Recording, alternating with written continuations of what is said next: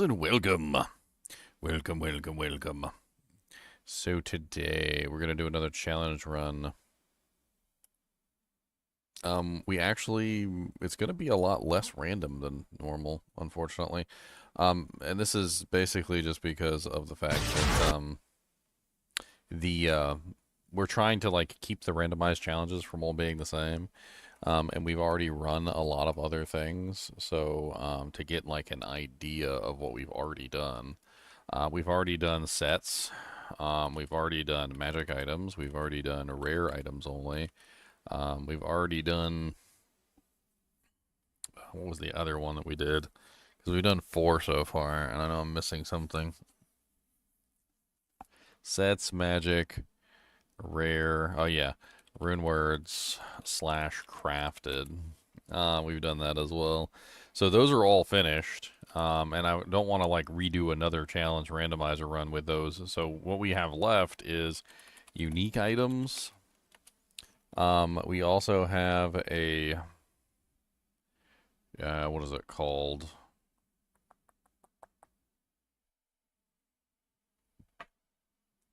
Trying to remember here. The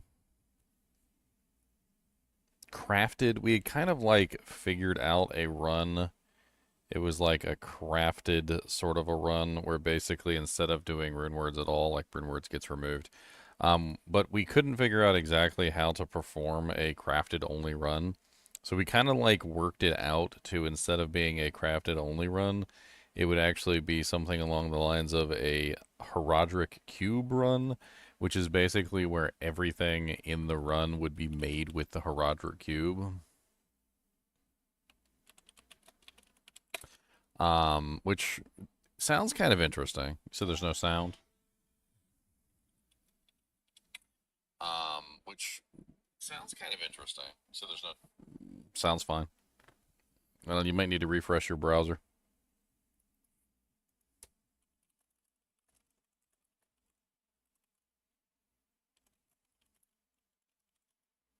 What's up, Ice Grills? Do I have a video explaining and going through how D2 works?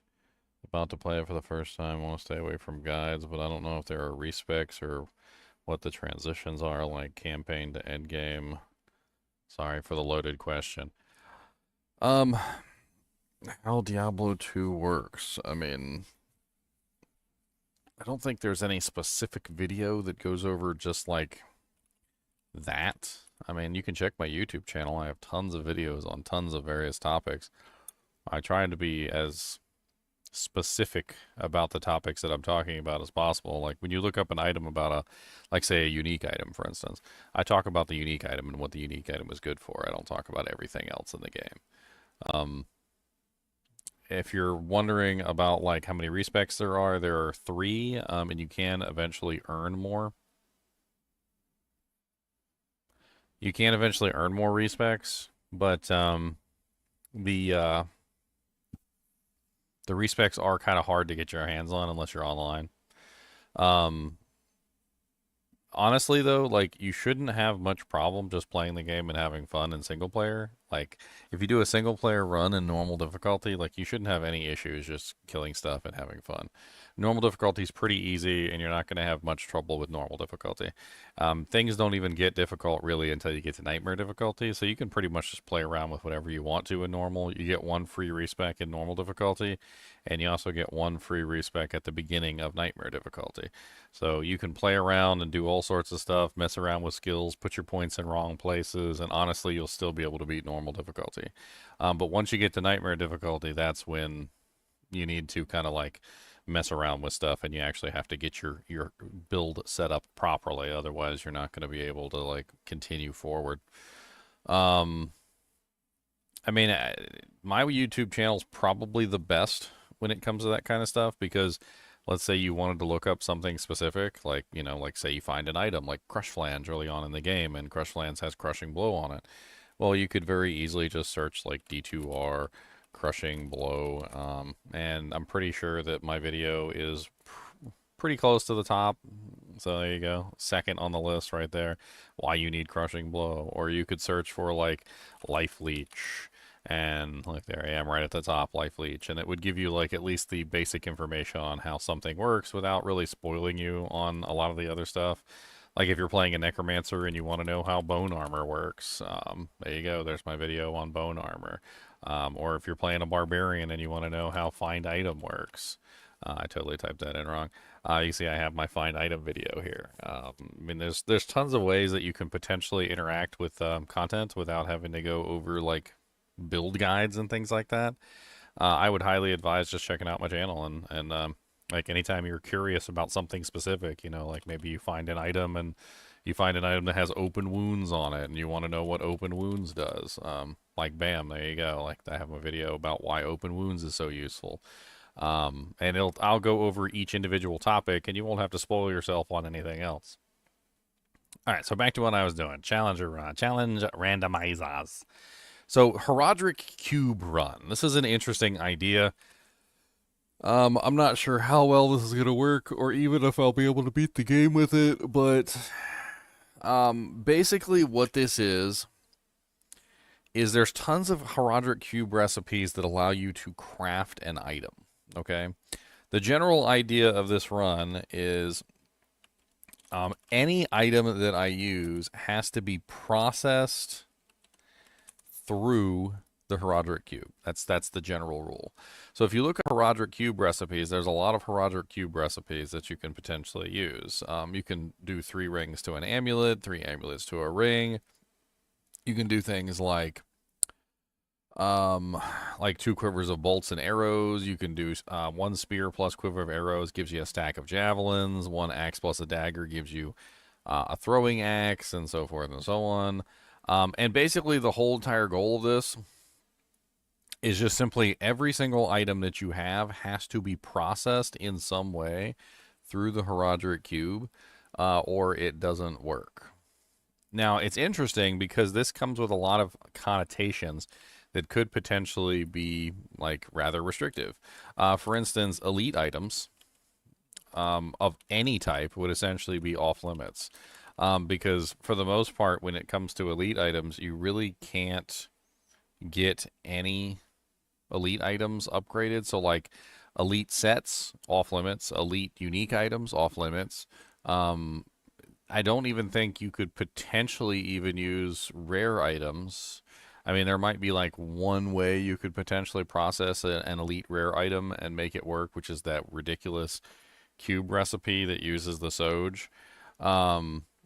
Amulets, rings are off limits because you can't process those in the cube. I mean, most of the items in the game would be off limits. You could upgrade normal items into exceptional items, and you could upgrade potentially exceptional items into elite items if you happen to have the runes for it.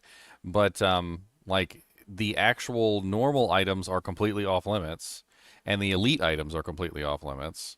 You could only potentially upgrade something into something else. It's a pretty interesting like idea for a run, and I think it would be highly restrictive because you would essentially have access to only what you can craft with the Herodic Cube. Anything that's processed through the Herodic Cube essentially would be allowed. Yes, so like you can craft your 3 rings into an amulet or your 3 amulets into a ring. Oh yeah, crafting builds is going to be super tough early on because, well, I don't have a Herodic Cube until Act 2. So, like, no matter what, I'm going to have to run around pretty much naked for the most part and just punch things to death until I get to Act 2. It's going to be pretty rough. We did have another idea for a run. I'm not exactly sure about this one. I really haven't really worked out the details of it. So I guess we'll have to work out the details if we roll it. So it's a set only per difficulty. So what we would do is we would actually take all the sets and kind of like organize them into normal sets, nightmare sets, and elite sets. And so when you would get to when you get to normal difficulty, so the first starting difficulty, you get to normal, we would roll a set, and I have to use that set. So I have to use that full set. I have to wear the entire thing and put it And then the same thing would happen at nightmare difficulty. We would take the nightmare sets, and we would roll the nightmare sets. And then finally, when I reached hell difficulty, we would roll the hell difficulty sets. It's kind of hard to figure this one out because you would have to go through the process of classifying each set as whether or not it's a normal set, nightmare set, or hell set. And how we kind of like determined this, and we thought it was an interesting way to do it, is if a set contains an elite item, then it's a hell set. If a set contains an exceptional item, then it's a nightmare set, and if the set has no exceptional or elite items and it is all normal quality items, then it technically counts as a normal set.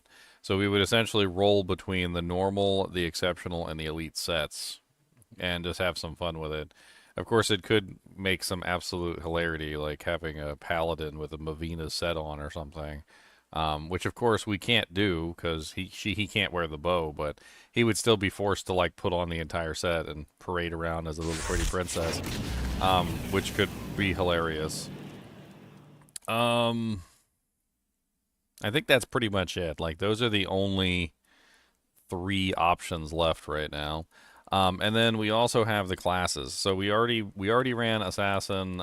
We already ran Amazon. We already ran a sorceress. We already ran the barbarian. So what we're currently looking at left over is the druid, paladin, and the necromancer. For obvious reasons, the necromancer is kind of one of the easiest classes in the game. I'm not really sure what to do with the necromancer, and I kind of want to leave it out of the rolls because I feel like the necromancer's probably just not going to be a fun one to watch, especially since I'll pretty much just be full summons. And if you take away his summons, I don't even think the necromancer can do any of these challenges, so I don't really know. How many unique throwing items are there? There's quite a few. Oh, thanks, Sir Frog, for the Prime sub, man. I appreciate it. You love these runs of doing. It has made me start rolling random characters as well, all the way down to random merc as well. Yeah, yeah. Oh yeah, speaking of random mercenary, so random mercenary, we actually already rolled all the mercs. So all mercs have been rolled at this point, which means that we need to re-roll from the beginning. So we're starting over again, and all the mercs are now available. So we get to re-roll from all the mercenaries again.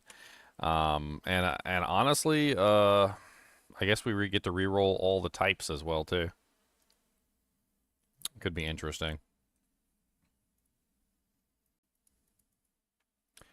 Hmm. Anyway, let's pull up Wheel of Names and let's start rolling, shall we? Wheel of Destiny. So player counts, I believe the assassin was what, like P4 or something, or P5. The Amazon was, I think, P4. The sorceress was like, I can't remember what all the player counts were for all my runs. I know barbarian was P8. I remember that. And sorceress, I think, was like P6 or something. Boo. Poo poo poo poo poo poo poo. Why can't I remember what my runs were? Let me take a quick peek.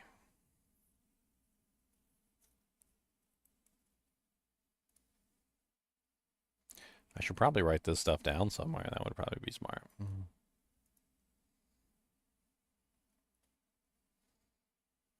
Probably be intelligent if I did this, but I didn't because I'm stupid.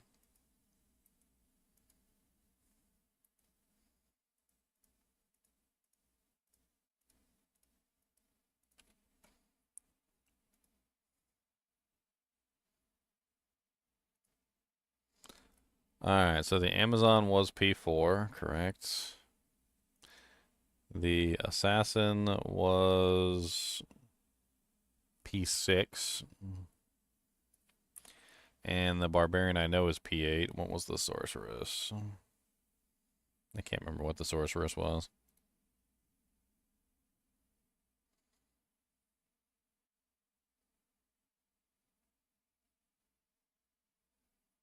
Man, so many ads on here. P5, so the sorceress was P5. Alright, so what we have left for players counts is the remainder. We've got like the other stuff left over. Let's get some music bumping too while we're at it.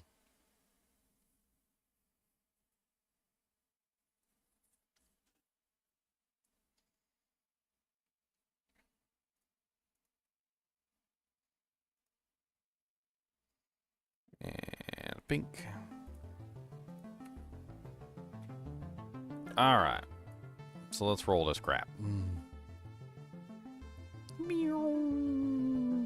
Okay, so we've got... First off, let's choose the class. Or do we choose the... I can't remember. We do the role first. Let's do the role first. For what we're actually going to be using. So it's going to be unique items. Items. Herodic cube run. And let's just write it down as a set only per diff. There you go. That'll work. Alright, shuffling. We do elimination style. So elimination style is where we roll until there's only one left. So what is chosen is not the winner. What is left is the winner. I like the elimination style better. It gives more dramaticness to the conclusion.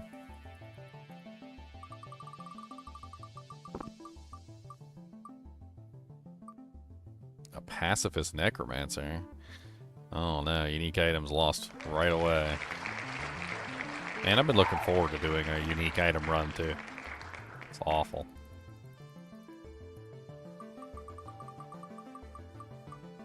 All the beautiful bean footage.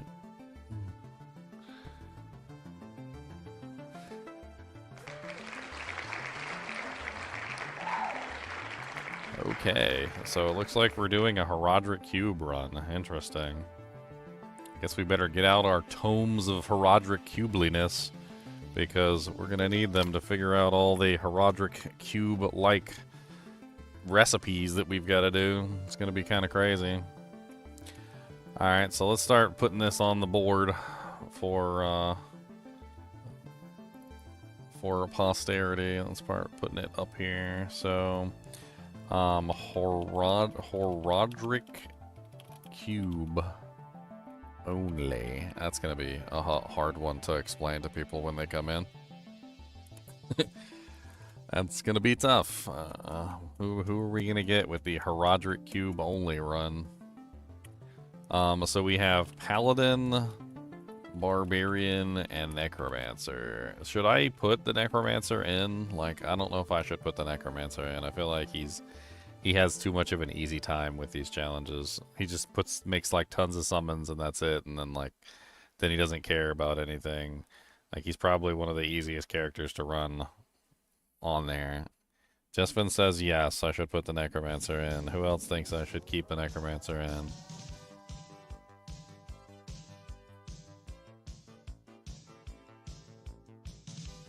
Oh yeah, that's right, Druid, sorry. You're right, yep, thank you. Just get it over with? Okay, it's totally going to the Druid. How did I misspell Herodic? What the hell? Herodic. Why am I, like, completely blanking on how to spell Herodic Cube?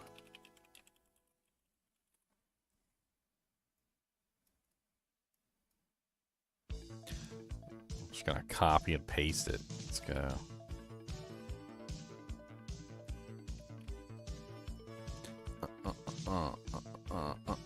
Okay, let's roll the class. Let's go. I'm telling you, I don't think non-summon is really a good idea either. I think you're just handicapping him. I think you're just hitting him in the kneecaps too hard, and he'll like suffer through the entire game. The Necromancer's built around his summons. Like, you can't have a non-summon Necromancer. It just doesn't work. Even the Poison and the Bone Necromancers utilize summons, even if it's just a golem. Even if it's just the golem. But it's not really that. The thing that I'm worried about is that, like, the Necromancer just doesn't really care about these challenges. Like, he He's the Necromancer, after all. Like, one of my original characters, I literally named him the Necromancer. And the reason why I named him Necromancer is because he doesn't care about wearing equipment. So what does the challenge have to do with him at all when he can literally just naked his way through the entire game? Just Necromancer his way through.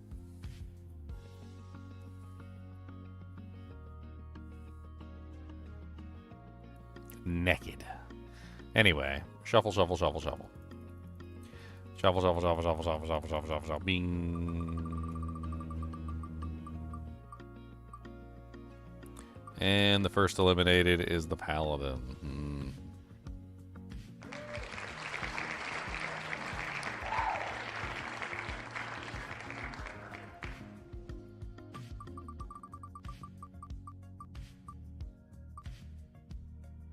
And of course it goes to the Necromancer.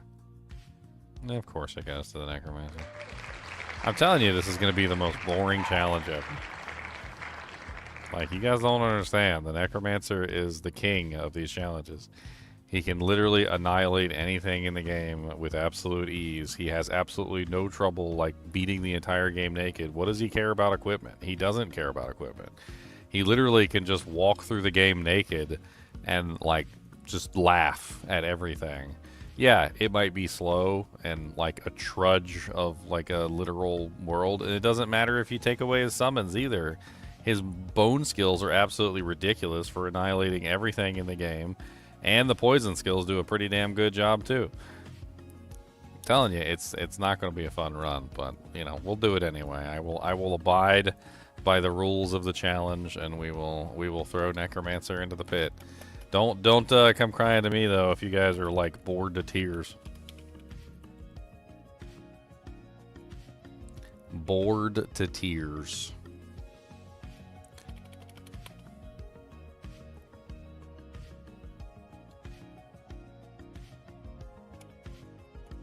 Alright, next we need the player count. So let's do player count. So player count is actually I don't know all the player counts, hold on. We gotta eliminate everything that we've done before, so we haven't done P1, we haven't done P2, we haven't done P3, and we haven't done P7. Watch it roll P1. It's gonna roll P1, guys. Let's go.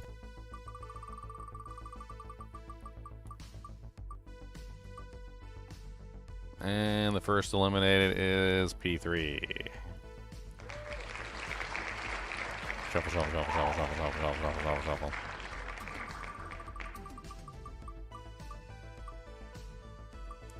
And the second eliminated is P7. Well, this challenge is going to be a cakewalk. Next challenge.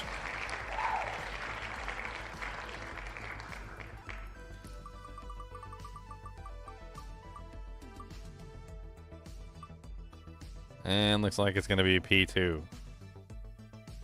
Players 2. Alright, P2 has been rolled.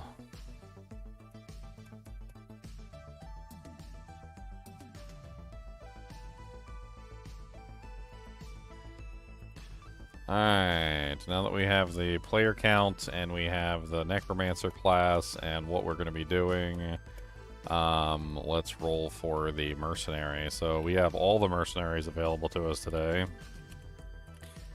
Barbarian, Desert, and Iron Wolf.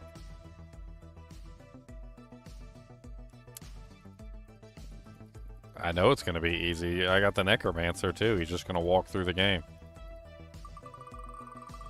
You guys wanted to keep the Necromancer in there, so I'm going to let you guys have the power.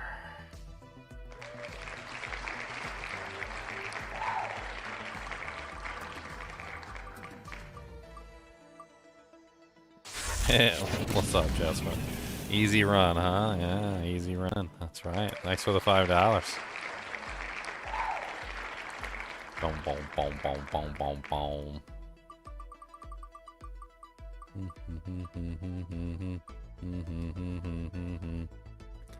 Okay, so we are stuck with the Iron Wolf Mercenary. Alright. Not bad. Mercenary, Iron Wolf Mercenary is not bad. Alright, so we got Act 3 Merc. Let's put that on the list.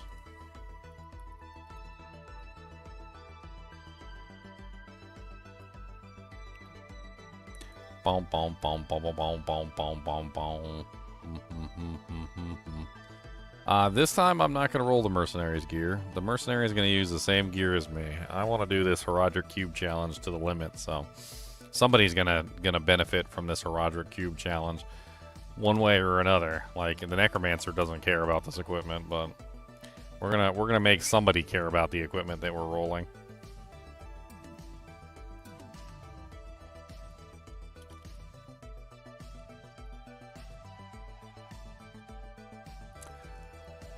Alright, so we need to verify the rules of this encounter. Alright, so the Herodric Cube run is very simple. The ruling of the honestly, we can break it down to a very simple rule, which is everything equipped has to be processed through the Herodric Cube, okay? And this means that it doesn't matter what it is. I can't put it on my character, and I can't put it on my mercenary unless it is processed through the cube. That is the most important thing.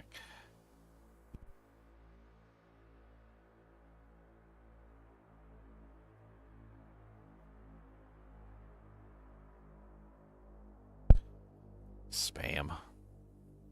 And I mean, that's pretty as simple as it can be. So, like, I can pick up whatever I want, I can look at it, but I can't put it on unless I can put it through the cube.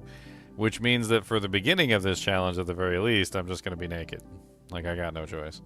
I'm just going to be a little naked boy. Just like Cody. Naked as can be, just like a Cody naked dog. Cody said, don't talk about me, and it's talking about nakeds. I'm not nakeds. Why you giving me the side eye? The bombastic side eye. Bombastic side eye. Give you the bombastic guy. Bombastic side eye. Gonna give you bombastic. Bombastic side eye. Going to give you bombastic. Bombastic side eye. Going to give you bombastic. He said, yeah. Bombastic side eye. Bombastic side eye.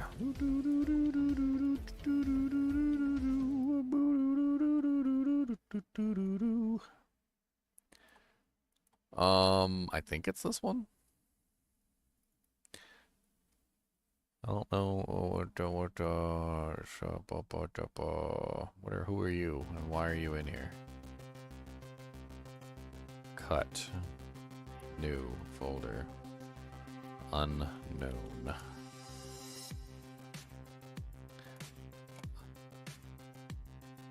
Dang it. I didn't mean to do that.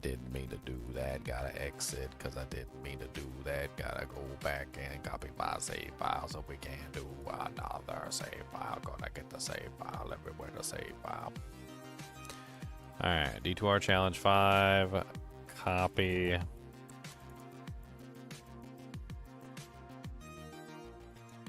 Paste, replace, close, play.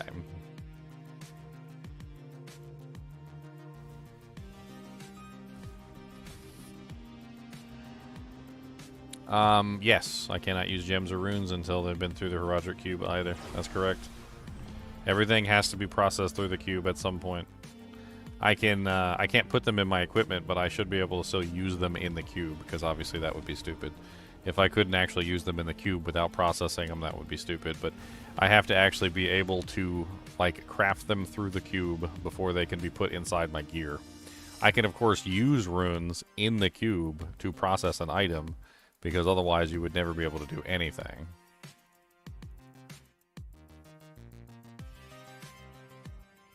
You know, it's obviously you have to be able to use the cube. The most important, like, thing here is equipped, right? So nothing can actually be equipped to the character unless it's been processed through the cube. That doesn't have anything to do with potions, no. No potions. The potions is not equipped. We don't equip potions. No potion equipments. What the hell do I name this character? GGM_easy. That's what we're that's gonna be his name. Easy.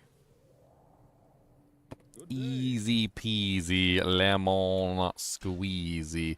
Let's go ahead and change the player count to 2. And let's plot out what we want to do with our character. We're gonna plot. Plotting with my character. We're going to plot my sir. Plot.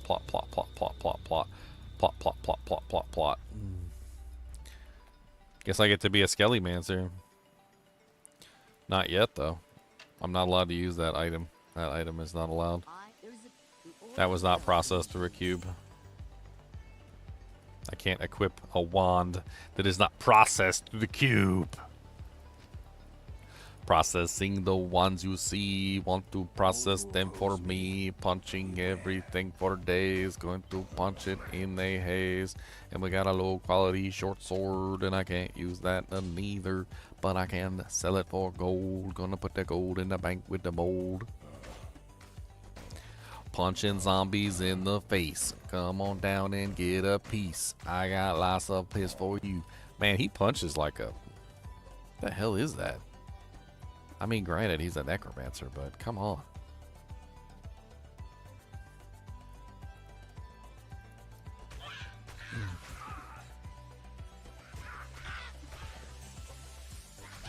I got fallen. And they're getting punched for days. I don't care. I got gloves and need to be paid. I'm gonna punch. Punch.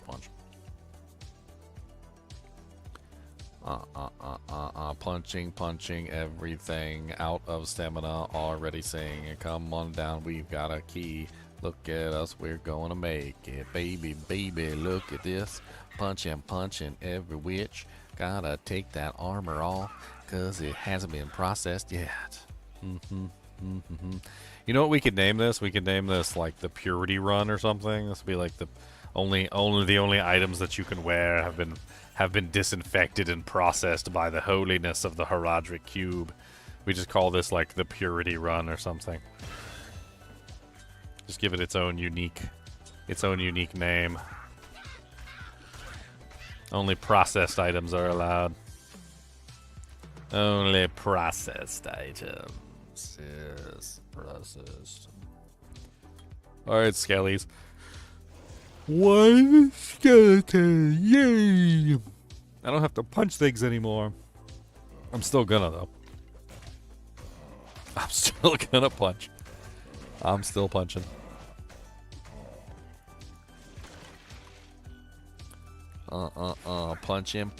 Punching stuff. Don't tell me what to do rough. Punching stuff. Gonna punch it all okay. Come on down and get some pay.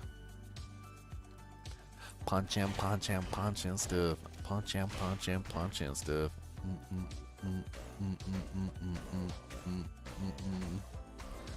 Zombies. What I pay you for? Get over here and fight some zombies. You ain't even doing no work. Look at you with your little skeleton booty cheeks. Get over here and fight. You taking a break on the clock? Cody, quit digging. That's right. I seen you doing it. I heard you because you sound like a monster over there. Trying to like eat your belly button. Yeah, you're a belly button eater. Eater of belly buttons.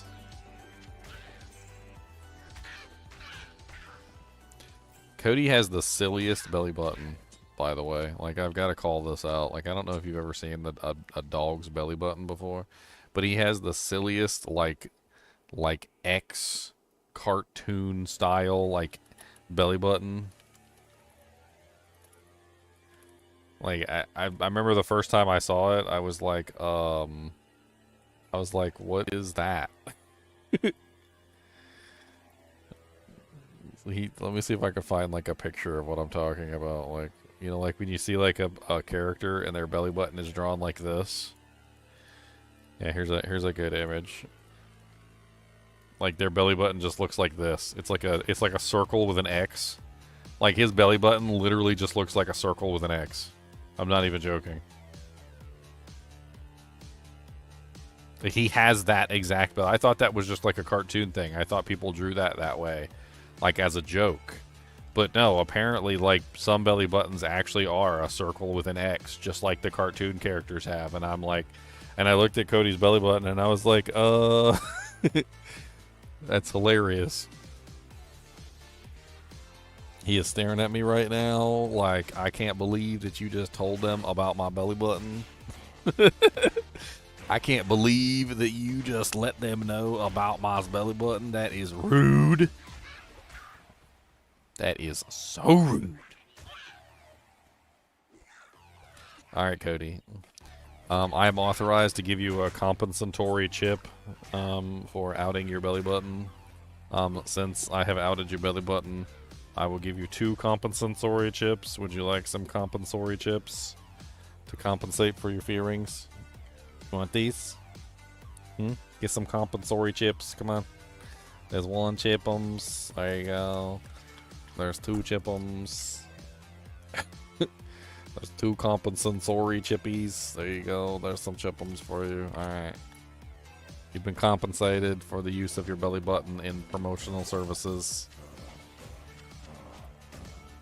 He said, that's not enough. He said, I need more than 1 chip'ems. Will you quit drooling on me? Back it up. Back up.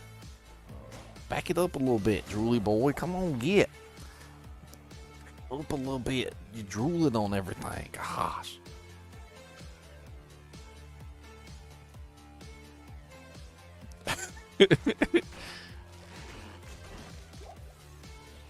That's a lot of drool, buddy.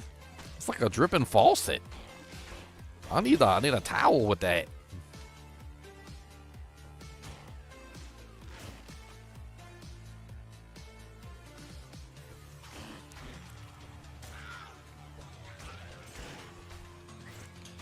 Alright.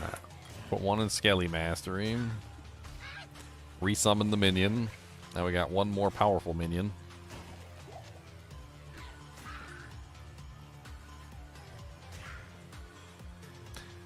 Boom, boom, boom, boom, boom, boom, boom, boom, boom, boom. Whoa, the hell? I sense death within this place. What's up, Mr. Zombie? Punch, punch, punch. Punching zombies right in their face. Punching all the zombies at the big old mace. I don't have a mace, just have my hand. But I'm still punching all the zombies in the land. Cause we're punching everybody and we do not care. Gonna punch everybody for several days. Oh Lord, we are punching everything. Dear Lord Jesus, we are punching as we sing. Punching, punching, punching. Gargantuan beasts. Come on, baby, baby, get a punch from me.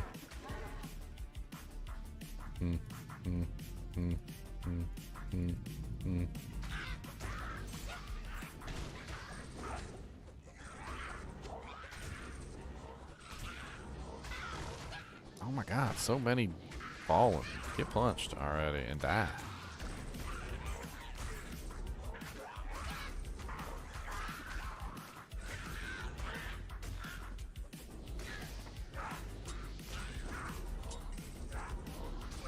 Too many items. I need to go back and sell. I can't use this yet. Boom, boom, boom, boom, boom, boom, boom, boom, boom, boom, boom, boom.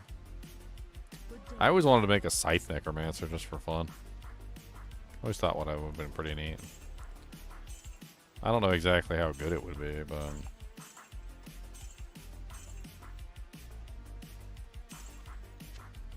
Scythe, necromancer.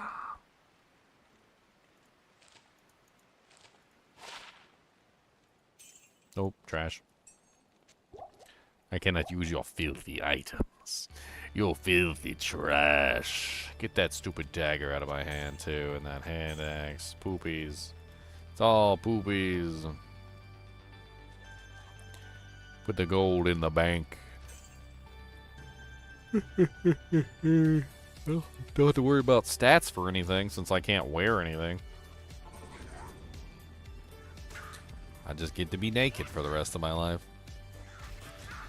Punching, punching, punching. Just keep on punching stuff. Don't let them tell you their ways.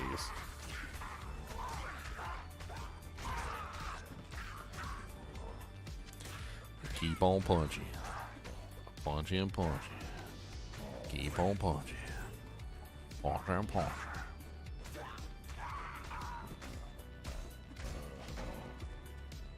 Hey, if I wanted to make the necromancer playthrough difficult, I could just do poison dagger. Poison dagger run, boys.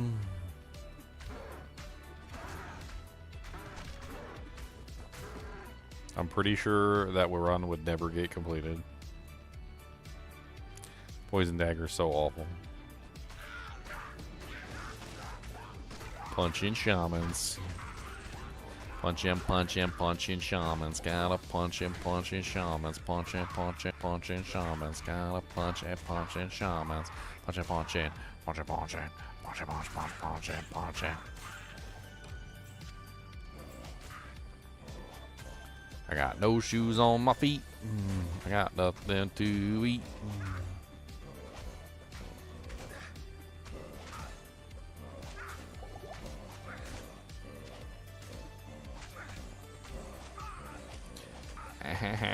It hurts so bad. Why does it hurt so badly?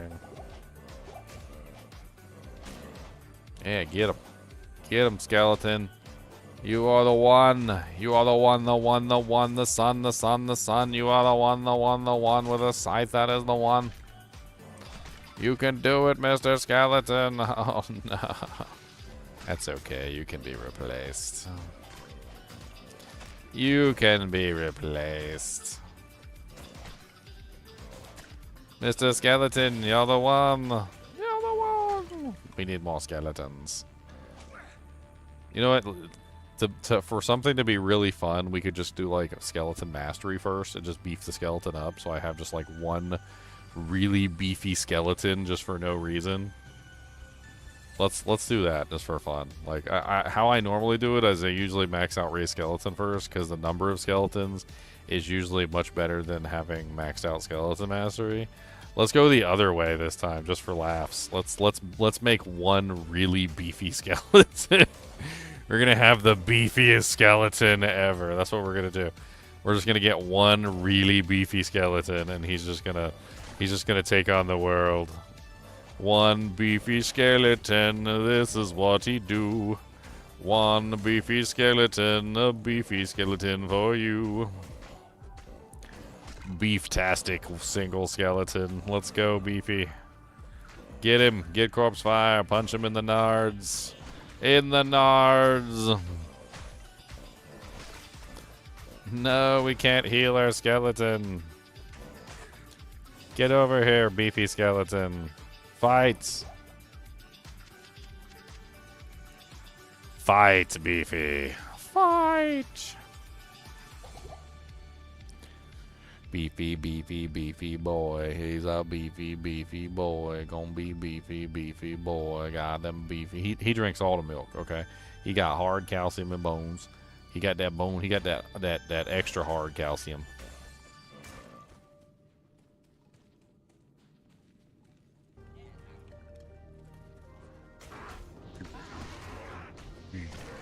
Ooh, a chipped diamond. I like chippies. I like big chippies, and I cannot lie. Like all the chippies, they make me fly. Need a couple chippies for my rise. I need some chippies, put them in the hive. I'm gonna take all them chippies, and I will not lie, because I need some chippies. Yep, yep, hi.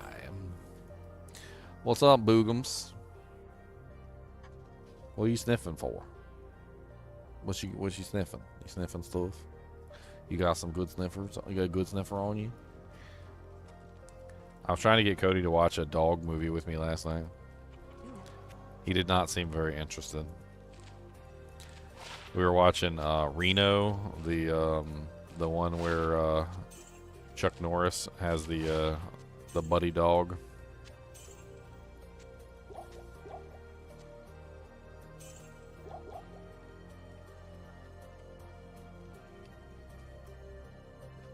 Because I am the one, the son, the one who sniffs, the one who's man.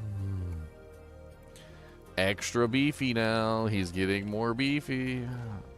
His beefiness is not to be underrated. Yes.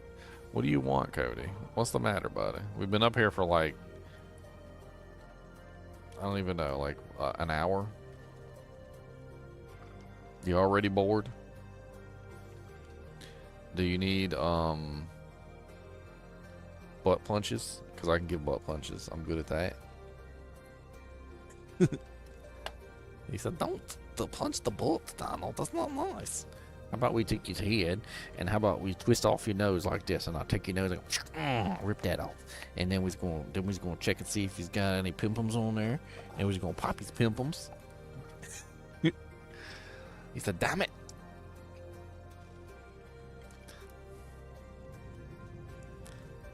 I mess with him so much. He probably hates my guts. It's funny though, because when I'm messing with him, his tail just be wagging away. He loves it. I say he hates my guts, but you can tell he obviously loves it.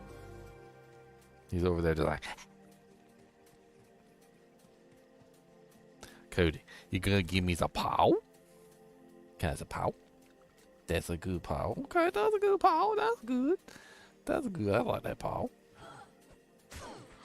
You's real good at giving paws. Can I have another paw? Ooh, another chippy. Can I have another paw? Oh, that's a double paw. That's a good paw. Yeah, that's good. That's a good pro today. That's a good paw. I just get to slowly wait for him to kill everything.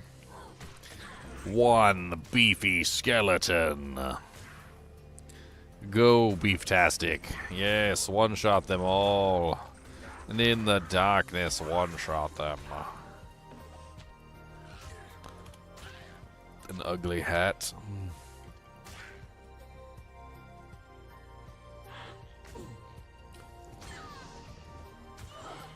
Ha ha ha ha, get wrecked. Hey, no resurrecting what I once killed.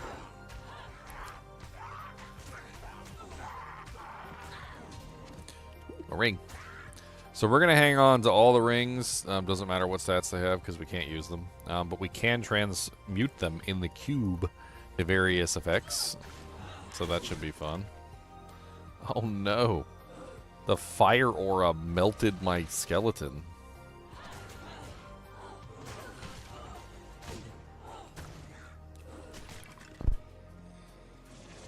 No, my one beefy skeleton is not working out. Who would have known?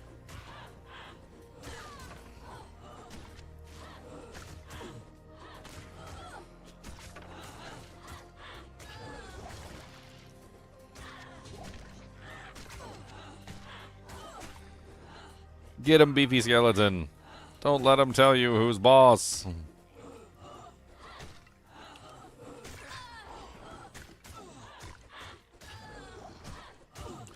I've had some pretty good... Oh, it's not 3 rings for 1 ring. It's 3 rings for 1 amulet and 3 amulets for 1 ring. But I've actually had some pretty good crafts. Very, very good crafts. You'd be surprised. You can make some really good stuff. It depends on your character level, though. That's the problem.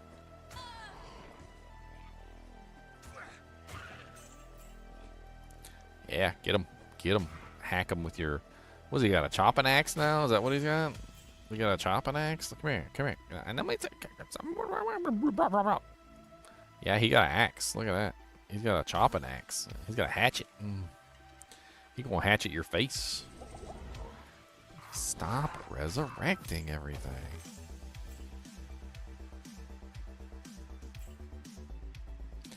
Oh, I got a prismatic amulet of life everlasting before, Sir Frog. I also got several +3 skillers with like other multiple effects like magic find and I mean, like you just keep rolling them and eventually you'll get some good stuff. It's based on character level though, so if you do it at a really low level, it doesn't really work very well. You have to be relatively high level. Another point for the beefy skeleton. I'm really not putting any points in the skeleton either. Like, I gotta find some way to make this run enjoyable. We're just going with beefy skeleton. We're just gonna get one ultra beef skeleton, and then maybe eventually 2 ultra beef skeletons.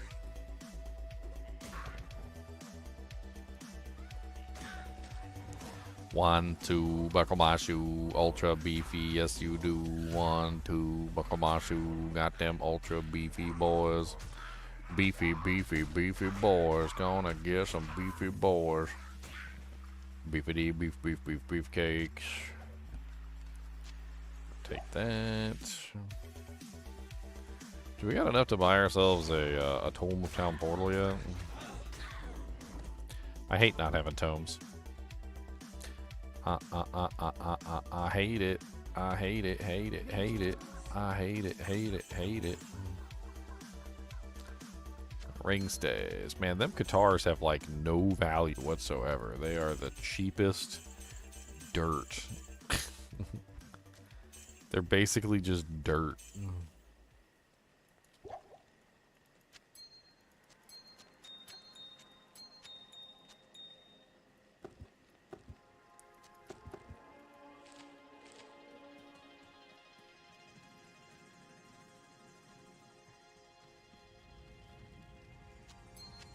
Ring number 1. Let's put the chippies up too. We're going to be using a lot of chippies. We need as many chippies as we can get. All the chippies in all the world, my friend. All the chippies in all the world.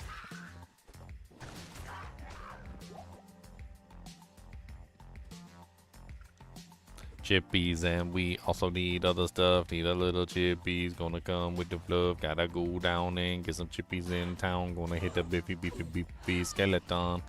Gonna hit you with my mace. Look at the beefy skeleton. He's got a mace now. Look at that. Oh, he's got a morning star. It's beastly. Yeah, hit him with that morning star. Yeah, give me that chippy. Yeah, knock the chippies right out of him.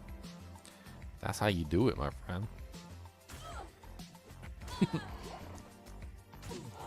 One beefy skeleton to rule them all, and in the darkness beef them.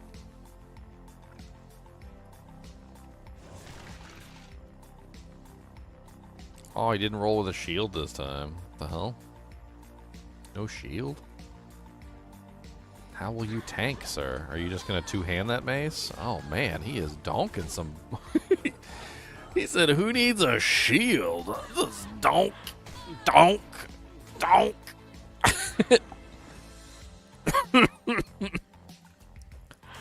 That's hilarious. He's just straight up donking everything to death.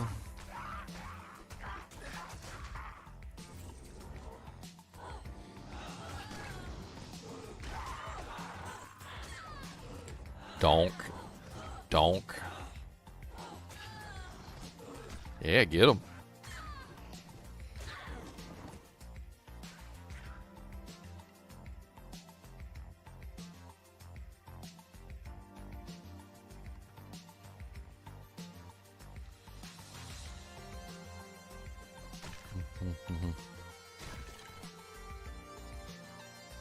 Donkin with a Death Star.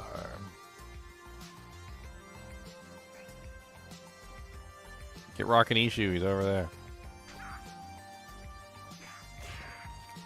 Rock-a-Pishu, Rockin' Get him. Get him. Hit him. Get him. How does this even work anyway? This is like raw damage. Yeah. It's raw damage. Oh, they killed him already? Poor guy.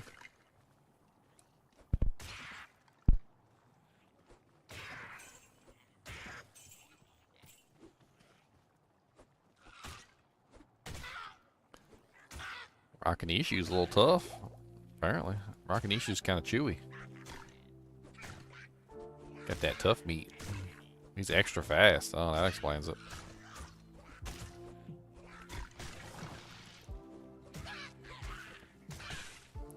Get him. Get him. Oh, no. Rockinishu's beating the crap out of my little skeleton.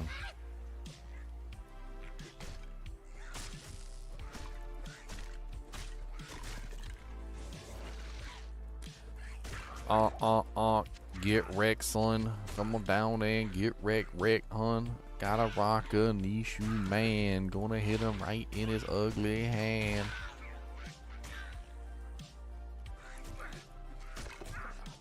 I will punch you too. You think I can't punch? I didn't think so.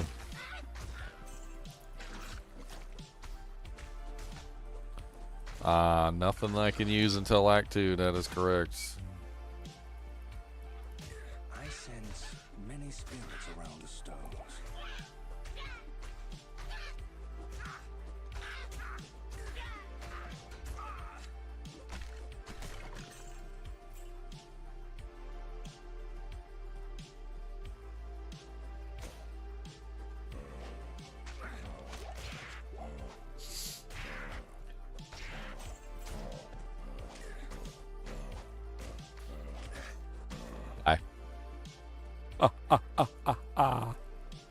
Good field. Man.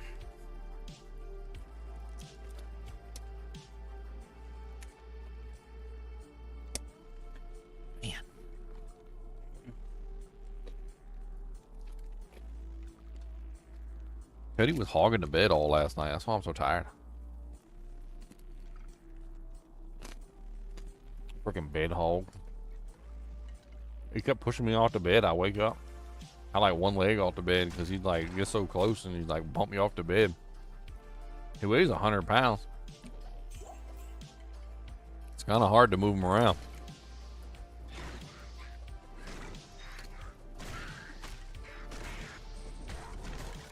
Big old monster boy.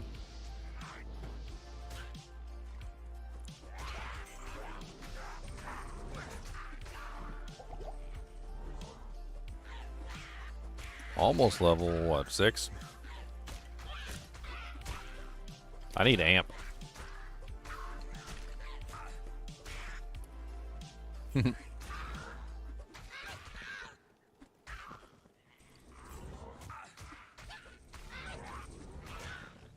Good luck with the beefy skelly.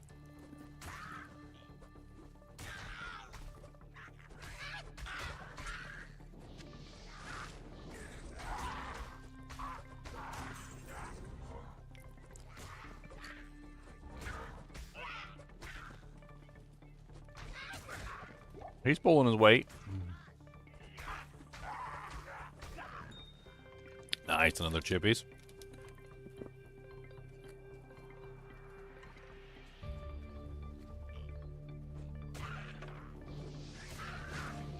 We literally need every single chippy we can get our hands on.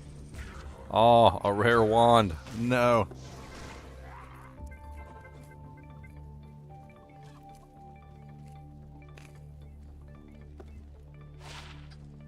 Through the skeleton mastery would make my skeleton so beefy.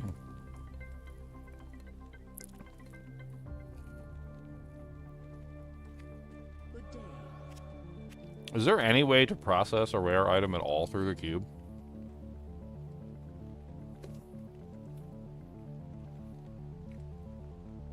Upgrade recipe. We could upgrade the wand into the higher tier. Yes. So if we upgraded a rare wand into the next tier of wand, that could potentially work. So upgrade rare item 1. Or sorry, not rare item. Upgrade a rare weapon 1. So Amort Sapphire would allow us to process a rare item, turning it into the next tier, which would, once it's processed, we can use it. So if we do happen to find a really good wand along the way.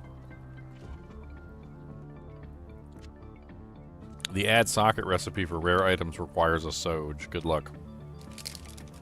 Good luck, Jeremy. Good luck.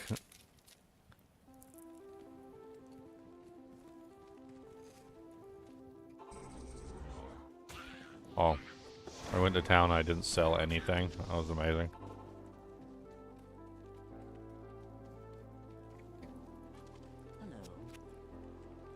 I was too excited about my rare wand I can't use.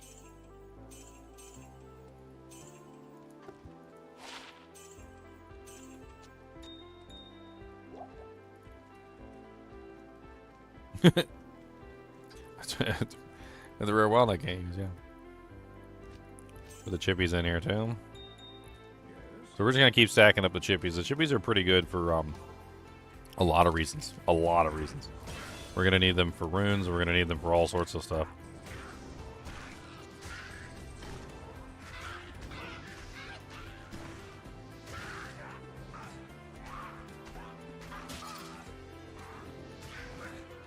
Yeah, I found several materials. Several. Oh, I still got that stupid hat on my head. Several materials. I found several.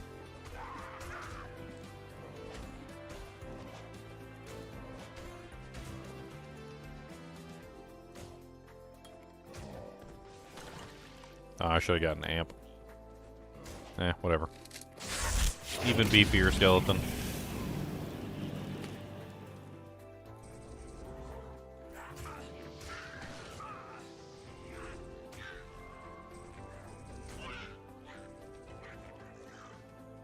He's doing pretty good. Let's just move on to Underground Passage. Check the clickables nearby, though. Super bed.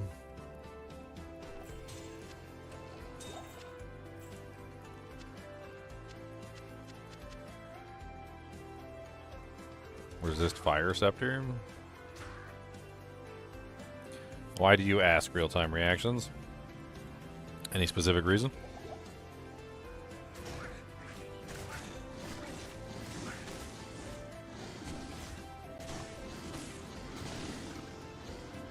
Oh no. My skeleton did not survive.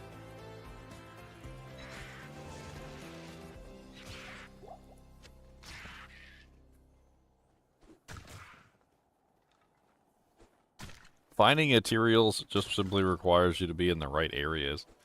A lot of the times people that have never found one, they just don't really farm like TC-87 zones. They're not hip with the lingo of how the game functions, so they end up farming in the wrong zones.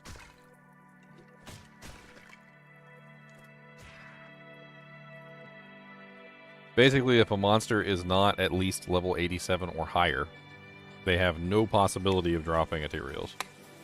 There are also certain monsters in the game that are level 87 or higher that have restricted loot tables.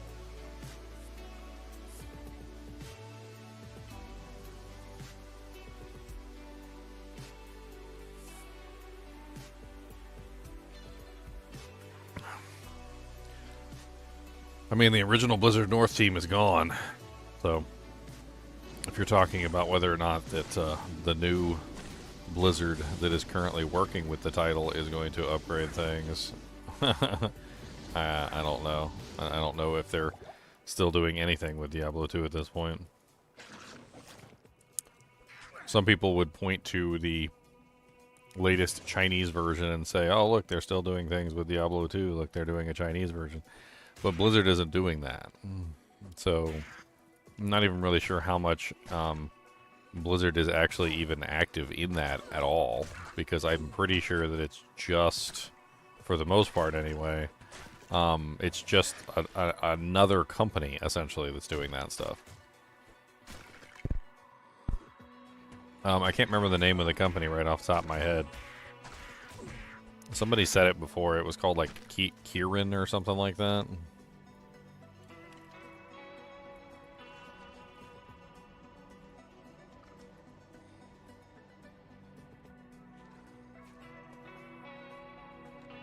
NetEase. Sorry, NetEase. NetEase is apparently the company responsible for it over there. Right there. So even in that case, I'm pretty sure that like NetEase is the one that is actually doing all the changes and things. Like it says right here that the Chinese version differs from the English version, right? Inclusion of pre-order bonuses and experience magic find boosts and unique in-game items. These differences are a result of the collaboration with NetEase, who manages the distribution and localization of Blizzard games in China. So it's not necessarily Blizzard that's doing any of that stuff. It's NetEase that is making a Chinese version of the game.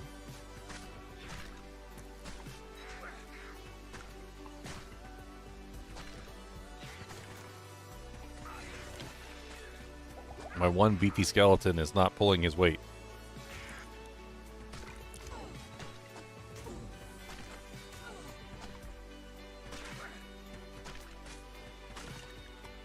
He's not beefy enough.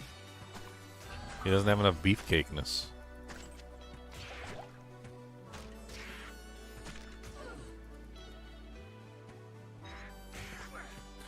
Go forth, beefy skeleton.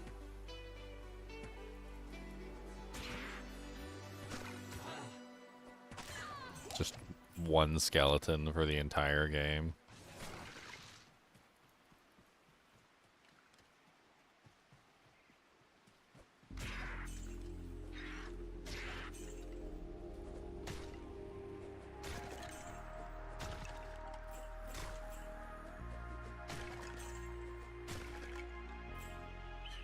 Yeah, NetEase is also a subsidiary of what's that other company called? The one that that owns NetEase.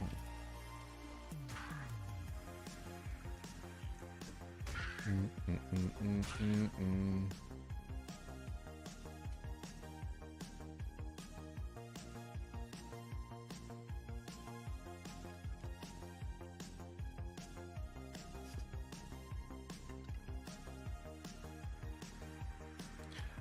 10 cent, I believe 10 cent.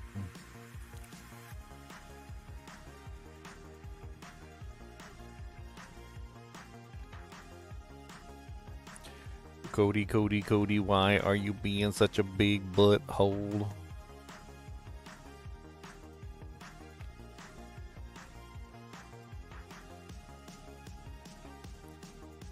What do you want?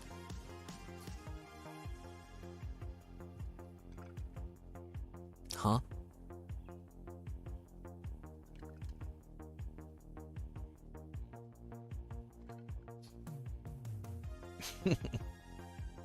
You gotta go pepper too? You gotta go pepper too? Alright, the monster dog has to go pepper too. Alright, I'm gonna entrust my life to the beefy skeleton, guys, alright? So if I'm not alive when I come back, the beefy skeleton failed me. Alright, you guys make sure the beefy skeleton keeps me alive. Alright, cheer the beefy skeleton on.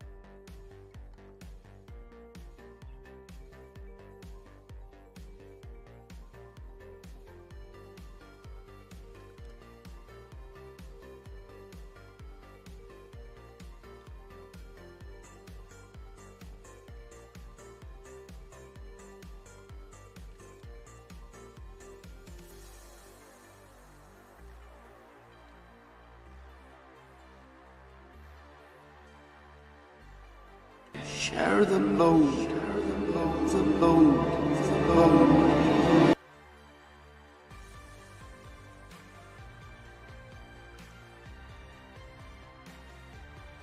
Certainty of death, small chance of success. What are we waiting for?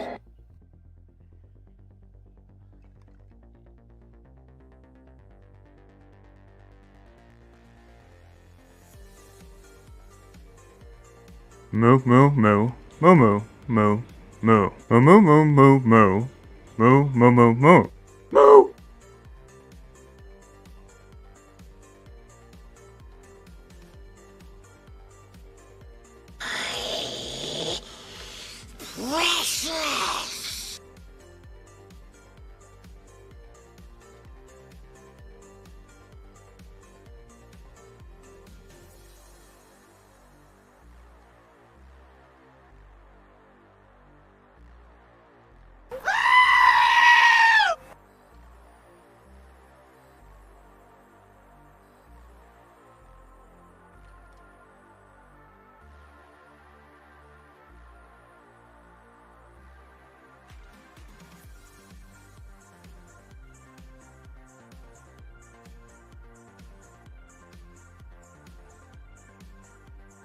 And his name is John C.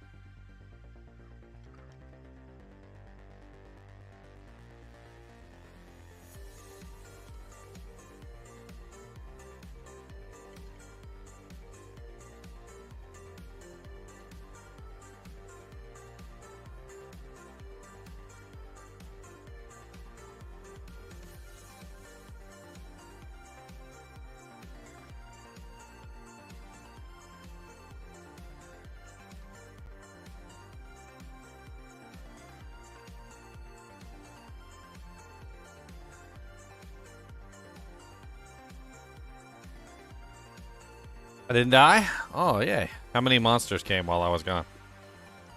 Did he like draw like an entire army toward me?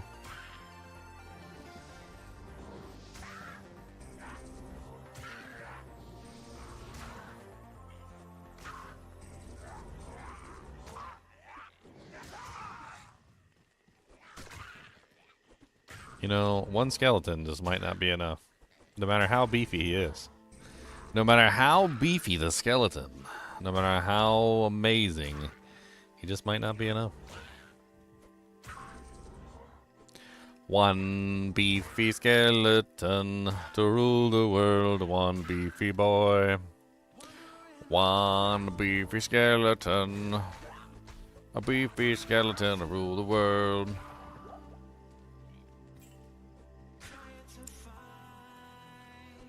Beefy boy, beefy boy. Beefcake! Beefcake!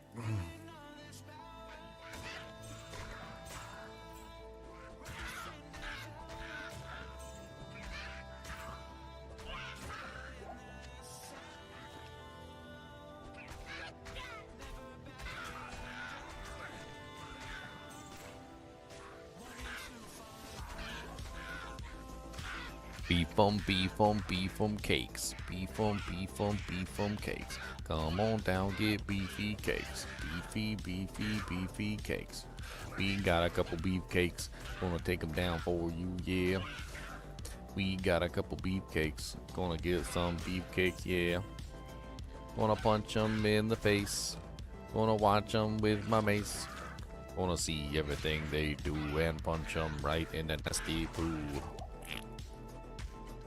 What's up, Falcro? Get him. Get him. Get him. Get him. Keep punching. Keep kicking. Keep biting. You know, actually, yeah, skeletons have teeth. They can bite.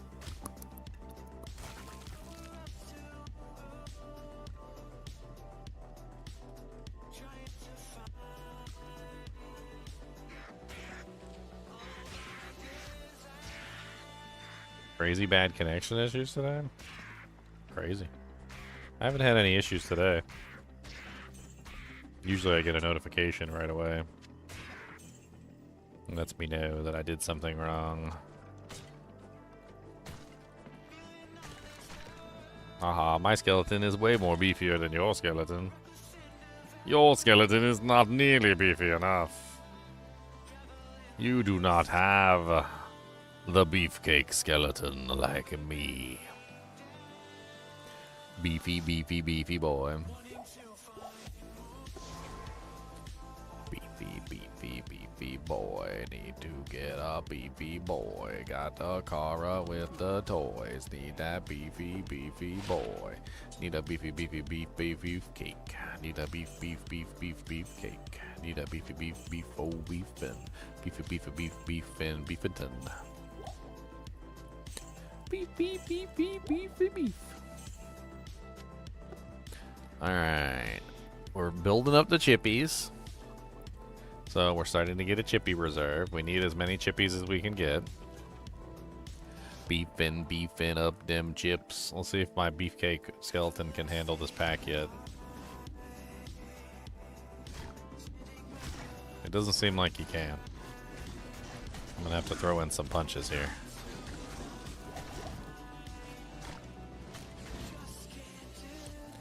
Come on, beefcake skeleton. We got work to do. This is embarrassing. Do the skeletons regenerate on their own, or hardcore skeleton challenge?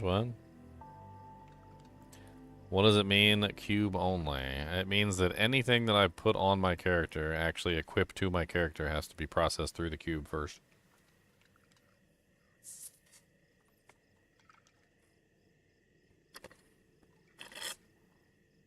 Time to really test your knowledge of the game. Time to test the old Canoggin Baloggin.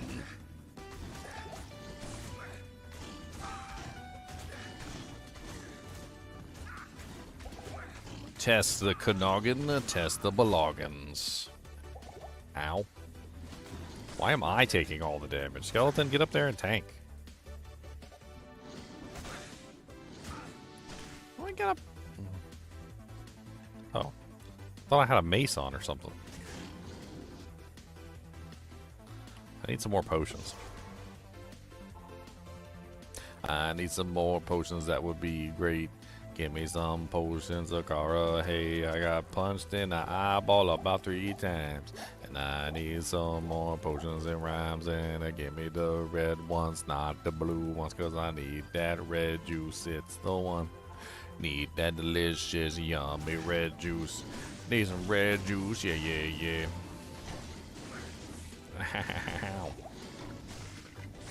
Where did the bodies go? What the hell? They took my bodies away. They stole my bodies. That's just rude.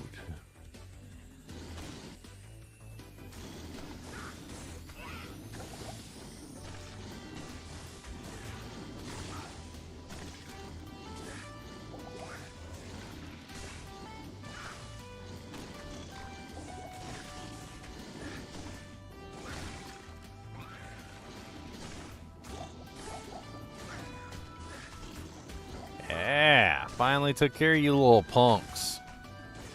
That's right, get wrecked. I will beat the crap out of every one of you little punks. Ah, he got a shield now, y'all done. He got upgrades.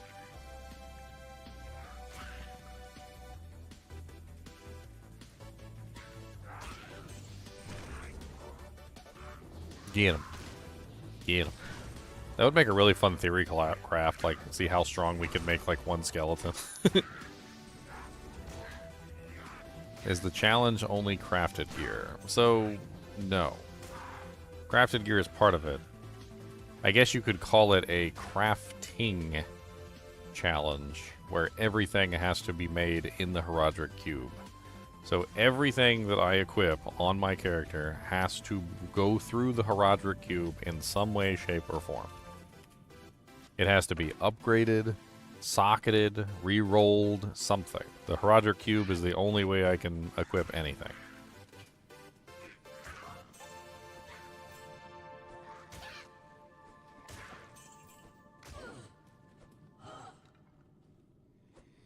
Die. Yes. Die. That applies to gems and runes too, so if I want to actually put a gem or a rune in my equipment, or even a jewel in my equipment, I have to process it through the cube at some point as well. It's an interesting run archetype. Obviously, the run doesn't even really begin until we get our Herodric Cube in Act 2, so we're just going to be harvesting materials. Rings, amulets, chip gems, flawed gems, basically anything that we can use for crafting, jewels, diamonds for specific recipes. There's a bunch of very specific things that we can use to craft very specific doohickeys, so we'll be playing around with those.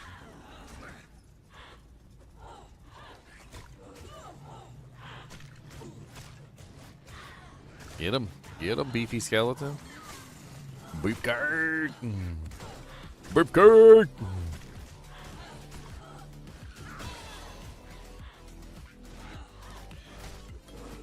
Beefcake! Beefcake, skeleton. Beefcake on the run. Now we got a little amplified damage, so you can kill them in one hit again. No amplified damage. Gonna pop them in the eye. I gotta hit them right in there. Ugly, bugly, dougly, boogly eye. Runes have to combine to be put into equipment, yes, but not to be used in the cube. That would be silly.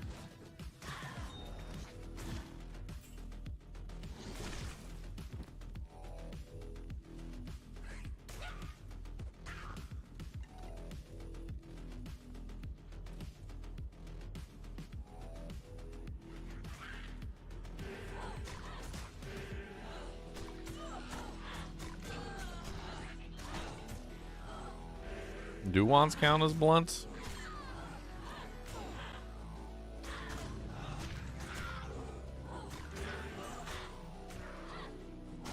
I keep wanting to send a potion to my skeleton, but I can't do that.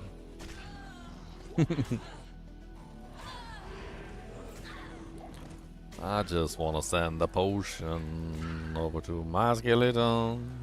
I just want to send the potion over to my skeleton. But my skeleton doesn't accept potions, no he don't. So I can't send him no potions, no I freaking can't. 4 skeletons, 4 days, amplified damage in a haze, make them all go down freeze. Oh baby, oh baby. Yup, oh baby.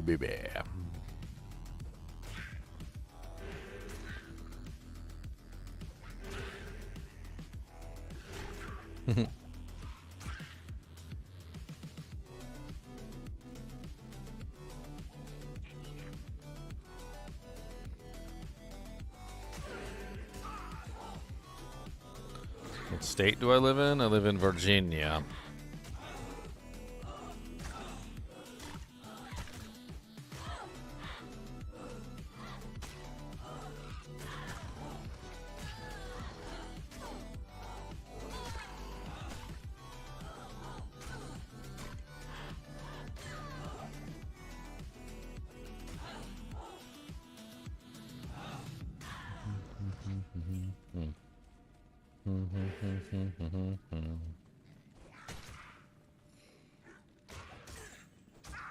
Ow! Beefy skeleton, get back to work.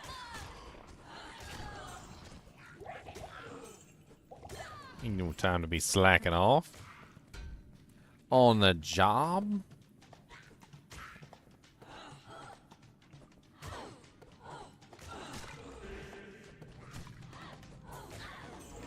Yeah, talk about slacking off. I'm doing nothing.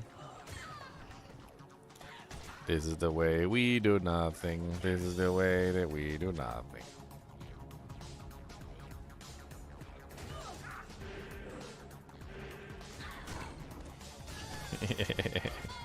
Punch him right in the eye, too.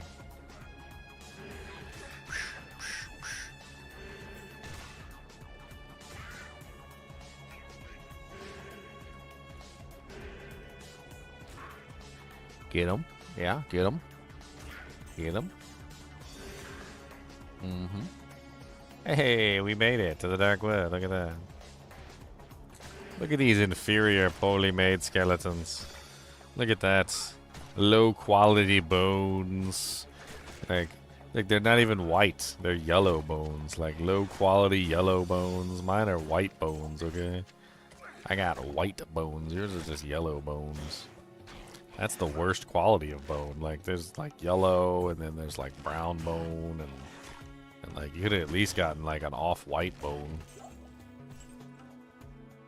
The off-white bone is more powerful than the yellow bone. Your bones are still juicy. You didn't even process them through the Heraldric Cube. You didn't even process the bones. Ooh, a chippy.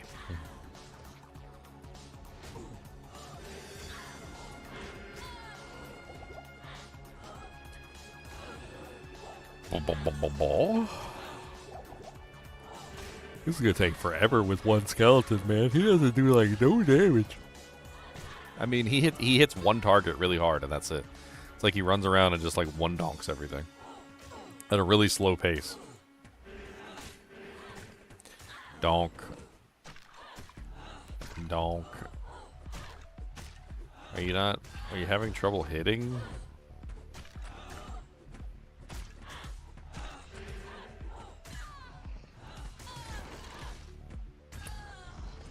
What's the matter with you, buddy?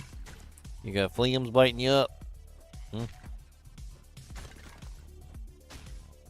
You've been really whiny lately. You've been really whiny. I'm gonna send Turdinator after you, and he's gonna eat your tail. That's right. Him's gonna get your tail, and him's gonna bite it. Turdinator is the robot vacuum cleaner.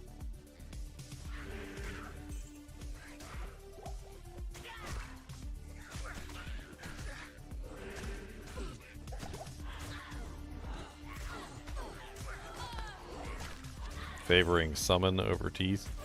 I mean, magic has its benefits, but like I don't want to get hard locked at specific points in the game just because I can't bypass it.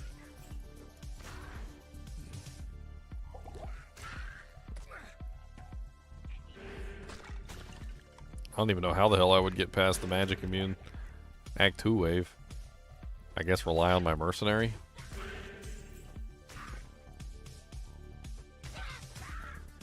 Mercenary, mercenary.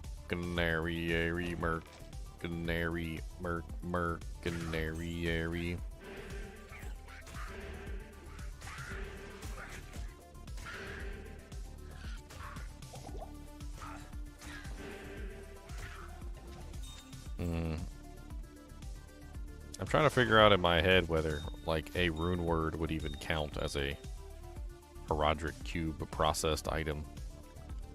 I mean, technically, you would have to process the base. So just like thinking it out in my head, okay? So just thinking it out. Like, if you were to make a rune word in this run, you would have to process the base through the cube. So first off, you'd have to roll the slot sockets, essentially, in the base through the cube. Then you would also have to process each rune through the cube by upgrading them. So you'd have to upgrade every single rune to that rune type. Like, for instance, if you wanted to do stealth, for instance, which is what, Tal F, right? You would have to upgrade to a Tal, and you would have to upgrade to an F, and then you would have to, like, roll the base, and you would have to do, like, everything. So, like, because you'd have to process everything through the cube, it might be next to impossible even to make something as simple as a stealth armor. Because you'd have to roll a 2-socket piece of equipment, which already requires a hefty amount of runes. So, like, if you look at the socket armor recipe, the socket armor recipe is, what is it, like, Ralthul or something, or Ral-Am? Tal-Thul Perfect Topaz. So you need a Tal, a Thul, and a Perfect Topaz just to even try to make a stealth armor. Yes, you can re-roll wands with 3 chippies. Any weapon, basically. So I can try and get myself a decent wand once I get the Heraldric Cube in Act 2.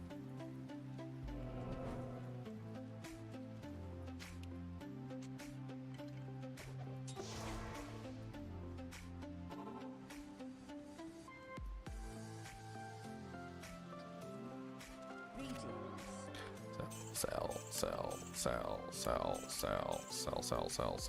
Chippy chippies. Got some chippy chippies. Got a chip choo.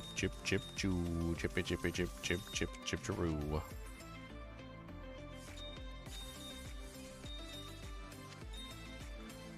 I don't know why I just did that. Some OCD level stuff there when I arranged it.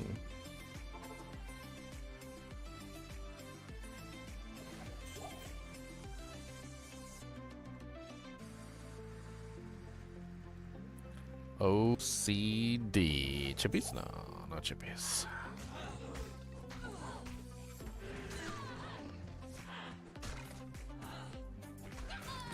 One beefy skeleton to rule them all, and in the darkness bind them. Punch, punch. Punch, punch, punch, punch, punch, punch. I got 30 stat points. I can't use any equipment either.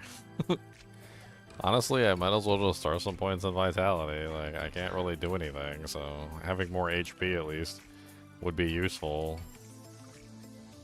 I have nothing to put on, and I won't have anything to put on for quite some time, so unfortunately, that's just the way it is.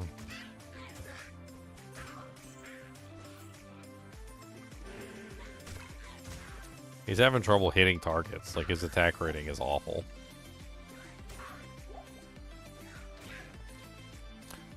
I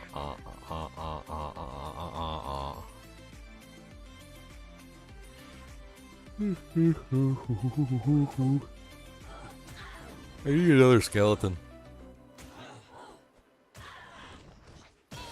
I need another skeleton. What does leveling him up do? Attack rating? Yeah, I mean, his current problem is his attack rating. He can't hit anything. I know he's like having trouble even hitting a target because his attack rating's so bad. Did he get any attack rating this way? He gets life and he gets damage. Life and damage through skeleton mastery. No life through raised skeleton, so. Alright. 2 beefy skeleton? Oh, we get a clay golem now. Okay. Let's get our clay golem out. There we go. That'll help him out. He'll have a friend. Yeah. That's how you do it. Now he's got a friend. Now he has a friend. Friend? Friend. Golem friend. Golem. Get him. Yeah, beat him up. Beat him up. Destroy those substandard creations.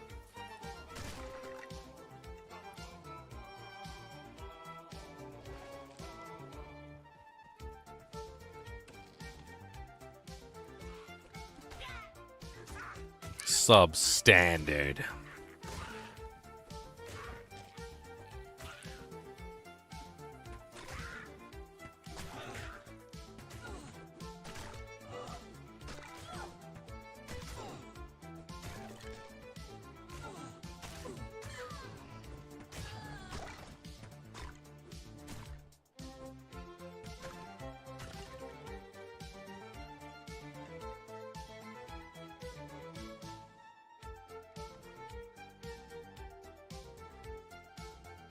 Bum, bum, bum, bum, bum, bum, bum, bum, bum, bum, bum.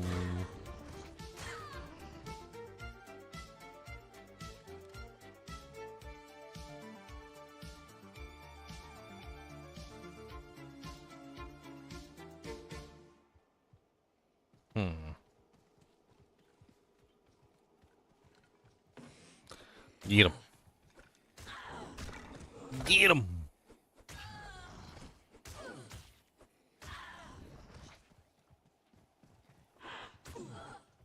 Yeah.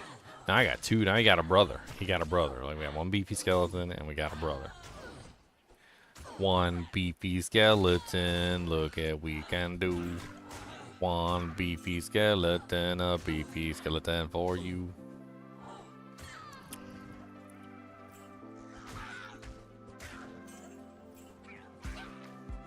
Wonder if anybody's done like an Iron Golem run where they just have like a frickin' super beefy Iron Golem.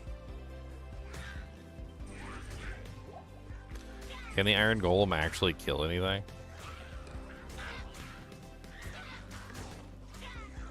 I mean, I'm kind of severely limiting myself with the Iron Golem because obviously I'm Herodic Cube only.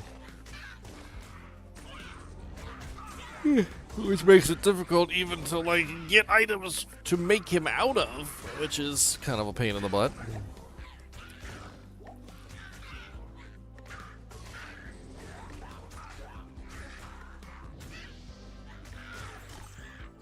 Oh my god.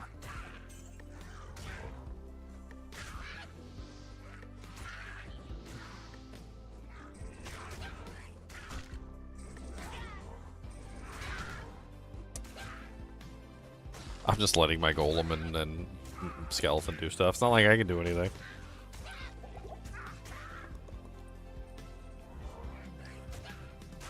It's not like I can do anything. I'm basically just watching.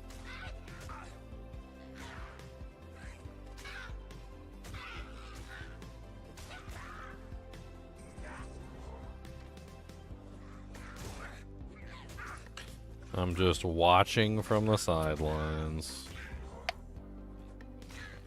So boring. I wish you would have chosen any other class other than the necromancer. I felt like the punch barb was more entertaining than this. Punch barb, let's go, leading the way. Punch barbarian.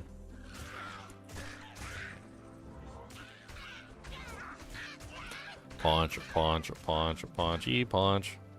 Punchy, punchy, punch. Punch, punch, punch, punchy, punch.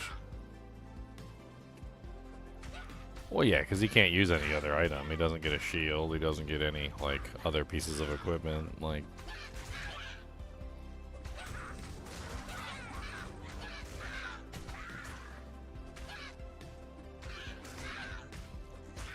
I always felt like the Iron Golem should have been something you could have decked out with, like, equipment.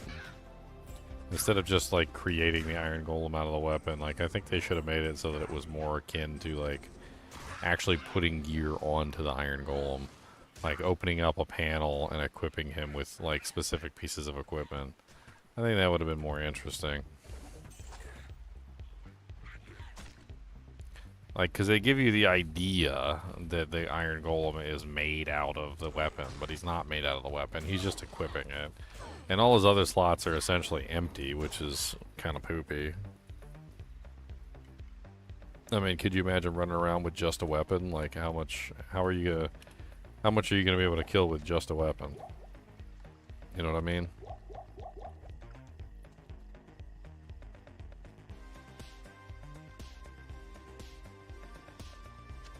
Pretty difficult.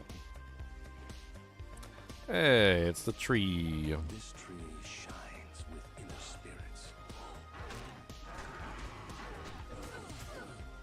Let's see if my boys can take care of business. Skeleton's already almost dead. That's okay. One of the minions died before, so I can recast the skeletons. Extra fast, extra strong. Golem's going down. And I don't have enough mana to resummon him. Unfortunate.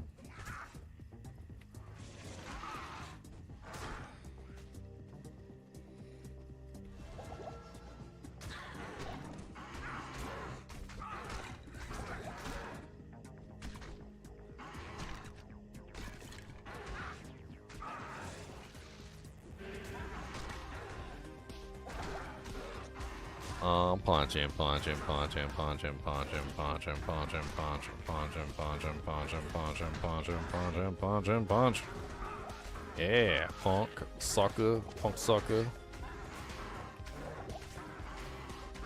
And I'm gonna keep on punching too.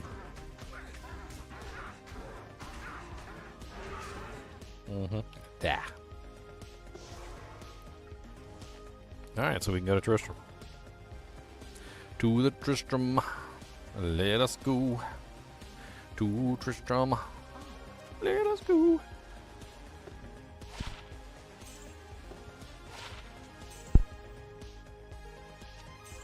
I have translated the runes on the scroll. It says that your butthole is itchy and it needs to be cleaned. Regular washing keeps the bugs away. Regular washing. What's up? Yeah, it's a little confusing. We had to like work out the details on this particular run. Basically, the general gist of it is that everything that is equipped has to be processed through the Heraldric Cube. Processed. Has to be processed. I sure like a challenge. I mean, the challenges are fun. The game's easy enough as it is. Like, I don't want it to be easier. I want it to be more difficult.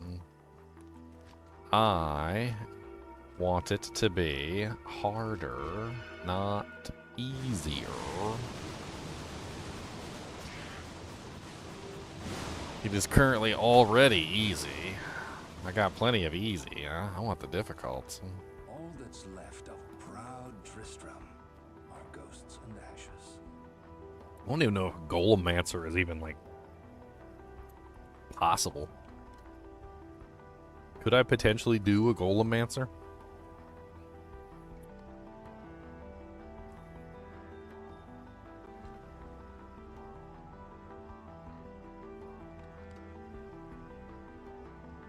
If I were to try a Golemancer, the Iron Golem would need 20 points in Mastery. He would need probably 20 points in Clay Golem and 20 points in Fire Golem. That would be my guess.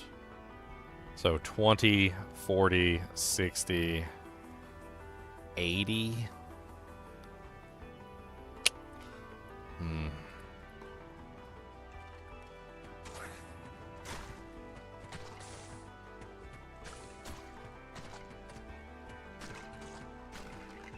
Crushing Blow is nice, but it's not a, like, it's not a universal balm that, like, fixes all problems. I mean, it unfortunately will not fix, like, a complete lack of damage output. It helps when dealing with monsters that have ridiculously high HP pools, but it doesn't really do anything when you're dealing with monsters that have relatively, like, you know, like if you have no actual damage yourself, like if you're not actually dishing out damage to the targets, like it doesn't really help anything.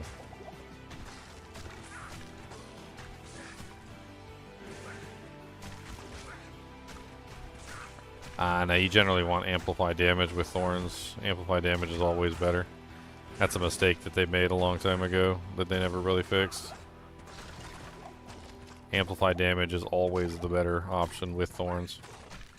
Always. Always.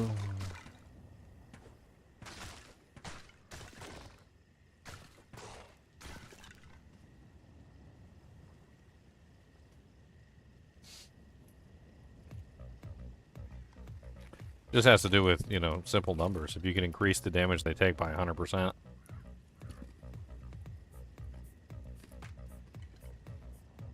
I mean, that's going to be way better than having, like, more thorns.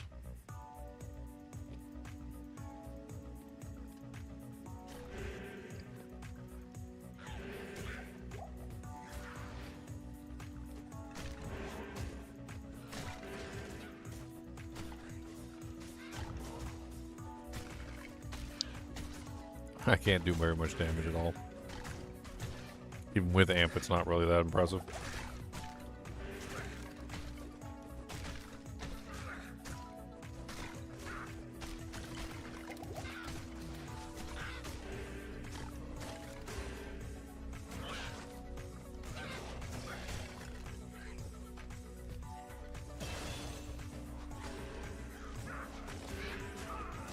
Alright, one more point.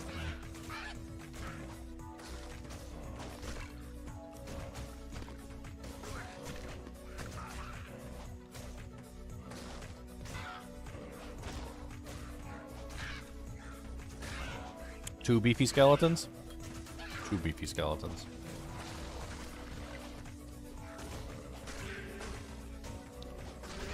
We have doubled our damage output.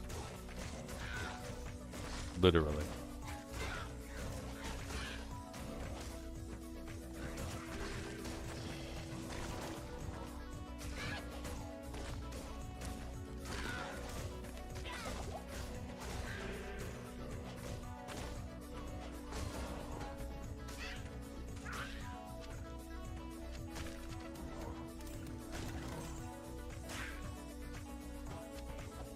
An ethereal spear.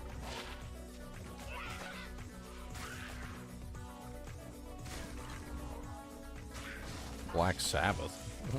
Oh.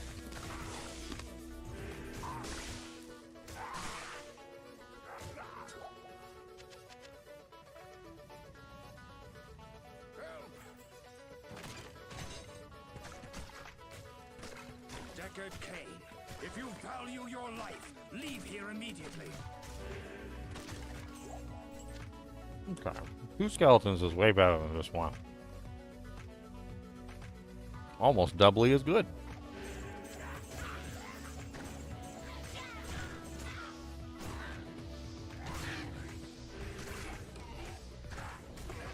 A little bit of a loophole here.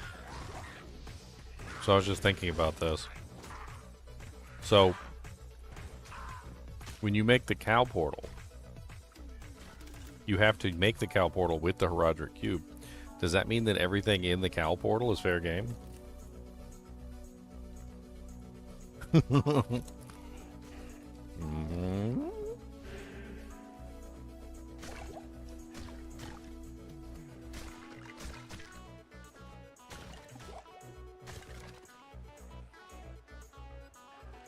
Technically.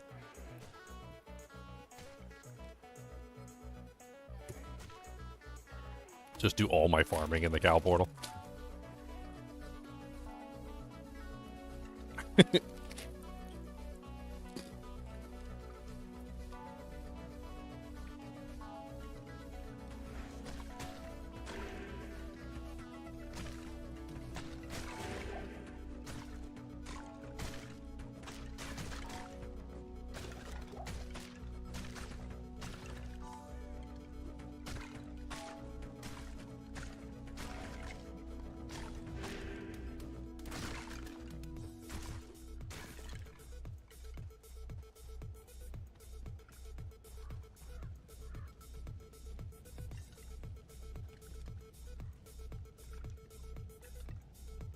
Huh.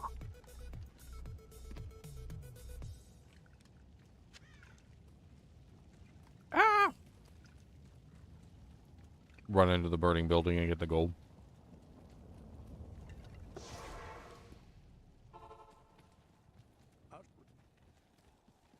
The ancient astronaut says yes.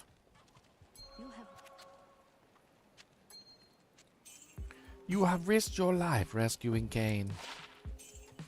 His butthole may be old and nasty, but he is a friend. We have tried to get him to take baths, but he does not.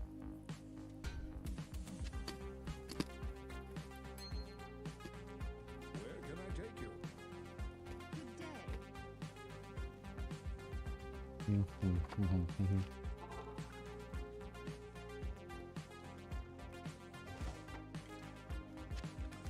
I seem to have a Wirt's leg on.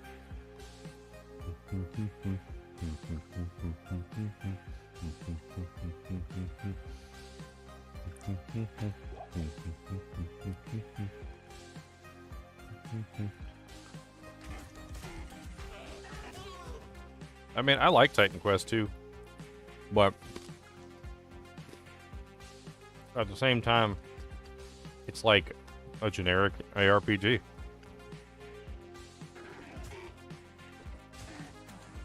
To put it in a way that makes sense, like, I enjoy Titan Quest 2, and honestly, I probably want to play some more. I had actually debated on playing some more Titan Quest 2 today, actually. But I was also thinking to myself, does it push the genre in any way, shape, or form? Does it make a better ARPG than a previous ARPG that I've played? Is it better than Diablo 2? Is it better than, like, Path of Exile? Is it better than any of the other ARPGs that I've played? Honestly, I have to answer no. As good as Titan Quest 2 is, it doesn't push the genre in any way, shape, or form. Like, it's basically just another ARPG. And the Moonbeast game honestly seems like not only are they trying to, you know, obviously incorporate the base mechanics of what makes our ARPG special, but they're also adding in new mechanics that very well may push the genre forward. So, like, if I had to choose between the two, I would definitely say the Moonbeast game.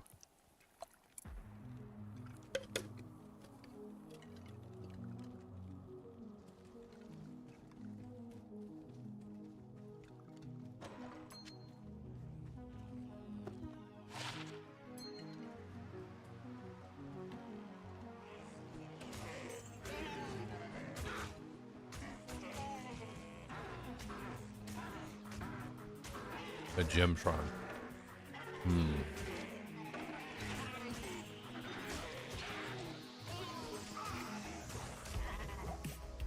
I think I just want the chippy. Like, I was thinking about upgrading something right now, but I'm gonna be honest, I think I just want the chippy.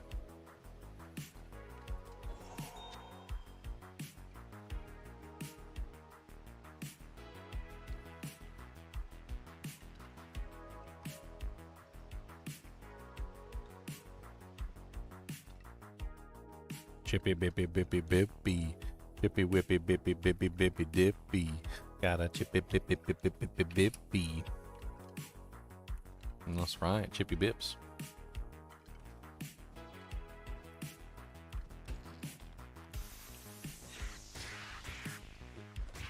Get 'em, skeletons. Get 'em.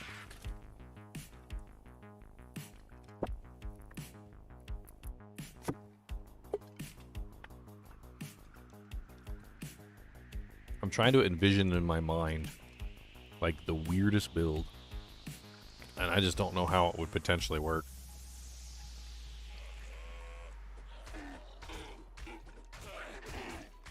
Like a melee necromancer that relies on his golem as his partner.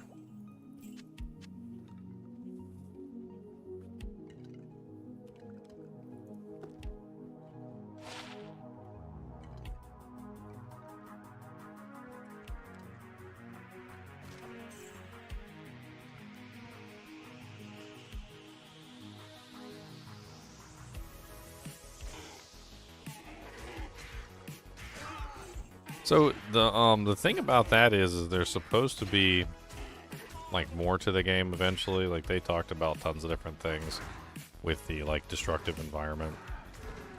I mean, some people have already made feedback suggestions of, like, having it when it rains that it fills up the potholes, essentially, like, basically making, like, little lakes and little stuff that, like, it kind of, like, almost where, like, your battles are deciding the topography, which is kind of neat.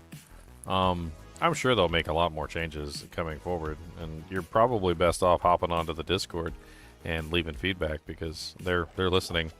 You know, this is the time when they're doing a lot of listening for a lot of feedback. This is the formative years, essentially, of the game. I mean, imagine if you could have gone back to Diablo 2's development and given them feedback on Diablo 2. You know?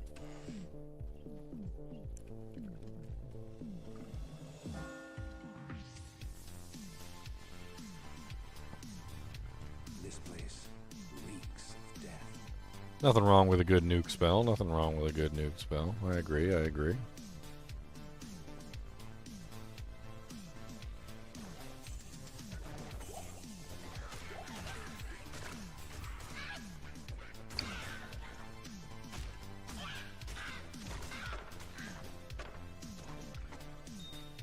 Who doesn't like to cause nuclear explosions? Who doesn't? I mean, come on, really now? I remember downloading a mod for Minecraft where it literally was just that, like, You downloaded a mod for the game, and it gave you the ability to use nuclear explosions. Not even joking. Walked right outside of town, nuked it. Nuke it, nuke it, nuke it, yeah. Nuke it, nuke it, nuke it, yeah. Nuke it, nuke it, nuke it, yeah. Nuke it, nuke it, nuke it.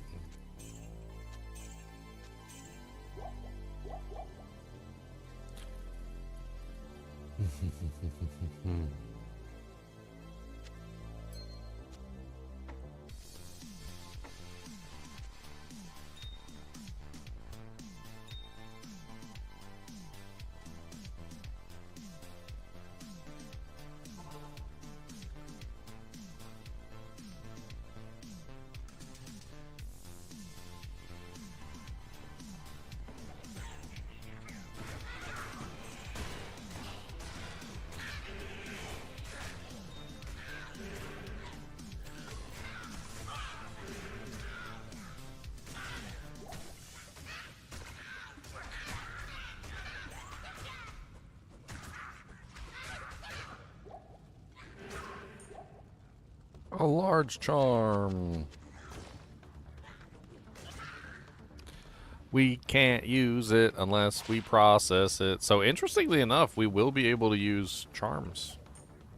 We will be able to use charms, but we have to process the charm through the cube first, which is going to be a pain in the butt, because it's 3 perfects to process the charms. So we can eventually wear charms. We can spend a little bit of time trying to re-roll charms into things that we can use. Once we re-roll a charm, it is then up for grabs, essentially. So, what is the challenge? Herodic Cube only. So everything that we have invariably must be processed through the Herodic Cube in some way, shape, or form. Processing. Herodic Cube Factory.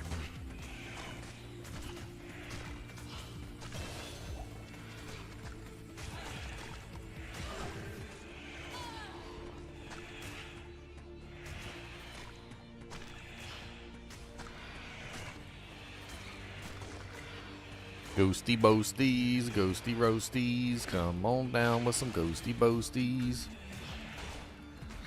Get in there. Oh, we lost our skeletons? Dang, both skeletons did.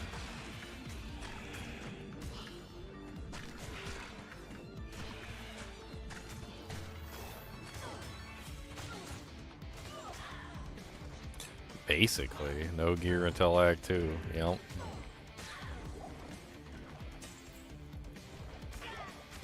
You ain't wrong. You ain't wrong.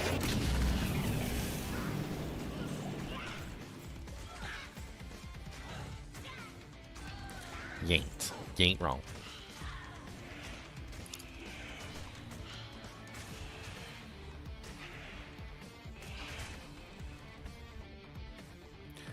I'm trying to think of a way that I could potentially do this. Like, I just don't know.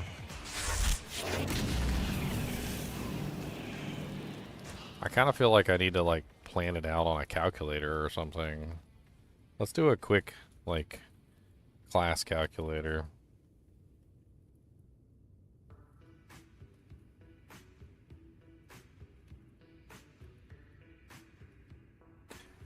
Boom, boom, boom, boom, boom, boom, boom.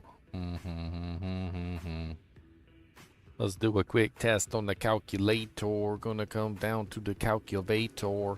Let's assume like 75, because we're not gonna get that high. We're not gonna get to like 90s or anything. And let's assume we get all of our bonus points.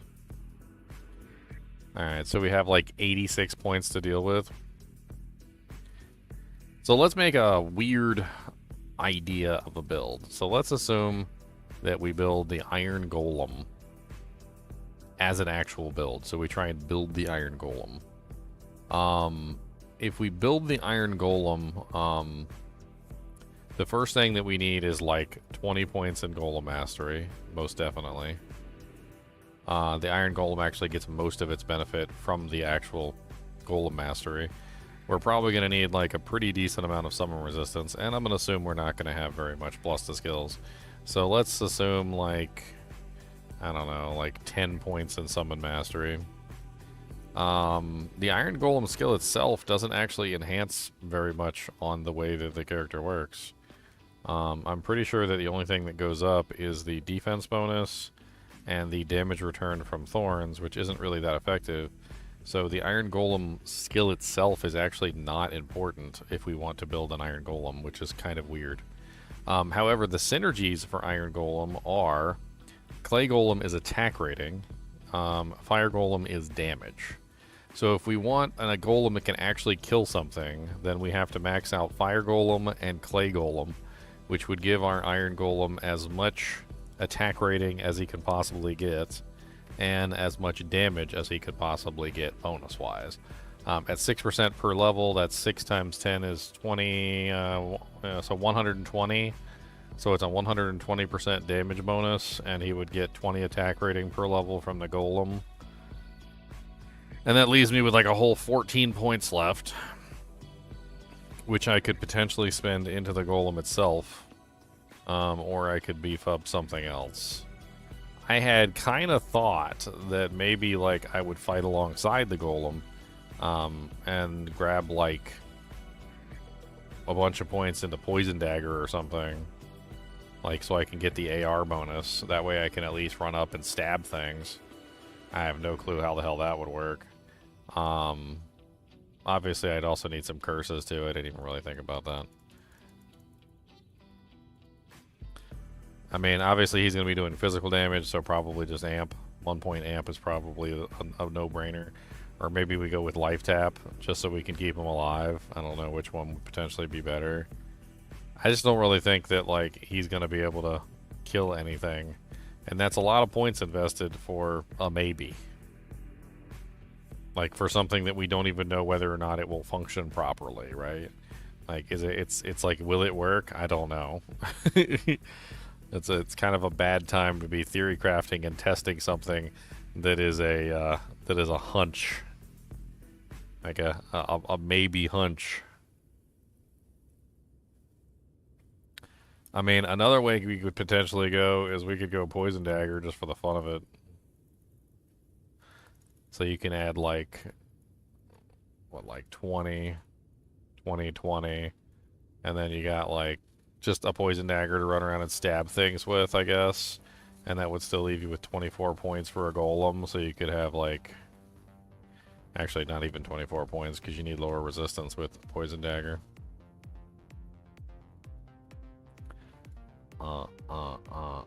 Come on down, Andaseat, if you want to go with me. Make your burn on be.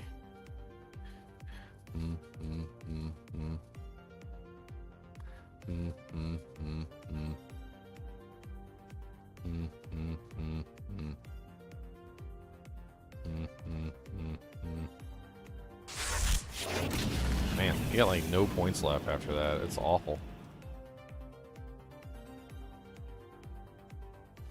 Just make a tanky merc.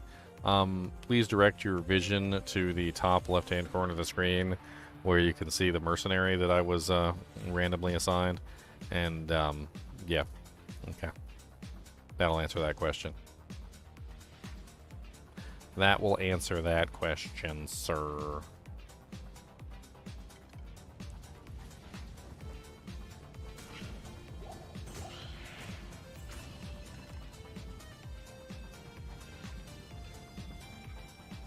Right away, sir.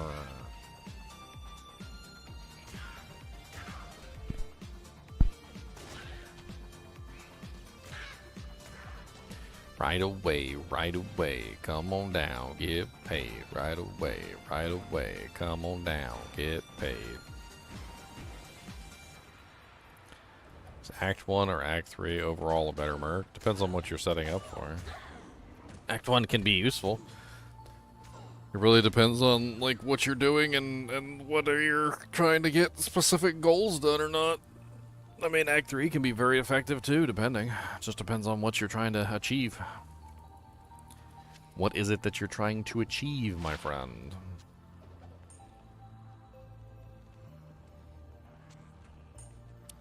I want to take that back and sell it. It's worth money.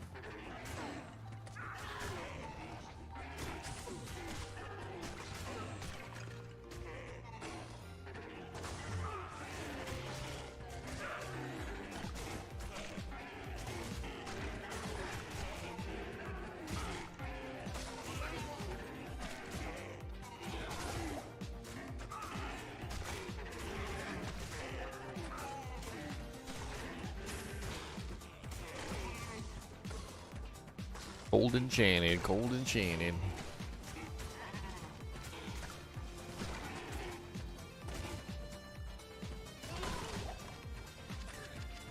Ha ha ha. He's very funny, Charles. He's very funny. He's a very funny man, this Charles. You see how funny he is? So funny. Ha ha ha ha ha ha ha ha. Sell it. Sell it, sell it, sell it, sell it, sell it, sell it, sell it, sell it, sell it, sell it, sell it, sell it, sell it, sell it, sell it. Oh, whoa, whoa, whoa, whoa, whoa, whoa. We need a couple little wands that we can re-roll, so we might as well grab a couple re-rollers so we can go down and we can get scolders. Bum, bum, bum, bum, bum, bum, bum.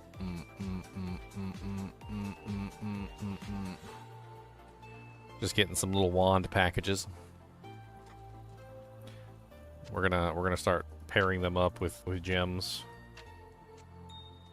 So we can do a 3-gem reroll on wands, which will essentially give us access to a random wand with some sockets in it, and that will allow us to try, anyway, to get the plus to skills and things that we need to actually make the character work.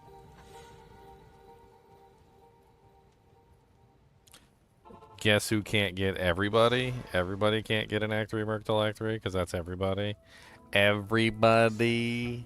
Everybody. How many bodies? Everybody. Every body, every bow, every beady body bow, every beady bow. Come on down and get one, yo.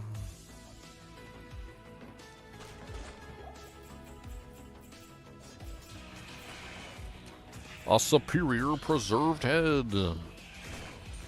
Your mom is a preserved head. Your daddy is a preserved. Your grandma is a preserved head. In the world of Futurama, I need chippies. Give me chippies. I need chippy bip bip bip bippies. Chippy bippy bippy bips. I need some chippy whips. Chippy bippy dippy pips. I need some chippy bips.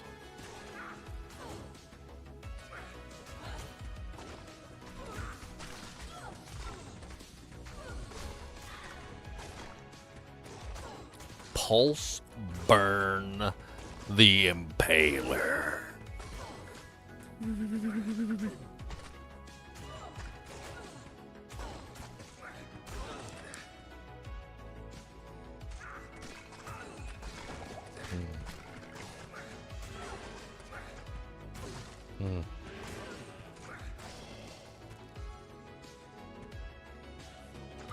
Oh no, everything's dead.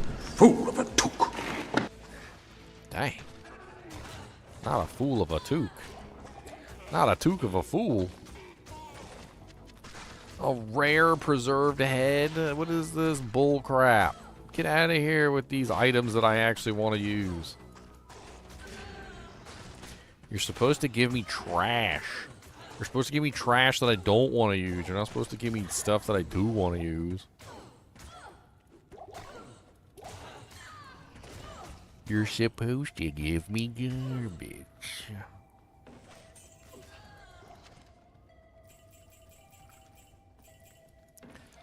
I didn't say that the Enterprise was a garbage scow. I said that the Enterprise should be hauled away as garbage. What does Heraldric Cube only stand for? It means that any piece of equipment that I equip to my bodice, to my magnificence, must be processed and purified through the Heraldric Cube before it can touch my skin. For I have an allergic reaction to anything unpurified by the Heraldric Cube. The Heraldric Cube is the purity challenge. This is the purity challenge, which means that any item before it touches the flesh and phalanges and beautiful head of the necromancer must be purified in the holy art of the Heraldric Cubeliness. Yes.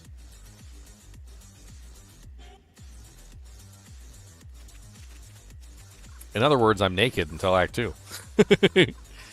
Naked, naked, naked boy. Naked mancer, come on ho. Naked, baked mancer, yo. Come on down some naked hoes. Wait. Not naked hoes. Don't put any of those in there. Oh my god, I saw the dirtiest thing on TikTok the other day. I'm pretty sure it was TikTok anyway, or it might have been Facebook. I can't remember. So anyway, I was just flipping through the reels, and this one guy was on a date with somebody that he met on Twitter or Tinder or something like that, right? And it was Mother's Day, so he said, you know, go ahead and bring your kids, because he knew that she had kids. But one thing that he did not know was how many. Okay, so they get to the restaurant, and she got 9. Not 1, not 2, not 3, not 4, not 5, not 6, not 7, not 8. 9 chitlins. Okay? And she ain't revealed this information before they went on this date. And when the check came, he split the check and said, all right, I'm going to pay for my food over here. She can pay for her 9 children. And I was sitting here laughing. I'm like, dude, how do you even, like, 9 children? What's up, Tiberius Gaming? Thanks for the raid, man. I was like, oh my god.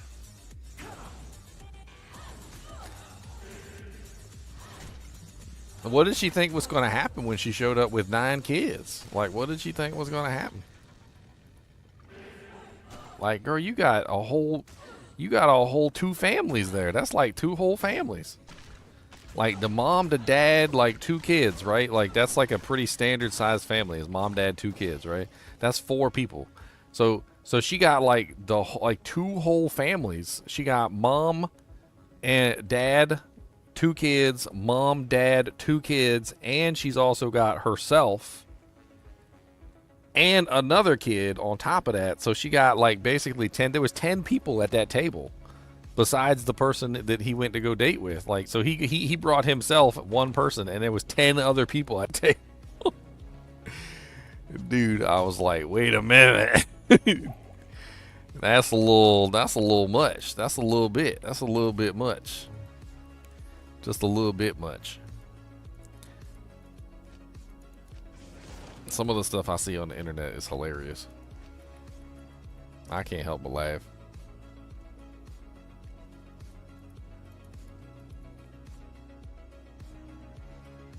Dude, that's a lot of money. It is a lot of money. You're not even lying. That's a lot of money that you're gonna have to pay for all them kids that ain't yours. You're gonna have to feed 9 kids. You're gonna have to get them 9 sets of clothes. Like, that's hand-me-down territory right there. You're in hand-me-down territory now. Like, good luck. Like, I guess you're gonna get your sister's clothes. Like, we're gonna hand me down some clothes to you. Like, all right, 9th kid, you're getting whatever the 8th kid had. Here, have a pink tutu and some ballet slippers. There you go. Blame your sister. She went to ballet. But I'm a boy. It don't matter. I ain't got no money, so you either wear the ballet slippers or we ain't got nothing for you. I'm broke. I ain't got no money for nothing. I just spent my last $2 on some ramen noodles.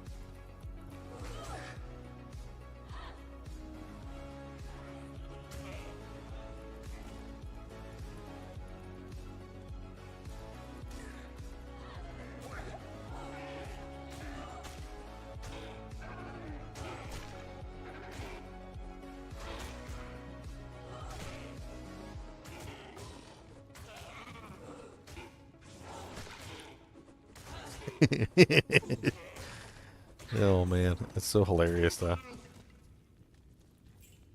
I have to, like, the whole thing just makes me laugh because I have to think, like, what the hell was the person even thinking? Like, showing up with 9 kids and then not even telling nobody about it. Like, if she had said beforehand, you know, like, hey, I got 9 kids, you know, like, I'm gonna bring, you sure you want me to bring them all? I got 9 of them. And then he'd be like, oh my God, 9 kids, you know, that's crazy. Like, I don't know about that. I don't think I got the money to afford that. Like I was thinking about, like, financially, how much money is that, right? Like, you go to a fancy restaurant, I mean, you're talking about, like, $10 to $20, like, you know, like, per meal. Like, even if we do an average of, say, like, $15 a meal, like, times 11 people, like, you're still talking about, like, $165, you know, plus, like 15% sales tax, and then, like, plus, like, a 20% gratuity. Like that's getting dangerously close to a car payment at that point.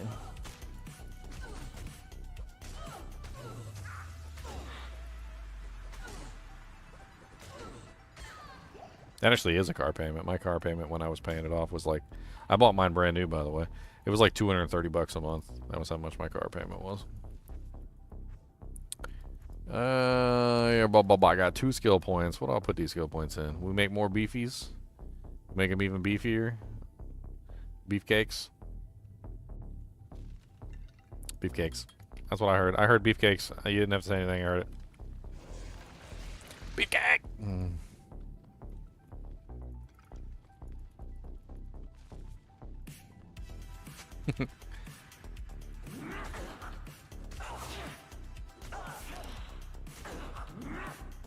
Also, at that point, like, you'd have to start asking questions, right? You'd be like, okay, well, all right, you got 9 kids. All right, are they all from the same man?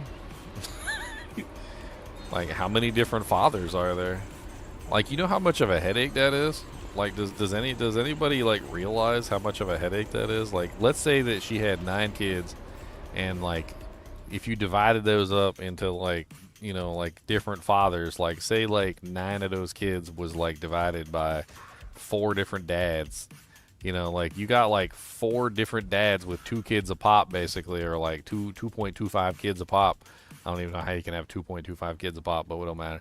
Like, the crazy thing is, like, you know how much of a headache it is to deal with just one other dad in the mix? Like, even if there's just one other father, like, constantly showing up and doing stupid stuff and, like, buying your kid hamsters and parrots and crap, and, like, that he's never going to take care of, and, you know, all sorts of other dumb stuff. You know how much of a headache it would be to deal with, like, 4 other dads showing up on a regular basis who probably still hitting it? I mean, let's be perfectly honest. They probably still hitting it, right? I mean, she got 9 kids. They probably still hitting it.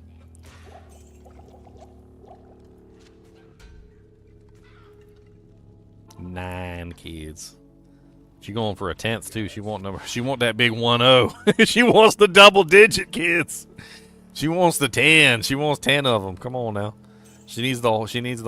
She's trying to do a Steam achievement. All right, the Steam achievement is 10. You gotta have 10 chitlins.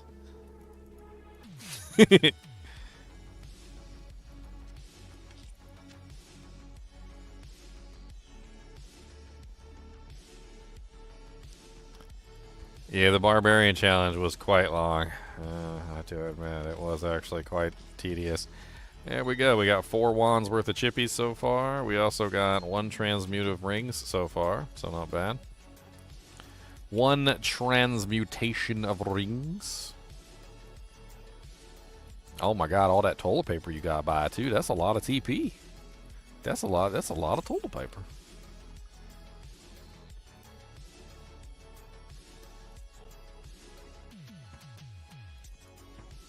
That's a lot of kids that ain't yours neither.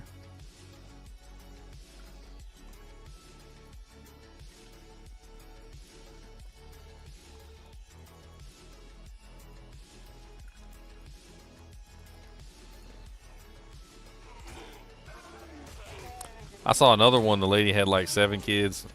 This is a different event.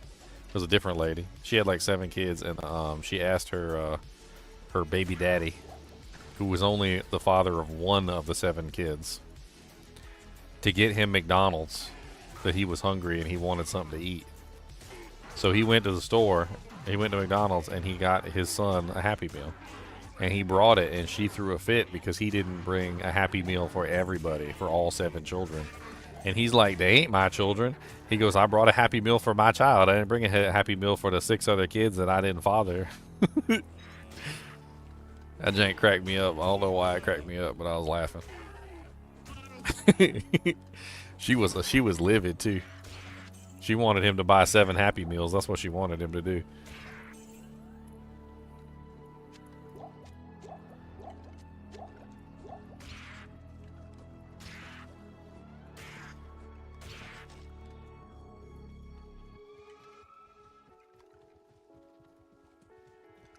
Alright, skeletons are getting beefier. They're getting beefier and beefier. Alright. We're getting maximum beefiness. Man, that's a regular scepter with no skills on it. That's a terrible scepter.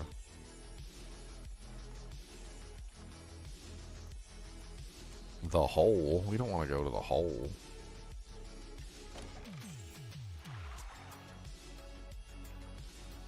Oh, there's the waypoint. We're definitely going to have to do some rune farming.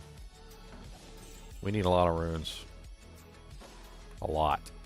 We're going to need a lot of gems. We're going to need a lot of runes. We're going to need a lot of everything, actually. Like, I mean, let's just be honest. We're greedy. We're going to be as greedy as possible. We need everything. Everything. Alright, everything. This is going to take forever if we just walk this the whole way, so... Let's just get to getting. Alright, we're just gonna get to getting, guys. Get to getting, go. Get to getting, go. I don't care what you got to say. We going through the monastery gate anyway. At P2, I'll get a decent amount of runes, unlike P8. Yeah. The runages will definitely be much higher with this player count for sure.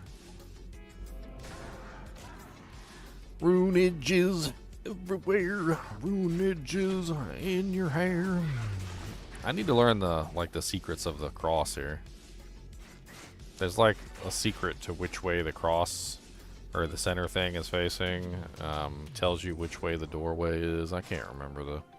Bob was trying to tell me one day, and I can't, for the life of me, remember what the hell it was.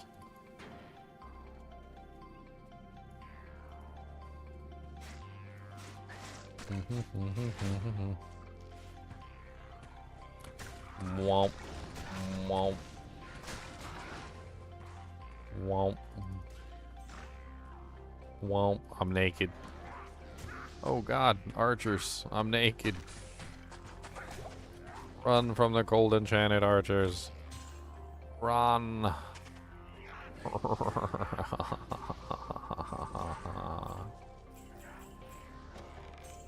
I just need to get to Act 2 as fast as possible. That's really all there is to it. Let's just get to Act 2. We're just gonna have to run there. Okay, there's the malice, which I don't think really does us any good except for lowers vendor prices, so. Lowering vendor prices, that is what we do. Lowering vendor prices for me and you.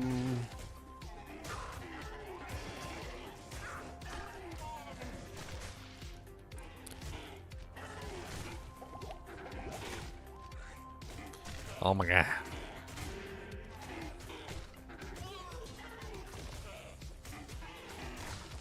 A blue mace that I can't use. I can smack somebody in the head with it though. Okay, I can't do that because I'd have to equip it. But I could throw it at you.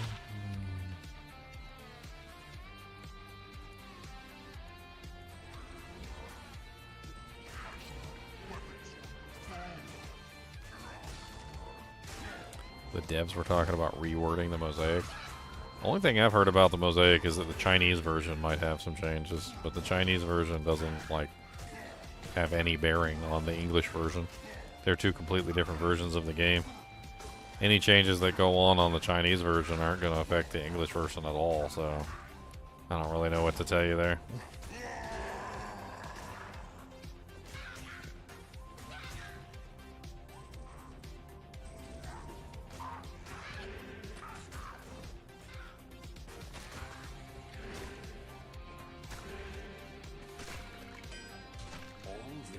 Aha! The Herodric Malice! Yes! A Malice of Herodricness. Does this cheat the system since it is technically Herodric? I say yes!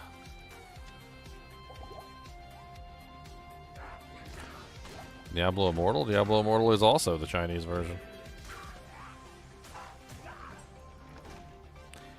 Diablo Immortal is a Chinese version of Diablo 3, basically.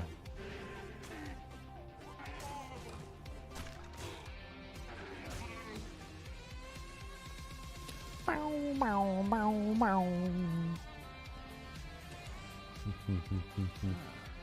slow torture of caged starvation.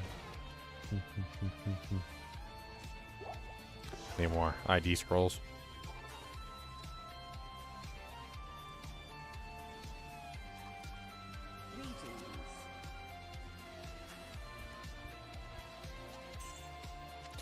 I'll be honest, I haven't really looked into the Japanese or the Chinese version of the game at all because, like, I feel like it's not worth my time.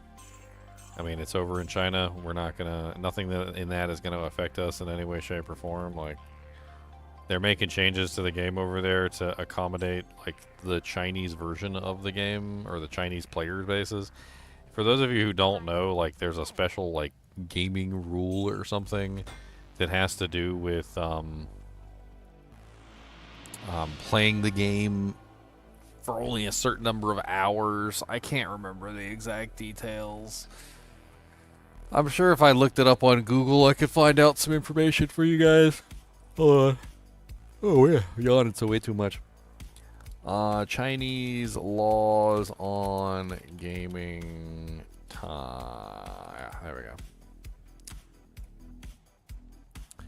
Alright, here we go. China's gaming laws are designed to curb addiction, particularly among minors, and address concerns about national security and cultural values. These regulations include restrictions on gaming time for those under 18, limits on in-app spending, and a focus on promoting positive content aligned with socialist values. Limited playtime. Under 18s are restricted to playing online games for a limited time each day, with stricter rules on weekdays and weekends. Gameplay is prohibited during certain hours, effective creating a curfew for young gamers. Age verification systems, including real name registration, facial recognition, are used to enforce these restrictions. Limits on spending, in-app purchase restrictions, regulations limit the amount of money minors can spend on in-app purchases in games. Ban on certain monetization features, like daily login bonuses, first-time purchase bonuses, and loot boxes are prohibited for minors. Restrictions on virtual item sales. The sale of virtual gaming items through auctions is also prohibited. I mean, in general, like, there's tons of restrictions for, like, players in China. And the Chinese version of the game has to take all of this into account, essentially. So they are, like, changing the game in a specific way to make it more China-friendly, essentially.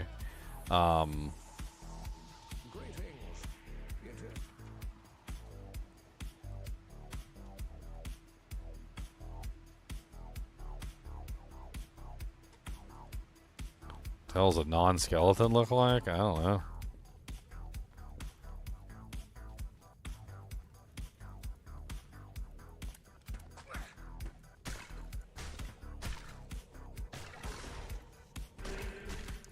You should see the video. Like, Blizzard has this video that that they have, like, for the like the China launch. Let me see if I can pull this up real quick, because it's pretty hilarious. I don't think I ever played the video on stream, but the funny thing about the video is that it it kind of, like, really displays exactly what I'm talking about. If I can even find the dang website. Diablo do.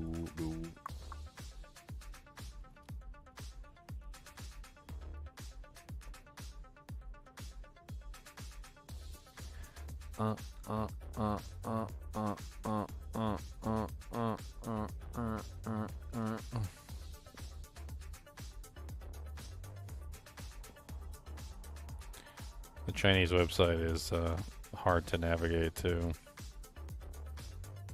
I'm trying to remember the link right off the top of my head, but I can't remember the link. I think it's like Diablo or like blizzard.ca or something.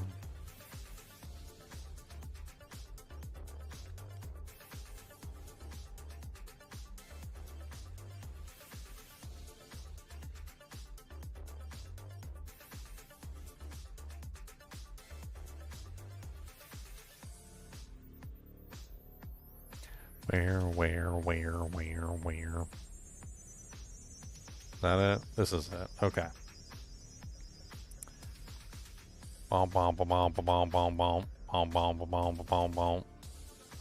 Here it is right here. You guys ready? This is a very interesting video. I'm going to leave the sound off because they're speaking in Chinese anyway, and you guys aren't going to be able to understand it. I don't understand it.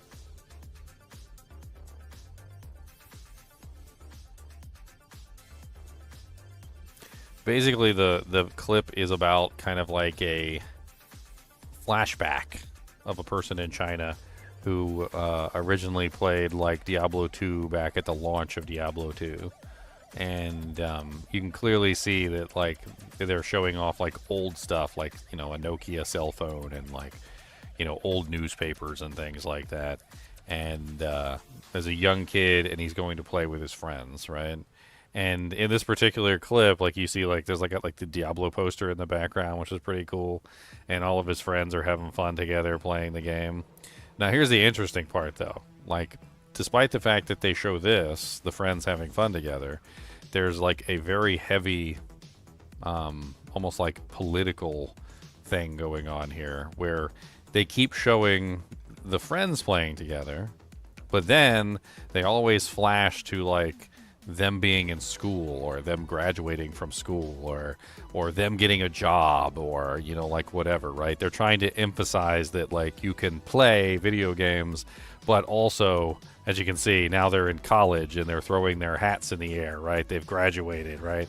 Like they're very much so emphasizing that like you can play the game, but you also have to go to school and be, you know, like a productive member of society. Because now they're in like the college dorm rooms, right? So that was their high school graduation. Now they're in the college dorm room, and they're all together, and they're going to be playing Diablo 2 together.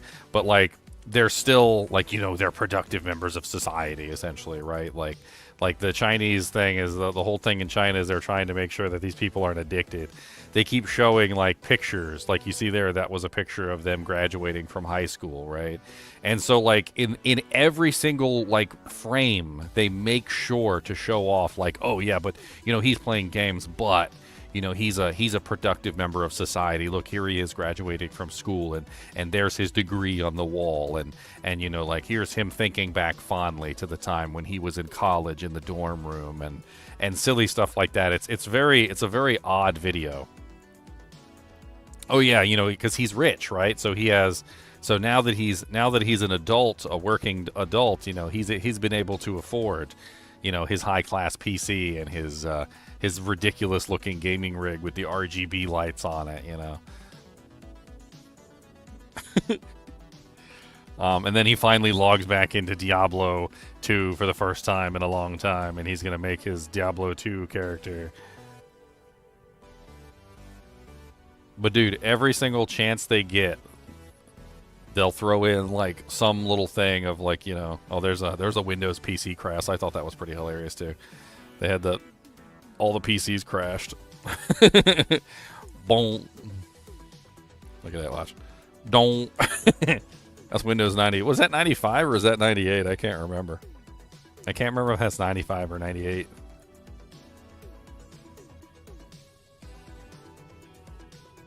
There he is running around in the cow level being a Hammerton. You see them names? Hold on, look. Yanjing and Xiaopeng. He's trading. Look, he's trading for some items.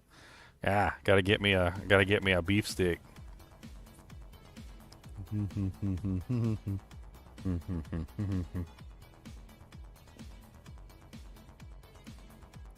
Always in range. Always in range. Look, look. The picture of them in school graduating, always in range. They want to make sure to remind you that you can play the game, but you have to go to school and graduate and be an adult and and why does that one guy look like a pig? He's got like a pig nose. Look at his pig nose there.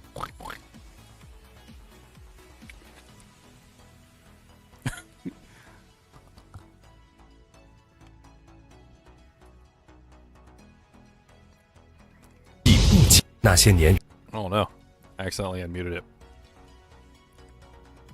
Did they have skeletons on there? They do have skeletons on there. They got skeletons. They look weird though. They look like they got skin on. Do the skeletons have skin on? They look like they got skin on.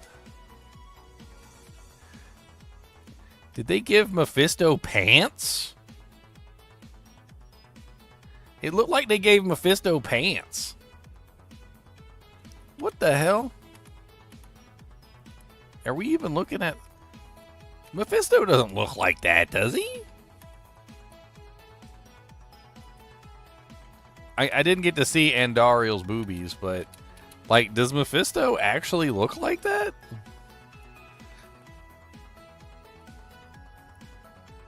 I gotta like take a picture of this and hold on. Let's blow it up and get like a side by side of like a picture of Mephisto. I know it's kind of blurry, but let me see if I can find like a picture of Mephisto. D2R Mephisto. I'm curious whether they changed him or not because he doesn't look the same. No, he doesn't. He doesn't look the same at all. He doesn't look the same, not even a little bit. They put skin on him. They put skin on him and they put clothes on him. He's got clothes and skin. There you go. I'm trying to find a good image so we can like correlate. This is the best image I was able to find. Of course, it had to like not open the image. Okay, here we go. Okay, so this is what Mephisto looks like in the game, and this is what Mephisto now looks like in the D2 in the Chinese version. So they gave him skin, they gave him pants, they gave him a cloak over his shoulders. Yeah, the skeletons don't look the same either. Look, the skeletons look with skin on too. It's like the skeletons have like skin and clothing on. Interesting. Is that really a thing? Like, the Chinese not allow skeletons? Chinese video games prohibit skeletons?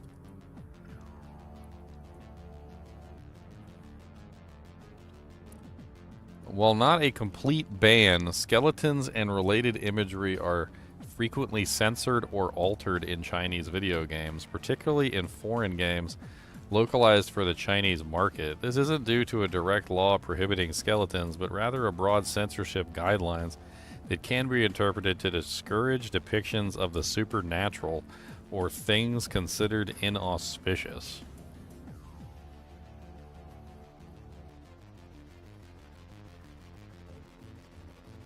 Isn't, like, the entirety of Diablo supernatural? Like, isn't literally the entirety of Diablo supernatural? Like, the whole thing? What? Superstition and the supernatural. Skeletons and other imagery associated with the supernatural are sometimes seen as potentially promoting superstition or disrespecting the dead, leading to censorship according to a Reddit thread. Many game publishers, especially those localizing foreign games for Chinese market, err on the side of caution and censor skeleton imagery to avoid potential delays or issues with the review processing. Developers may creatively alter skeleton designs by adding flesh, changing colors, or replacing them with different creatures to bypass censorship. Blood and gore. Similar to skeletons, blood and gore are also frequently censored and often being replaced with colorful fluids and other non-realistic depictions. Example, the Chinese version of World of Warcraft famously replaced many skeleton models with flesh-covered or straw-filled versions.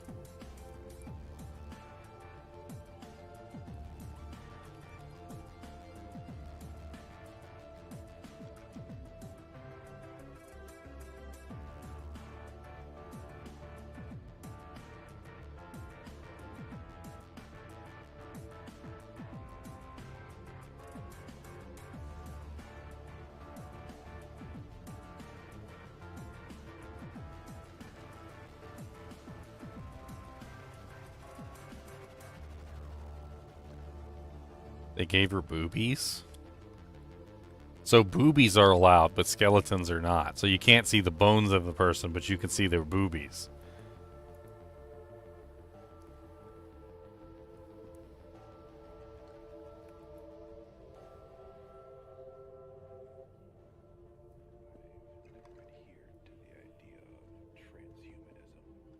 Can't have your bed face the door? That's like the exact opposite of like the entire rest of the world, where your bed is supposed to face the door in case of any kind of intruders.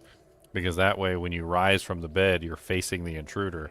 And it's like pretty much a standard thing where your bed is supposed to face the door so that you can like actually fight back against an enemy.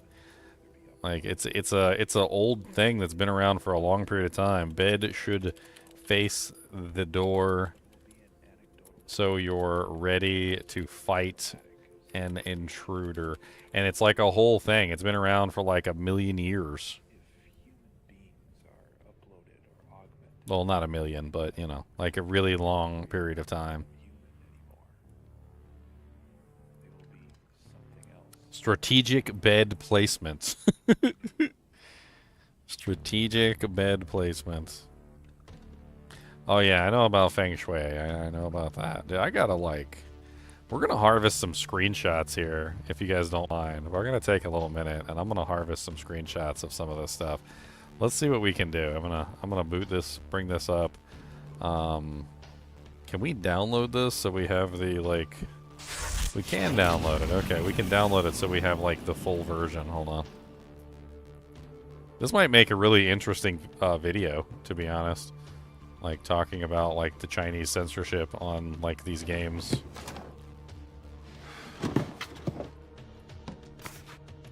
Could make a very interesting video.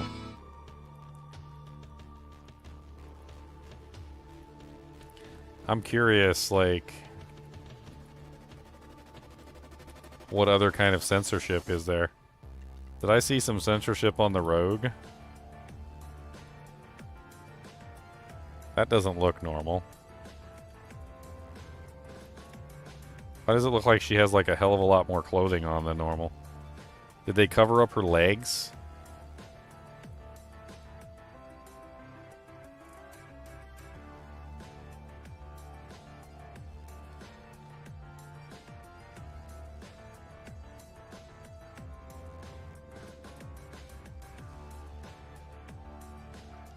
I mean, the general idea is that if you're sleeping and an intruder breaks into the room and you bolt up out of your bed, like, which way are you going to be facing when you bolt up out of your bed? Like, there's a couple different ways you could do it. You can have your bed kind of like catty corner toward the door so that when you get out of the bed, you're immediately facing the intruder.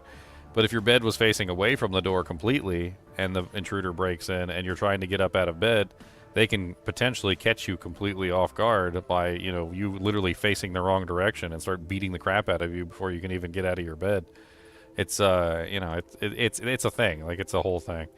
Like, I need to look up the rogue now. Hold on. Let me just look up a rogue real quick. Rogue Merc D2R. I need to see a picture of a Rogue Merc. Yes. Her thighs aren't showing anymore. What is this, like, extreme level of censorship? Like, really? Really? Is that, that's not a rogue. Mercenaries.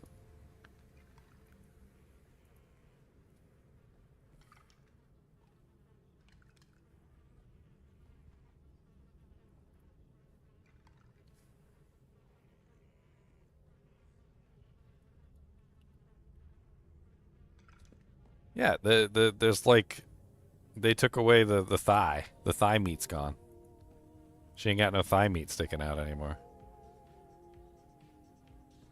Like, you can clearly see, like, this area right here from the top of the boot to the thigh is just, like, completely gone.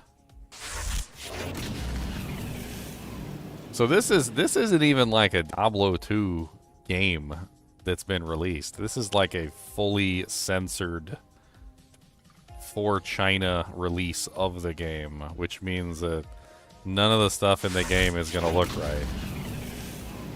Like, so here we've got Mephisto, and you can clearly see that the skeletons don't look right. The skeletons don't look right either. They have, like, skin on them. Hey, thanks for the $5, Matthew. This is really weird. It's very strange indeed. Is there any other clips in here from Diablo, like, from Diablo 2 Resurrected? I'm trying to see, like, what else they have in here. Did they edit the cows? It doesn't look like the cows are any different. Not that I can see. So they didn't touch the moo cows.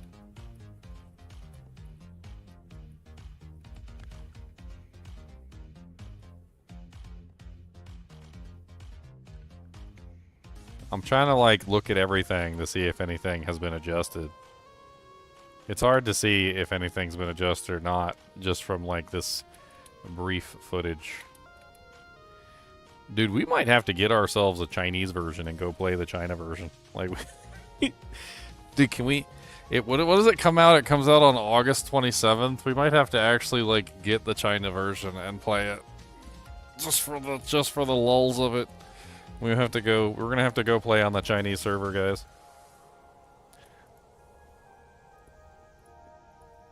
I want to see all the silly changes that they made to the game. I want to compare and have fun with it. Like, look at the really bad skeletons and, like, look at all the modifications they did to it.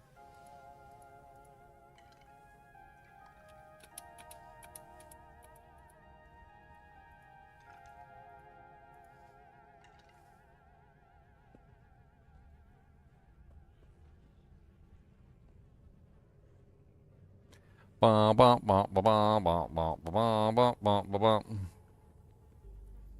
know. Let's take a look at this character screen right here. Hold on. Let's see if they made any modifications to, like, the sorceress or anything. Okay, we're gonna compare this to the current one. Okay, so we're gonna take a screenshot of this and we're gonna compare this.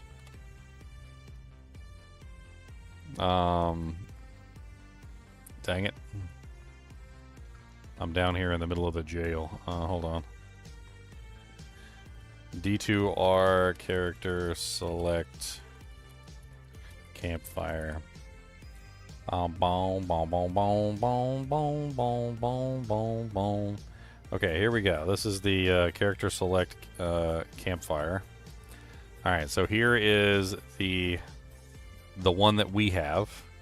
And here is the Diablo 2 Chinese version, which, hold on, I'm opening this up in another window so we can manipulate it and play with it. Okay. Alright, so looking at the Amazon first, they clearly covered up her legs, so apparently she's not allowed to show her legs. Same thing as the rogue. All the female characters got their legs covered up. The assassin. The assassin seems to be more clothed. Yeah. So look, she's missing her, like, right here there's like a no bodice, right? And her hips are showing. They added the hip plates and the groin plate here. So they changed it from this cloth here to the plates. They also covered up her boobage, so she's not allowed to have her boobage showing. Other than that, it looks like they kept her mostly the same. The necromancer... Looks like no change to the necromancer that I can see. I'm going back and forth, scanning line by line. I see nothing. Apparently, they're only mad at the skin being shown for the female characters because there's still plenty of skin shown on the barbarian, and they did not change a single thing with the barbarian. So apparently, it's okay for men to show their skin. It's not okay for females.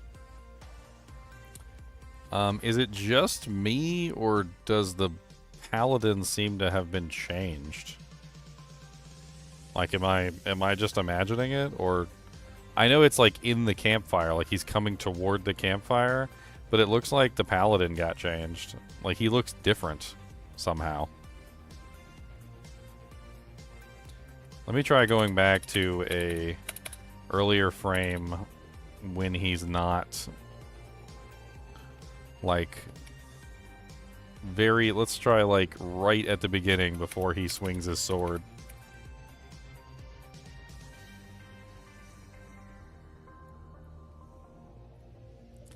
His skin looks lighter, like they made him less black.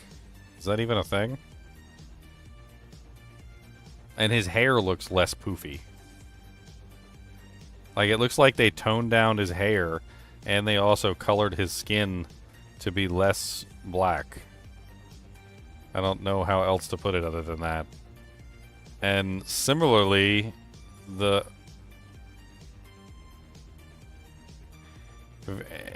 similarly the sorceress, they covered up her legs too.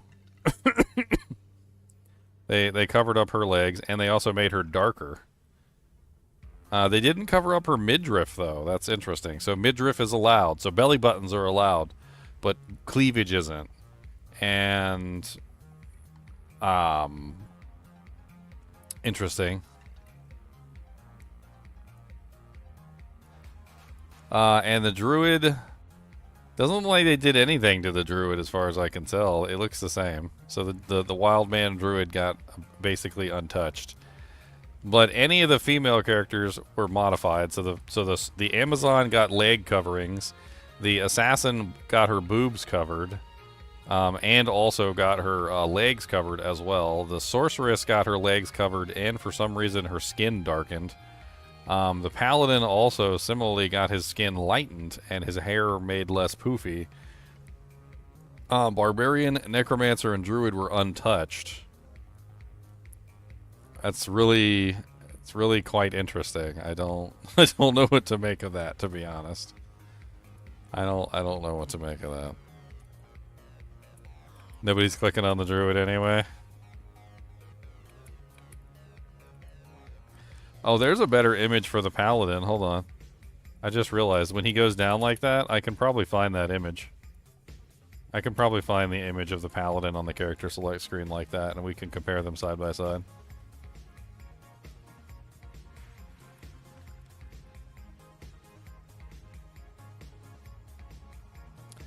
Like him down on his knee like that, I'm pretty sure I can find a picture of him down on his knee here. Let me see what I can find. I mean, that's a pretty common... I've seen that picture a lot on the internet of people, like, just clicking on the paladin and taking a picture of him there.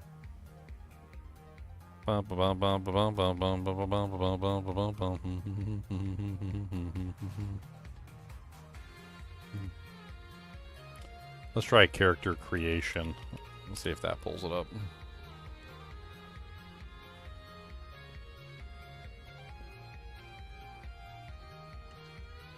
Course not gonna work, my friend. Course not gonna work, my friend. It's not gonna work, twerking, no.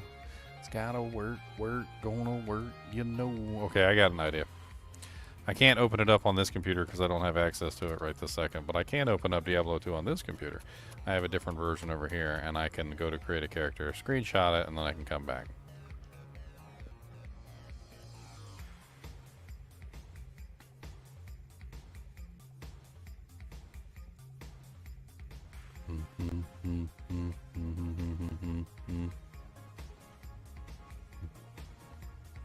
I'm just going to screenshot it over here. It'll be really easy.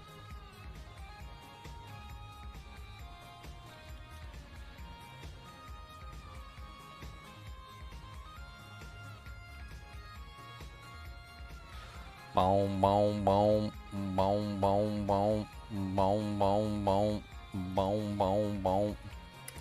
Alright, there we go. So now I have a screenshot that I can compare. Let's see if... I need to compare it on the same monitor too, so that, you know, like... Because if I look at it on that monitor, it's not quite the same as it is on this monitor. So let's compare them side by side. Alright, so no. So it looks the same. It looks the same. Alright, so they didn't mess with the paladin at all. Maybe just something to do with the footage and maybe like how it looks. Seems to be like the paladin's pretty much identical. Yeah. Pretty much identical. Okay. So they really only messed with the females then. Is really how it works. They messed with they covered up the female's legs, they covered up the female's boobs. They like did something with the sorceress, covered up her legs, seemed to have made her like a slightly lighter color. But overall, like it's really just like censoring.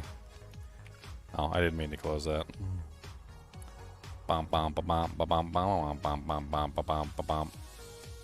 Let's see what else we got in here. I'm curious about this. It's fun to play with this. We already found out they censored the rogue. Censored Mephisto. Censored all the skeletons. Censored, like... Do they have any ghosts on here? Do they censor the ghosts as well? I'm so freaking curious what they did to Andariel. Like, they had to have censored Andariel. Like, I wonder if there's a single frame in here where we can see Andariel, like, properly. We'd have to go, like, frame by frame or something. Let's try, like, 0.25.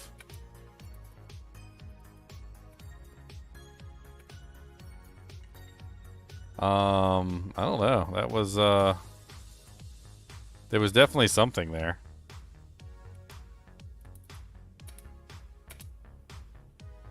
It's like right when the lightning is about to strike her, you can kind of see like her outline. Just for a brief second there, you can see the outline. It's kind of hard to get a good pause on it though. And it's just the outline, too. Like, it doesn't really help me very much to see what's going on.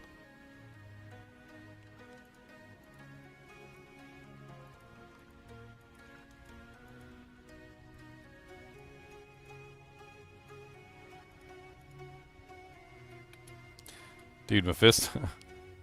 Mephisto looks so freaking stupid. Why does he look so dumb? He looks so dumb.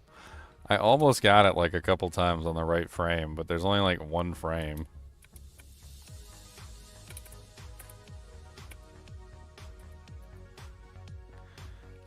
Let's try that one. Let's see what we got there.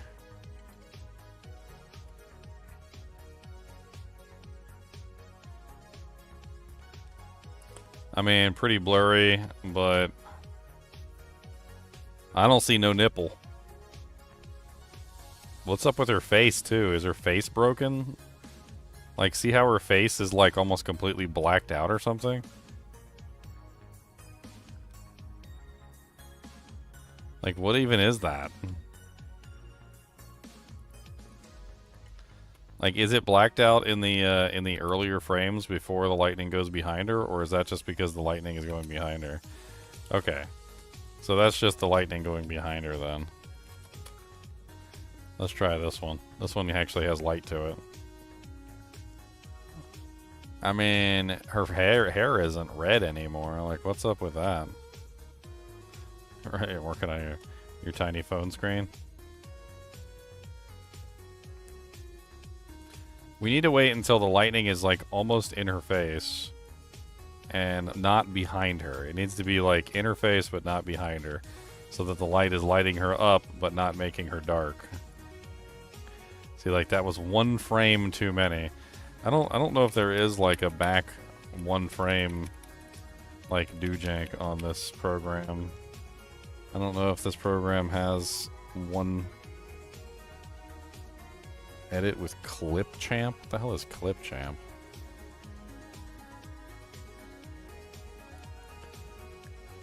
If this was like YouTube, I would have already had it.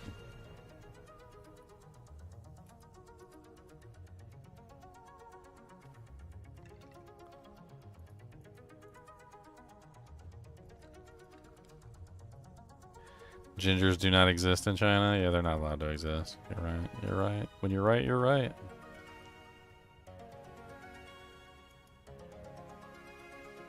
Alright, I think I got what I was trying to get. That's the frame I was looking for the entire time. There's a reason why I was looking for this frame. Is that a nipple? I don't know what that is. It's like a shadow of a nipple. I don't know. I'm kind of curious how badly they censored her. She is, like, if they're censoring women and they're making it so that you can't see anything, like no skin whatsoever, no cleavage, I mean, Andariel is a prime, like absolutely prime target for that, right? I wonder if we can find any more videos, like, on the Diablo 2 Chinese version, like if there's any other content out there.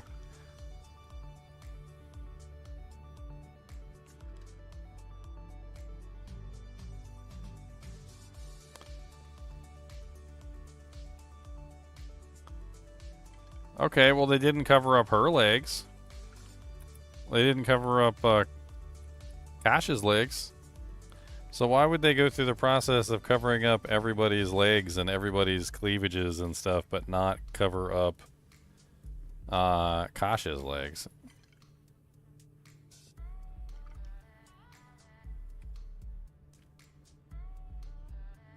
Interesting.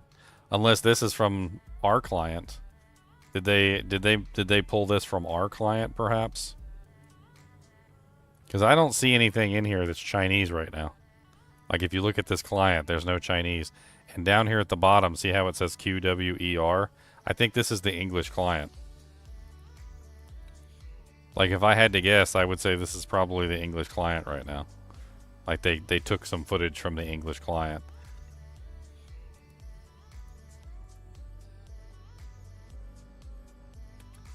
And what is that at the top of the screen? Is that like some mod from back in the day? You guys see that? Up at the top of the screen right there, you see it?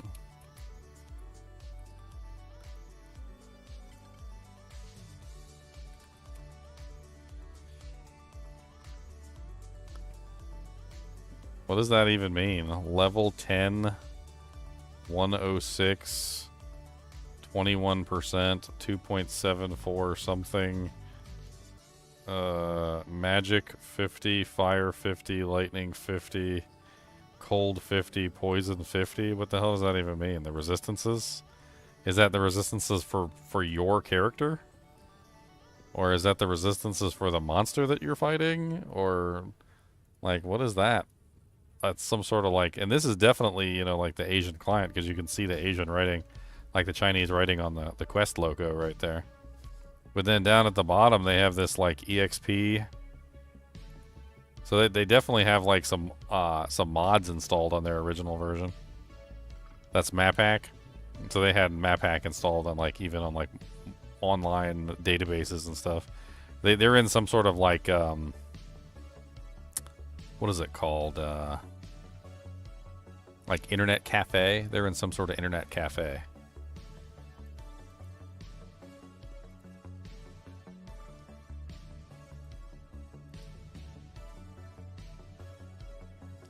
I'm trying to see if I can find Kashya again.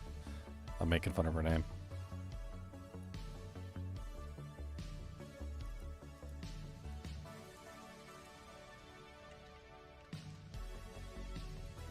It looks like they didn't modify the original version of Diablo 2.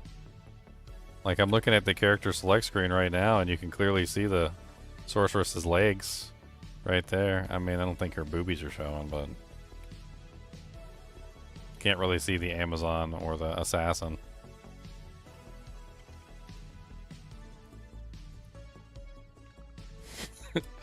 Dude, Mephisto is cracking me up, man. Mephisto is the worst. Like, what did they do to my poor boy? Mephisto got train wrecked. Look at Mephisto, my boys. Look at that. What even is that right now? What even is that? Look at poor Mephisto, man. Look at him.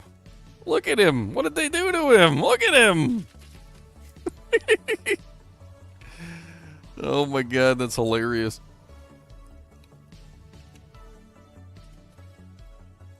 You can't look at him without laughing.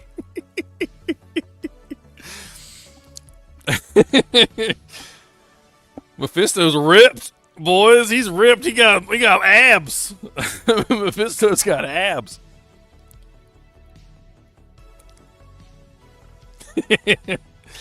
Oh man.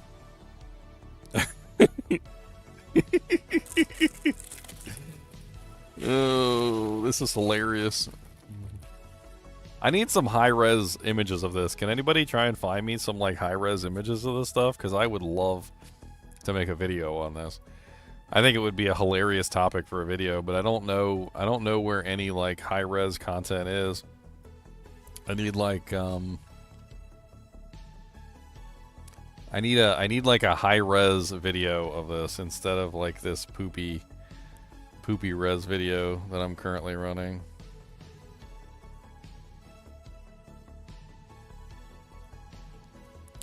Let's see here. Mephisto at his prime before he rotted away.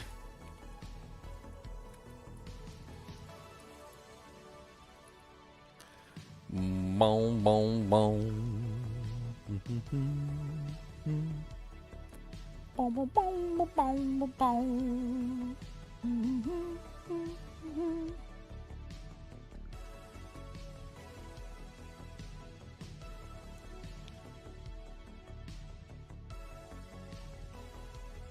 I'm trying to see what I can find.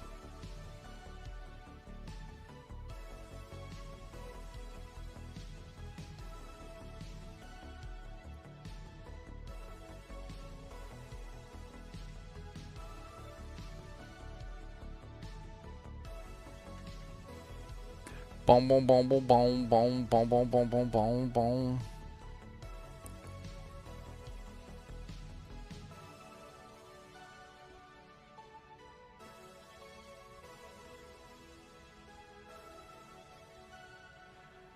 Boom, boom, boom, boom, boom, boom.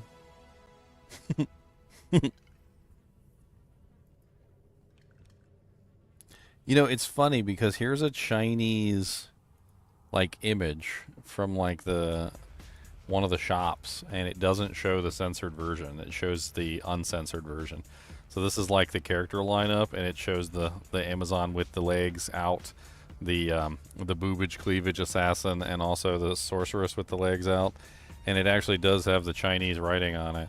So like they must have used some like basic stuff for the advertising material, but the game itself seems to have censored content, which is really quite interesting. And I'm trying to find like screenshots, more screenshots of it, but I can't seem to find a whole lot of screenshots on this. It definitely seems to be something that's mildly rare.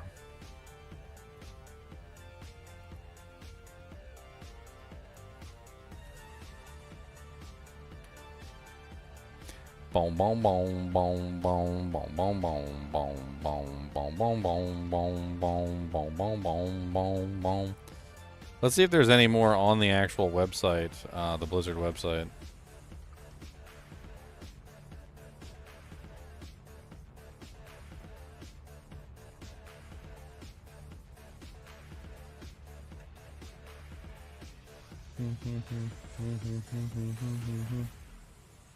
Alright, so this is the Chinese Blizzard website. The August 27th non-delete technical test pre-order is now open. The game is not currently allowed to be used by minors under the age of 18. Is there a gallery? So that's not even like the Chinese client then. So looking at this, it just looks like the regular client. So I'm not even sure if they actually have footage or even screenshots of the Diablo 2 Resurrected version.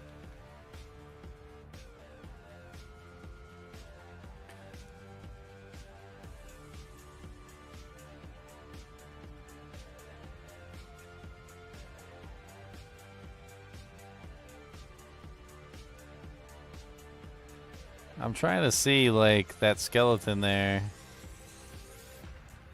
I don't know if those skeletons are clothed. They look clothed. They definitely do look clothed.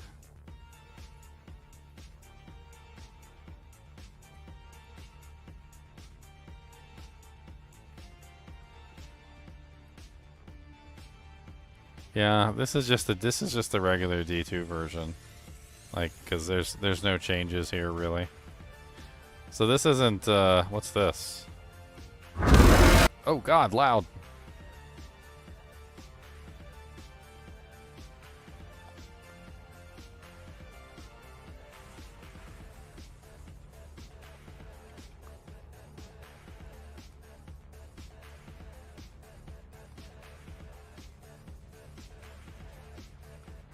This is just the D2 version too. Like, none of these are really, like, fancy. They're not showing anything special. Like, we got the boobage there. Ah, it's so loud.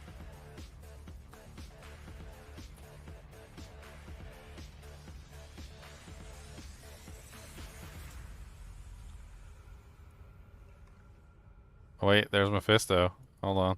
Let's see what Mephisto looks like. Was that clothed Mephisto, or was that regular Mephisto? It's hard to tell. Looks like clothed Mephisto, if I had to guess. I guess we got one more image of Mephisto. I don't know, it's kind of hard to see him because he's not facing the camera.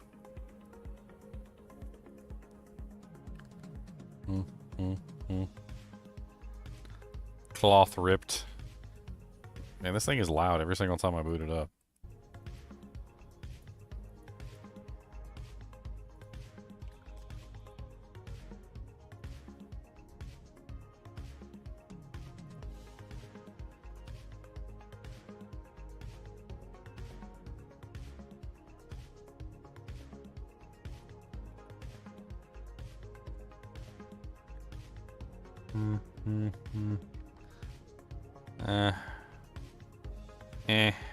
Let's try the paladin.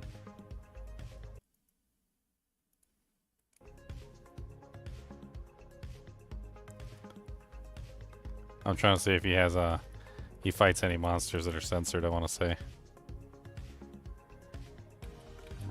No, that's nothing important. Nothing important. There's skeletons right there. Okay, hold on. They definitely don't look like skeletons.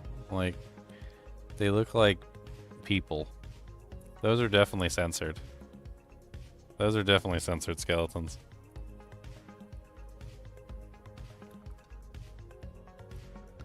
%, 100% censored skeletons.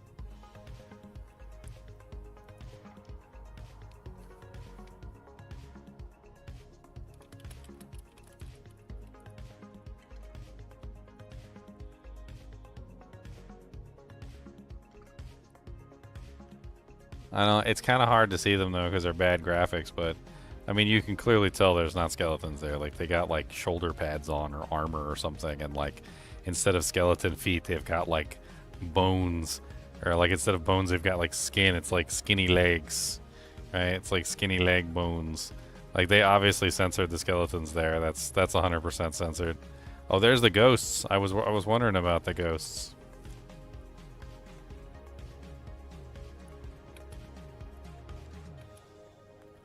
Yeah, it looks like they censored the ghosts too.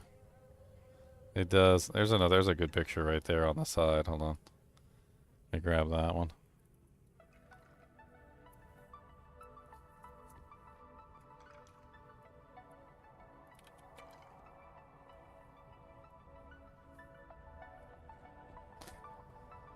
Oh, there was another skeleton thing right there. Hold on.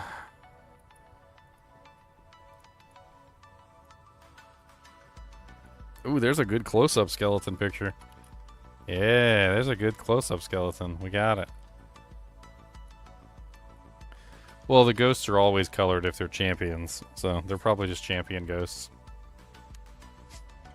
Yeah, they're more like zombies instead of skeletons. Look. They like basically turned all the skeletons into zombies. That's hilarious. Let's check out the barbarian next. Or the necromancer. Let's check out the necromancer.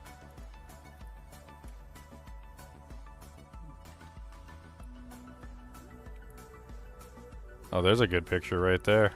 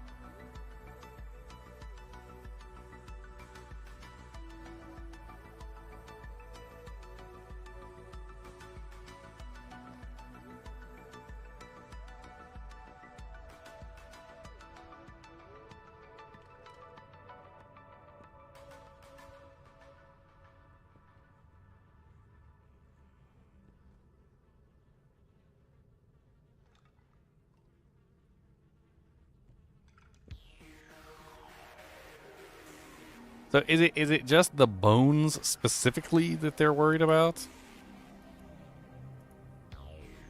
Because the mummies don't seem to be affected. The mummies look exactly the same. It's just the skeletons. Wait. Did they mess with the bone wall too? Am I seeing like... Is that... Well, that doesn't look like how the bone wall normally looks. Am I wrong?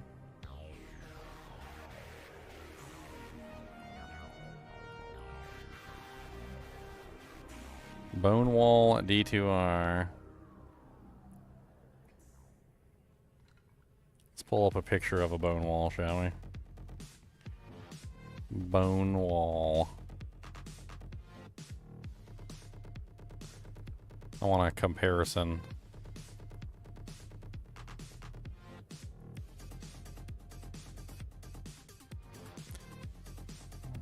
Why can I not find a...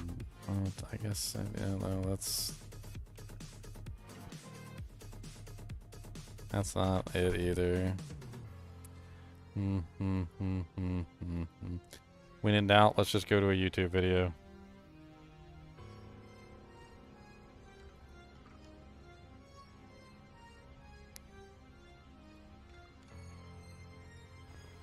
Take a massive amount of damage. Okay, here we go. So this is what bone wall looks like right here. I wonder if I zoom in on it at all. Do I do a zoom in on the bone wall, or...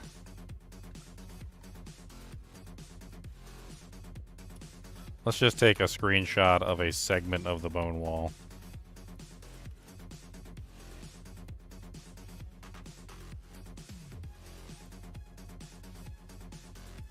And let's compare it to the other bone wall. They took the skulls off the top. They flattened it. They seem to have taken the skulls out of it completely, so there's no skulls anymore. The spikes are still there. But they definitely have messed around with some of the other stuff.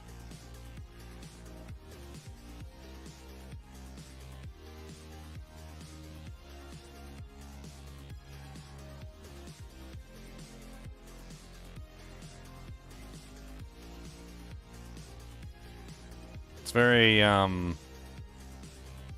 very odd. I guess skeletons, skulls, bones of any type are just not allowed. I'd like to get like a side view of that bone wall, but I don't think we have a, there's no side view of it. It's interesting. Huh.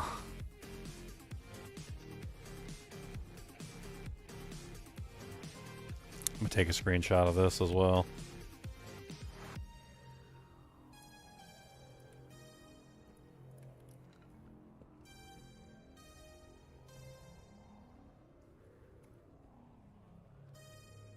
They show the skeleton army. Let's go back a little bit and let's play the footage.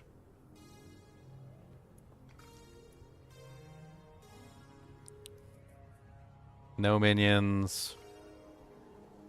No minions.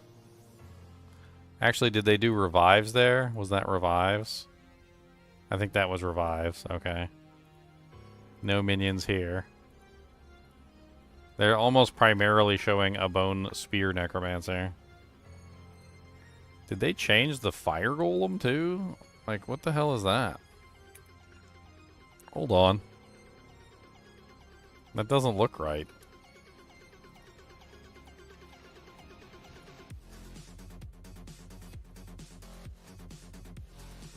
Dang it, there's like one frame of the fire golem that you can see, and it's like very difficult to get it to line up directly on the fire golem frame.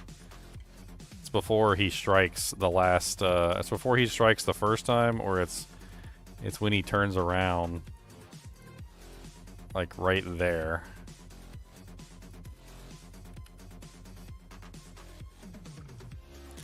I don't really know exactly how I'm gonna get a good comparison for that, but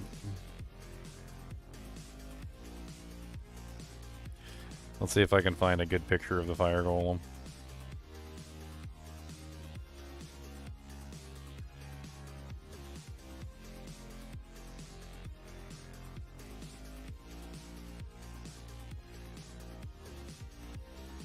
Why does he look so strange? What did they do to him?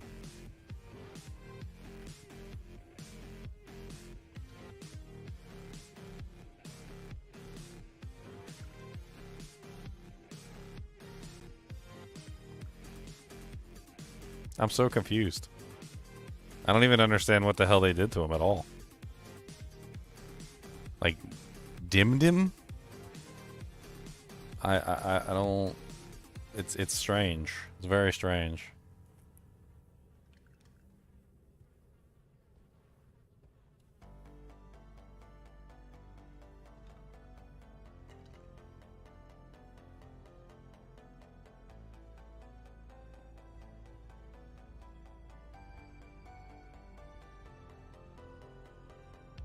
Trying to pull up a image from my YouTube channel just to make sure we're looking at like the right thing here. Hold on. I got like a close-up image. I do have like a close-up image of the golem. Okay.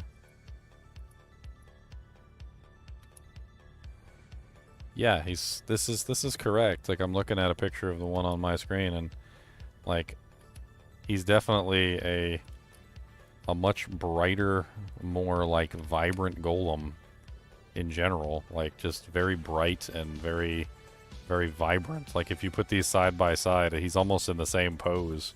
It's like I don't know what they did to him. It's weird. Okay, going forward.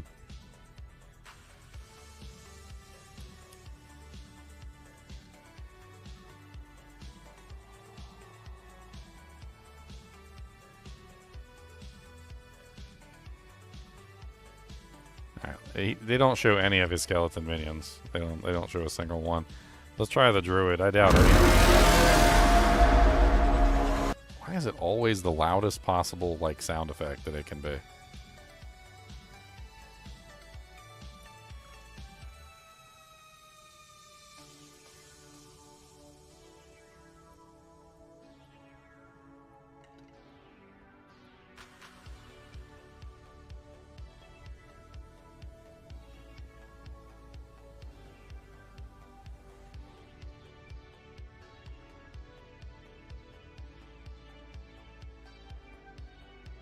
When was Iswal there? Did they change Iswal at all? Can't really see very well. Doesn't seem like Iswal's any different than he normally is. The druids seem to have had the least number of changes in general. Like, doesn't seem like they really touched the druid at all. And there's pretty much nothing in this footage that actually shows any kind of like changes within the game either.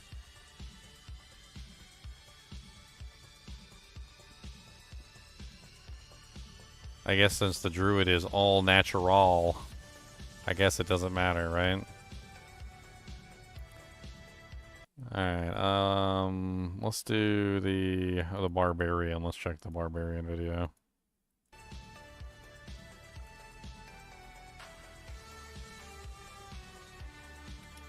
We got beetles. We got him leaping into some more dressed skeletons.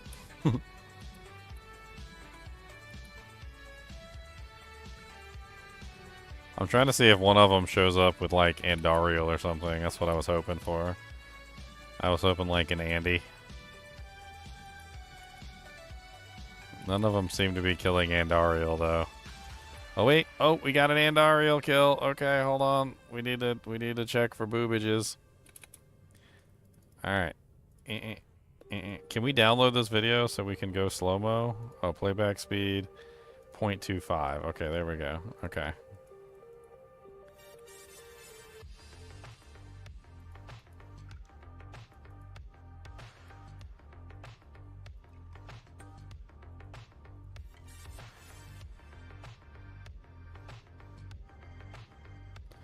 Oh man, the fire gets in the way of like seeing what's going on exactly, but we get like a little bit of a glimpse of what's going on there. Looks like she's wearing clothing.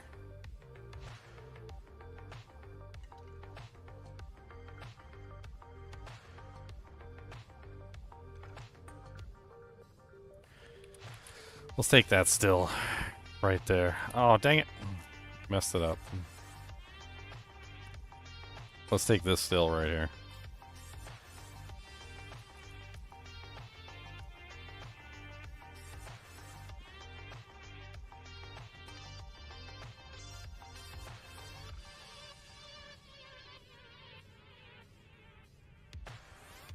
Really bad quality there. I mean, I would say 100% that her nipple rings are gone. The chain between her breasts is gone. The one that leads down to her hoo-ha region is gone. Looks like she has clothes on, so you can't see her hoo-has anymore. They also seem to have dimmed down her overall color as well. Like, she's completely and utterly, like, nerfed. They nerfed Andariel. They covered her with slutty clothing, but like you can't see anything anymore. I mean, not that I really care, but like it's interesting to see these changes, these changes with the like Chinese client versus the English client. I really wish I had some higher quality stills here though, so you could really do a side-by-side comparison. Let's check. Who haven't we checked yet? Did we check the Amazon? I think we did check the Amazon. Paladin, Sorceress. I don't think we checked them all at this point, right? Yeah, I think we checked all of them. Learn more.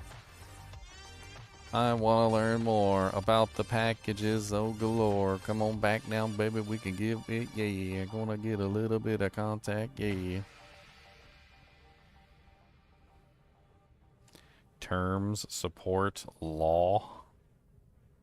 Follow us on official TikTok, official WeChat account.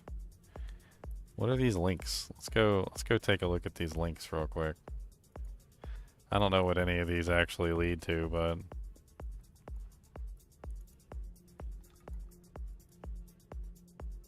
let's see if any of these lead to some images of the actual game.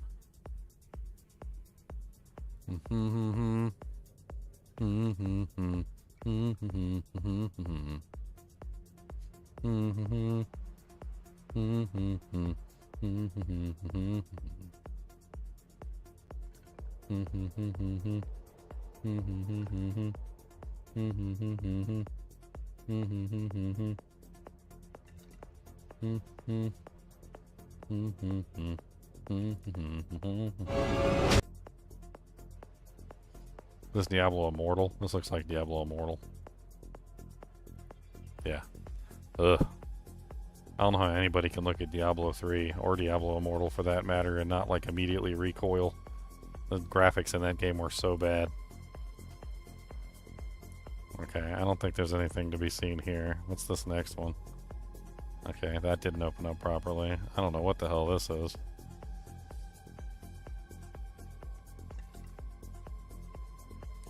Diablo 3 cutscenes. It doesn't look like anything interesting. That one didn't open up either. Which, was it this one? The official TikTok didn't open up?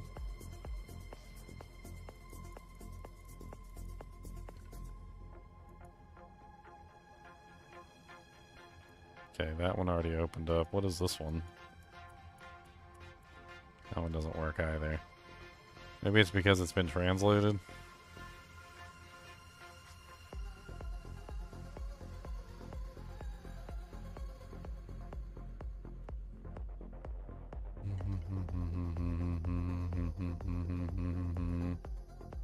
I don't know what to do. Oh, here we go. They got a news site. Now we found out some more interesting stuff.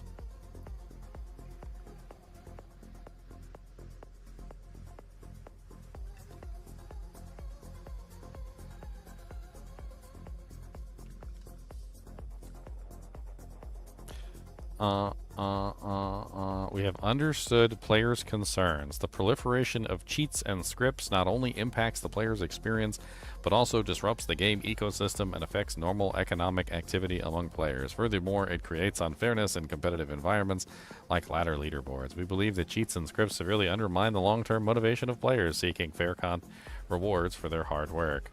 Crackdown on cheating. To safeguard the gaming experience for all players and maintain a fair and healthy gaming environment, we implement various measures to protect adventurers' gaming experience. When the Chinese version launches, we will deploy and continuously strengthen our monitoring and crackdown systems against cheats and automated scripts. Combating cheating requires continuous investment and constant action. Diablo 2 Chinese server operations team.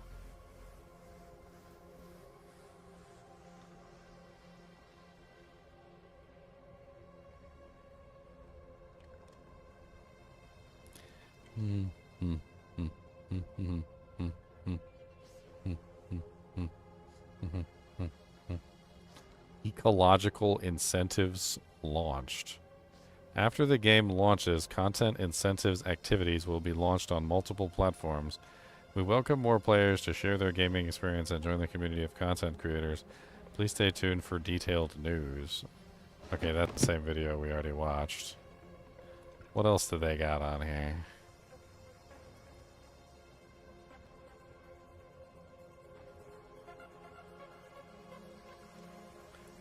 Okay, and then what's this? Are these patch notes? Oh, there's patch notes. Okay. Chinese patch notes, boys? In all modes, players will have 4 additional character slots. In the first time of the ladder launch, I'm going to post this in the chat as well here, well, in case you guys want to take a look at it. In all online modes, players will have 4 additional character slots. For the first time, ladder from previous season to use the unranked match, the ability to reset stat points and skill points at a car will be reset. This condition will not apply after the character from previous ladder has already been used in an unranked match. We encourage players to experiment with different builds. If a player has used up their car resets while their character is ranked, they will be given additional resets. I think that actually happens now in the current game. All public chat lobbies will now automatically remove inappropriate chat comments. Game experience optimization bug fixes. Okay. Hunter's martial arts skill charging as an exception. Continuous casting of a skill will be regarded as casting different skills and will not cause any attack interval delay. It's delay mechanics, remove the knockback. Most of this stuff is just things that we've already seen. Druid can now switch between, yeah, we already know about that. Mage's Hunter trap skills now gain plus elemental skill damage, yes. So they're just going back through all the previous patches is what they're doing. They're not... This is just the previous patches is all this is. This isn't anything special. Yeah. Yeah, tear zones, etc. Is this just like every patch note, like from here to Oblivion?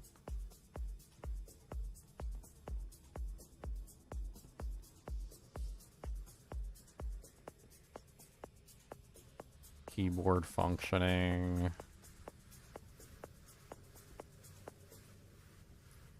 Nothing new in here. Nothing new. Okay.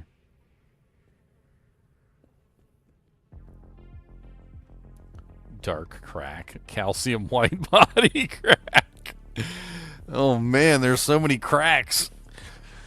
Dark crack, calcium white body crack, rot and crack, a crack in heaven. Oh man, that's too good. I gotta screenshot that and post it. This is hilarious.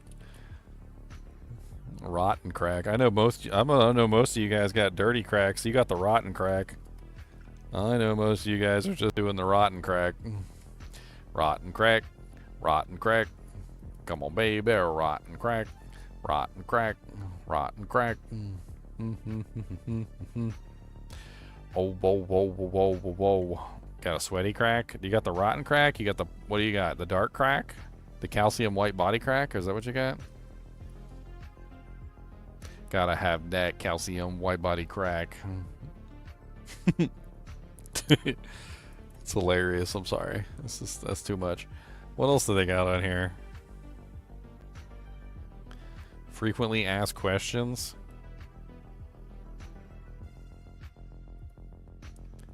Frequently asked questions section. Okay, and I can't look at any of it because it's images, or is it not translated?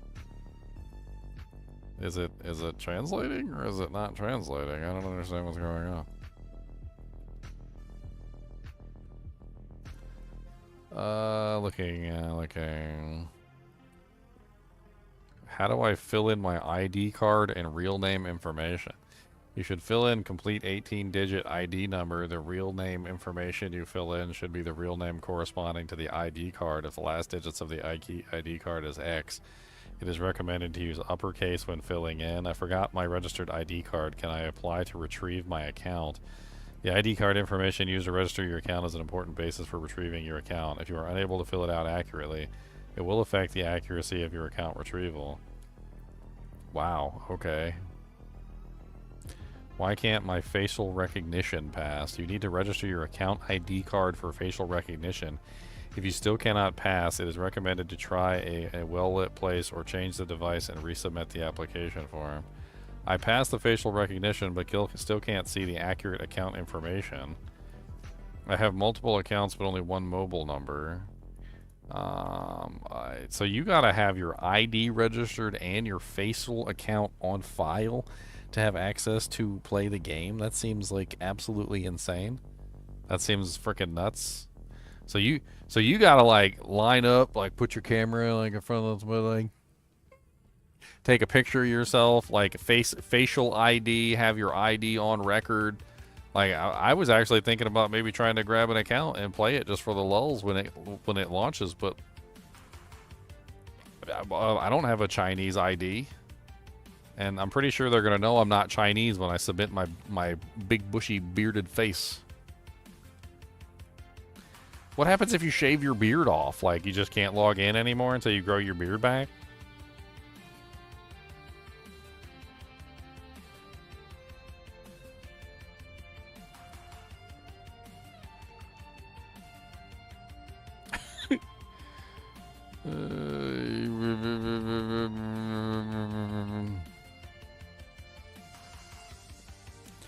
The extra storage box given for pre-order is a character shared store box in addition to the character's original one-page personal storage box and 3-page shared storage boxes. The latest version can get up to 4 pages of extra storage boxes. So you can get 1 extra storage box over what everybody else has. So they're giving away 1 additional one for pre-ordering the game.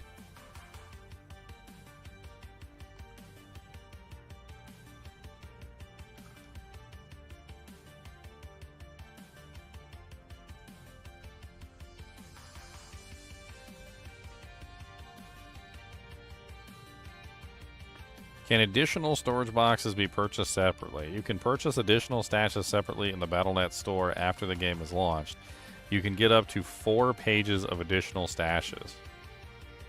So that means you can have up to 8 stash. No, wait. 1, 2, 3, 4, 5, 6, 7, 8. You can get up to 8 stash tabs. No, wait, 9. You can get 9 because you get the 3 original, you get the 1 personal. You get the 1 pre-order, and you get 4 additional. So that's 5, 6, 7, 8, 9. So you can have 9 stash tabs.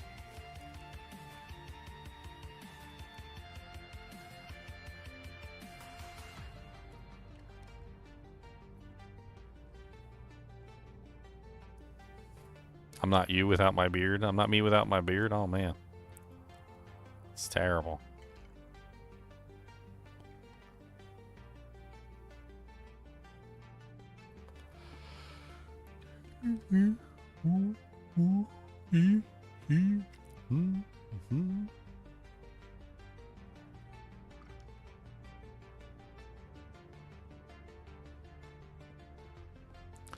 Okay.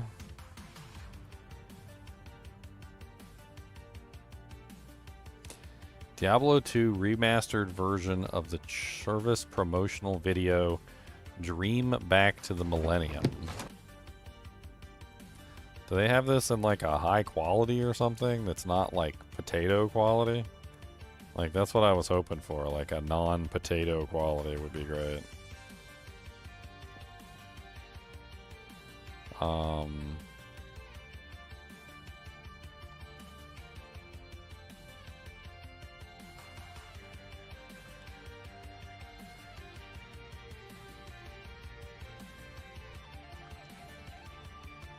Wait, what?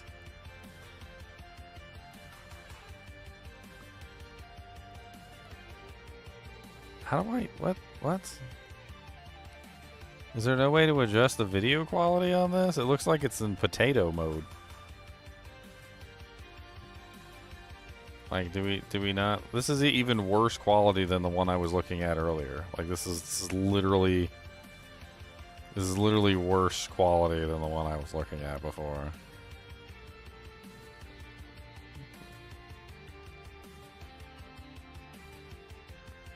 What's this one?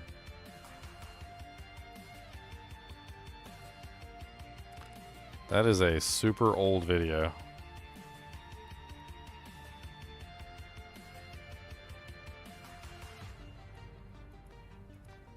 That is so old. I don't even know what to say. Like, this is like dirt old. I actually remember this video when they launched the game. So they basically just made the video again with different subtitles. This one's got 263,000 video views on it. Why is the quality on this server so bad? Like, is there no way I can enhance the quality? Oh, there it is. 1080p 60. You require a login to see 1080p 60. Oh, okay. Can we see 1080p not 60? You require a login for that too. Okay. So the highest we can get is 360p if we don't have a login information. That's what we get is 360p. He's just going over the website, which is the same thing we already did like a bunch of times. Like I don't... Like this is literally just a guy going over the website. That's poopy. That's the dookies is what that is.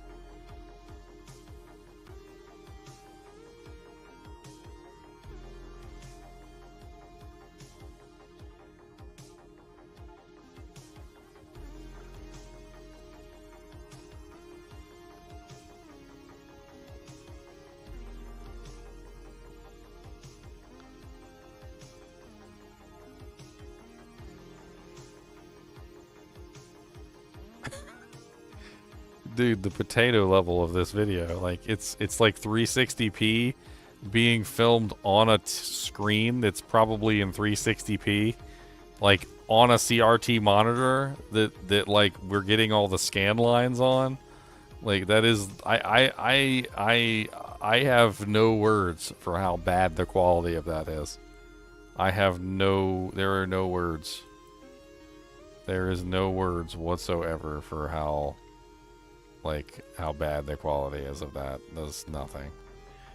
Diablo 2. What did it say? Let's do translate to English.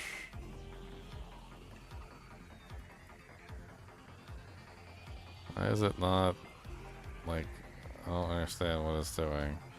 Diablo 2 Chinese server consultation. What is the harmony like now? The hell does that mean? Harmony? Dude, these people are literally just taking a video with their cell phone. Like, I don't... like, they just got their cell phone pointed at the monitor and they're just having fun with it. Like, shooting a video of the game and then, like, putting the game up there in the weirdest way possible. I don't understand. Like, what the hell is going on?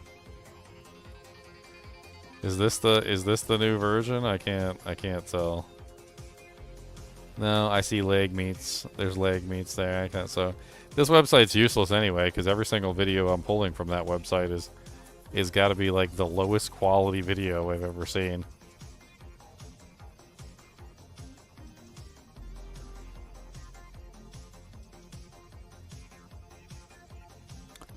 Some sort of community website that they recommend. Apparently it's called d.163.com/Diablo2. And it apparently has access to all of the characters on it. It just says mage. Production. The Roderick Cube is called production. That's hilarious. What do they got in here? Barbarian.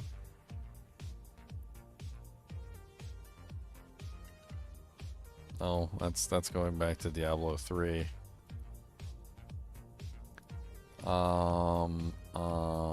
NetEase DD platform. What is that? Do you got Diablo 2? There's Overwatch and World of Warcraft on there, and that's currently it. I'd be kind of scared to install this on my computer. Like, I don't... I don't know if I would want to do that. They might get my soul. They might take my soul away.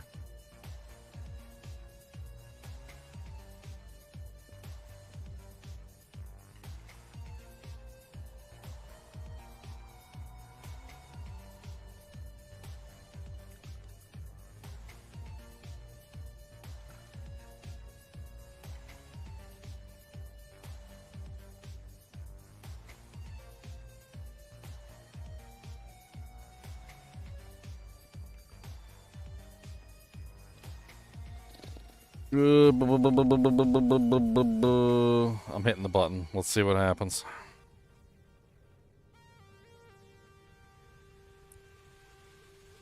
I don't know. I don't know if I should do it. I don't know if I should do it. They're gonna steal my soul.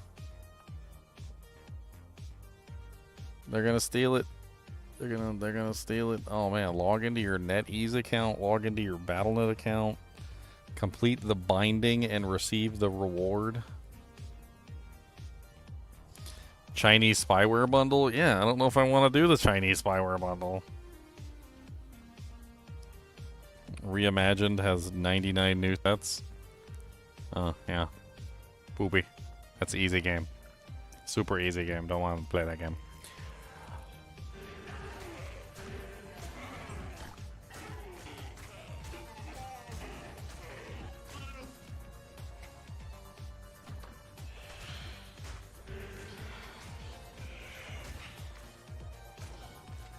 The socialist brainwash module? Oh no, not the socialist brainwash module.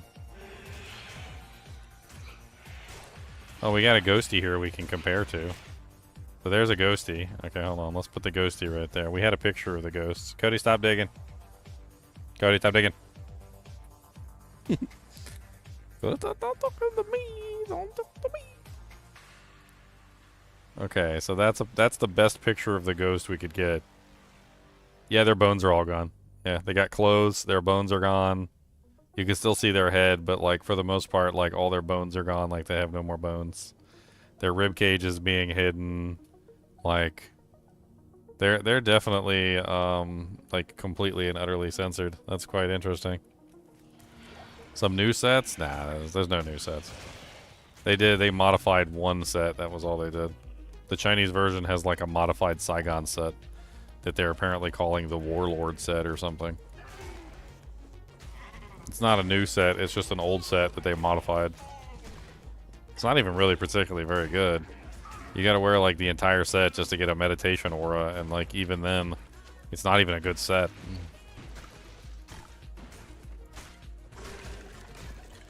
It's honestly garbage. Like it would be good early on in the game. Like just like Saigon's is good early on in the game, it would be good early on in the game, and that's about it.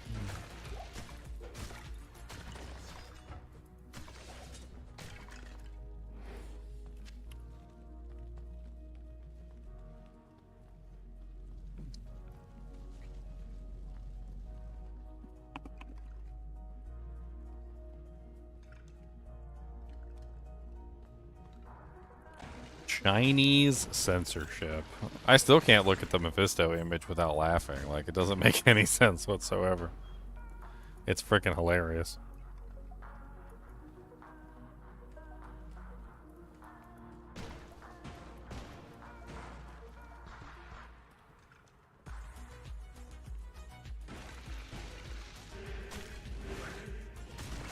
Cody, you are constantly just a big whiny baby.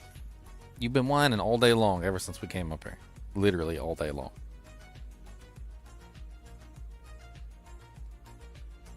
From the moment we came in the door. Literally. And I already taken you out to go pep do. What is it that's horrible? Why are you having such a hard day?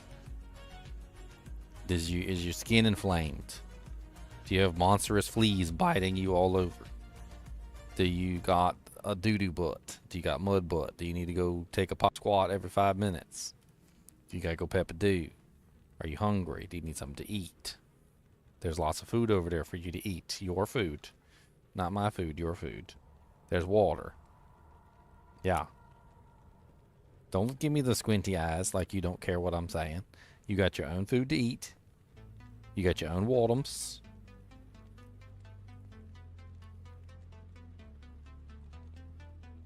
A monster dog. That's what he is. A monster. And he's whining and complaining nonstop.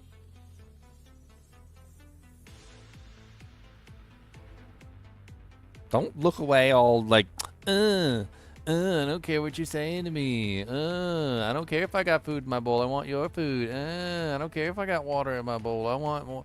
I want soda. I don't care if you're doing something. You gotta pay attention to me. Well, you do that. You want to fight? I'll chase you around like a monster, and if I catch you, I'm gonna eat you. How about that? I'm gonna gobble you up.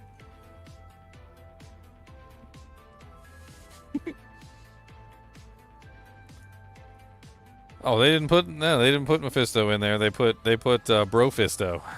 They put Brofisto in there. I still can't look at him without laughing. I'm sorry. It's just too much. Every time I look at him, I giggle. They put Brofisto in there. I don't want to look. I'm going to laugh. I'm going to keep laughing. They put Brofisto. Bro's been working at the gym. He hits the gym, bro. He's got some he's got them ab muscles and stuff, you know. That's Brofisto.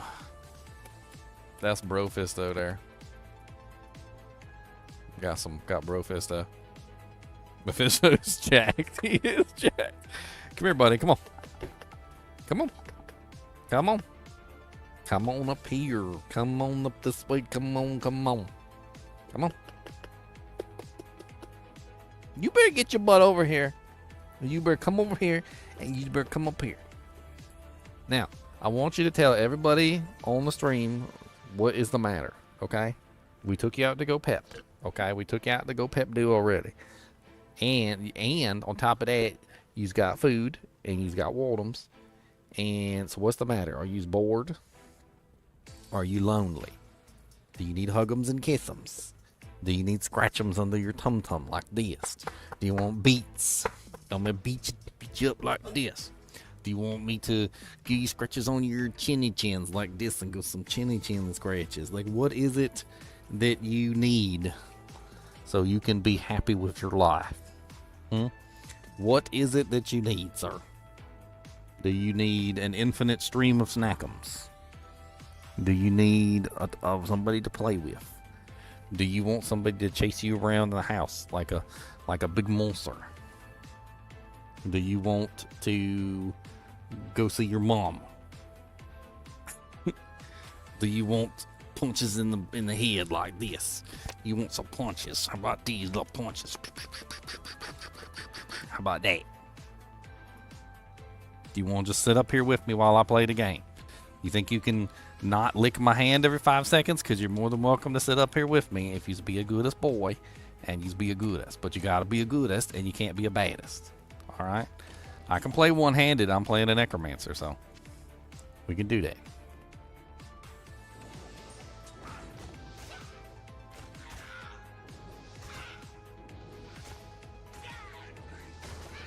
Ubis weighs like 110 pounds. Like, even if he could sit in my lap, I'm pretty sure that it would not be comfortable in any way, shape, or form. And he would still do it anyway, because him is Goobus the monster dog. With his little X belly button. He said, X gonna give it to you. I'm gonna give it to you. X gonna give it to you. We're gonna give it to you. X gonna give it to you. We're gonna give it to you.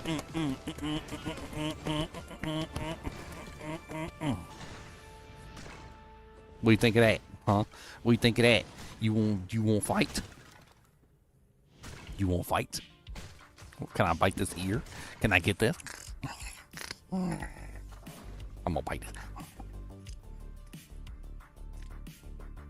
I'm gonna get this ear. I'm gonna bite both ears. I'm gonna get them both. He said, you better stop. I'm gonna bite it.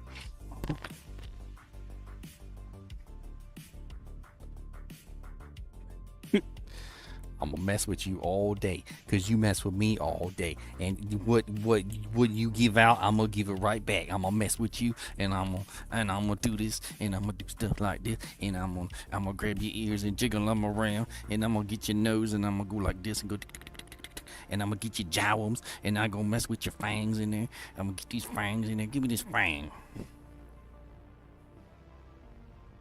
What do you think about that? What do you think about that?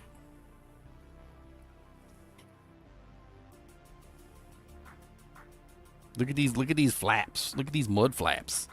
Look at these big mud flaps. Look at them things. Look like wings, like elephant wings. Like, I believe I can fly. Flapping, flapping, flappums. I believe I can touch the jawum sky. I flap them every single day. Gonna flap my jawums and I run away.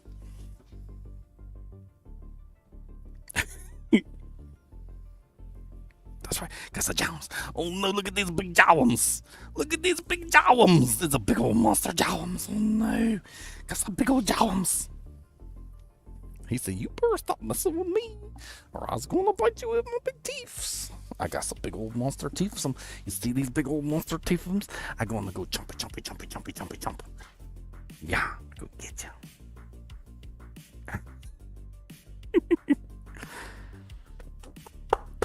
Do you feel better now? Mr. Whiny Boy, do you feel better? Yeah, you feels better? Now that you had somebody come play with you, you feel better? Why you got your legs crossed? Like he's a little sophisticated gentleman.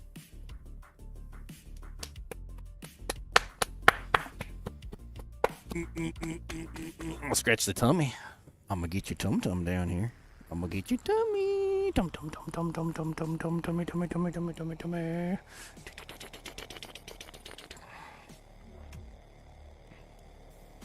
Alright, we good?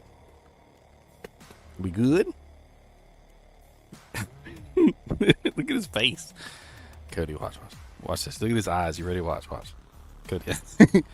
No. He said don't do it. He said don't you do it. Alright, ready? Watch. Cody, do you like snacks? Cody, you want some tacos? Gotcha. And go give you nuggums. How about that?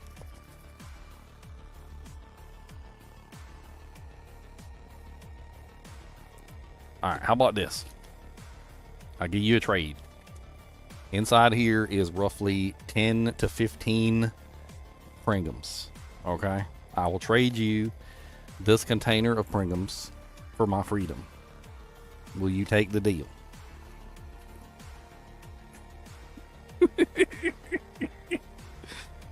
The deal has been struck.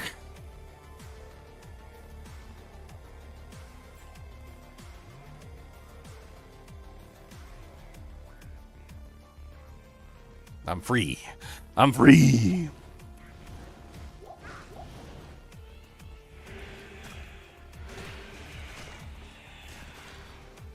God. Both my skeletons got wrecked.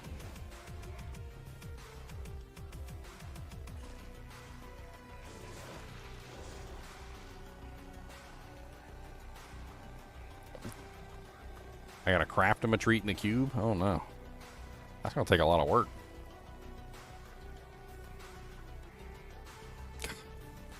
Cody the monster dog, man. All this hair on me.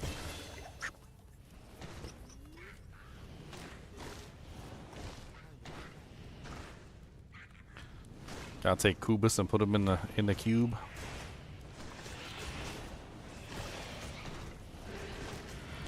Alright, we got summon mastery now.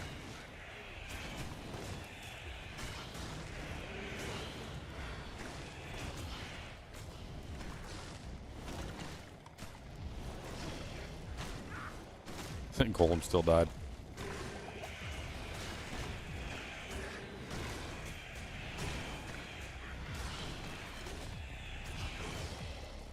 And everything's dead.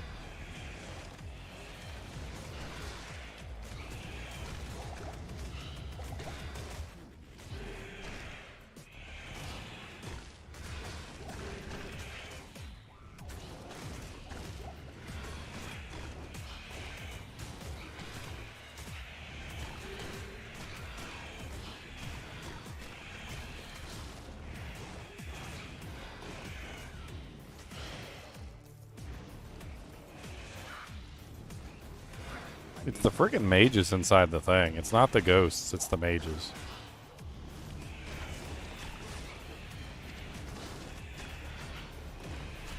It's definitely the mages that are absolutely annihilating.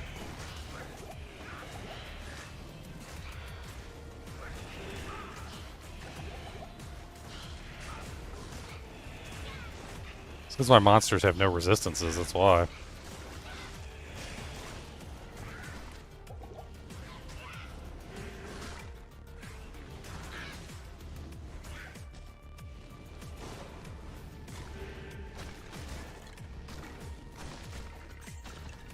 Is it possible to make an immortal iron golem? I don't think so. You can get it very high. I mean, you can make the defenses about as good as you possibly can, but overall, at the end of the day, it's not going to be amazing. The strongest iron golem that you can probably make, I would imagine, is a storm shield with a burr rune in it. Probably. That would be my guess. A storm shield with a burr rune. And even then, it would be a very tanky golem, but would not do any damage. Like, none, because it wouldn't have a weapon. Like, it would basically be useless in terms of damage output. Exile is okay, but it doesn't really give him the solution of, like, the physical damage reduction, which is one of the main issues. It'll give him some defense, I guess. I've tried an Exile Golem. It was okay. It wasn't the most amazing thing. Having him randomly cast Life Tap also was just not preferential. It was not a good thing to have happening on a regular basis.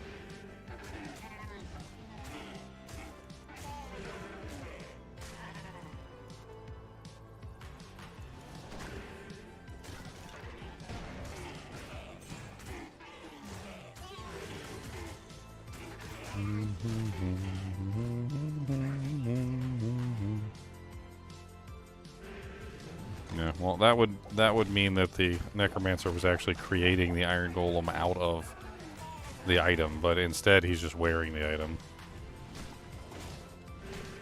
I think it would be cooler if the iron golem system actually worked as they explained it.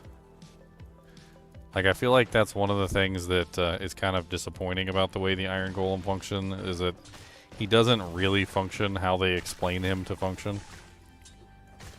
I think it would be much more interesting if the iron golem was actually created out of the item, and depending on the stats that the item has, like, the golem would be given, like, random things. Like if it has a cold effect on it, of, like, damage, then the golem would be given some sort of cold ability, or if it has, like, a fire effect, he would get a fire ability, and like, so forth and so on. I think it would be much more interesting if the golem's, like, stats and, like, abilities were determined by the piece of equipment that you made him out of, as opposed to just simply wielding the item. But, you know, limited technology at the time, I'm sure, and other various reasons why they probably couldn't pull that off. And, you know, we come down to the conclusion of they probably did the best they could at the time to make something interesting. But, you know, I could probably design a system relatively easily. Like, you know, like, okay, well, if it has cold damage on it, you know, like the golem gets access to, you know, like Frost Nova or something, or like if the item has, you know, like attacker takes damage of, it like adds to his thorns or beefs up his thorns level, or, you know, like there's like 100 different ways you could potentially approach it and come to some very interesting conclusions. Like, prevent monster heal could give him, like, a large poison damage on his attack, or, you know, like, maybe allow him to cast Poison Nova every once in a while, et cetera, et cetera, et cetera. Like, there's all sorts of, like, little things that you could just take on an item, and you could translate that effect into something else on the golem. And then there would be, like, a whole guide, like, that you could pull up, where, like, oh, yeah, if you got an item with this modifier, then the golem gets this effect, and like, you would look for specific items that have specific modifiers. I mean, it'd be really interesting if that was the case, but unfortunately it's not.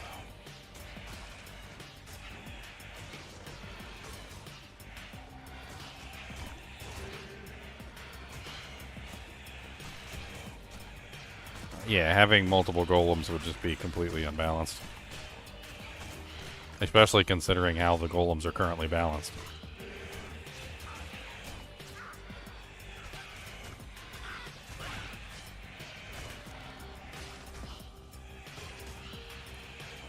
I don't know if you've ever actually looked into the golems, but like most of the time leveling up the golem itself is useless. Like you get basically nothing from leveling up the golems.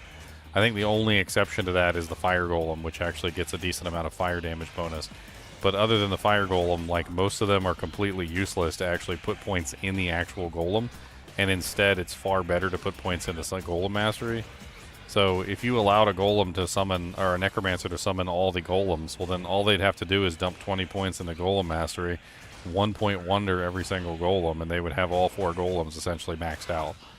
Like you don't need to actually put points into the golems themselves, especially with plus the skills on the, like in the mix. So if you have like, you know, a decent amount of plus the skills, like 15 or 16 plus the skills, your golems are all sitting at level 17 anyway, and then you get level 20 golem mastery that with another plus 17, so you end up at like level 37 golem mastery and level 17 golems.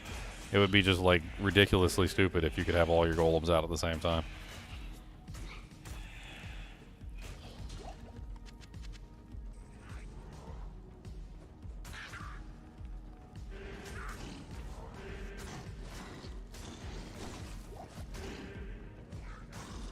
I mean, I'd love to see a Diablo 1 Resurrected. I don't think it's ever going to happen, but I would love to see it. I love it. I would love it. I hope they leave Hellfire out, though. I don't particularly care for the Hellfire expansion.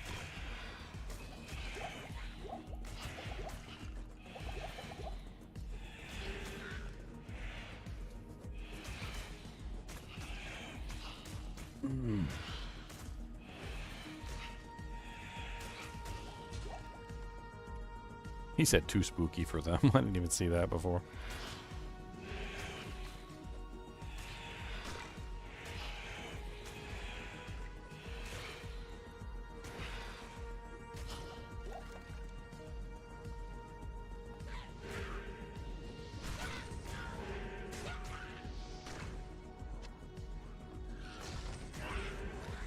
I mean, Diablo 2 fixed the running problem by removing your defense when you run. So, like, I mean, it wouldn't necessarily be completely against Diablo 1 to, like, allow running even outside of town, as long as your defense is completely removed when you're running. Your defense and your block chance should just be completely removed when running. That's essentially how that should work. The entire idea of preventing running in the first place wasn't to, like, punish players. It was more or less to just make it so that, well, you know, like, you wouldn't have your defensive stance if you weren't in your defensive stance. It's like getting caught flat-footed in D&D. You know, like your character's not ready for an attack, and so because he's not ready, then he was vulnerable, right? And that's essentially how they do things in, like, Diablo 1. In Diablo 2, they still have the same penalty.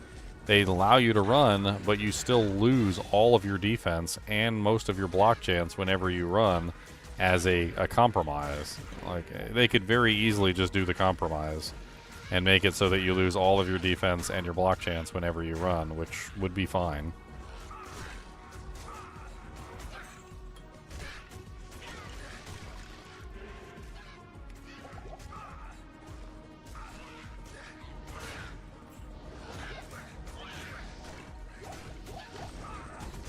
I mean, I'm not saying I don't like Hellfire, but it's not Diablo. Like, I don't know how to explain it to anybody who hasn't played, like, Sierra games, but I used to play Sierra games a lot back in the day. Sierra used to be really big. There was a time where Sierra was literally, like, the Steam of the PC world for a while. Like, it had the potential to actually be the Steam of the PC world, and for some reason or another, they just decided they didn't want to be the Steam of the PC world. But there was a time where literally if you bought a game, like, it was almost always through Sierra. Like, there was like a Sierra launcher and a bunch of other stuff, and they would take you to the, like, you know, that was like the OG portal for gaming, essentially. I remember I used to get upset because, like, I didn't want to go to their stupid application. And every time I bought a game, like, the game would bring me back to the frickin' Sierra portal, and I hated it.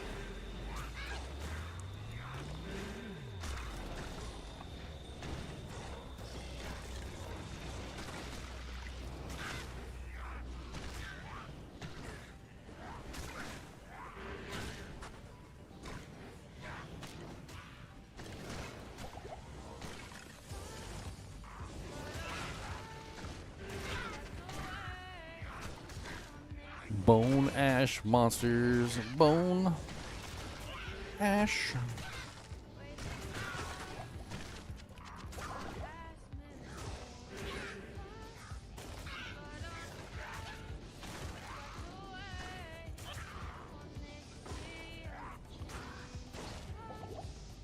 Oh, Bone Ash was kicking my monsters' butts.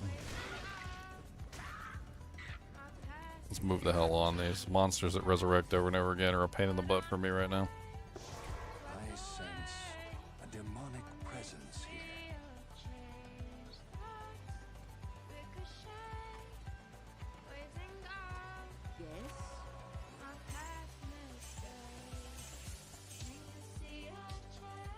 Mystery / thriller weapons? What are you talking about, Agent?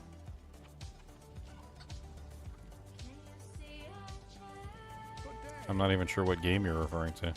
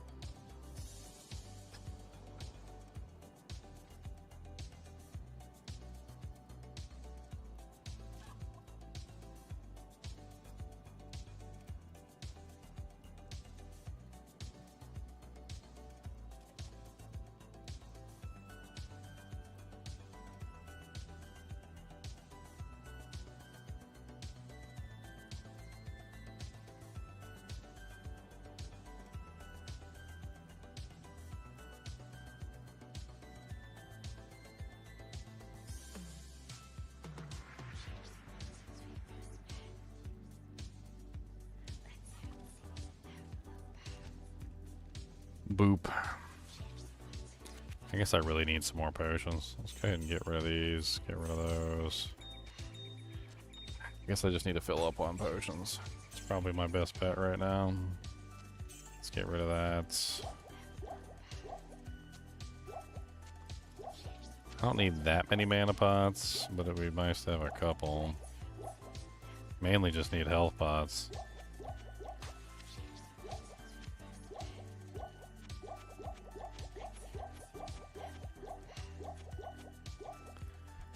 Boom, boom, boom. Boom, boom, boom, boom.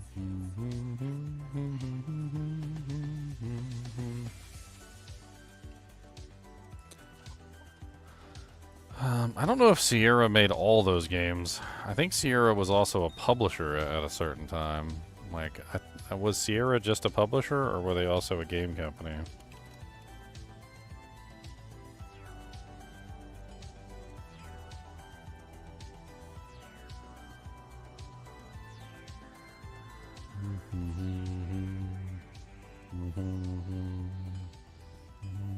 Yes, they were both a game developer and a publisher. Publisher doesn't mean they made those games. Publisher just means that they were the ones that the companies published through. The initial release of Half-Life even was on Sierra. I didn't even know that. So Valve originally released Half-Life on Sierra.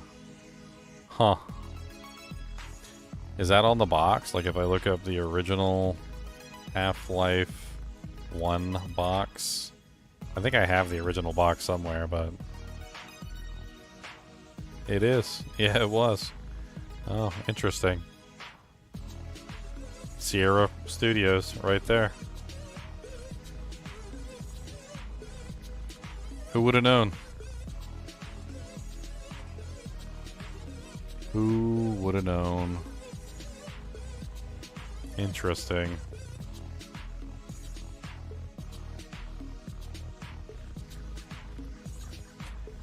Yeah, but if you ever want to, like, have some fun with a Sierra title and understand what I mean, that Hellfire doesn't feel like an actual, like, Diablo game, all you gotta do is play this one game. It's called King's Quest. It was made by Sierra, like, a million years ago. It was one of their, like, premier titles, King's Quest. And there's a bunch of them. There's King's Quest, like, 1, 2, 3, 4, 5, etc., right? Go and play King's Quest, okay? Some of the earlier titles, whichever one you want, it doesn't really matter. and then go play the Hellfire expansion. And you tell me if the writing and the dialogue and everything doesn't seem like it comes straight out of King's Quest, as if you're literally playing King's Quest. And it is, like, because it was made around the same exact time period as King's Quest. And I played King's Quest back in the day, and I'm not saying I hated it or anything, but, like, it felt like somebody took King's Quest and just shoved it into Diablo. Like, it was really strange. It was like you literally just took the King's Quest game and were like, and just like shoved it in there, and we're like, all right, King's Quest. I mean, Diablo Hellfire Edition, yay! And then they just had like a Diablo 1 King's Quest. It was weird. I still to this day I really can't play Diablo Hellfire Edition without immediately recognizing all the dialogue lines from King's Quest. Oh yeah, King's Quest was super frustrating if you didn't understand what to do. It was. A lot of puzzles and various things that you had to solve. But that's pretty much the standard with most point-and-click adventures. I believe King's Quest classifies as a point-and-click adventure. King Quest point-and-click adventure. I believe it is a point-and-click. Yeah, point-and-click. They're like classic point-and-click games where you literally just point to an area, click on it, like the NPC says some dialogue or whatever.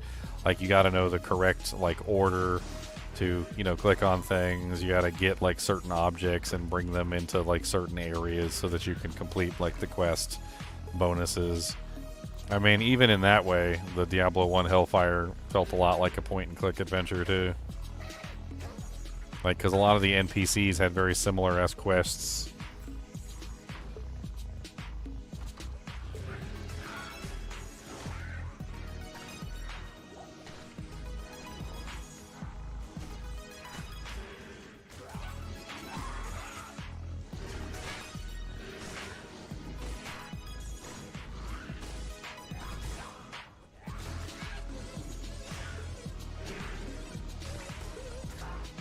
Wrath Shifter. He shifts the wrath.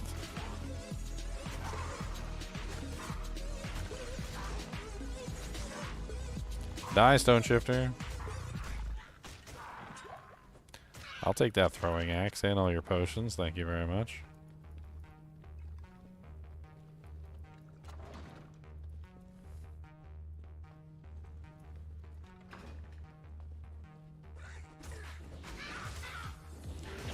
What's up, Sparky?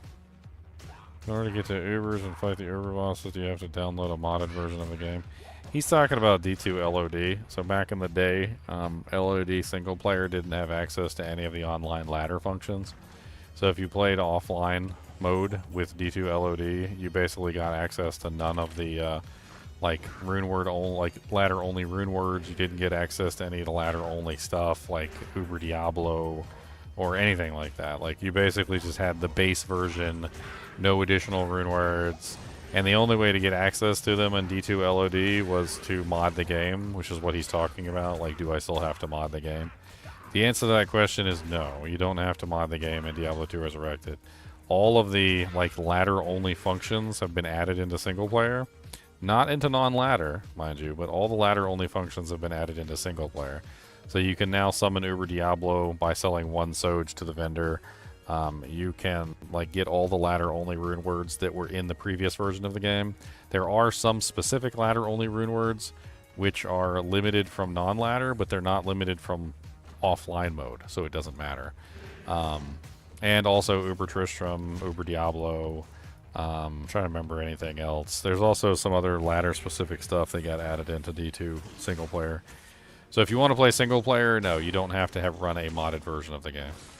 If you're online, you're going to get access to all that stuff anyway, as long as you're playing ladder. But if you play non-ladder online, you do not get access to that stuff.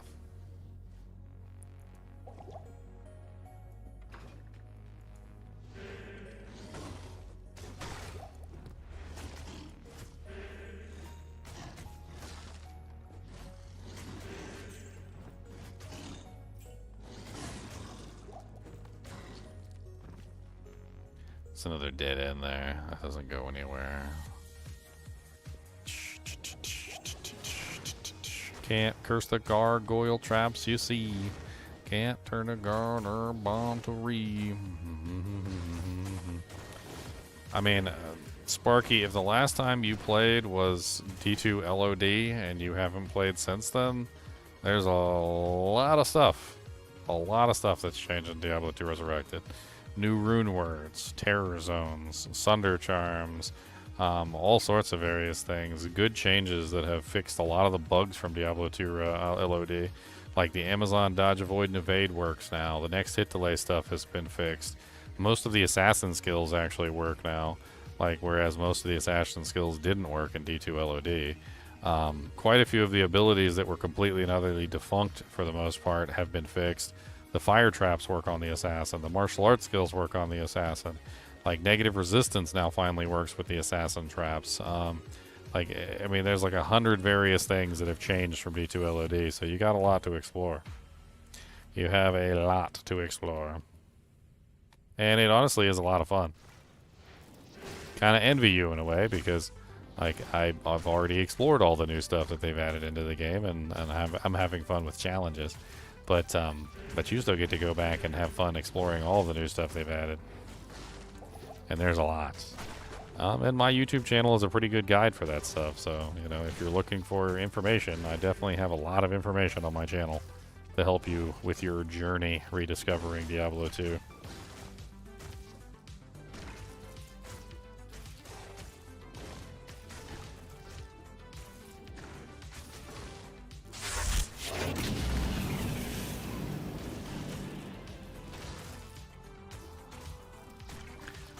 Boom, boom, boom, boom, boom, boom, boom, boom, boom. Just letting my skeletons do their thing.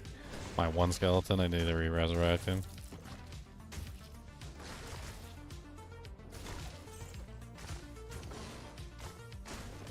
Don't stand in the fire. You definitely should stand in the fire. What's wrong with fire? Always stand in the fire. What's wrong with you guys? It's the best place to stand.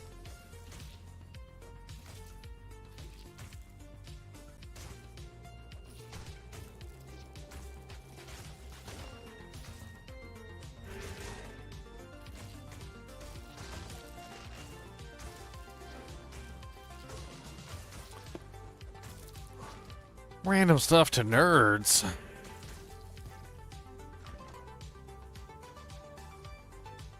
I generally wouldn't use JSP myself. Kind of avoided it like the plague. JSP just makes the game too easy.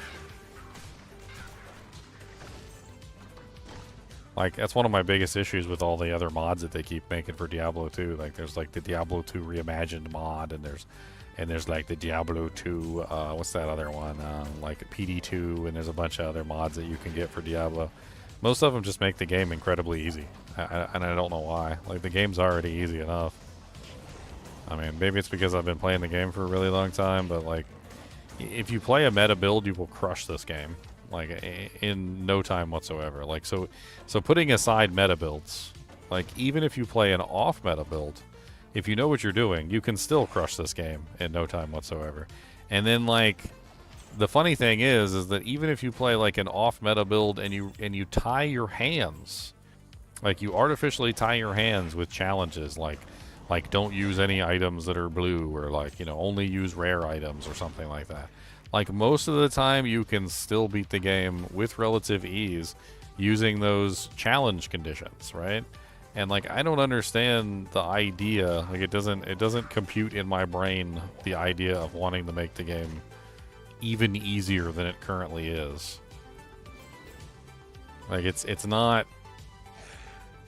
difficult in its current form. I don't know why it needs to be easier. Like, most of the time when I talk to people about it, like, they seem to be under the impression that like, you should be able to get like an enigma in like 3 days. Like, that's the impression that they seem to be under. They're like, well, he's like, I don't have time to grind out, you know, like 7,000 hours of content for like to get myself an enigma. It's like, and I should be able to get an enigma with like, 1 or 2 days of hard work. Like I shouldn't have to farm for a really long time to get an enigma. I should just be able to like go to Countess and farm for like, an hour or two, and then like walk out with 16 Burr runes, 7 Jaw runes, and like 83, like Zod runes or something. And you guys think I'm joking, but that's exactly what a lot of the modded versions do, is they literally give you this like super easy version where like everything drops on the ground all the time. Like I was watching one guy play, and on the reimagined mod, I was watching him play, and he did the Countess runs, and this boy had like 100. He did like 100 Countess runs, just 100, not 1,000, not 10,000, just 100 runs, which isn't even really that difficult. You can easily do 100 runs in a couple hours, especially if it's a short path and you're playing a sorceress. This guy did 100 runs. He walked out with like several Burrs and Jaws. He had a Griffin's Eye diadem, a Tyrael's Might. He also walked out with a Wind Force. And I was like, 100 runs, and this guy has like 2 of the most valuable items in the game, multiple Burrs and Jaws, and a Tyrael's. I was like, wait a minute, what? And he was just doing like Hell Countess. It wasn't even terrorized or anything.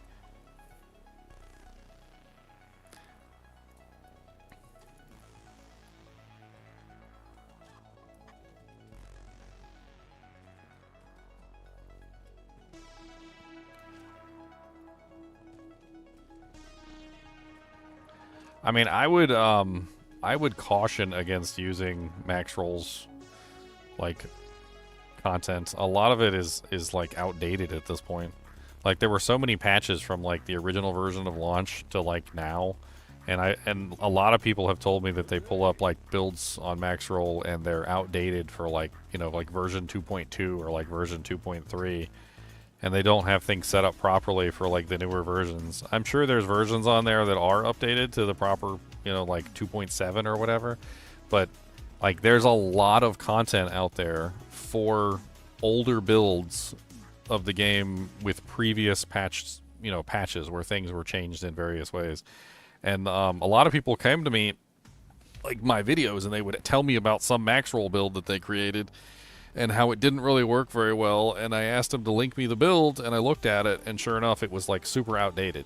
It was like from like 2.2 or something, or like 2.3, and I'm like, well, here's your problem right here. I was like, this build is, from like a million years ago. I was like, and they're not keeping into account like the cold sunders. They're not keeping into account, things like that you need to worry about when it comes to like the cold mastery and whatnot. I was like, they're having you build the character like it's an old character. I was like, we gotta update this to like new standards, like Sunder runes and all this, Sunder charms and like the new Runewords and stuff. Like this build doesn't incorporate any of the new stuff in it. It's strange. And then I looked at the date, and the date was really old. Like they're just really old builds. I'm trying to drag these monsters in here because I need like, there you go, one more skeleton. There we go, got it. Let's just go ahead and recast the golem.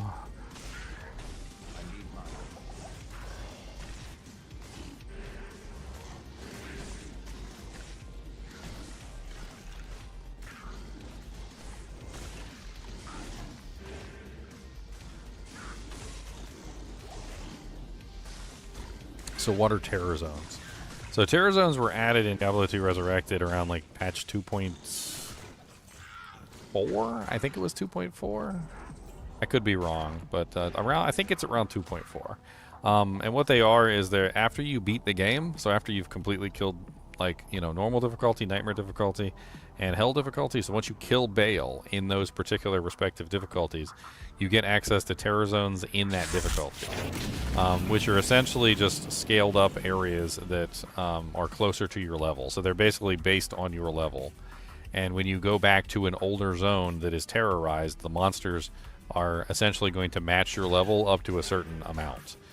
They do have a cap. So like for instance, if you're level 50 and you go back to an earlier zone in normal difficulty that's terrorized, all the monsters in the zone, I think, will be, what is it, 41, I think? Or is it 45? I can't remember. Which allows the monsters to drop better loot and also gives more EXP and whatnot. But it only occurs after you've beaten that difficulty. So not until you go back to an older difficulty that you've beaten can you get access to it. The Terror Zones also have a special item that drops in them, but only in Hell difficulty. And that's the Sunder Charms. The Sunder Charms are a very interesting, like, invention that was essentially designed to kind of balance the game around the Hammerdin. So one of the things that the Hammerdin could do that nobody else could do was bypass immunities. Because, well, there's very few monsters in the game that are immune to you know, magic, essentially. So what they did was they made these Sunder Charms that allowed essentially every element to bypass immunities, but only to 95% resistance, which basically makes them useless unless you actually build for the Sunder Charms. So the Sunder Charms themselves are literally useless unless you have additional negative resistance on top of that.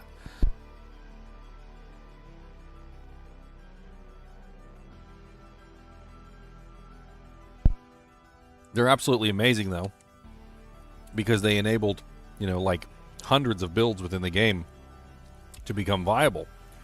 They also made absolutely no change to the base game because you can't get the Sunder Charms until you beat the game, right? So you still have to play through the game as you always did in the past until you beat Hellbale. And then once you've defeated Hellbale, then you get access to the Terror Zones and you can try and farm those Sunder Charms. So there is absolutely no difference in your playthrough for the first time, at the very least, as you're going through, because you can't get access to those Sunder Charms until the end of the playthrough. And then once you've beaten the game and then you can start farming those Sunder Charms, you can pass them back down to your other characters, or you can trade for them. But for the most part, like, if you just boot up the game as a single-player character, they don't exist, right? They do not exist. They're not even in the game, basically. So, like, it's not until the very end of the game you kill Bale, you get access to the Terror Zones, then you can start trying to farm them. And then once you find one, you can maybe pass it down to another character if you want to. But you'll always have the base game experience no matter what. At least one time. Also, because the Sunder Charms are actually kind of useless, unless you actually have the equipment to take advantage of them, even after you get the Sunder Charms, they're still mostly useless. Because you still have to find things like Crescent Moon, Griffin's Eye Diadem, Phoenix Shield, you know, like so forth and so on. Things that have negative resistance on them, like Wizened Draw, that will actually improve your build past what it currently is at. I am never going to be able to kill these monsters if my skeletons do not move over here and start fighting the shamans. Like, I literally cannot do anything. They're stuck in an endless loop of killing these stupid monsters. I guess I'm just going to have to waste my mana and just eat up all the corpses.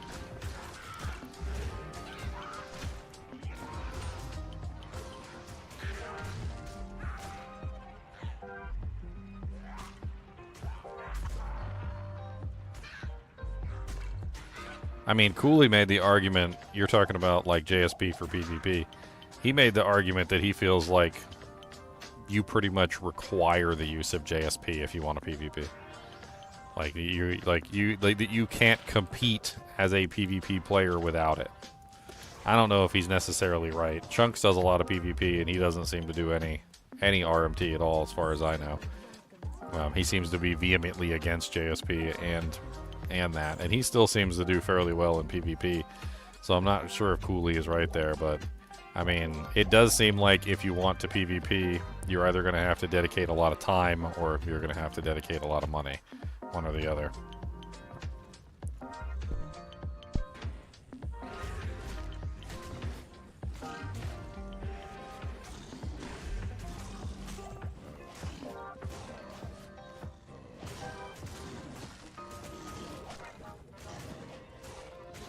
How many points would I put into lower resist? I mean, technically, you kind of always want maxed out lower resistance.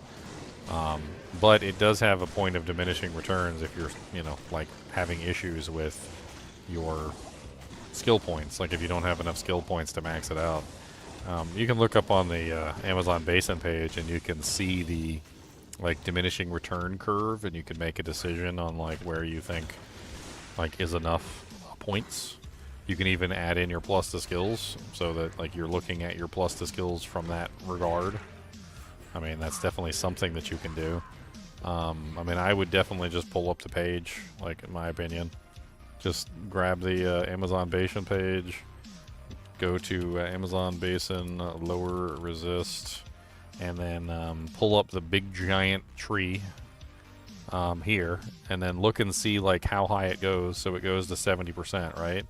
But like, look, 69, 69, 69, 69, 69, 69, 69, 69, 69, 69, 69, giggity.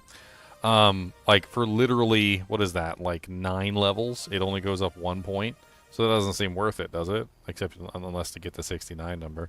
But there are definitely points where you're getting like almost no negative resistance increase, right? So if you look at the list and you kind of see where it tapers off, you can kind of get an idea of like where the maximum amount is that you would probably want to minimize your total expenditure to have, you know, like a better output, right?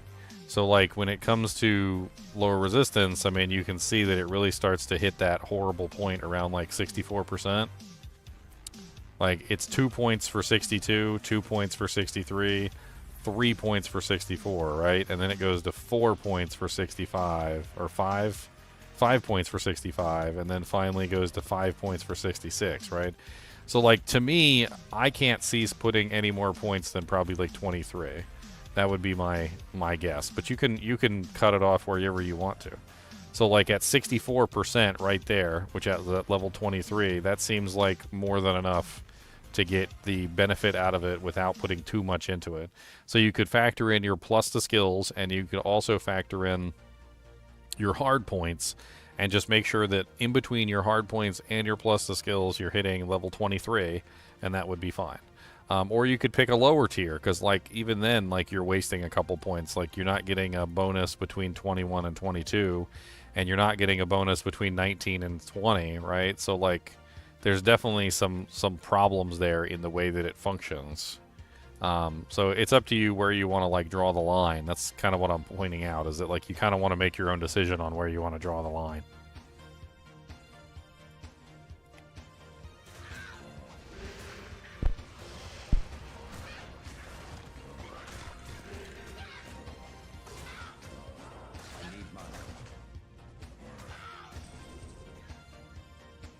Alright, let's see if I can draw them in here.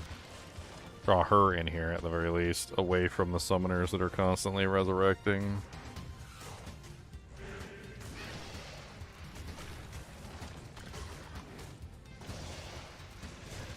I don't think I'm going to have enough bodies to kill Andariel. I think I might have to go back to town a couple times and, like, and, like, refresh my army. Come back, like, get my army all beefed up. Get another set of monsters, like, rinse, repeat over and over again.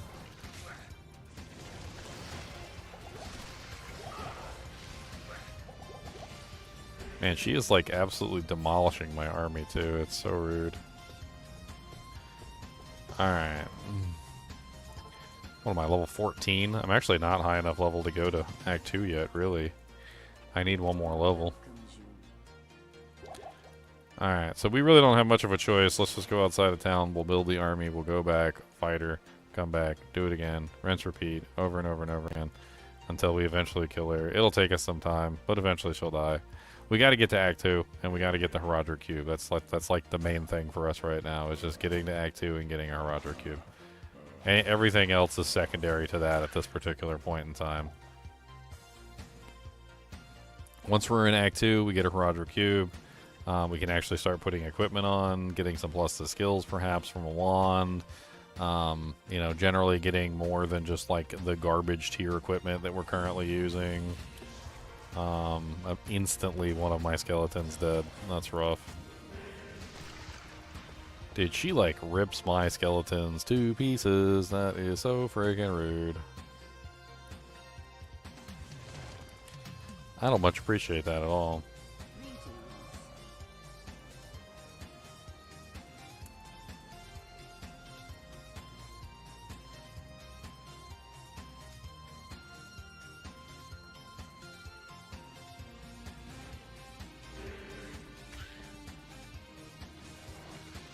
I even went with the beefy skeletons over the baby skeletons. Like,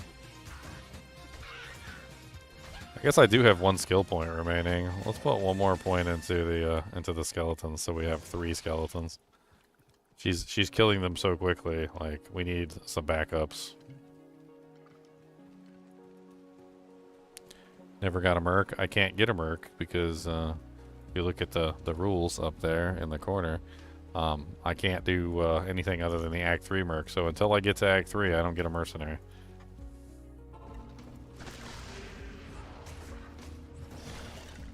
Holy dead minions, Batman. That was really fast. That was so fast. Oh, my little poor minions. Why is she so rude? That's a problem that I really wish they would have addressed, is the necromancer minions in normal difficulty have like basically no hit points whatsoever, and they die to like a mouse could come by and fart on them and they're dead. Like, they're very, very bad minions in terms of like what they can essentially achieve. They just don't really have the damage output. Well, I mean, their damage output isn't terrible, but like they don't have the HP. Like, their hit points is just so low. And honestly, she just does 1 wave of her hand and all of them die. Like, they get maybe like 1 or 2 hits off and then they're dead.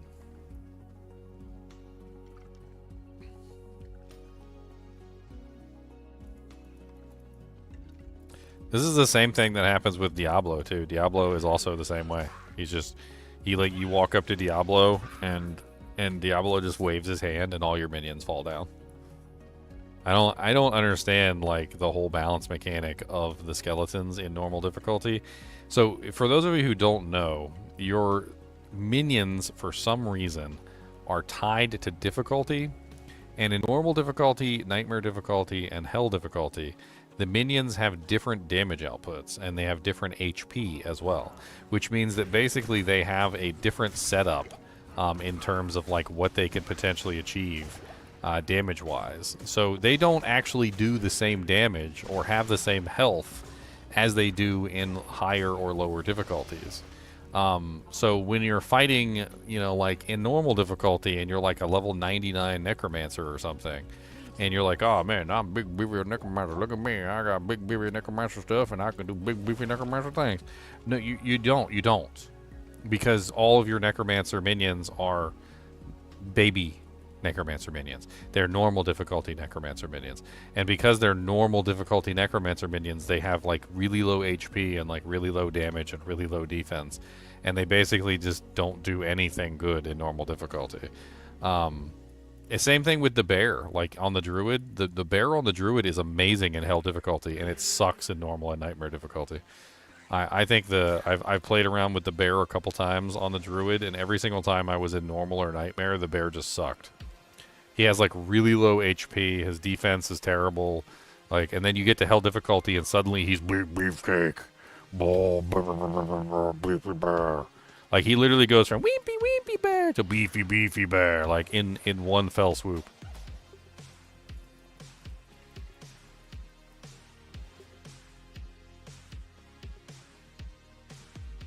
D4 will be back. What are we D4ing for?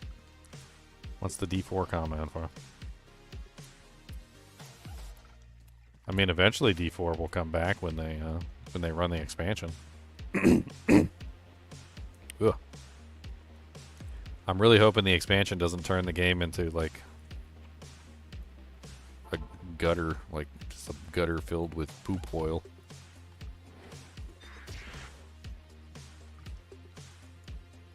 I thought Rod was pretty funny.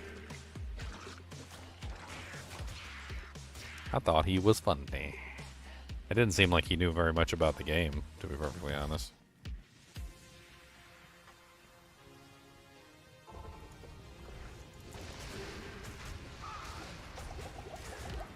Ow, ow, ow, ow. I'm trying to give the minions time to, like, attack by using my own body as a shield.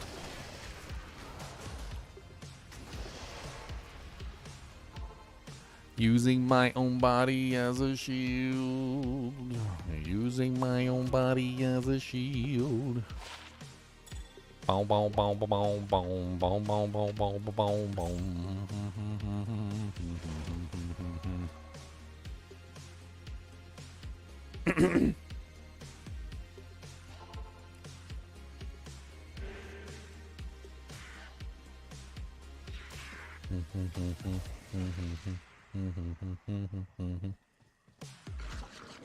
Oh, good. Easy minion creates. Alright. Let's go.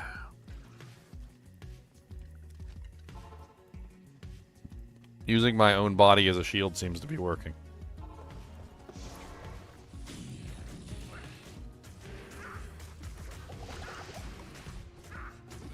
Yes! Die, you evil. Yeah, back to the hell and spawn you. Yeah, back to the hell. Yeah. Good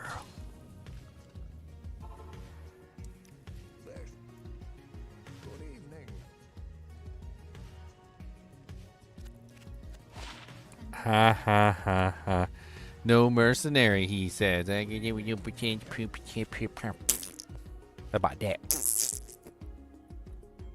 What do you think of that? Good day.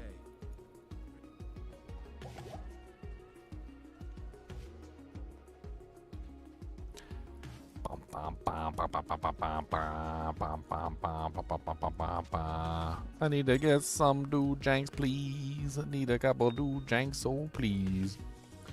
Oh, another set of chippies. I've heard. Another set of chipatastic chippos. Chippy pippy pippy pippy chippy pippy pippies. Chippy pippy pippy pippy pippies. Chippy pippy pippy pippy pippy pippy pippies.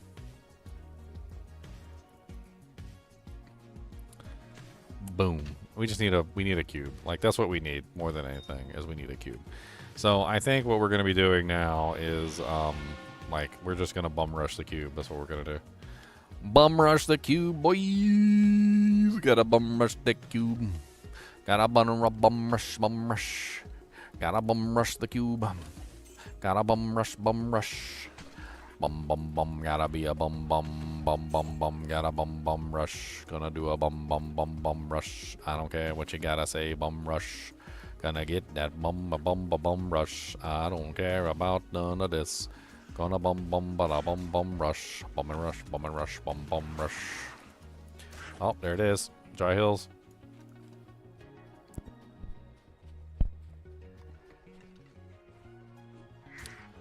Duriel's usually pretty easy because you can control the, like his AI by casting the golem. Pretty easy stuff, to be honest. The necromancer has the easiest time because of Duriel's AI. So Duriel has a predisposition to attack the golem first over everything, which basically means that like you never have to worry about like getting attacked as long as you have your golem up.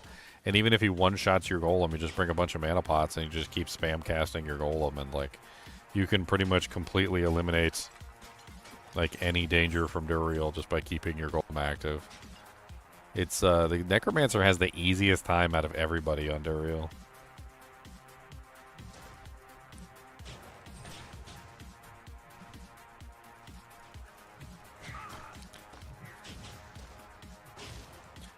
Alright. We need to find, not that. We don't need that, but that is nice to have too. We know where it is at least.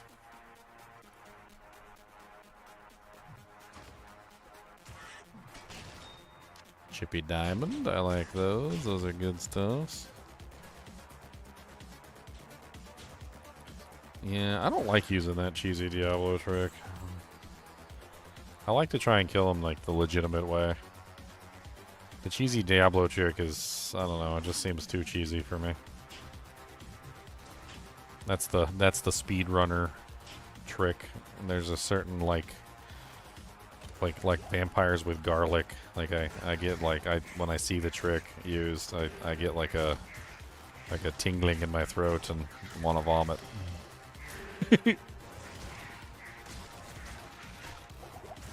Bleh.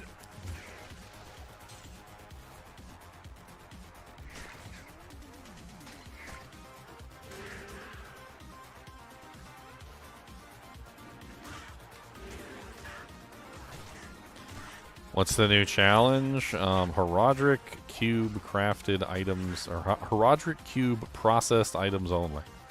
So I can only use things that have been processed in the Herodric cube in some way, shape, or form. Which means it has to go into the cube, and it has to come out the other side as something different than what it went in.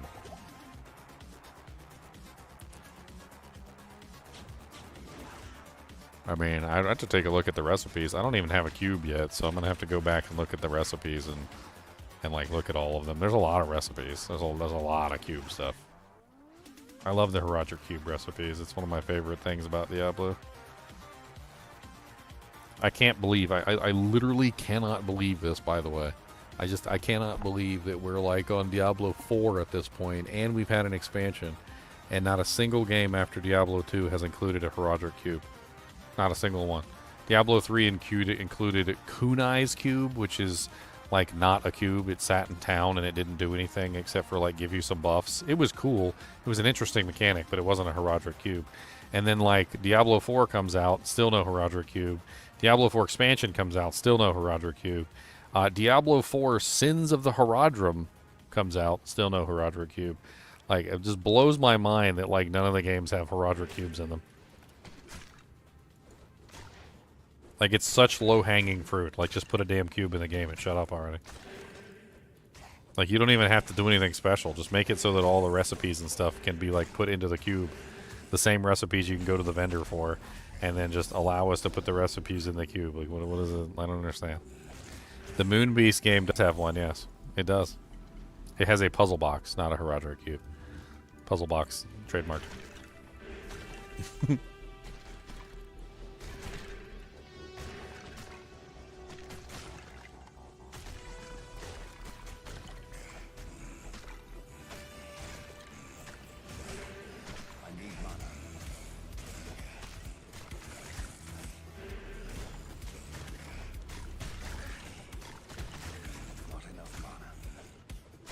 I just don't understand. Like, it's like having a Batman movie without the Batman. It's like having a you know, like a Superman movie without the Superman. It's like having a, you know, like a friggin' like a Transformers movie without Transformers in it. Like, or like a Transformer that doesn't transform. You're like, I still remember the first time I was at like a store and they had like some Transformer stuff there and they were like die-cast Transformers and they didn't transform, and I'm like, what's the point of a Transformer that doesn't transform?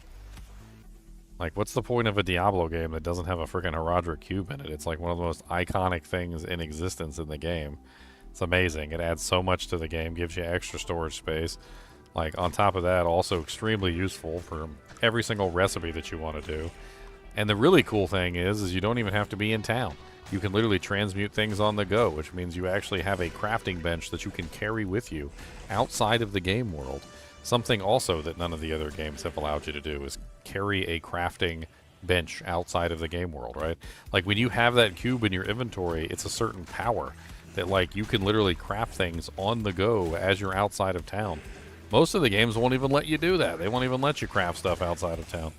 They're like, no, go do, you know, specific X vendor, like, I think Diablo 4 recently was giving away like little items that would summon a repair hammer when you were outside of town or something, but like not even close to the like functionality that you can get through the Herodric cube. Limited only by the inventory space that you could potentially carry.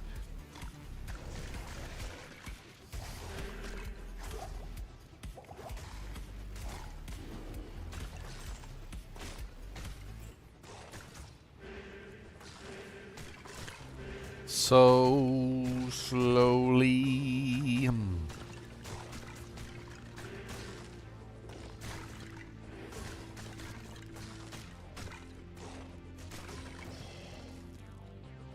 No, my golem.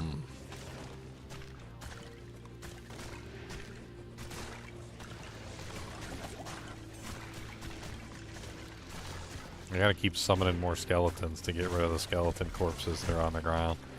Otherwise, it's just going to infinitely, like, replenish them forever.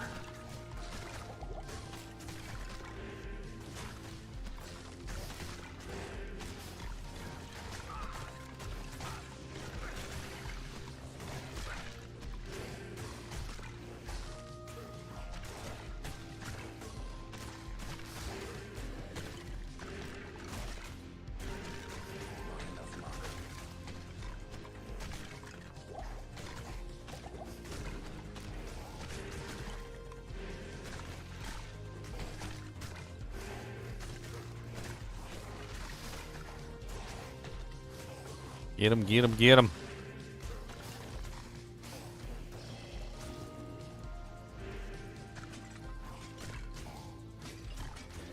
Now, some items don't fit inside the cube, so you can't re-roll some items because they don't fit inside the cube with 6 perfect skulls. I don't even know why I'm going to identify it. Doesn't matter what stats it had. Even if it was the most ridiculous item that ever existed and the most amazing thing for me, I still can't use it without processing it through the cube, so. Trash. There's no reason to even look at the stats. Just put it in the cube and just roll it.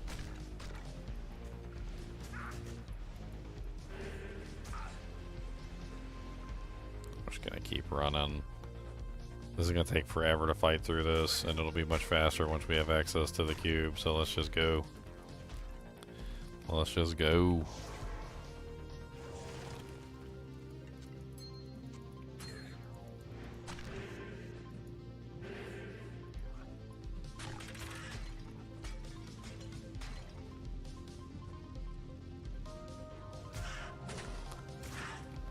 Act 3.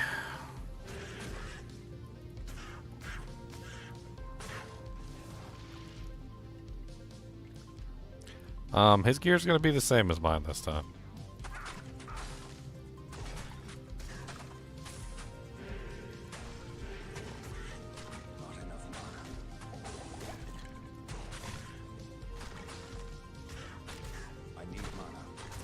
I need to get more mana pots.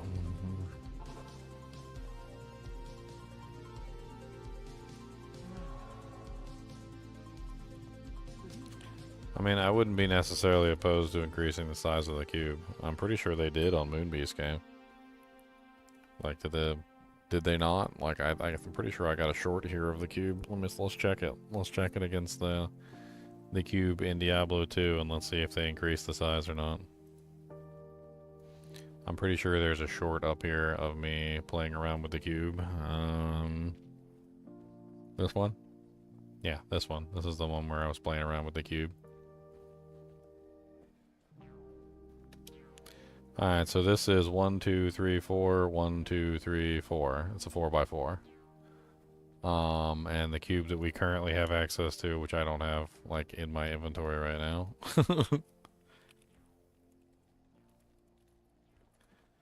Haradric, okay, is 3x4. So, yeah. They definitely did increase the size of the cube on the Moonbeast game. Which, by the way, my Haradric Cube video is criminally underviewed. You guys need to, like, go there and hit the button or something. I don't know why my puzzle box. I mean, do you think that they could call it the same name? They can't call it the same name. There's copyright, you know, like infringement involved. They have to give it a different name.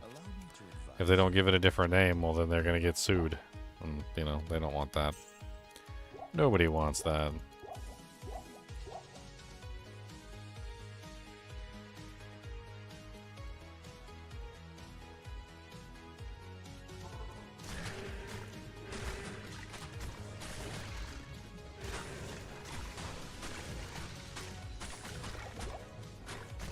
Like, I don't normally have to spam my ability to summon the skeletons, but if I don't summon the skeletons right now, then what happens is like they just resummon them over and over again, like the dead bodies, and I end up like overwhelmed.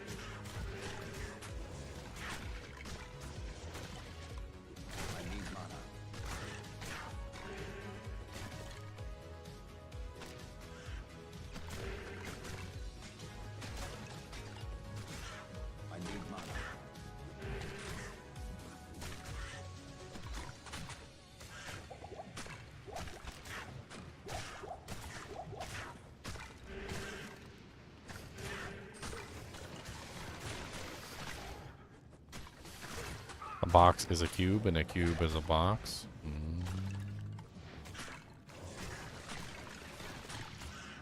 One box-like object to rule them all, and in the boxes, torture them.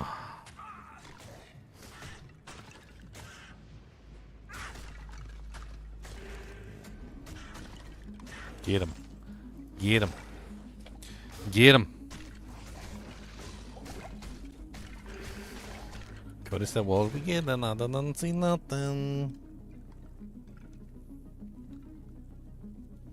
He said, "Where's we getting? What we getting? And who's we getting? Who and what and where?"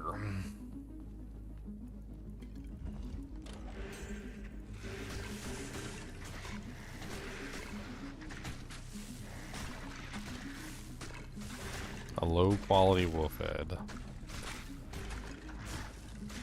Maul and Arctic Blast. Useful. I need mana.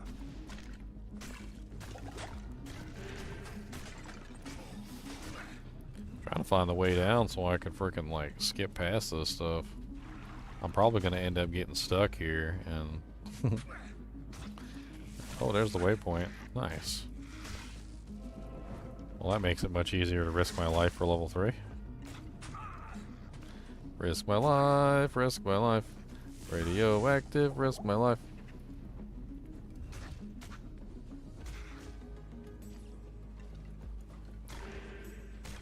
Alright, now we just need to find the cube and GTFO. Oh god, there's so many monsters in there. Why are there so many monsters in there? Let's go this way instead. That's a dead end. That's not the right way.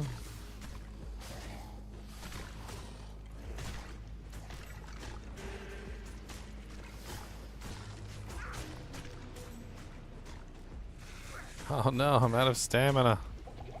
No, not the stamina. I need more stamina, guys. I need more staminators. Oh, that's a dead end too. That is a double dead end for double dead end, boys. Oh, my gold is on the ground now. No.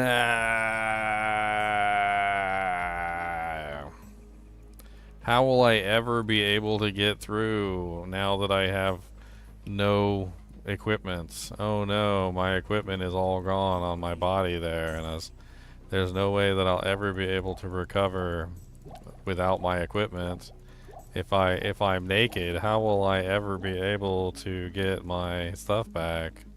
This is just impossible. There's no way I could ever be able to achieve my loot that I need to toot for. Like, I just don't know what I would do to be able to get that back. It's so difficult. This is hard.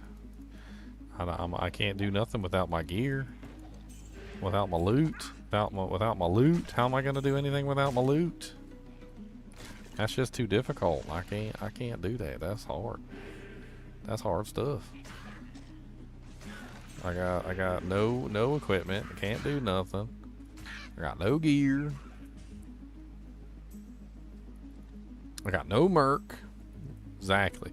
Why you had to remind me, Charles? I still got like horror flashbacks from the first time I had no merc. And then you just gotta rub it in. Just gotta rub in the dirt.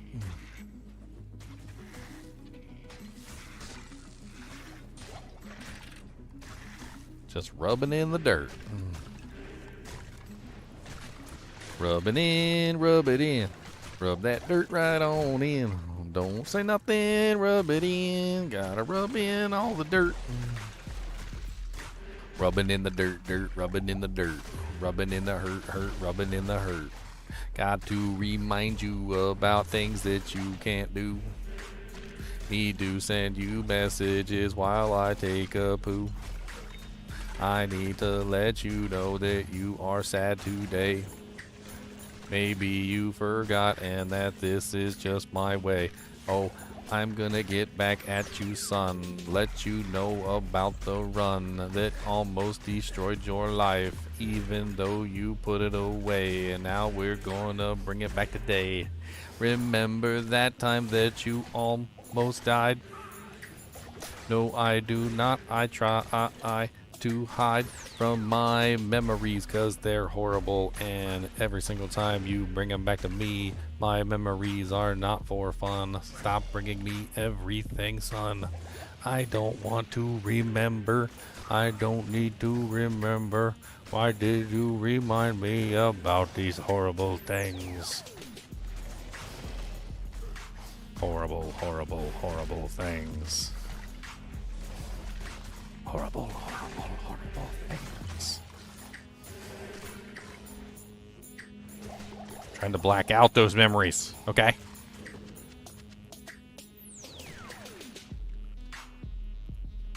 Blacking out the horrible life. Blacking out all the strife.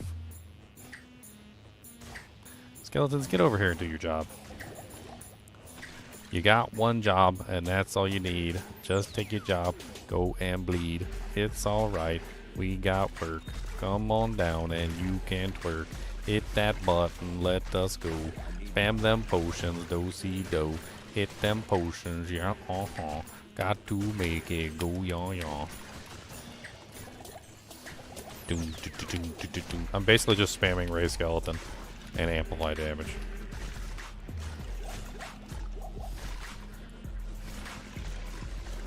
Spamming amplified damage, spamming Ray Skeleton, yeah. Going to keep on spamming, yo. I don't care, we've got to go. Spam it, spam it, spam it, spam it, spam, spam, spam. Spam, spam, spam it, spam it, spam. I need all them potions, yo. Spam man, spam man, spam man, yo.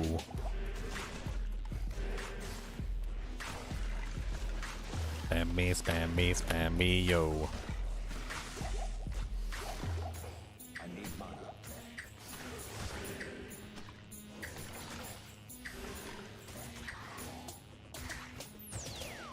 So many skeletons, yay. Every single one will pay. Use their bones to pave the way.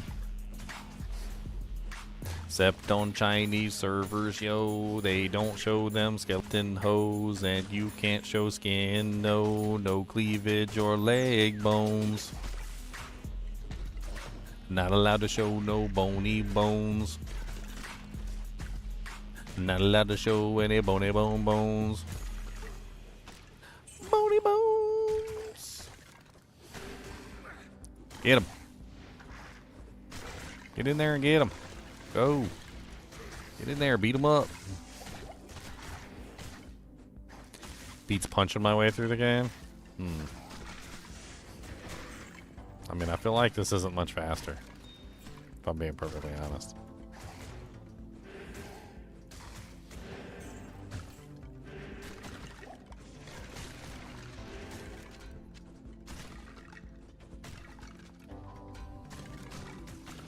Is that a dead end? That's a dead end, isn't it? I just fought my way to a dead end. This is awful.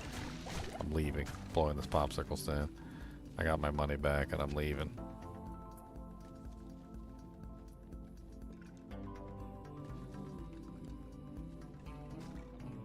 Some bit me. What the hell? What the hell? Something bit me. What's gonna be my first cube recipe? I'm not sure.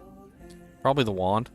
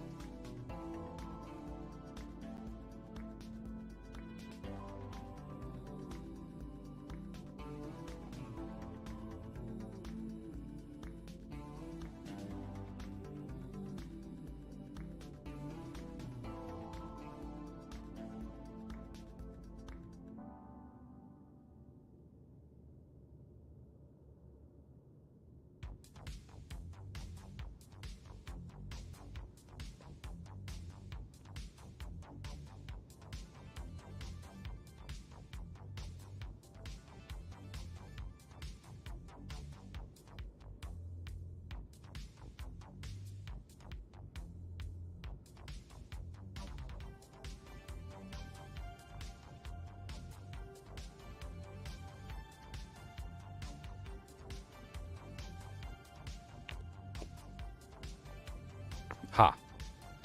Okay, back. Put some bug spray on my legs. I think it's like a gnat or something. I don't know. Or like a flea. Probably from Cody. One or the other. I don't really care. I want him to stop biting me. He's rude. It's a rude bug. I'll tell you, having dogs is fun, but fleas are not. Cody's a big dog. He can house a lot of fleas. Not that, you know, small animals can't house a lot of fleas too if they're infested, but like, Cody got a lot of blood. Okay, he got a lot of blood, and he can make a lot of little baby fleas. Cody knows what fleas are too. He hates them. I said, Cody, I said, we need to check for fleas. And Cody starts running around. He's like, oh, I just gotta get him. Gotta get him. He's like, let's get him. He's like, let's get him. Let's get the fleas. Come on. He goes, let's get him. Cody, you want to get the fleas? We're gonna get them. Yeah, we gotta get them. Oh, all I had to do was go up. It was right here the whole time. Oops. My bad. Need some more mana. I'm going to have to take some of this crap back and sell it.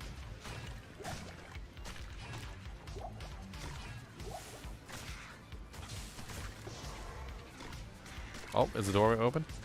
Get it, run! Oh no, I'm full now! No! My army!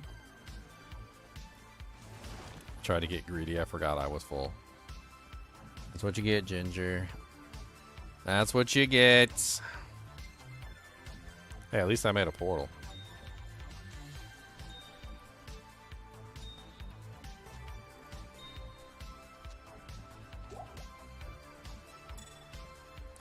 You idiot. You fool of a took. Somebody should do a you fool of a took. Sound effect. You fool of a took. Oh, I was going to repair my non-equipment there for a second. That was great. Like, oh, here, let me repair my non-equipment. Good day.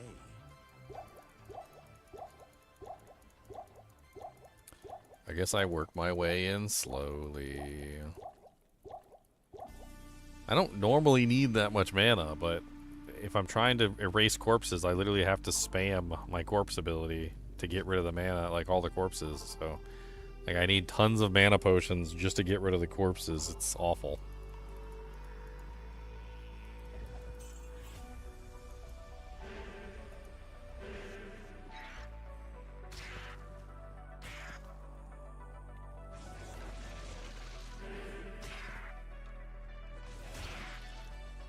Okay, ready to go. Let's go back. Boom, boom, boom, boom, boom, boom, boom, boom, boom, boom, boom, boom, boom, boom, boom, boom, boom.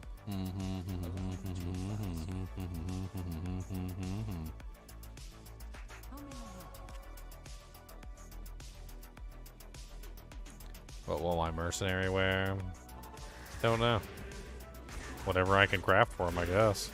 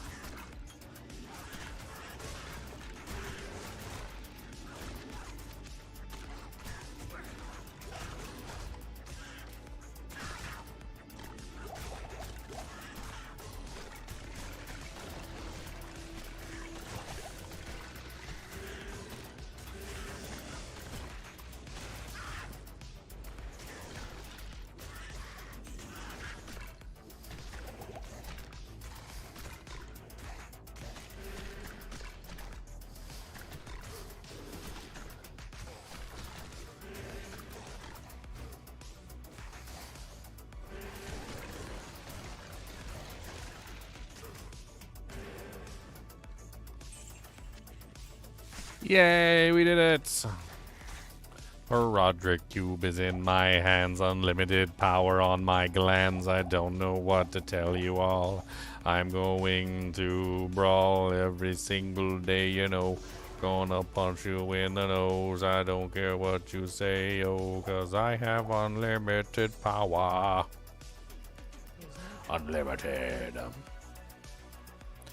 Unlimited power. Itty bitty living space.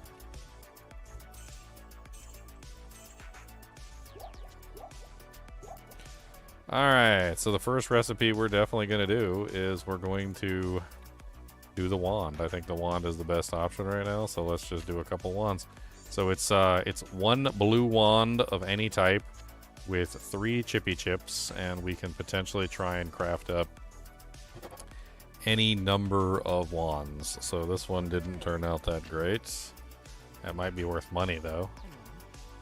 956? That's awful. That's a reroller. So let's put that one there as a reroller. Alright. +1 to life tap and ITD. Okay. Alright. I got an ITD wand, guys. Who needs attack rating when you got an ITD wand? Might actually be useful early on. I don't know. I could put like some... I could put like a ruby in there or something and go around smacking something with elemental damage. +2 poison explosion and +2 clay golem. That looks like a money wand to me.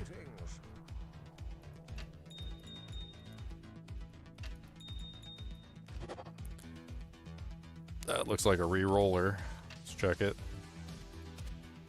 Yep, that's definitely a reroller. Okay, so that can go back in here for a reroll. Set this one to the side for the moment, just in case we want to bonk some stuff, I guess.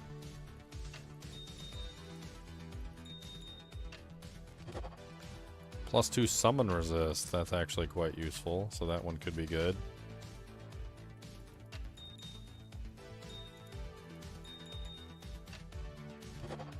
And another reroller. Unfortunately, we just don't have enough chip gems right now to really like get good usefulness out of some of these. That one's worth money. Not very good wand, but it's worth money. Poison explosion is a decent, like, money bait item. So we've got one. This one actually could be useful. 2 summon resist is pretty valuable. I don't really care about life tap, but the ITD could be fun to play around with. It's level 18. We're not high enough to actually use it. We've got 1 ruby we could throw in there for some actual physical damage if we wanted to. Like, we could put some actual physical damage on it. That's the only one we got that's even, like, remotely okay. All the rest of them are garbage. We can't even use this one yet. It's level 18. All of them were too high level for us. We're only level 15 right now, so we still got another 3 levels to go. Alright, we need to look at the recipe list and see what we can craft for ourselves. I'm tired of being naked. So let's pull up the recipe list. I mean, first off, one thing we can do is we can just make ourselves some a ring or an amulet of any type. I don't know if it's going to be good, but we have enough rings that we can transmute 1 ring into an amulet. No clue what it's going to be. 12 to attack rating. Okay. And we could potentially transmute the amulets back into a ring. I'm not entirely sure about any of this, to be perfectly honest. Let's look at the list and let's see what other things we could do with the cube.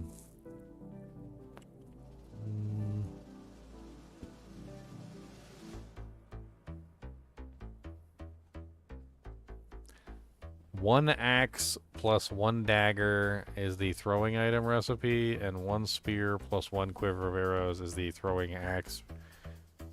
javelin recipe. So I could actually have a weapon in my hand, even if it's just something basic. Something extremely basic. Actually go up and poke things. Small shield of spikes. 2 skulls, any quality. We don't have any skulls.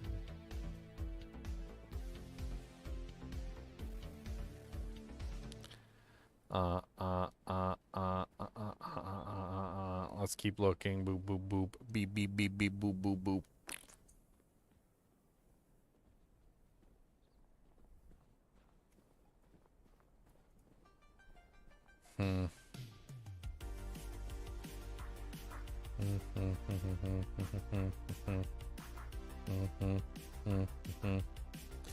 One ring plus... Oh, those are perfect gems. What the hell?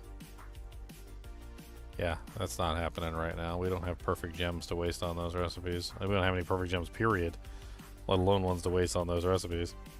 3 gems of the same type and grade. No, we already did that.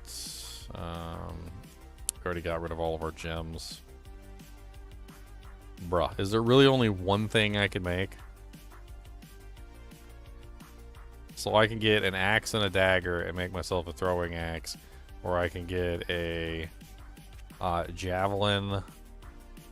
Dude, this is insufferable.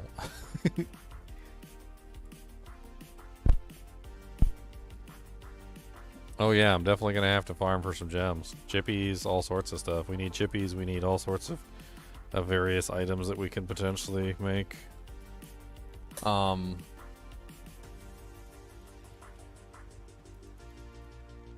Let's go ahead and make ourselves a weapon that we can actually use to attack things with. I know it's not like the best thing in the world, but we do have access to these 2 recipes right here. Which is spear and quiver of arrows. So spear and quiver of arrows will make us a javelin. Alright, and then we can also do we can do several of those. So I can grab another spear and another quiver of arrows so we can make a second one. So now we have 2 actual like weapons that we can like throw things at people.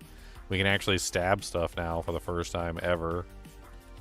Yeah, character's level 15 now. I mean, judging by some of these other recipes, there are some things we can do, but we just don't have what we need at this particular moment.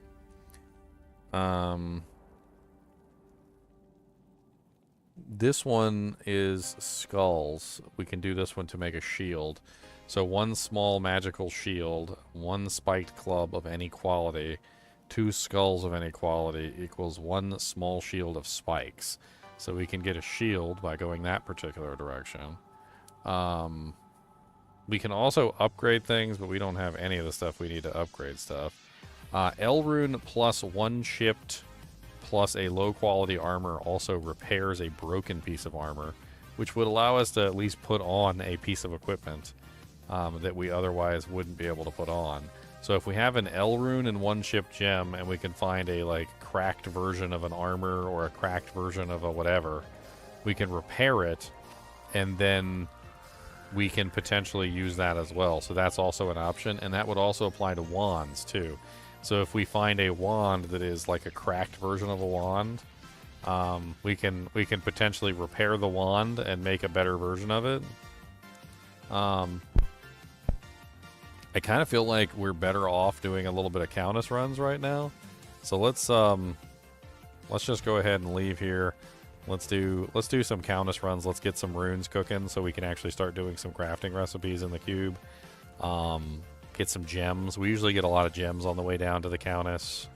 It should be pretty easy. We actually have a weapon we can stab with now. And we don't necessarily have to worry about anything resurrecting down there, I don't think. So we should be able to very easily do some runs real quick, grab some runes, grab some gems, etc. Like, just get this party pumping. We need as many chippies as we can get, so we can start re-rolling wands. Eventually we'll get like a halfway decent wand. We might get some EXP while we're down here too. This will get the whole run pumping. We'll start actually getting some items.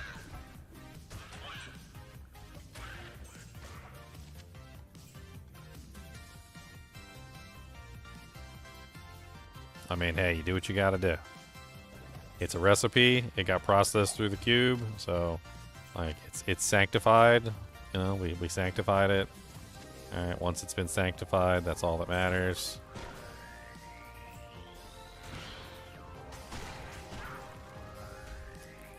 Speaking of sanctification, we need to keep our eyes out for damaged, cracked, broken, like, necromancer heads that we can potentially repair. So we need a bunch of, like, cracked, broken necromancer heads. Anything that we can get so we can repair them and try and get something with plus the skills on them. So, like, that's another way that we can potentially process items, is we can process them through repairing them. So we'll have to try that out.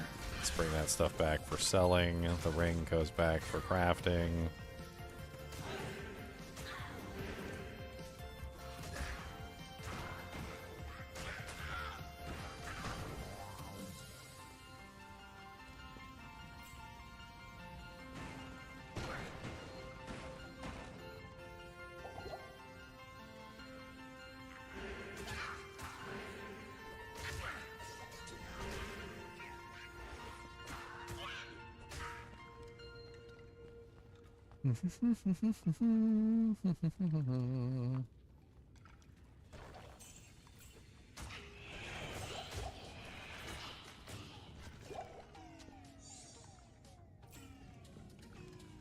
Cody got the gas.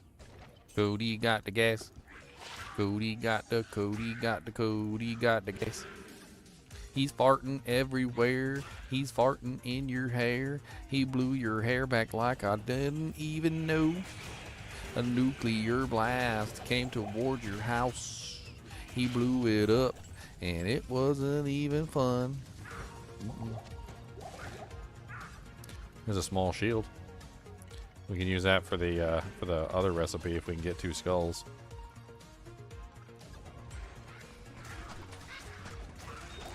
Chip topaz, we need those.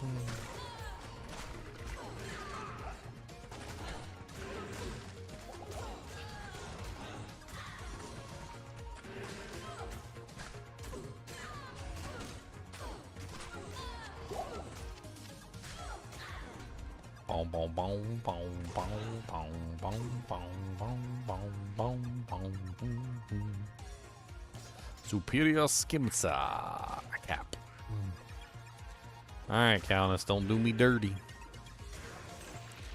Don't do me dirty, dirty. Don't do me dirty. Don't do me dirty. I need that gold cause it goes in my butt. My butt. Butt. I said butt. I was gonna say like something else, but I don't know why butt came out. Gold goes in your butt, guys. You heard it here. Gold goes in your butt. That's where it goes. Ginger Gaming Mentor does not recommend putting gold in your butt. If you have gold, do not place it into your rectum. Ginger Gaming Mentor's words do not signify advice. Impossible. A crude small shield. I think I'm gonna go with the. I'm gonna try to go with the repaired shield. I think that's what I'm gonna try and do. I got a blue shield right there. I'm gonna try and go with that instead. I don't have an L rune to repair anyway, so like it hardly matters. But I can pick it up and just like keep it as a trophy until I do actually have like what I need to do some transmutations and whatnot. It's gonna take some time. Let's do another one of these transmutes. Maybe we'll get an interesting item. Alright, so try again. And nothing. Garbage again. Put that jewel in there. Welcome back, my friend.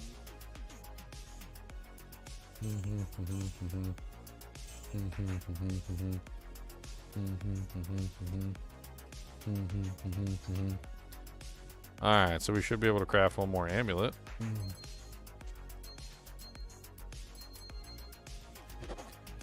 10 mana and half freeze duration. That's better than 12 attack rating. Now we can take 3 amulets and we can roll a ring.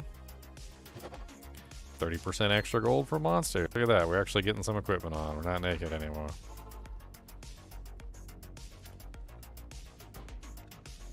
We're not naked anymore. Look at us. We've got on some jewelry. We've not naked anymore. We've got on some jewelry, yeah.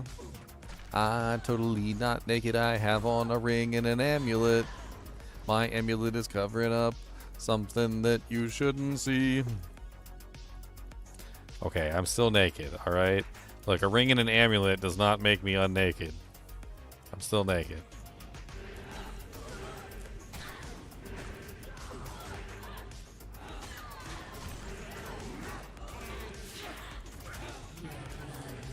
Your blood will boil.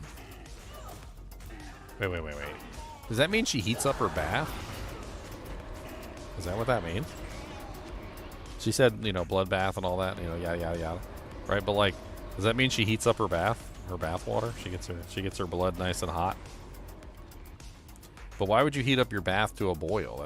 That seems, you know, like not good. Is that the bloodbath right there? Is that where she takes a bath at? Can we hop in? We should hop in. Take a quick dip. Cody, you want some bloodbath? Cody would just drink all the blood. That's all he would do. Yeah, I know you would. You drink all the blood. He said, that's delicious blood. He said, don't let that go to waste. He said, that's good stuff. He said, gotta eat that blood up. Yum, yum, yum.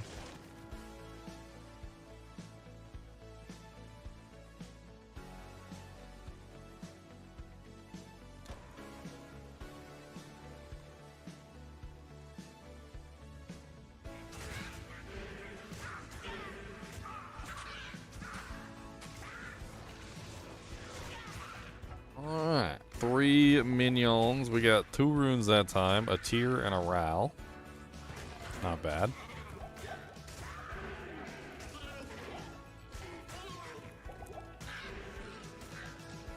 I was gonna say we just run straight to the countess, but then, you know, like, we do actually get, like, good stuff. Apply damage, raise skeleton, weaken. Isn't weaken on a slightly higher level spell? Was it like 8?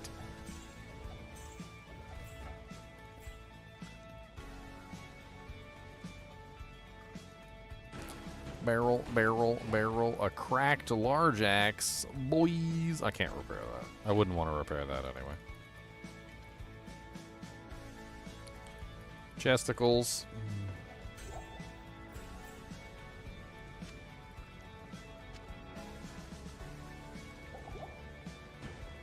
Come on, I need cracked gems and flawed gems and stuff. I need jammy gems.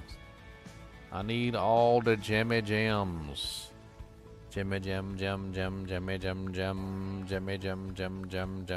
gem. A superior skimpter.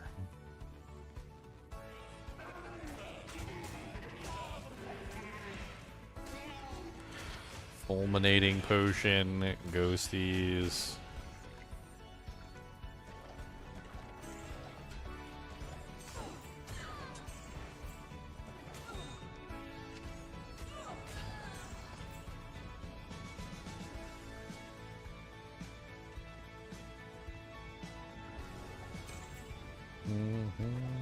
A short staff. Plus 3 charged bolts. That should be worth something. I had a video one time where I was talking about staff, you know, a staff, and I happened to mention the plural form of staff, which is stave. So when you're talking about more than one staff, you're talking about staves. And some dude commented, he's like stave. He's like, who calls it a stave? I'm like, the world. I was like, that's literally the plural of staff is stave. Like, where have you been? He's like, you sound so pish posh when you say it that way. It reminded me of a freaking that movie Idiocracy. Remember, he would use like big words, and they'd be like, oh yeah, you're just speaking fancy words now. Yeah, okay, all right, Mr. Fancy Pants.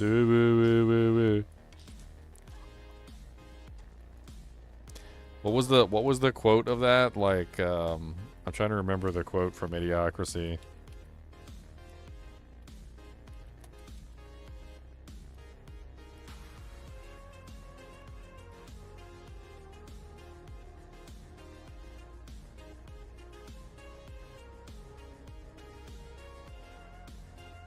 Yeah, here it is.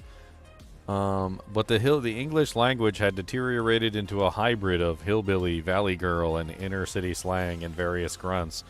Joe was able to understand them, but when he spoke in an ordinary voice, he sounded pompous and faggy to them. That's literally a quote from the movie. I'm not even joking.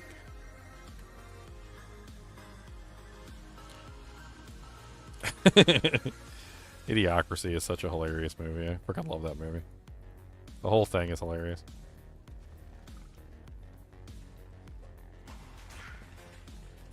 Can I open up my caskets, okay? I'm trying to loot the dead bodies.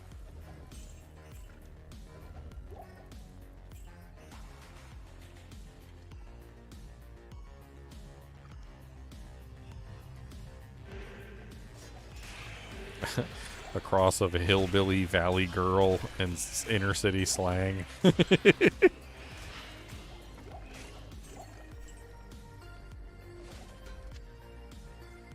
Firestorm. I don't need druid helmets anyway, but Firestorm's low level, so it has no value.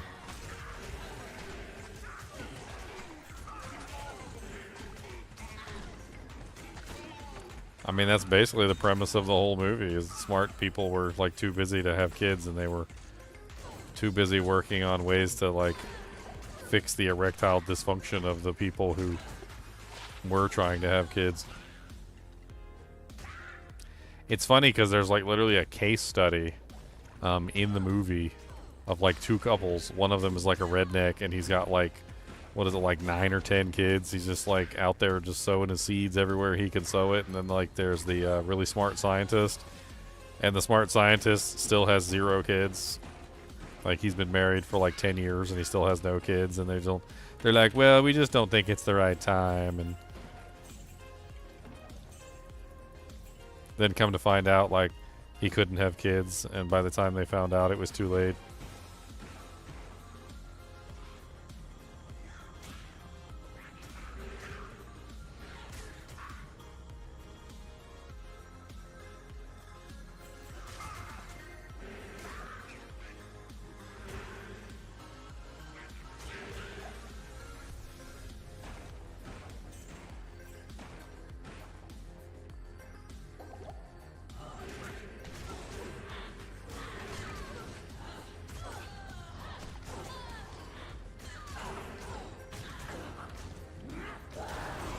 Neff and Eld. We're doing good on runes. And Eld is a weapon repair. That's a weapon repair, I believe. So we could potentially do a weapon repair now. I can't remember what the exact recipe for the weapon repair one is, but we can look it up. It's like Eld. I think it's Eld chip or something, or Eld flawed. It might be Eld flawed. I don't know. I'd have to do a double check on it. Yeah, meanwhile, the redneck has like 12 kids.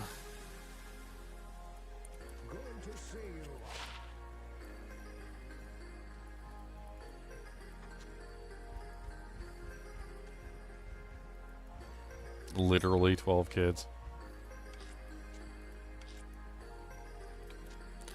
It's another chip and another chip. All right, great. We got one more reroll on the wand. Let's go.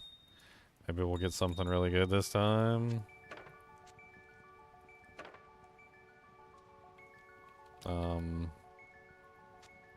We don't really need like 17 javelins. +3 to mana after kill, +1 to bone wall, +2 to Iron Maiden, and +1 to dim vision. I mean, the 3 to mana after each kill is nice. I don't know if that really applies to my minions though. Free bone wall, free Iron Maiden, free dim vision. I mean, I guess it could come in handy. The Iron Maiden could come in handy for something. Other than that, though, I don't know. Like, I suppose. Still not high enough level for it. Maybe the next run.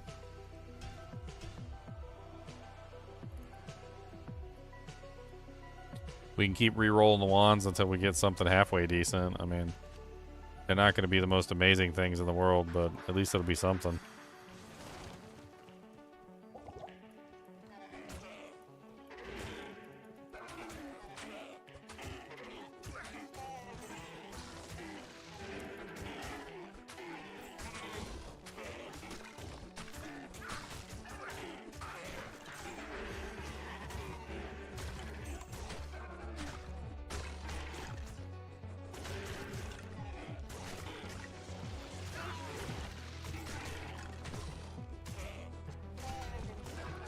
Poison Creeper, Firestorm, pretty garbage. Both level 1 skills, both really low.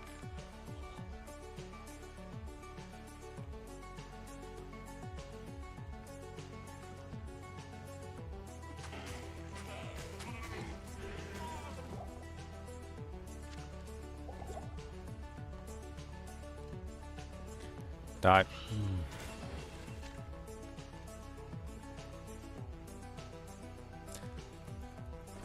I mean, at least we're on P2 and the Countess ain't doing us dirty like it was on P8.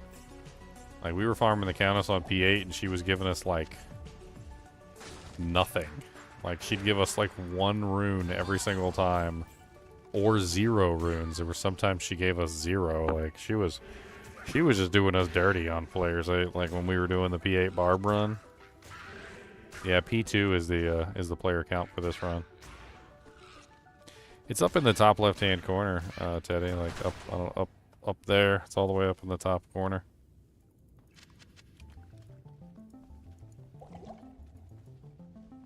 Top left-hand corner.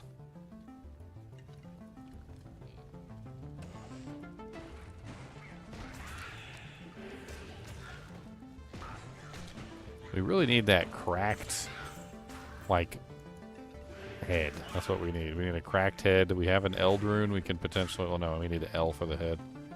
But we can potentially repair, you know, a head. Giggity. And we could potentially get something that's not trash, which would be great.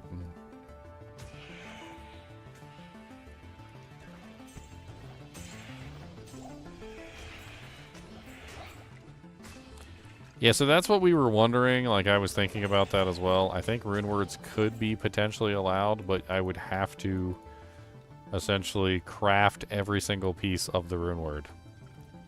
So I would have to craft the runes, and I would also have to craft the base for it to potentially count. So I would have to have a base, roll the base. I would have to upgrade the runes to the specific base, or the runes that I need for the rune word. I couldn't just put the runes in there. And then after I do that and I cube up everything, like once a rune has been cubed, then it's technically processed in the rune in the category, and I guess I could potentially use it at that point. But, you know, like the process of doing that is going to be crazy. Like, take a stealth rune word, for instance, as simple as a stealth is. I would need to take an armor and run the socket recipe across it, which of course is socket armor, and that's like a Tal, like an Amrune, a perfect topaz or something like that. Like, it's like the sheer like quantity of runes and like doojanks that I would need to hit that point, and also the armor would have to roll 2 sockets. So if it doesn't roll 2 sockets, then I'd be screwed. So I would need a Tal, a Thull, a perfect topaz. I would need 2, what is it, Iths to Ral? It gets complicated. Like, it gets complited. I guess technically I could make a rune word, but it would take a lot of finagling to make it happen. Like, there'd be a lot of work involved to make the rune word actually, like, fit on my character. Yeah, so you would need 2 of the previous of Tals to make a Tal, and then you would need 2 of the previous of Eths to make or 3 of the previous, to make an Eth rune, and then you would need all the runes to cube the base, and then you would have to, like, roll, you know, like, actually do all of that and hopefully get the right number of sockets and everything. It's gonna be something else, I'll tell you what. I might have to keep a separate tab of my, like, runes that are cubed or something, or just not cube any of my runes unless I'm going to use them in my gear.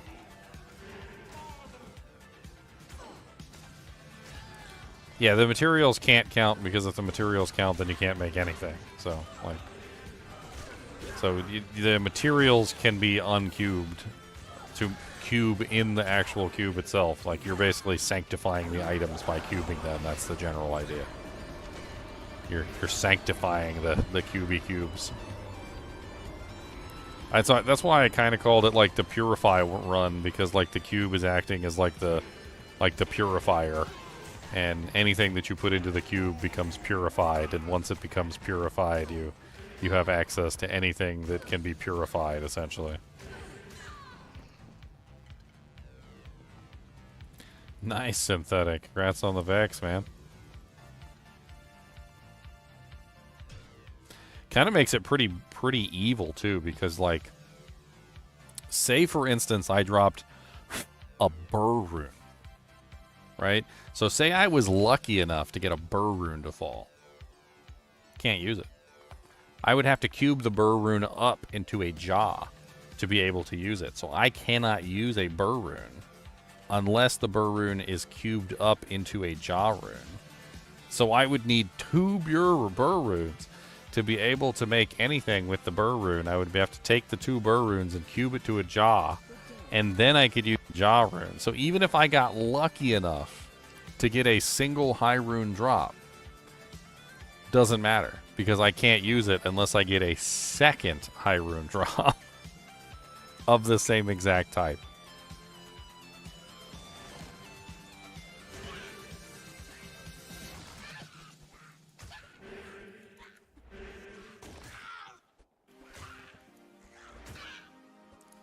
The challenge doesn't forbid to use the output from the cube as is. Yes, as long as it processes through the cube in some way, shape, or form, it can be used. It has to be processed through the cube, though. So anything that you process through the cube technically counts.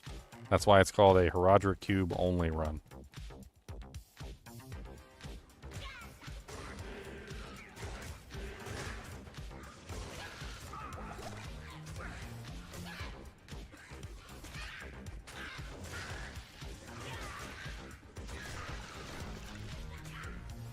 Boom, boom, boom, boom, boom, boom, boom, need them chippies, boom, boom, boom, boom.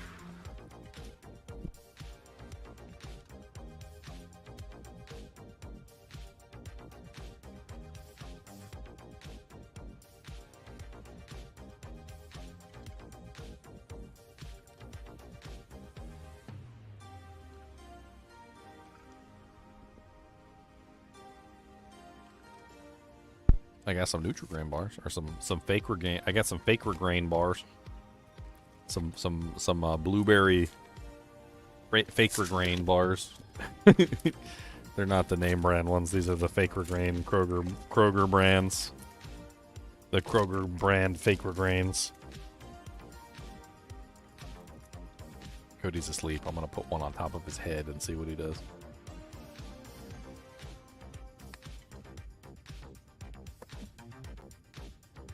Cause this is Stumpy. He's messing with me.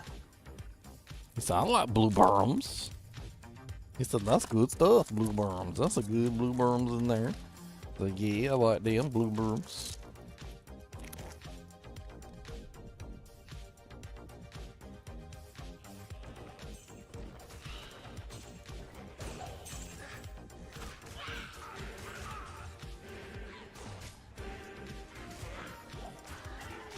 No problem. Glad you enjoyed it. I was thinking about some other theory crafts we could do, of course.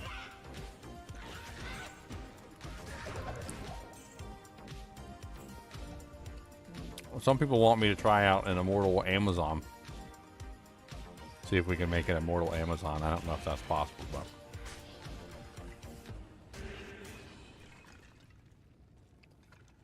we could always try.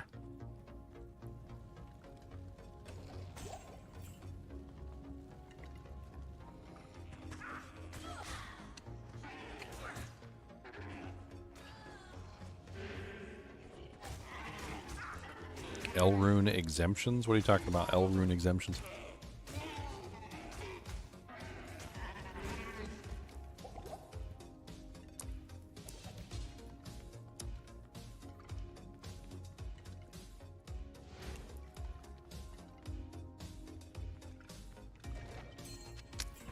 Are you talking about because you can't cube up an L-Rune? Is that what you're talking about?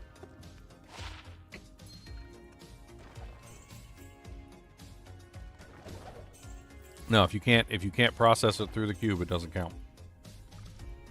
Now, you can still use an L rune in the cube recipe, but you can't use an L rune like in a rune word or in a piece of equipment because you can't cube an L rune into an L rune. Right? So if you cube an L rune, it's immediately going to go to an Eld.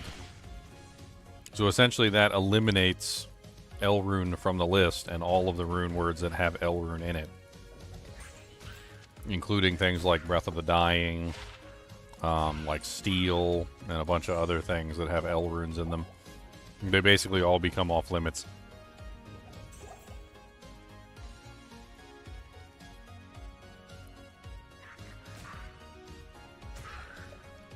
The same thing goes for all elite items as well. So all elite items that cannot be upgraded or processed in the cube in some way are also all off limits.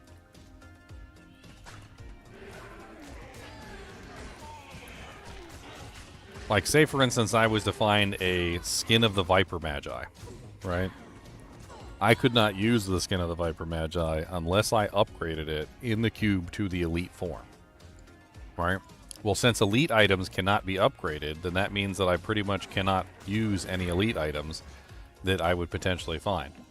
Now, rare items could potentially be socketed if you had a Soj, which I don't have, and there's probably no chance of me getting one.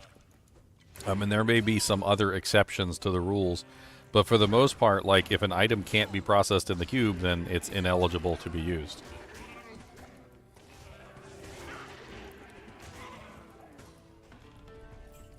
Like, I can't use chip gems in any kind of, like, actual piece of equipment, so I can't take a chip gem and put it into a piece of equipment because I can't make a chip gem. I can't use a L rune. I can't, you know, like, there's a bunch of, like, little tiny things that, like, go on when it has to be processed inside the actual cube.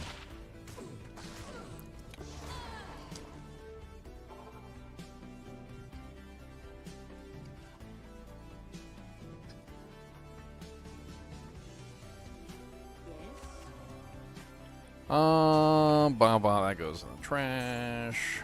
Trash. Sell some of these too. We got too many potions.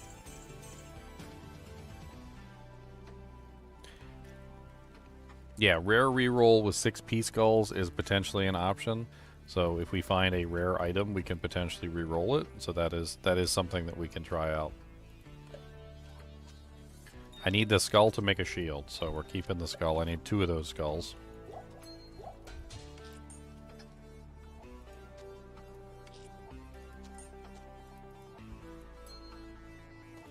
Need to hang on to rings for re-rolling.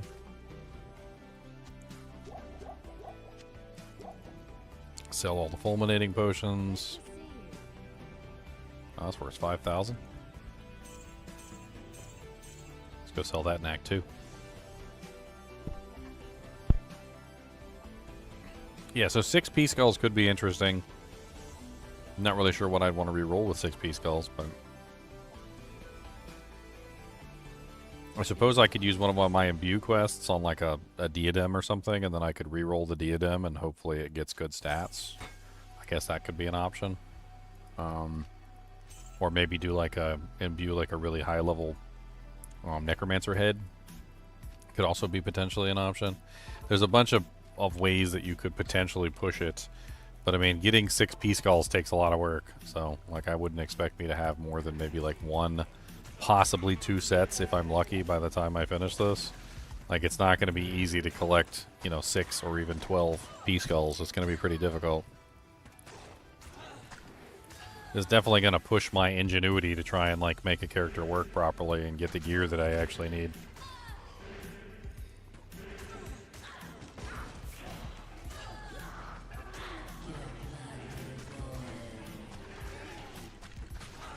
I can potentially even use unique items as long as I can upgrade them. So if I get the resources to upgrade the uniques, then I can potentially use those too, but like I have to have, you know, shale runes and like perfect diamonds and all sorts of other things to be able to upgrade those items into like the elite form or the exceptional form or the elite form. And then the other thing that comes with that is obviously I'm also increasing the stat requirements on those items by upgrading them, which sometimes can be a very bad thing.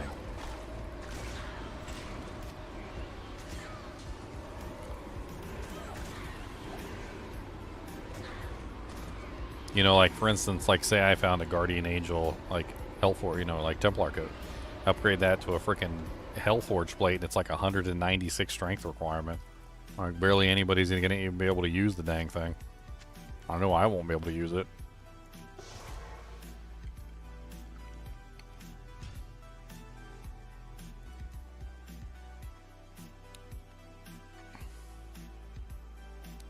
Scratchy's butt.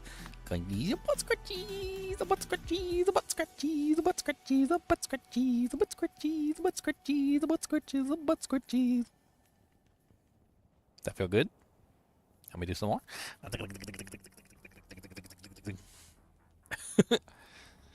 But this said that's he said stop, keep going. That's good, feels good. You should see him. He goes in when I'm in the bathroom going to the restroom or whatever. Like, he literally comes in and turns around and points his butt toward me because he wants me to scratch his butt. He's addicted to butt scratches. He's like, you are not doing anything, human. Proceed to do the butt scratches. You pathetic excuse for a human being with hands. You have hands and can use them to scratch my butt cheeks. And then he like looks back at you too, like he's like, come on, scratch the butt. He's like, do it or else, do it. He's like, you're not doing anything anyway. Got plenty of time on your hands, and you've got hands, and I don't.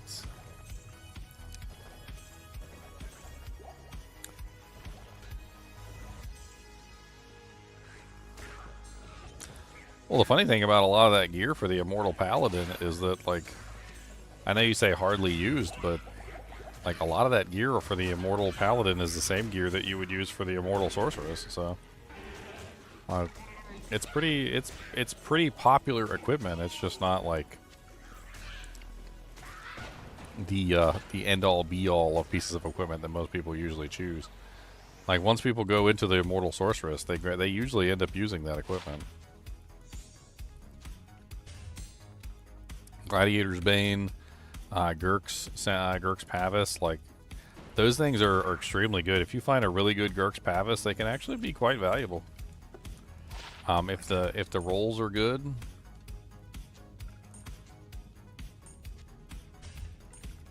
you can definitely get like a pretty decent price for a very well rolled Gurks, because a lot of people like to do the Immortal Sorceress build. Same thing with Gladiator's Bane, if you have a really good rolled Gladiator's Bane. In fact, if you get an Ethereal Gladiator's Bane with good mods, those are really good merc items. A lot of people sleep on the Gladiator's Bane for mercenaries, but it makes an extremely powerful mercenary item.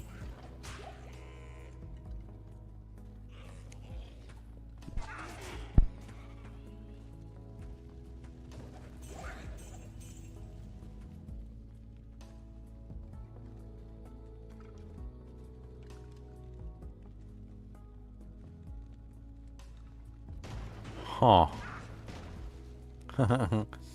What a workaround, Charles. What a workaround.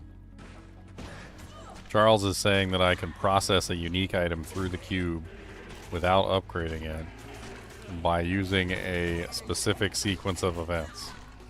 So first, I find the unique item. Second, I socket the unique item.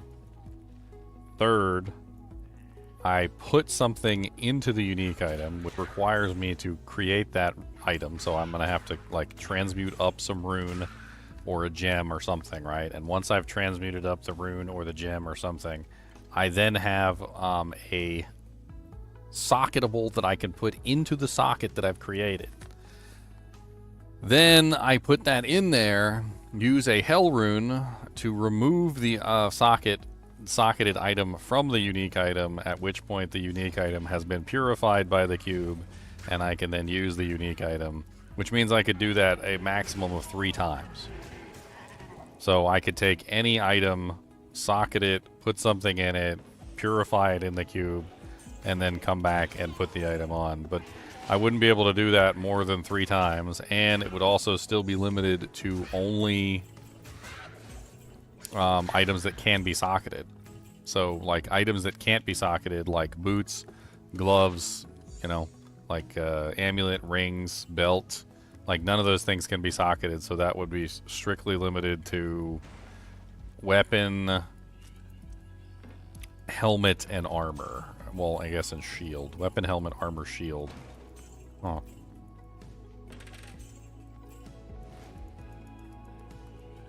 What is that randomizer? The randomizer is... What is that randomizer? The randomization thing that we have going on right now is at the top left-hand corner of the screen. Necromancer, P2, Act 3, Merc, Horadric Cube only. Why only 3 times? Because you can only socket items 3 times? Unique items? Like unique, rares, set? There's only 3 Larzik quests for those. I mean, I guess technically I could put like something in a random piece of equipment that has sockets in it. If it rolls with sockets already, like, then maybe. So if it happens to be a unique item that has sockets in it already, then I guess technically there is a socket recipe, but it's only for rares, and like it only really works for like those things. It's still going to be a complicated process nonetheless, and I have to actually get hell runes. Sounds like I'm going to need a lot of hell runes. I guess I better start saving up my doles.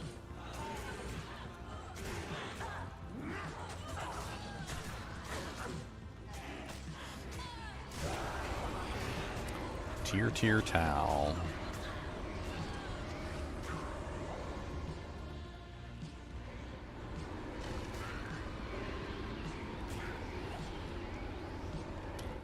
Bow, bow, bow.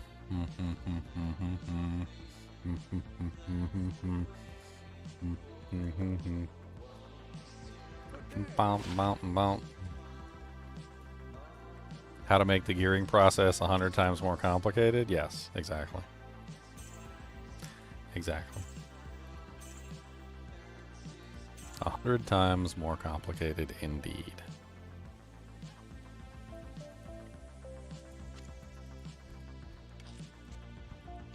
Let's put the runes on a different stash tab than the other stuff that we're doing.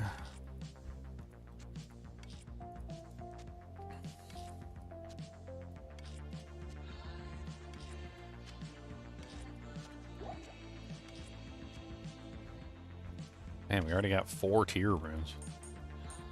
2 L's. We're already doing like 1,000 times better than we were doing on like the previous like barbarian run where we were on players 8. Like we're literally like 1,000 times better than we were that run already. This is silly. This feels dirty. I feel dirty. Okay, well that one's worth money. +1 confuse is worth money. I don't know about actually using it. Confuse is okay. I mean, in normal difficulty, confuse is kind of good. It's also kind of poopy. I don't really know. It's also worth 10,000 gold. I like gold.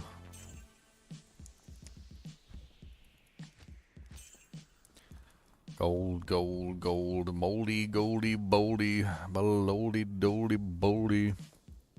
Hello. Sell, sell, sell.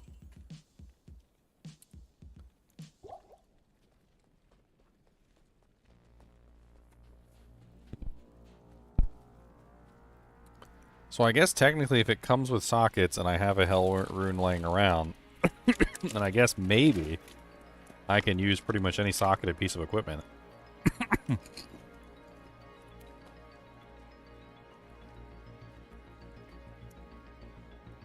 I just know I'm going to get comments later. People are like, how could you allow that?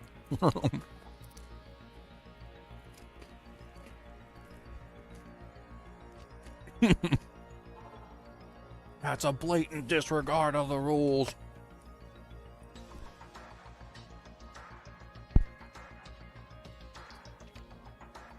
Does gambling make this run easy or hard? I don't know how much gambling actually helps me at all.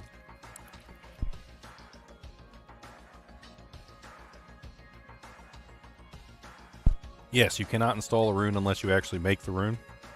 So you need to transmute it, which is pretty easy. You can just transmute like any rune up, put any rune in there, and then remove it.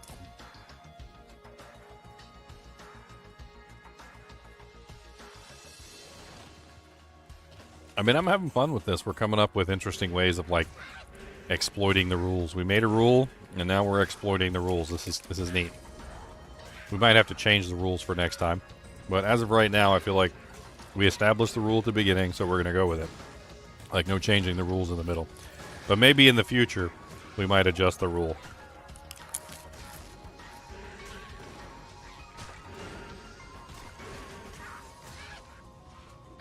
Maybe in the future.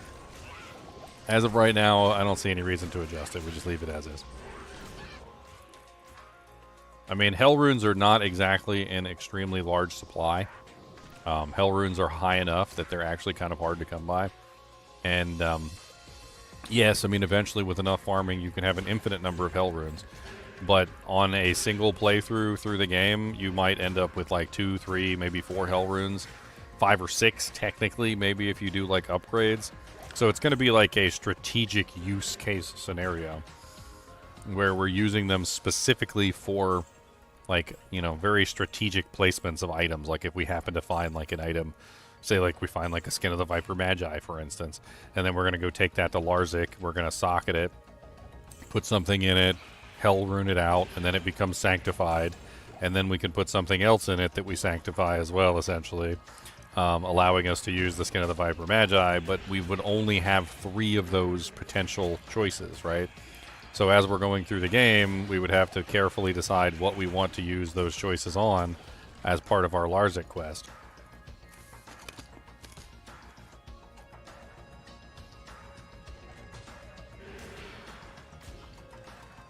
There are certain uniques that come with sockets, like Spirit Forge, like set items like Griswold's armor that come with sockets, so I guess we could technically use those.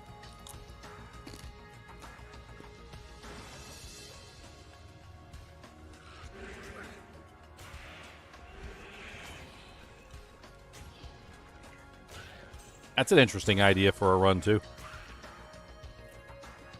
Socketed only. So you're only allowed to put a piece of equipment on if it has sockets. Well, that doesn't really work because most of the equipment doesn't have sockets. No, that doesn't really work.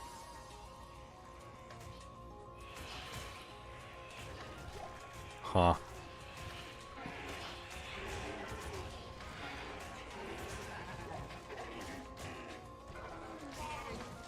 Yeah, that one's kind of rough. I don't know about that one. I take it back.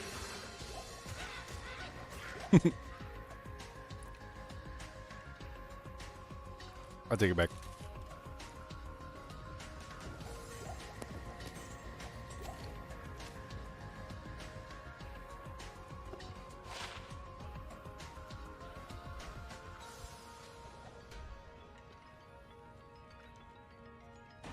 I guess that technically means I could use a rare item as long as it rolled with sockets.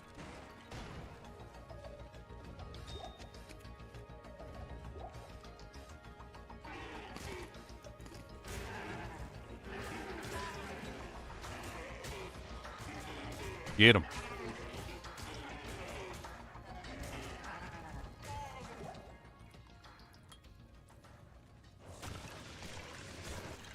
Let's just keep pushing the skeletons for now. Their HP needs to get higher so they're actually useful. Right now they got like no HP and they're pretty much useless.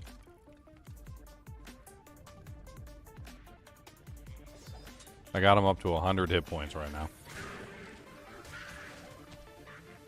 What level of summon resist? 8? That's 24. Yeah.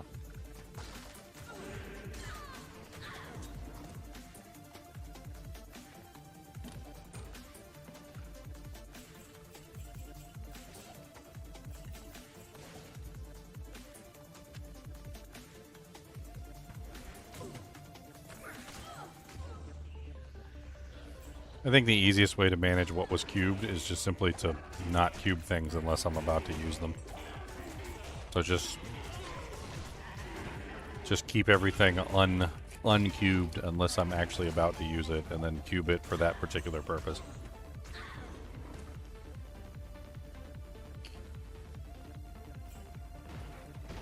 And then I guess eventually, if I have like some ridiculous number of items or something that are cubed, I need to store them away, I guess I could just separate them into a different tab.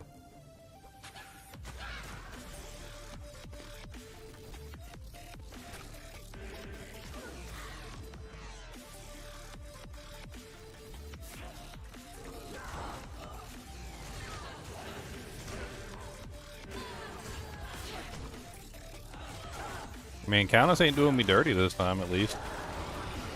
Tal tier. Okay. Another long staff, too. Worth some money. I got some L's, I got some Elds, I got some tiers and towels, and technically I got a Row now, too, since I got enough towels to make a Row.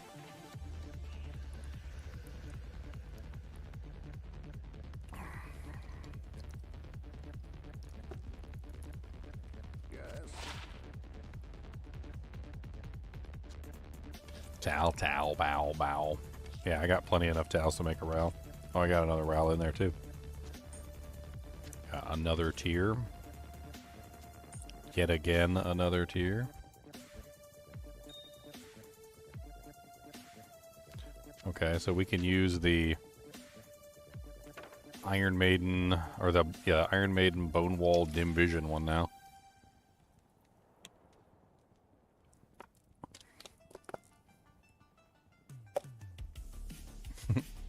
Cody's got a bed, he's sleeping on the floor. He must be hot.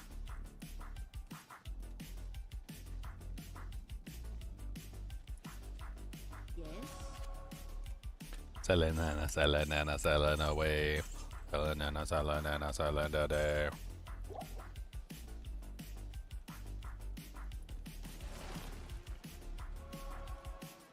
Alright, so what do we have to use? This wand gives us such weird stuff. I guess Iron Maiden could be mildly useful.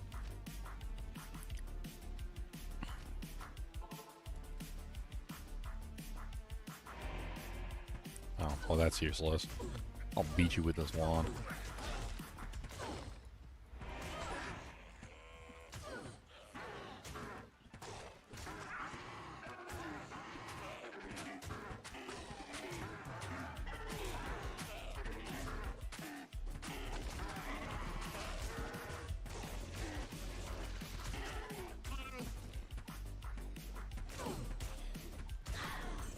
Alright, moving on. 2 skeletons. Oh, I only got 2. 3 skeletons.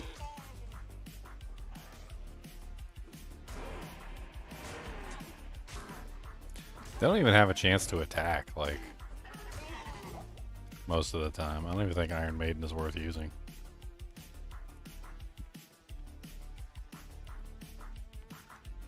I mean, the only thing this thing's got on it is 3 to mana after each kill, which I don't even think even applies to us.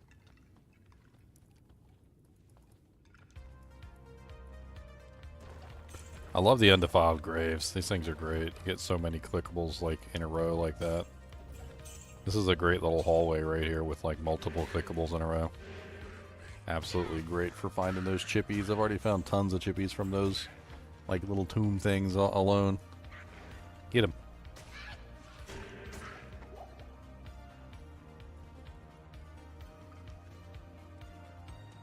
We got the super chest right here.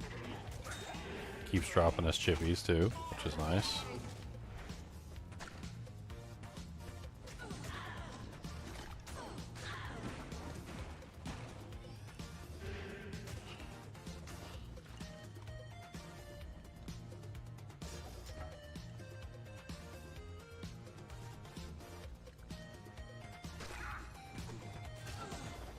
Another chippy. See what I mean? This is like you click on all these little gravestones right here. You get a bunch of little chippies. Chippy, bippy, bippy, bippy, chippy, bippy, bippy. Where's Steph at to chippy curse me? I need chippy curses, Steph. I need all the chippy curses. Give me all them curses. I'll take every chippy curse. I'll take all the chippy curses.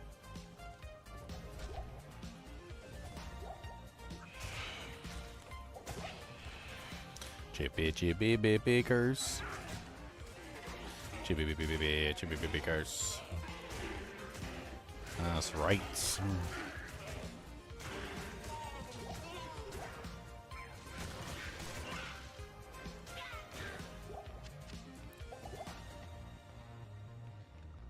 I mean, the highest rune we can get from Countess in normal difficulty is a Ral. We can transmute up from there, but it gets exceedingly more difficult the higher we go up.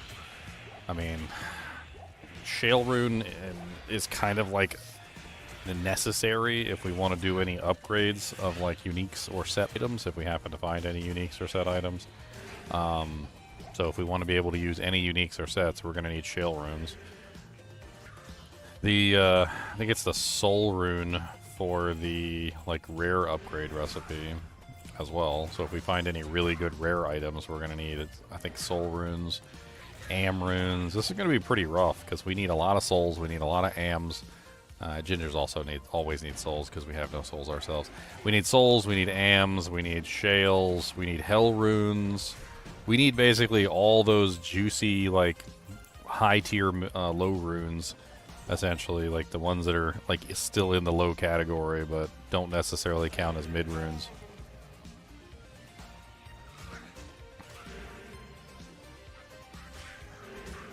And they're not exactly super easy to come by, like especially when you need a large quantity of shales or you need a large quantity of hell runes. Like a lot of the times, you know, you get just enough to like transmute up a couple things, and then you got to start like scraping the bottom of the barrel trying to get more.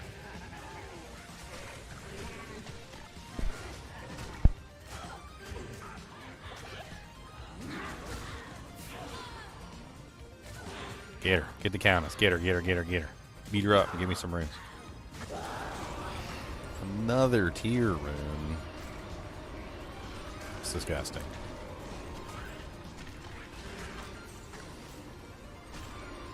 She didn't give me nothing good that time. This sounds like Final Fantasy music. Play online Final Fantasy music. That's what this sounds like.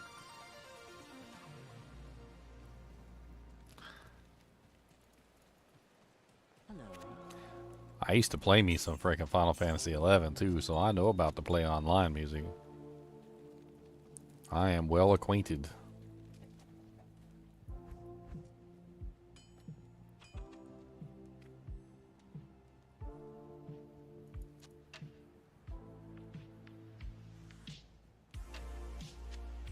We got enough for one more wand.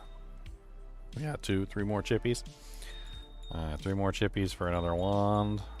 Not bad. Let's go get another wand base.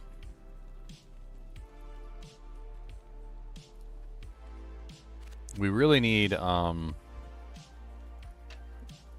skeleton mastery, skeletons, maybe even bone armor would be nice.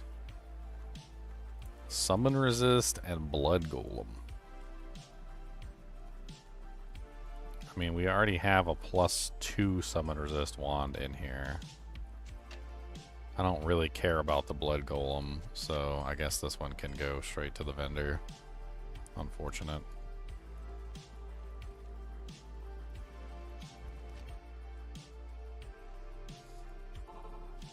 I need an infinite sea of chippies, if you do not mind. I need an infinite sea of chippies, put them in my mind. Chippy runes and chippy gems, I need them all, give me them. L's and L's and everything between. There's nothing between L and L, for those of you guys keeping score.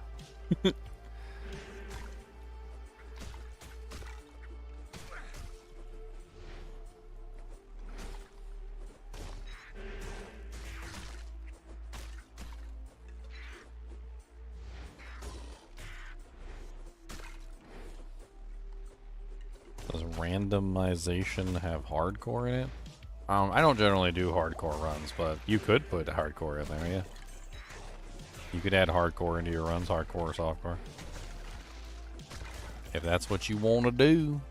Heck, you could even have like a certain number of deaths on the list. Like you could have like a roller that says like anywhere between like 0 to 10 deaths or something, and like you could roll a certain number of deaths. I mean, the randomizer is whatever you want it to be, really. You can add in whatever randomized variables you want to play around with. If that's what you want to do, is put in like the number of deaths, like you're allowed 1 death or something, or you're allowed 10 deaths, or like total in your run, or you're allowed like 2 deaths. I mean, I would assume if you get 0, you just play hardcore. That way you just immediately die and lose the challenge. You are dead. Thoughts on a physical or magical facet?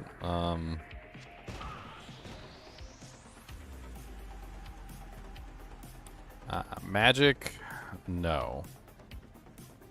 Like I don't think you should add a magic facet at all. Definitely not.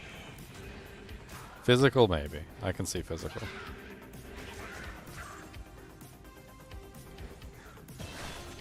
I could see a physical facet.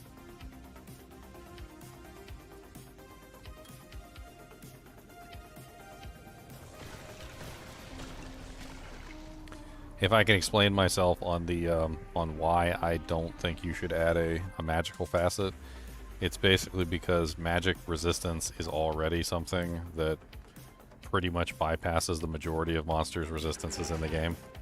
It's designed in a way to completely bypass like a large majority of immunities, and like when you do encounter a magic immunity or a monster that's specifically resistant to magic, I think it's rather deliberate, and it's a balanced equation that they decided upon.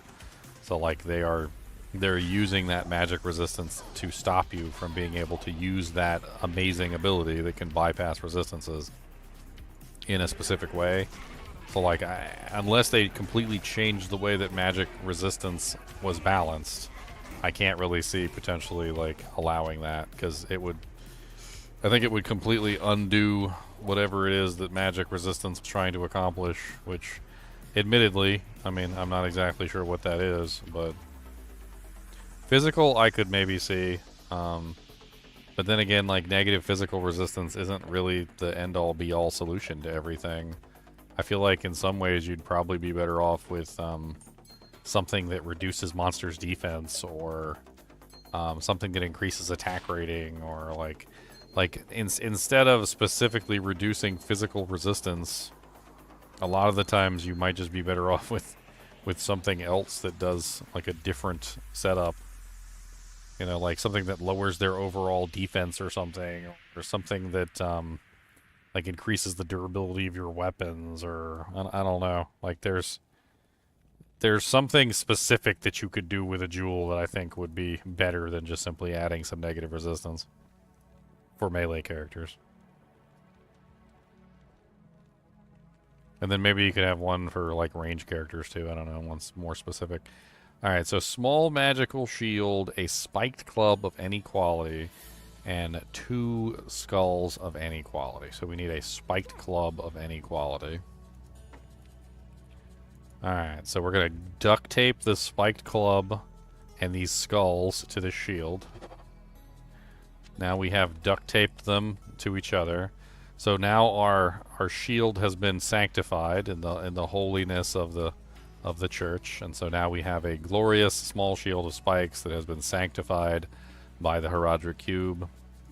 Amen. A nomine Patre Sancte Heraldric Cube. It has been sanctified. It is now holy. Holy, holy, holy. Blessed Cube Almighty.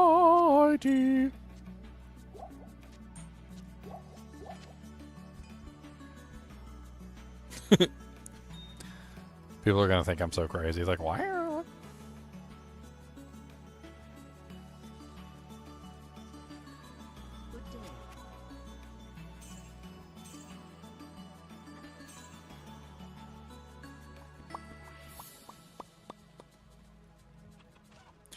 We got a shield now, boys. I got a shield, and I got a shield. I got a shield. I'm pretty sure the attacker takes damage of on my shield does more damage than I do smacking a target with my wand. I currently have attacker takes damage of 6. of 6. And I'm only doing 2 to 5. Which means that if a monster strikes me, they will take more damage for striking me than they will if I smack them with my wand at this particular point in time.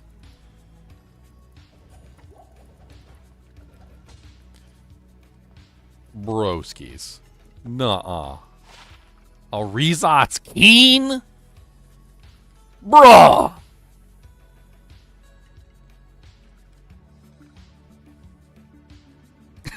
Cody just farted. Oh, God. Strangling gas potion! Strangling gas potion!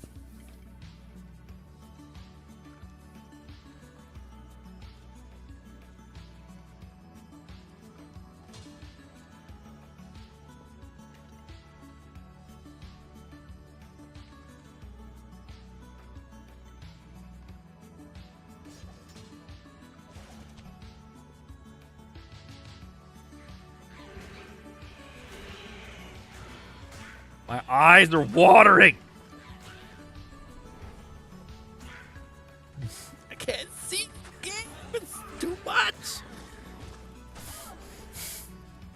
Why does it burn? Cody, why do your farts burn? It's grody.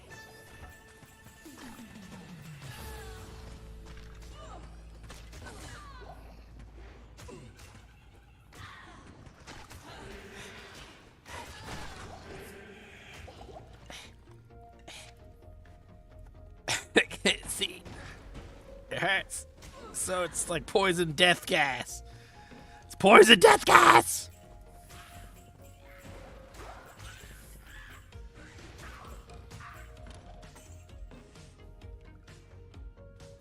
My eyes are literally watering. It's awful. Code.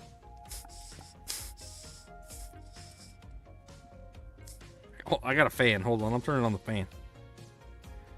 Okay, blow it away. Blow the fart away. Get it full blast. Full blasts.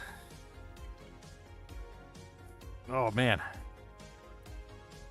Okay, the fan's staying on. Cody, them farts are rantankerous. I got the fan on full blast now, blowing the farts away. Let's go.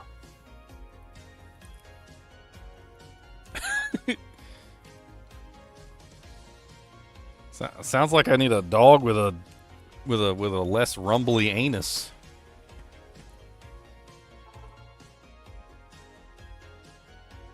God dang. Even with the fan on, it's still hitting me a little bit.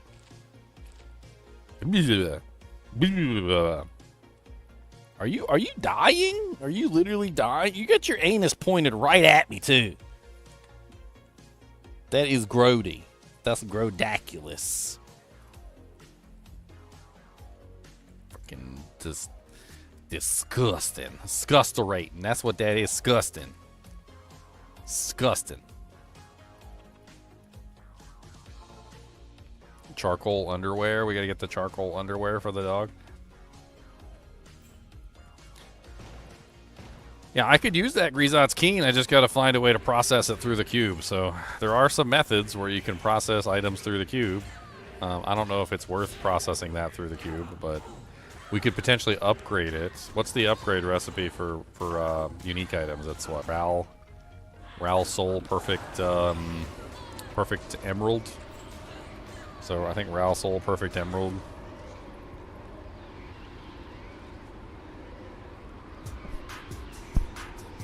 Roderick Cube possessed snacks. Oh man.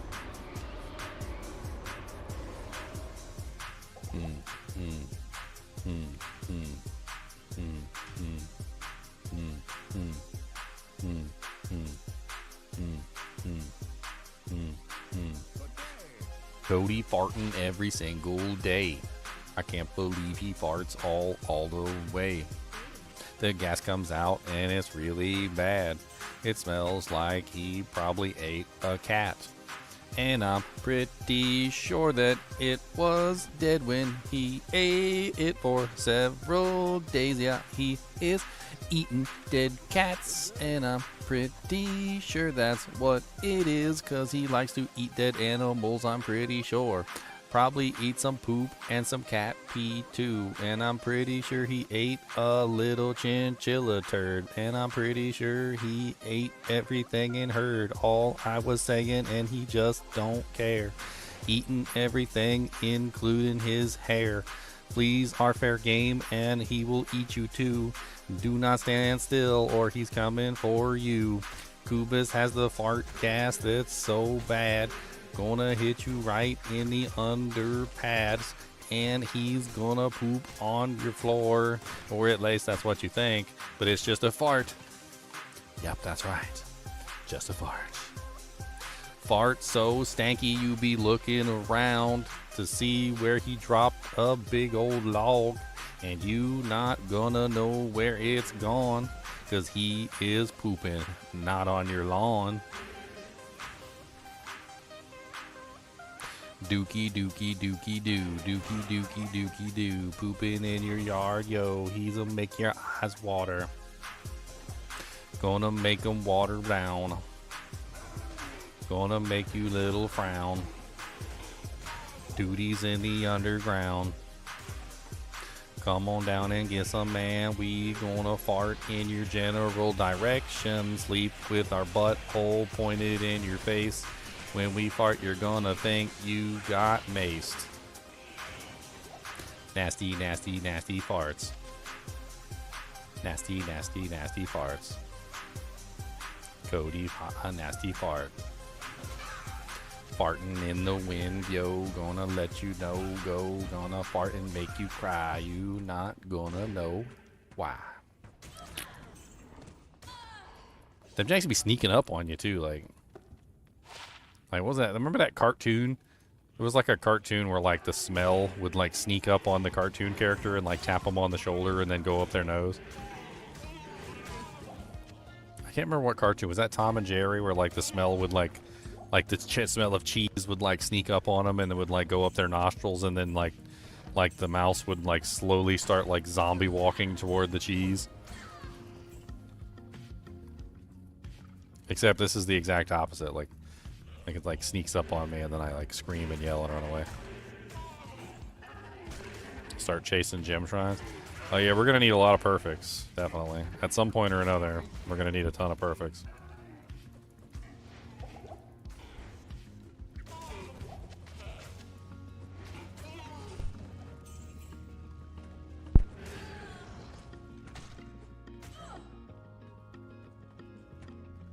Dude, he farted again. Cody, I'm pointing this fan at you. That's who needs it. You the one that needs it. I'm pointing it at you. Get them farts out my face. Yeah, right at your butthole. I'm blowing the farts away. Go that way. Y'all think I'm joking. I got a whole box fan right here pointed directly at Cody's butthole trying to get them farts out of my face.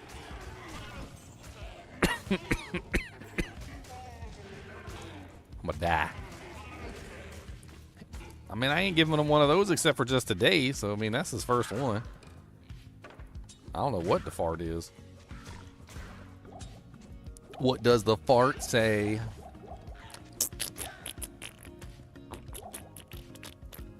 That's right. That's what the farts say.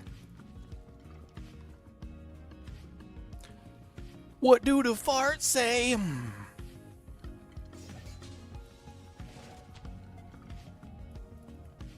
Fartocracy. Dude, did you ever watch Idiocracy? In the beginning of the movie, he's literally sitting in this, like, big giant lazy boy. And every time he sits down, he pulls down his pants. It's a lazy boy, like, toilet, like, remote control for the TV, like, all-in-one doodad. Like, every time he sits down, he pulls down his pants because he's literally sitting on the toilet every single time he sits down.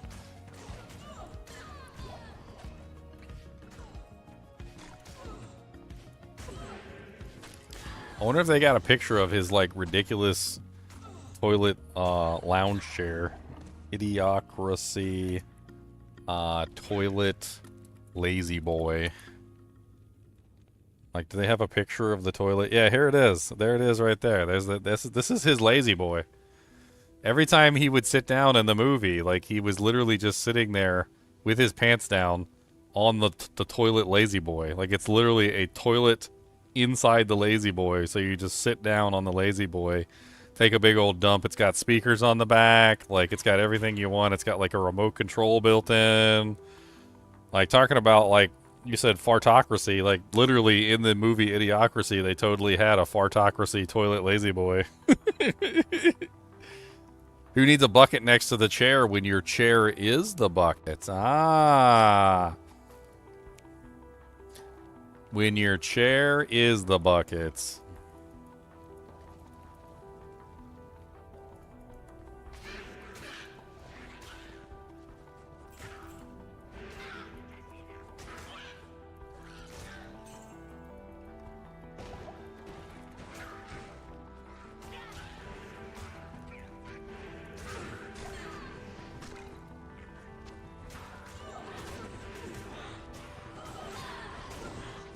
Get him. Get him.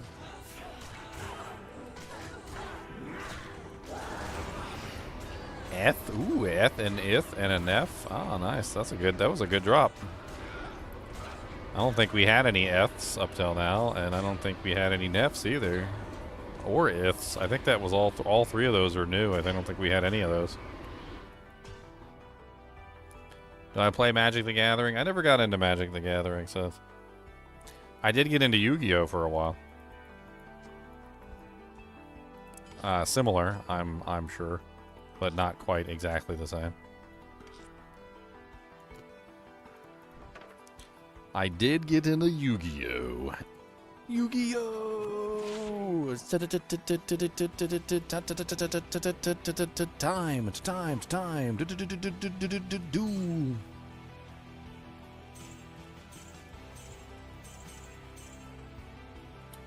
You're a sweaty nerd for Magic the Gathering? I mean, I can understand it. I got into Yu-Gi-Oh for a while, and I can understand the attraction to it. A little off topic, but do I perform at birthdays or weddings? No. You can have my live stream on at your birthday or your wedding. How about that? Tell you what, for $100, I will do a live stream of a video game for your kids. So like if they like Minecraft, I will do Minecraft. If they like if they like Roblox, I will do Roblox. Like whatever, I don't care. There you go. That's my bottom offer. That's the bottom offer. Not going any lower. We can't go any lower than that, or we're gonna lose revenue. We don't want to lose revenue, guys. I need to be able to afford my distilled waters and my hard-boiled eggs. Bom,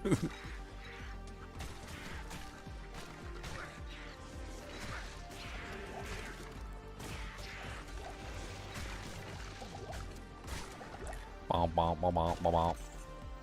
Bom, bom, bom, bom, bom, bom.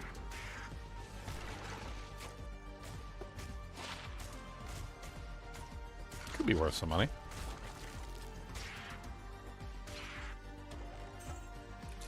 What kind of performance? Oh man. I mean, if you guys want to see my nipples, are you guys a foot fetish guy? Is that what it is? We doing feet fetishes? You're a feet people, aren't you? You like them toes. It's funny too though, because some people got them Flintstone feet, and they ugly as sin. they got them Flintstone toes. Like, you guys ever seen the Flintstones? They got them like really square, boxy, like no toed feet. They got them Flintstone feet.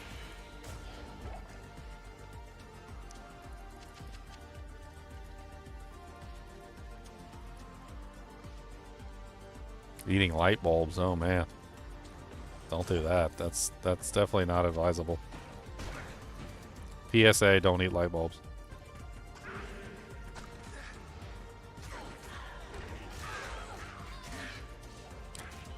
PSA. You know, I have to admit, when I was growing up, it took me a really long time to understand what the hell PSA meant. I had no clue what the hell PSA was. I was like, what is PSA, guys? Like, what does that even mean? Nobody would tell me. Like, I had no clue what PSA even meant. I was like, well, is that like a flight thing? Like, is it PSA when you're on like the flight? They're like, oh, you know, PSA announcement or something. It took me an embarrassingly long time to figure that out.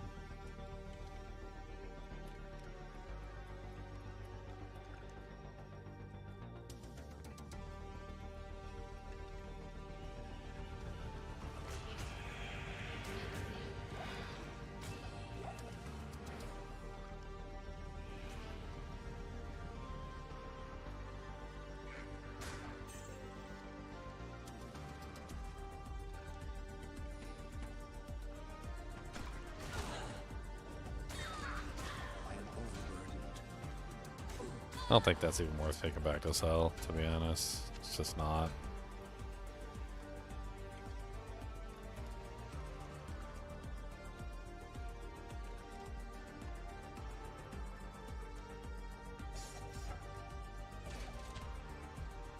Sounds like a terrible bar trick.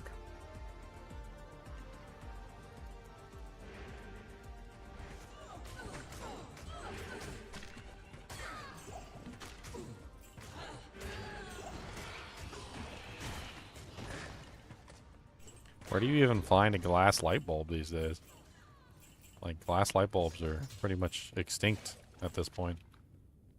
Like, they've been extinct for a while. Do you, like, bring a glass light bulb with you? That seems rather odd.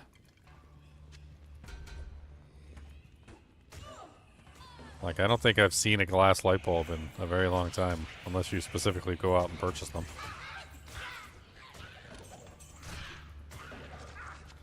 A crude head! Yay! We can reroll a head. Okay, what's the recipe for heads? We can repair it, right? So we can repair the head. I believe it is an Eld rune. No, that's Eld rune as weapon. So it's L rune then.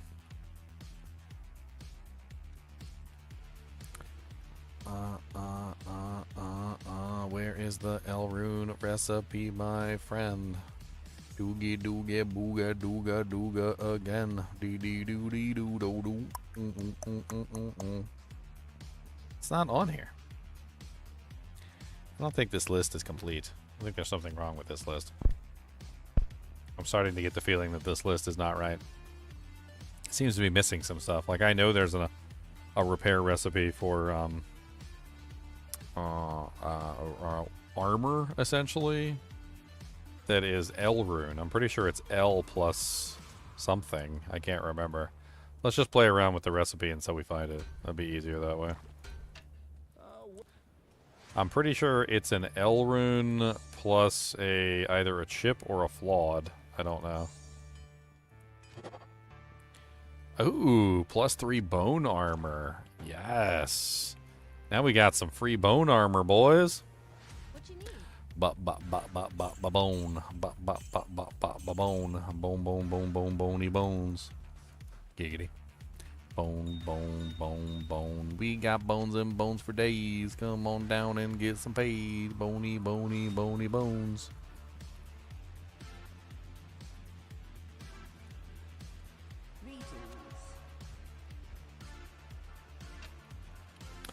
Alright, another wand reroll. Level 1 Iron Maiden. We already have a +2 Iron Maiden one. We don't need that. How much is it worth?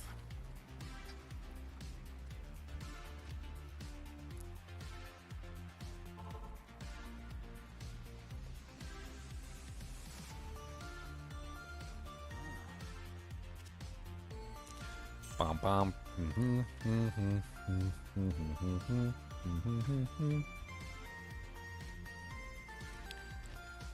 I don't think we killed the Countess yet, did we? We were close, but we weren't there. Yeah, we're on level 5. We didn't actually get to the Countess yet. That's right. I got excited because I found a crude head.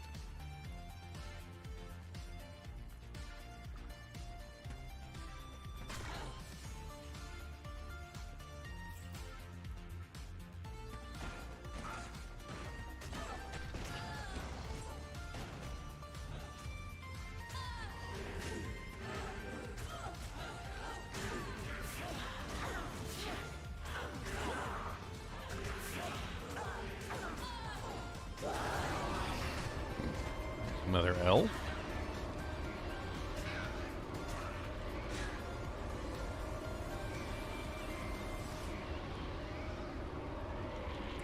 Hey, look at me. I got bone armor, boys.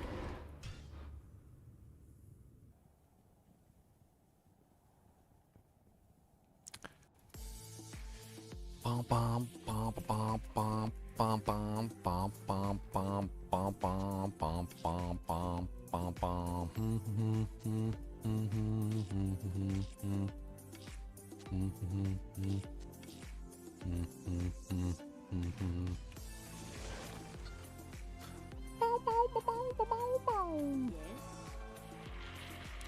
YouTube got weird over the past couple days. Does anybody know exactly what's going on with YouTube?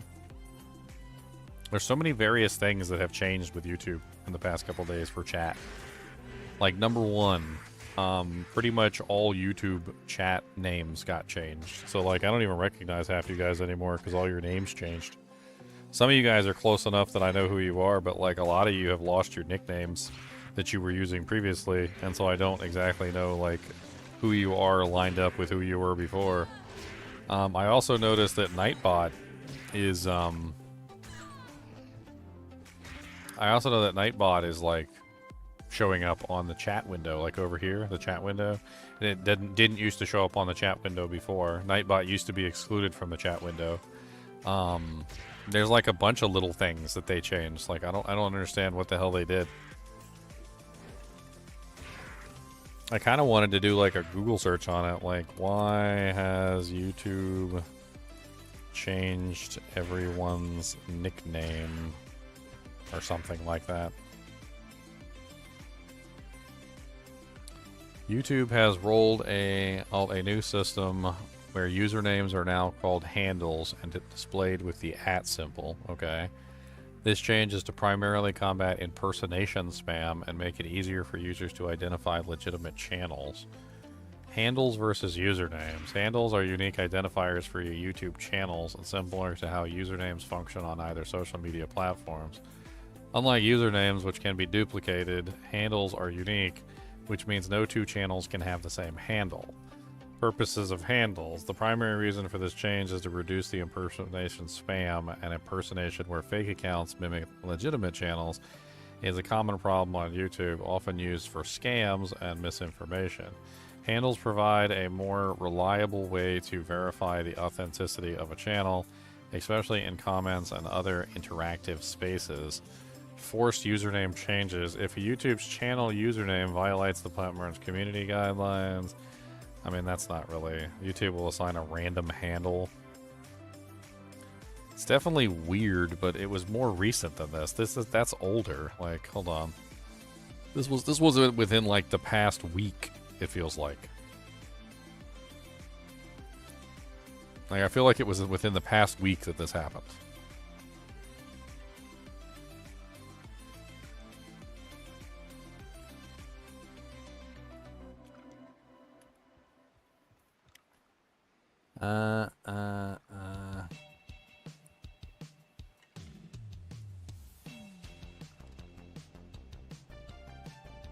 Nothing.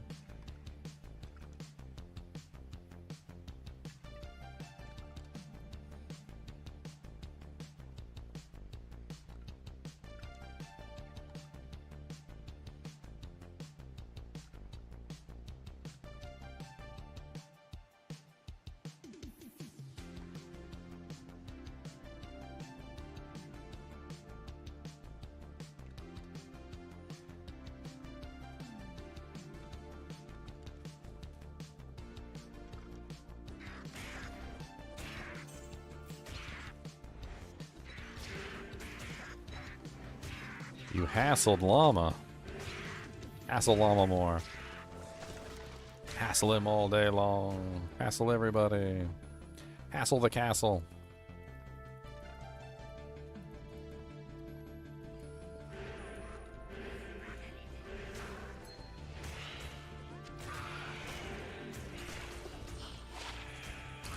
Ah, 10% faster cast. I can't use it.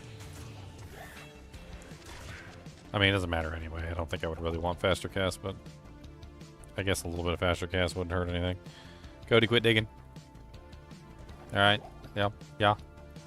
And also stop farting too. How about that while we're at it? While I'm giving you commands, how about you stop farting? He said, can't help I got gas. He said, I got a fart. And then I'm just gonna have to do a duty.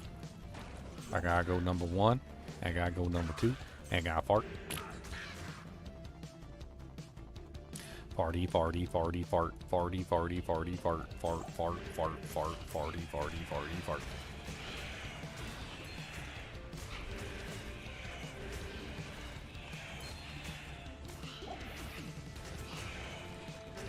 Rot Killer the Unholy.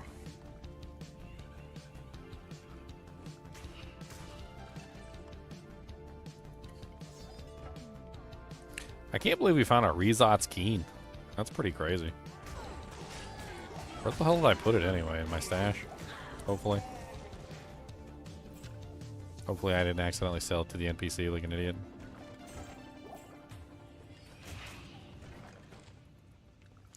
It's such a beefy low-level unique.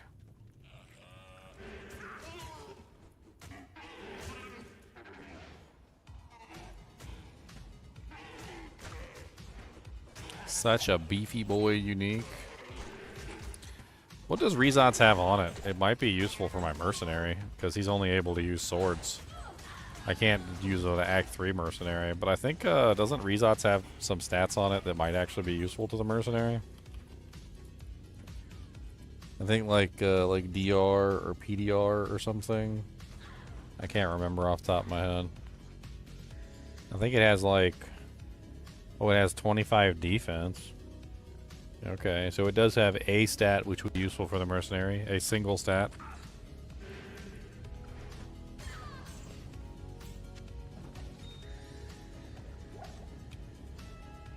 Another chippy. I need all the chippies I can get. Chippy bippies. Chippies for days. I need them chippies so I can get paid. Chippy gems and a chippies too. Hey, my dad cracked me up one time. He was watching like the Home Shopping Network, and at some point during the Home Shopping Network, they had like a thing you could buy on there, and it was a bunch of gems. It was like Alexandrites or something, or like I can't remember exactly what it was, but it was some specific like little gems, and there was a whole bunch of them, and he bought them, and he like pulled them out. He pulled out the gems and showed them to me, and he was like, look what I got. And I was like, what is it? And he just like pulls out this little like velvet baggie and like pours them onto a tray, and it's like 400 or 500 like little tiny Alexandrites or something like that, and they're really pretty. And I was just kind of laughing to myself. I'm like, chip the gems.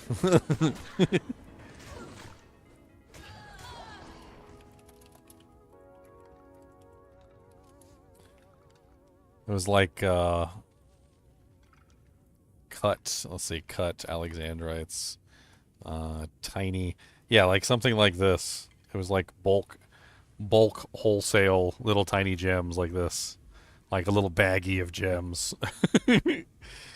I was dying laughing. I'm pretty sure he still has them too, but they're not even really worth that much. Like that's the funny thing. Like I think like one bag of like some of the gems isn't even really that valuable, depending on like the gemstone, the grade, the cut, the size, like all sorts of other things. Like it really depends on what it is, but like most of them aren't worth very much. Like when they're really tiny and they're not exactly like a like a diamond or something, or like an emerald or a ruby. But it was really funny seeing like he's like look at all my gems. And I was laughing. He's like, what? These are real. He goes, these are real Alexandrites.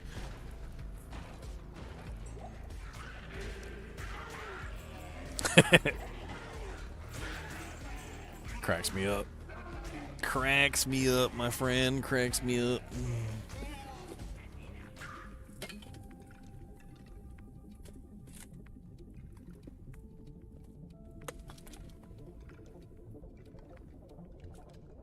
Alright, I think maybe the dog farts have subsided for the brief period of time.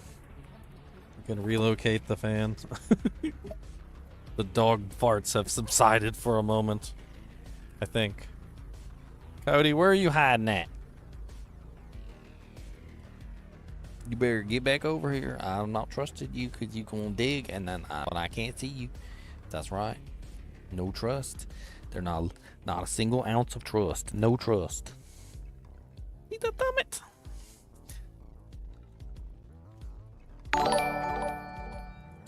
Hey, what's up, Demi? Thanks for the follow. Appreciate it. It's on Kick. How much you want to bet it's a bot? It's like always a bot when it's on Kick. Like everybody, like let's see, like within the next like 10 to 30 seconds, let's see if I randomly get like a spam message talking about like commenting or going to Discord or something, or like it's pretty funny. Like it's like clockwork. They follow and then they're like you could be a big streamer. Follow me on Discord. Or something like that. Usually something like that. I'm calling it in advance. Let's see.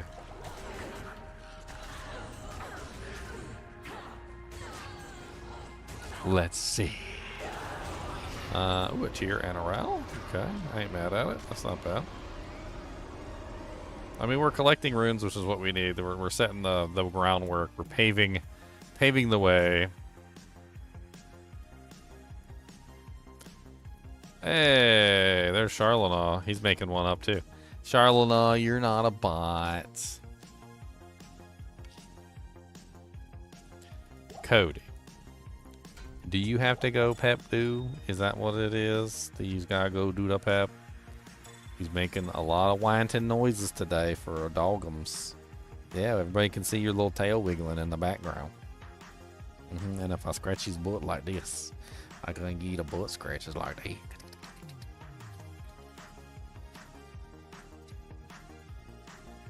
I'm gonna take him out to go to the bathroom real quick. Maybe he's got to take a deuce. He certainly seems to be gassy enough for a deuce. Maybe that's a turd whistling for clearance.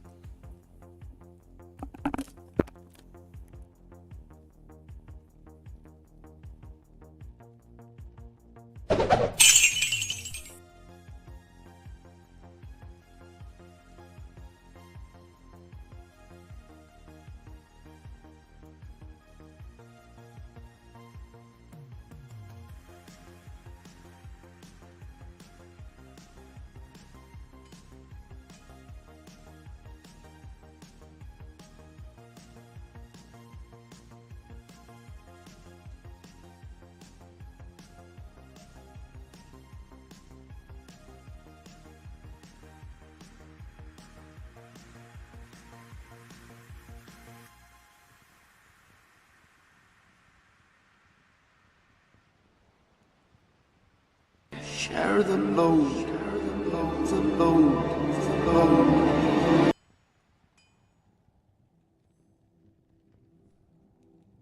Share the load, the load, the load.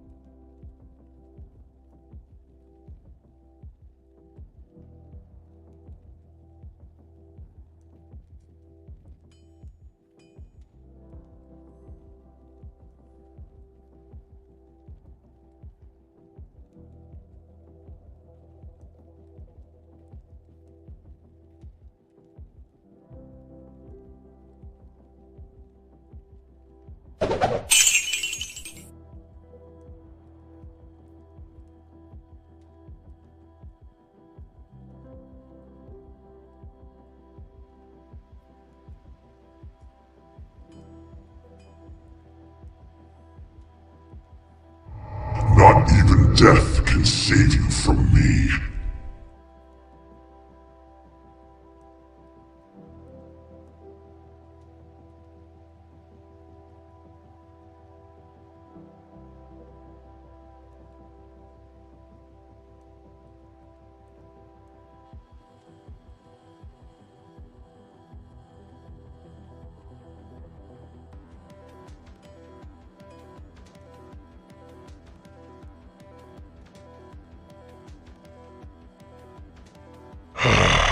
fresh meat.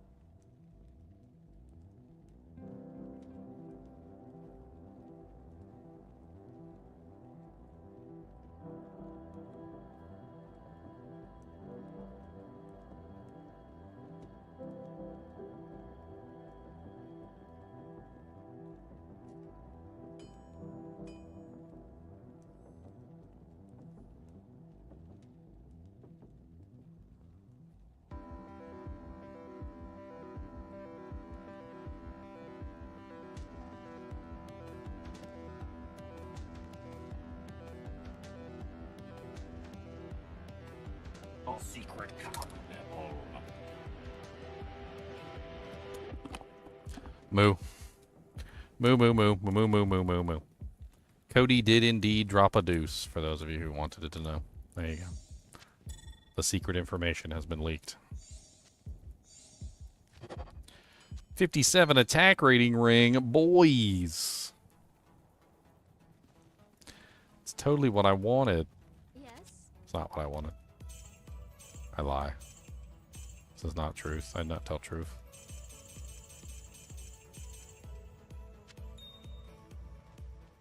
I not tell truth, dudes. Alright, we got one chippy.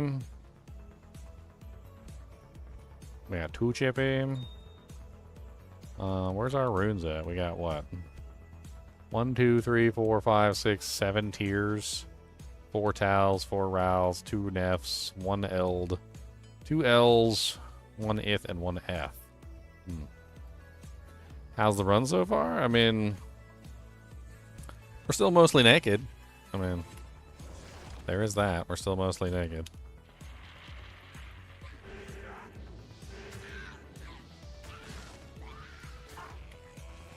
Still mostly nakums.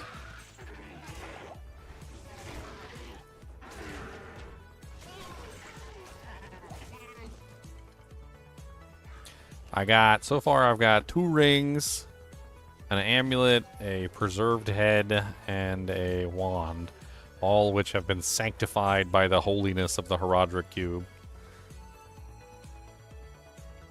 I like to use the sanctify name. I remember that like in Diablo 1 where he's like, the sanctity of this place has been fouled.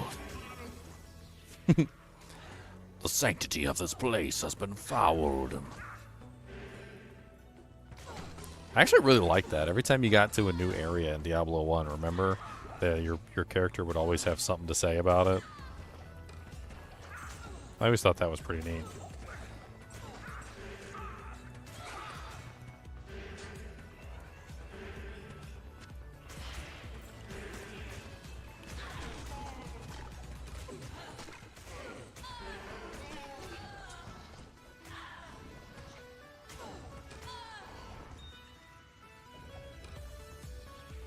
Hey, quit chewing on the bathtub.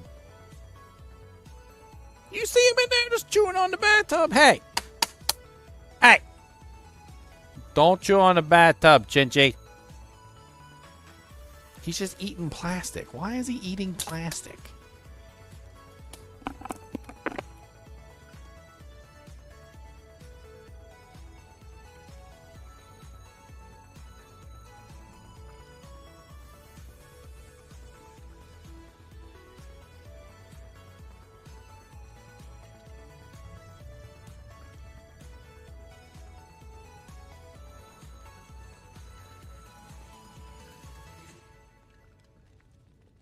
He's just like, delicious plastic. My favorite plastic. I love plastic. It tastes so good. Delicious. Yes, plastic is the best kind of plastic. Nom, nom, nom, nom, nom, nom, nom. This is blue plastic. Blue plastic is my favorite flavor. Plastic tastes like snozzleberries.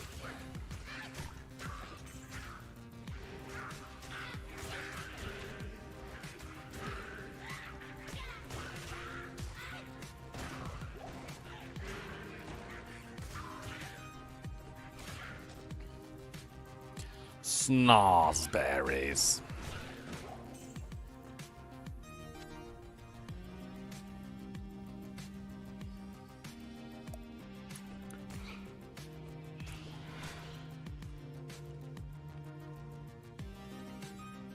It's a big mushroom in D1.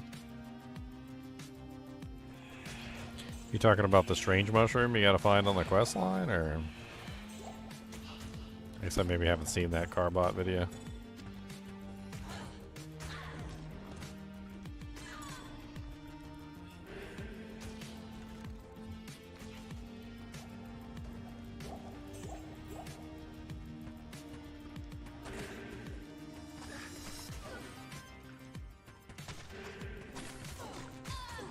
Get him.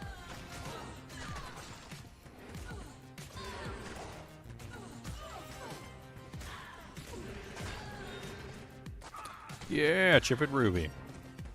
That's what we need. We need all the chipped rubies. We gotta keep farming the chippies.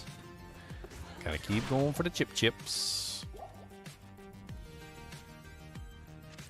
Chippy bippy bippy chippy bip bip bow. Chippy bippy bippy gonna chip chip yo. Come on down, get some chippies ho. Need a couple chippy bippy tippies yo.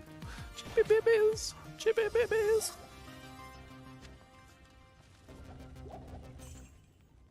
I guess eventually, once we get to a certain point, we'll start re-rolling grand charms. See if we can get anything good. I mean, we're going to need a lot of perfects for this run, so I don't even know how many perfects we're going to have. I guess technically topazes and what, diamonds are not used for crafting. And skulls we're going to have to save for the recipe to re-roll a rare item. So I guess we can take the topazes and the diamonds, and we can use those for re-rolling if we absolutely have to. We're gonna have to craft with a lot of the other stuff.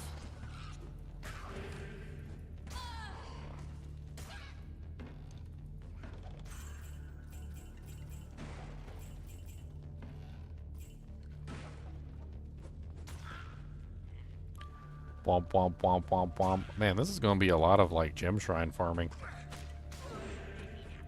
Most, if not all, of the recipes seem to require a perfect gem. We're gonna need like a absolute metric butt ton of perfect gems. How do we get like as many perfect gems as we possibly can, guys? What's the maximum perfect gem farming method? LK spam in like a higher difficulty combined together with, I don't even know.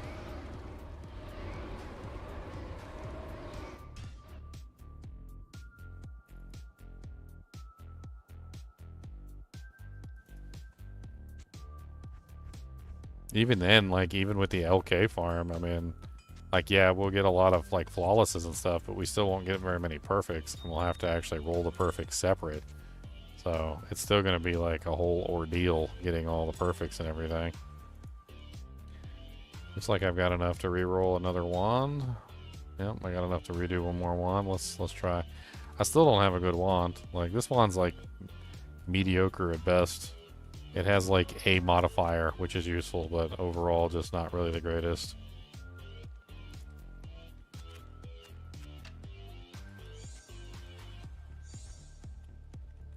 Bing, bing, bing. Bing, bing, bing. Bing, bing, bing. +1 to Blood Golem, +2 to Bone Wall, +3 to mana after each kill. That's not much better or worse than the one that we're currently using. Man, I just want some good chippy wands. Why do I gotta have bad chippy wands? Allow me to advise you. Chippy bippy bippy bippy chippy bippy wands. Chippy bippy bippy bippy bippy bippy wands. Chippy bippy bippy chippy chippy bippy bippy chippy. Hello. I'm trying to think like how much of the game is off limits with this rule set, and it's a lot. Like, I can't upgrade or process rings in any way, shape, or form. Amulets in any way, shape, or form. So rings and amulets are all off the table. So now, even if I found a Soge, I wouldn't be able to utilize the Soge.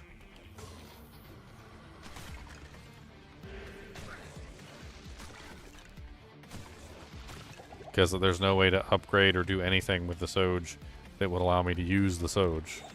I could potentially use the Soge to craft a socketed rare item, I suppose. Yeah, gem shrine farming is okay. I mean, it works, sort of, ish. Like, I wouldn't necessarily say it's the best thing in the world, but spent a long time just walking inside and out of town looking for gem shrines, and then, like, not finding a bunch, but, like, finding one every now and then. And I mean, it's definitely going to be something on our to-do list, but it definitely will be something on the to-do list. Today, farm for 9 hours, gem shrines, and see if we can get some upgraded gems. Cody, stop digging, buddy. Thank you. I appreciate it.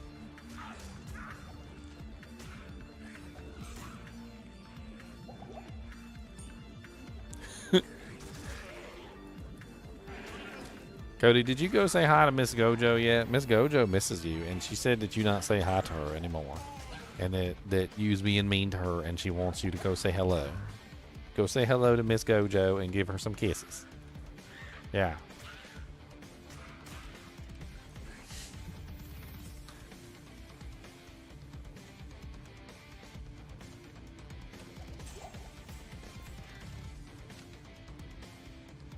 You bet not be laying on my bed over there.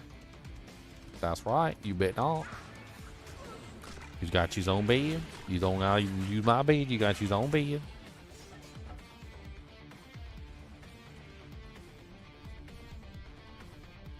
Cause I'm just checking to see if you dropped any snackums down here. You might have dropped a snackum. You never know.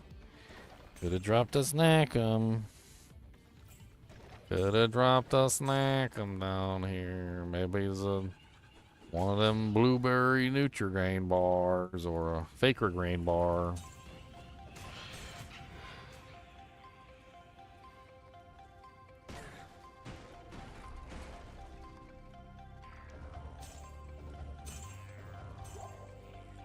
Cody, why are you pushing my chair, buddy?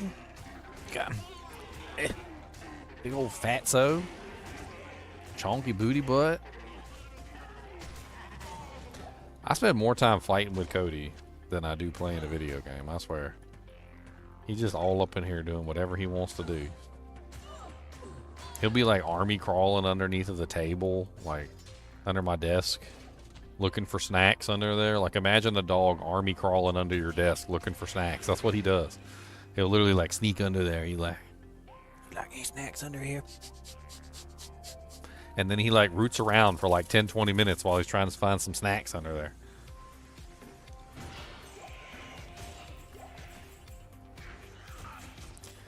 Sticks his nose in my pockets and sniffs my pockets to see if I got any snacks in my pockets, because you never know. Maybe that one time I had a biscuit in there, and he hasn't forgotten, so now he checks every single time to see if I got a biscuit in my pocket.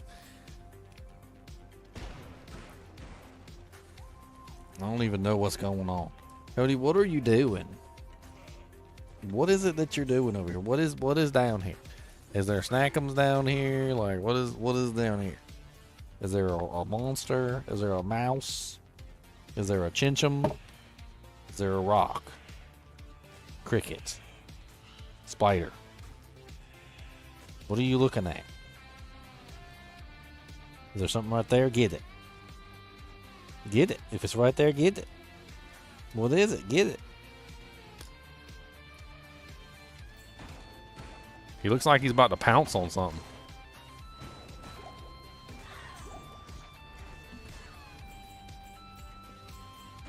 Ooh, a chip topaz.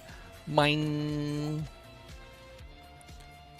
Chippy baby baby boy. Chippy baby baby yard. Chippy baby baby yeah. Chippy baby baby home.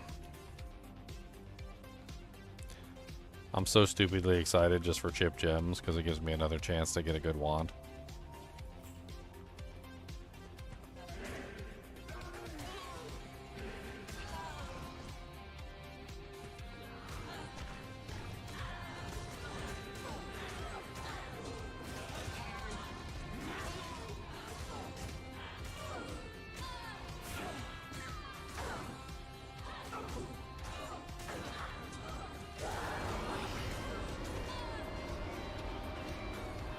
He really is hunting something down there. I don't know what he's hunting, but he's hunting something. Maybe there's a raccoon underneath the floorboards. Alright, guys. If you guys see a raccoon in the background, make sure you guys let me know, okay? Like, if a raccoon just pops out or something. Like, I might not see it because I'll be looking this way, right? He might try and sneak by, alright? But if you guys see the raccoon, make sure you guys say something so I know.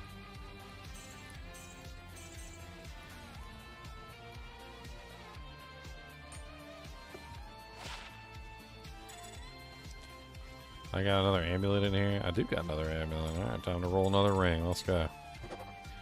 41 attack rating. Beautiful. I don't care about that. That's garbage. We got another potential wand reroll. We seem to be averaging like 1, maybe 2 wand rerolls, like maybe 1.5, like per run. It's not bad. I mean, we still haven't gotten a good wand, but what can we do about it? Disgusting. What the hell is that? That's disgusting. It's got poison resist on it, and that's it. Bet you that's worth a whole lot of nothing. Yeah. It's not even worth selling. We might as well just use it again for the next reroll.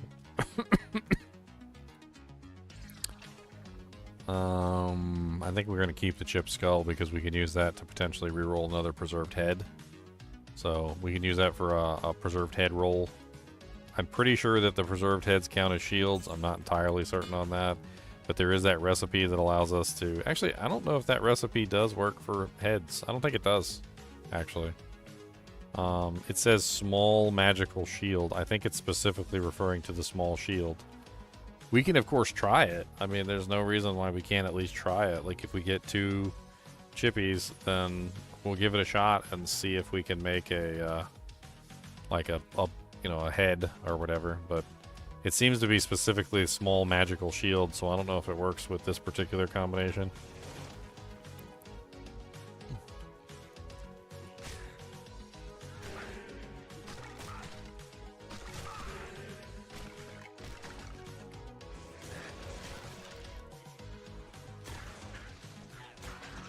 Bloodhawk nests. Boom, boom, boom, boom, boom, boom, boom, boom, boom, boom, boom, boom, boom, boom, boom, boom, boom, boom, boom, boom. I think we're gonna move on. Like, I don't think farming the countess forever like this is gonna be useful. We got a lot of runes. We got, I think, what we need. So, like, after this run, we'll move on to the next one. We'll start doing Act 2. We'll start moving forward. I mean, I've got this wand. I've got this head. I've got an amulet, a ring, and a ring. Nothing too fancy.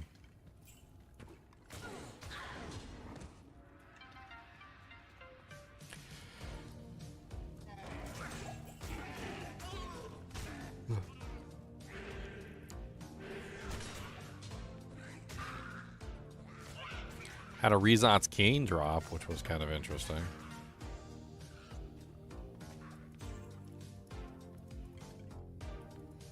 Can't use it at the moment, but could potentially use it in the future.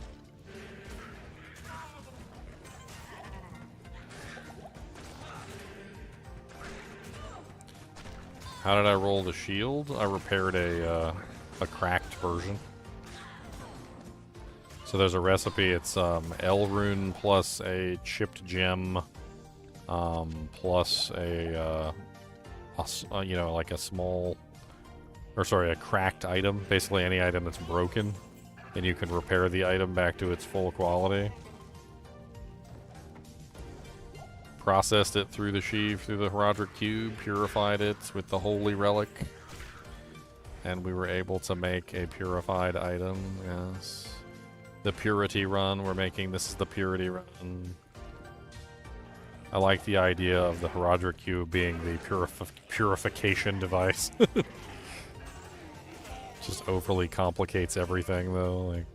Like you may not obtain or drink or eat anything that has not been purified by the holy device of the Herodrum. The holy device of the Herodrum.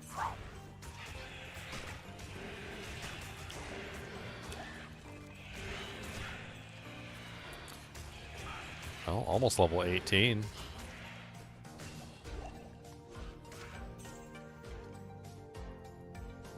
Boom, boom, boom, boom, boom, boom, boom, boom, boom, boom, boom.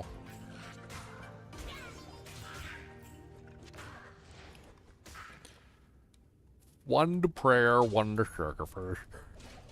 Poopity doopity poopity doopities. Those are level 1 skills. They are not worth anything. They are not worth jack diddly.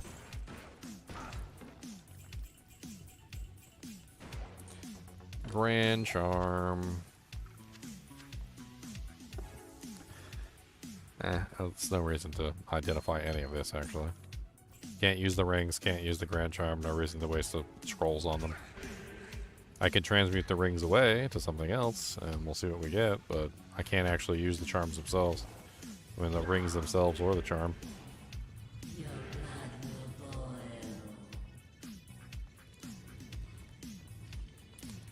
Oh my god, minions, will you get your butt in here and stop being like the worst minions ever? Like, you're gonna get... I'm gonna just unsummon you. Gonna unsummon you if you don't get your butts in here.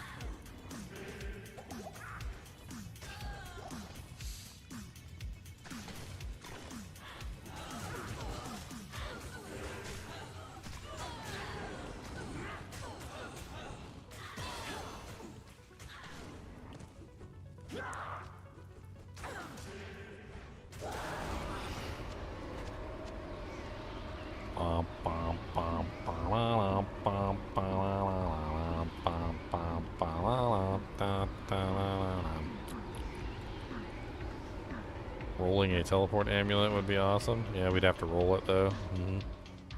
Yep. You're right. That is absolutely correct, my friend. Maybe if we had a roll to 1 in the end, we'd have a skeleton mastery coming for you.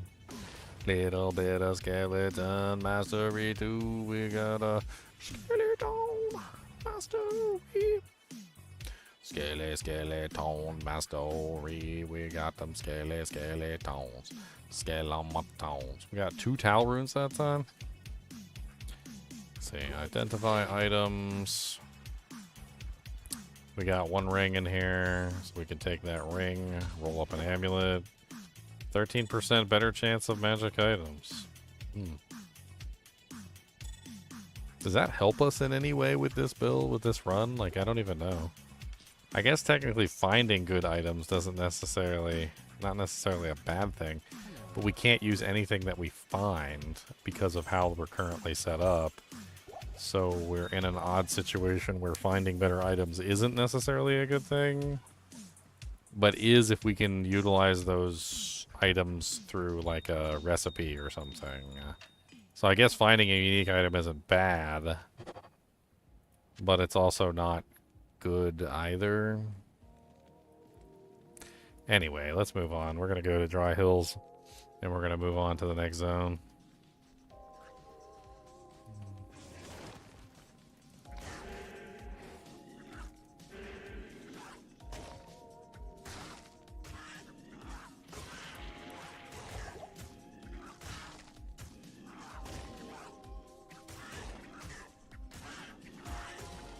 Oh, I have poison damage.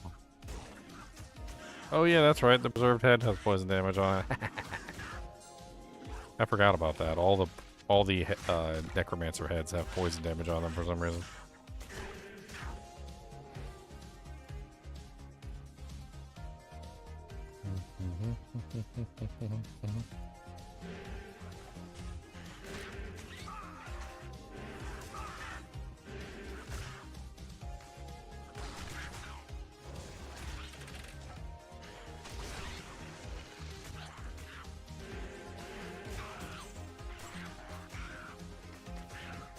Poor guy over there getting railroaded by the whole team.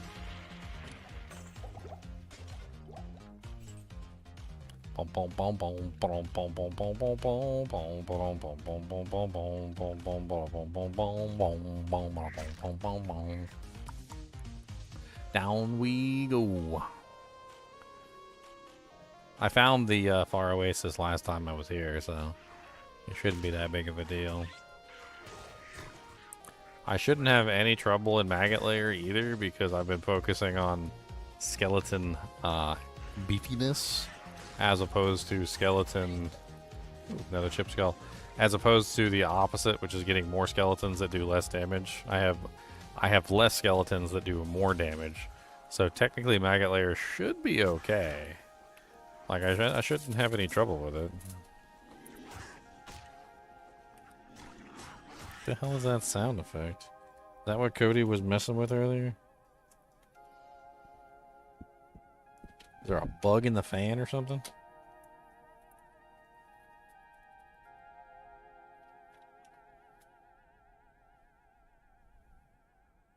No. Not a bug in the fan. A twisty tie. Oh no, Cody, that's a twistum tie. Oh no, listen. Oh no, you heard that?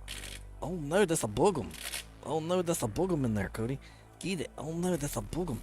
Oh no, that's a boogum in there. You hear the boogum, boogum. Oh no, that's a boogum. Oh no. That's not a boogum, Donald. Give me that. He's really interested in that sound. It kind of sounds like a cicada. I guess that's probably why. Maybe he's eating a couple cicadas. He's like, tasty bug. Me like tasty bugs. They got good crunch to them.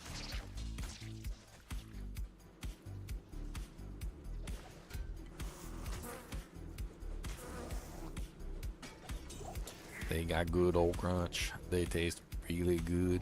We eat them for brunch. We gonna eat them, yeah. They taste like delicious, delicious, nutritious. They got a crunchy shell, and we like to eat them as they yell. Screaming.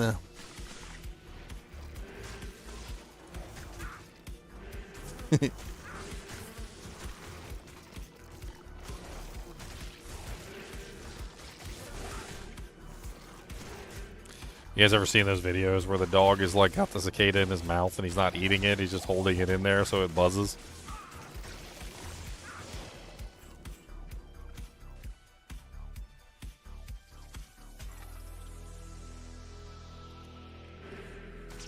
Get him. Yeah, get him.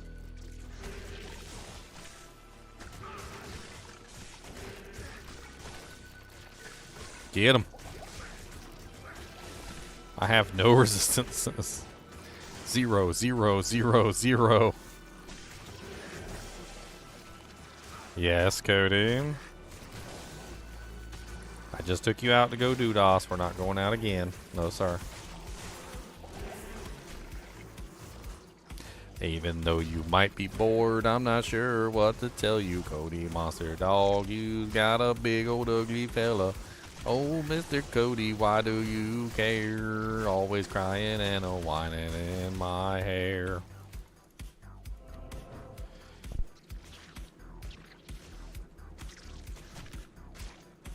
Cody, lay down on your bed. Lay down on your bed up here. Up here, come on. That's your bed up here. Come on, this is your bed. That's your bed up there. Come on. Come up here. Lay down and be goodest. Goodest. Goddamn goodest. That's right. Give me shake 'em on being a goodest. Okay, shake 'em. He said, that's bullcrap. He said, I ain't getting nothing in return for being a goodest. So I'm rebelling against the authorities.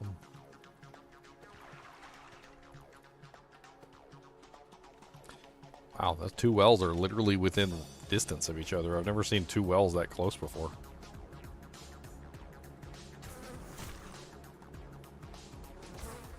It's kind of crazy.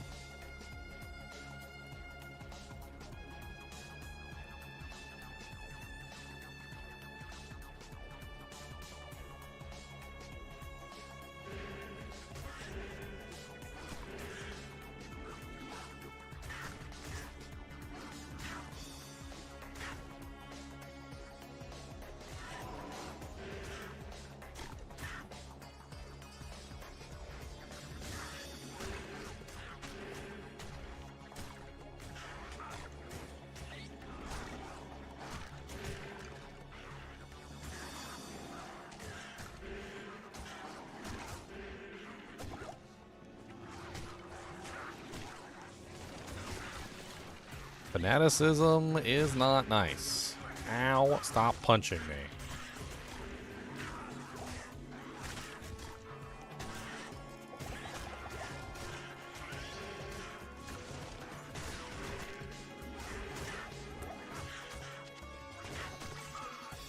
I didn't really mean to find Lost City, but I guess I found it, so... Maybe I could find the waypoint so I don't have to backtrack.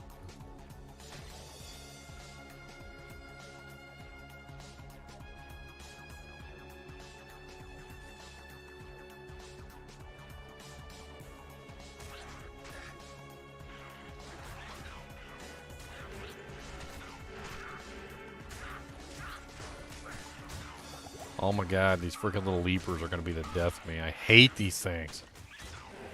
Necromancer is like one of the worst classes for these leapers. The leapers do not care about your army. They do not care. They will literally just walk right past your army and slap you in the back of the head. They don't. There is no care, not a single care in the world.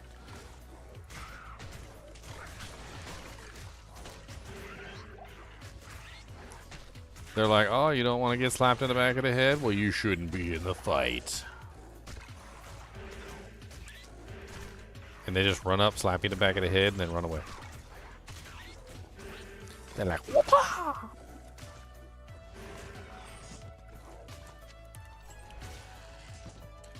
One socket chainmail. It's worth some money at least.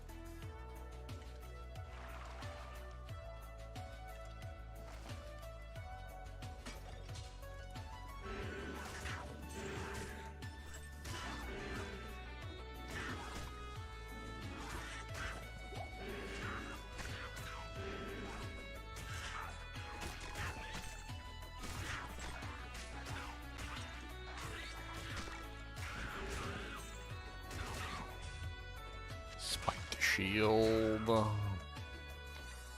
Morning Star. A bunch of junk.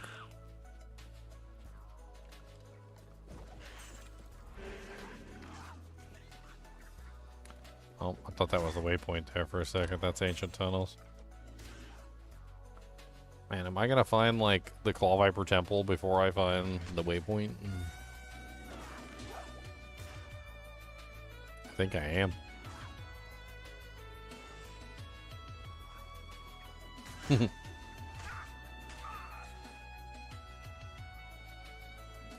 Yep.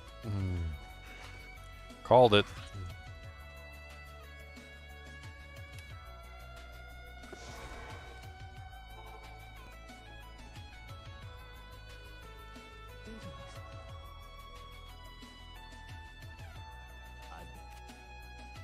Sell it. Sell it. Buy it. Mark it with a B. Get some mana pots. Get a couple health pots too. Why does a necromancer never have a shirt on? He likes it breezy. He likes it easy and breezy. Alright, so we have 2 skulls. So if we find a magic head, we can try and use that recipe on it, the one that adds the attacker takes damage of. I don't think it works, to be perfectly honest. I think it's probably something different than that particular recipe. I think that's just for the small shield, but I could be wrong. You know what? We're here. We're a necromancer. Let's just go do the snake area.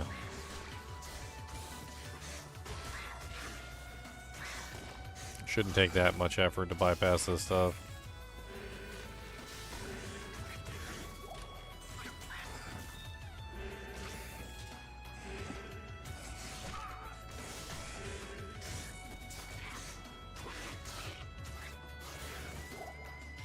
Fulminating, fulminating.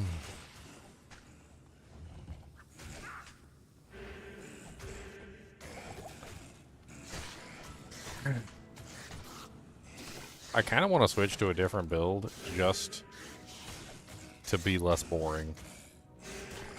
Like, don't get me wrong, I like Summon Necromancer, but Naked Summon Necromancer is very long and very boring. Like, I could have had, like, plus 4 or 5 to skeleton mastery or skeletons by now. I could have had, you know, like a Saigon shield and a bunch of other stuff. I could have had some plus to skill equipment and various other things, and like I could have, you know, like been on my way, but like with all the restrictions I've got on me, I'm not sure I can do anything.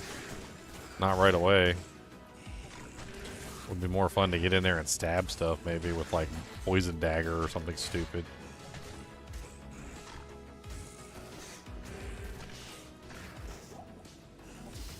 Not that I have a dagger. I don't have a dagger anyway. Yeah, Bone Spear in hell difficulty without any plus to skills is also very awful. Bone Spear is not amazing without a huge number of plus to skills. It's pretty rough.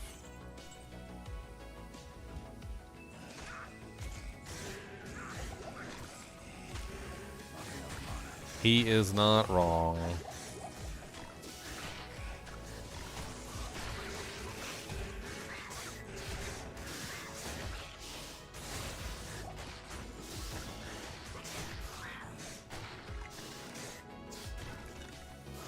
Ow.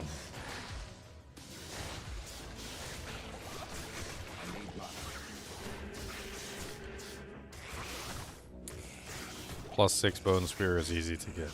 I don't think it is.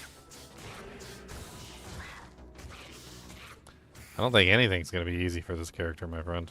I don't think anything is going to be easy for this character.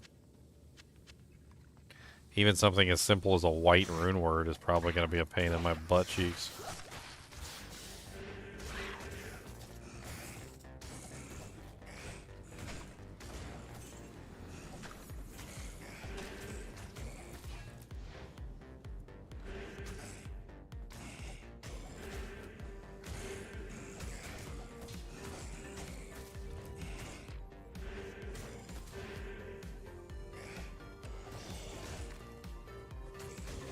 Aw, I took the dead end side.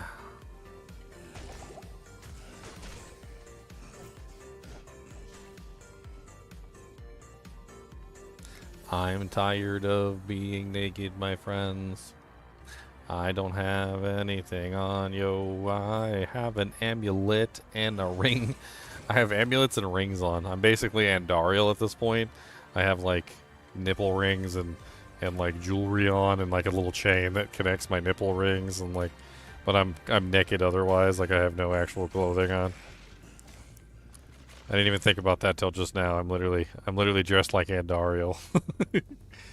I'm gonna get to Andy and she's gonna laugh at me. Speaking of Andy, I don't know if we're high enough to kill Andy effectively now, but that could be an interesting farm too for gems. She like, doesn't Andy pretty much guarantee drop like 1 to 3 gems of random types and random qualities? Like sometimes chips, sometimes like flawed. She occasionally drops like a full, you know, normal gem. You know, not cracked, not flawless. The she has a pretty decent chance to drop specific gems, right? From what I remember. Like, it could be a good farm to go to her and, like, farm a couple gems up. See if we can get our gem stock running. If we can kill her, that is. I don't know if we're even strong enough to kill her effectively at this point. We could always check, but we're definitely a lot higher than, like, I think it was, like, level 11 when we got there.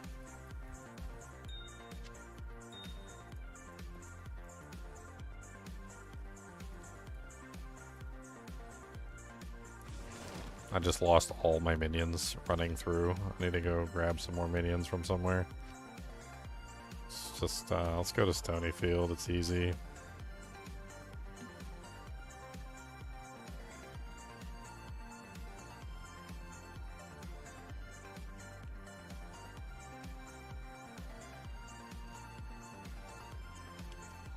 What the hell is that? Why is there random fire? And now it's gone. What the hell was that? I took a screenshot of it before it disappeared, but like, what the hell was that? It was just like 2 random fire nodules, like sitting in the middle of the grass.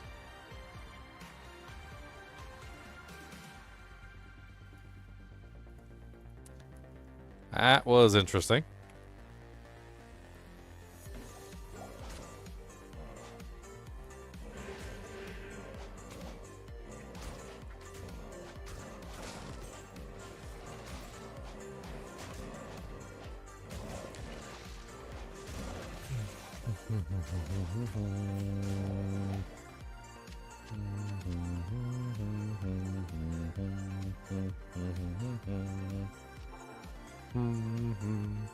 I'm thinking about making a melee necromancer. I know, it's really dumb, but I was really thinking about making a melee necromancer. Alright, hear me out. Hear me out. Okay? Poison dagger. And I never really thought about it this way, okay? But poison dagger does not have to be built for poison damage, right? So technically, if I were to put 20 points in the poison dagger, right, but don't put any points in either of the other synergies, yes, the poison damage would be really low, but I would get all the attack rating from poison dagger. And poison dagger has a pretty profoundly high amount of attack rating. If I remember correctly, it's something like 400 some odd %. Let me double check poison dagger's attack rating bonus. At level 20, it gives you a total bonus attack rating of 410%. At level 25, 510% attack rating. So like, if we wanted to make a melee necromancer, we don't necessarily have to invest a huge amount of points into Poison Explosion and Poison Nova. What we could do is we could just drop 20 points into Poison Dagger, not worry about the poison damage at all. Just, you know, like, whatever the poison damage is for, like, unsynergized Poison Dagger, we just, you know, accept it and whatever, we just have it. But, like, we don't actually build it.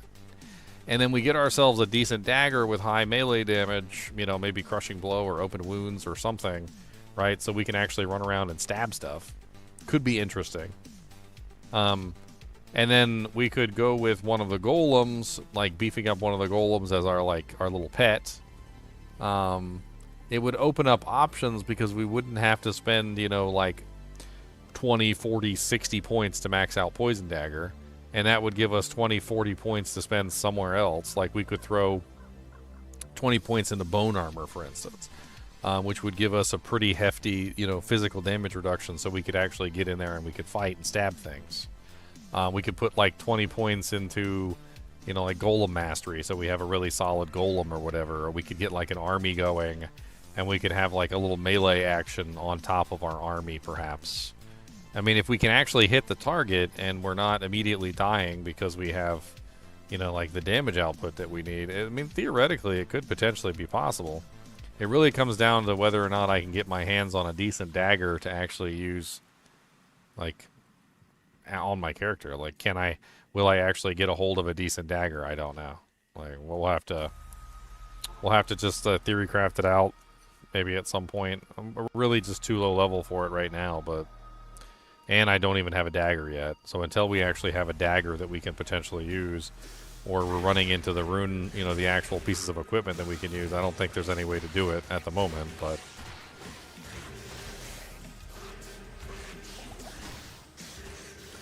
Actually, technically, I could make a dagger, right? I could re-roll a blue Chris or something like that. I suppose I could make a dagger.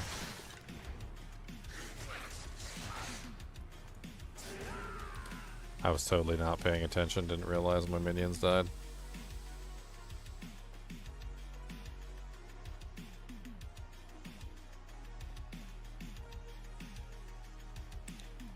You like it better when I can use every single equipment? What do you mean?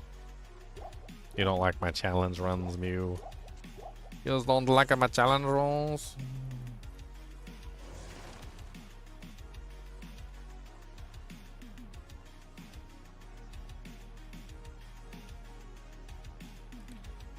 You never seen anybody make a build with Bone Prison? I have. That's not new.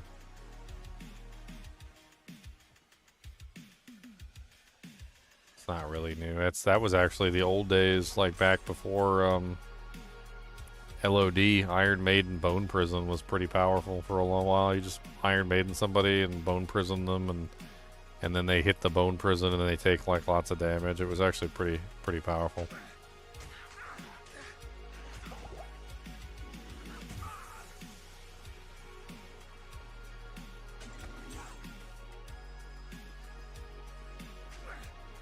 Ah.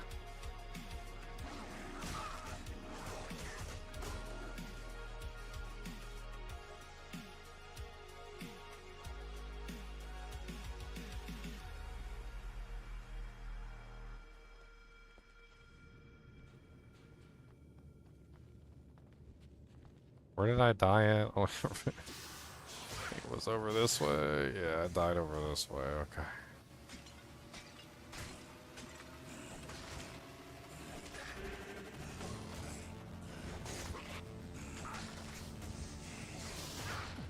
Oh my god, I'm gonna die again. Are there any bodies over here for me to exploit that I killed earlier? I know I killed some of these boys.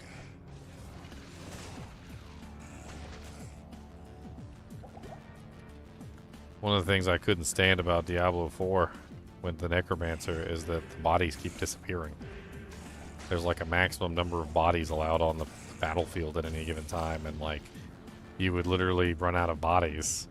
And then on top of that, like if you had somebody else on the other side of the map spawning bodies, since there was a maximum number of bodies that you were allowed to have active at any given time, there was also like the bodies would just be despawning because they would be spawning bodies on the other side of the map. Like it's stupid, and they still haven't fixed it.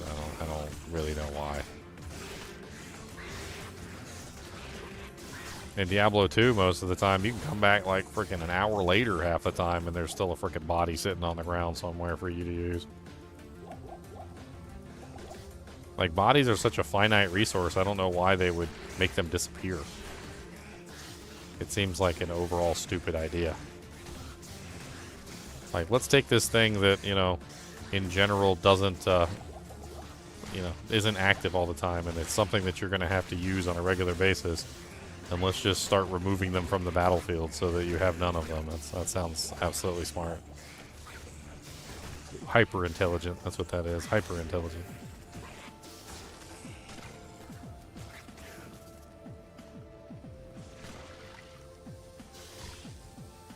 Wow. Wow.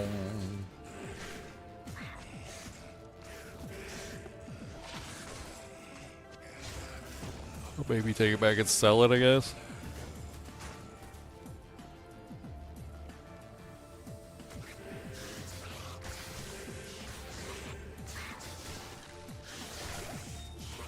A flawed ruby.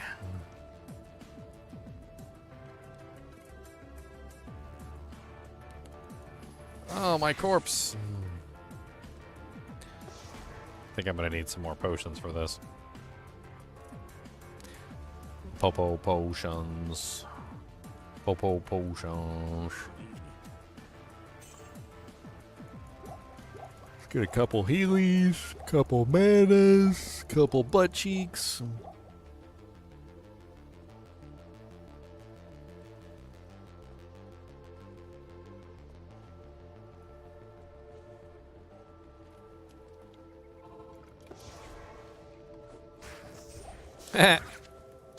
He just instantly popped. That's hilarious.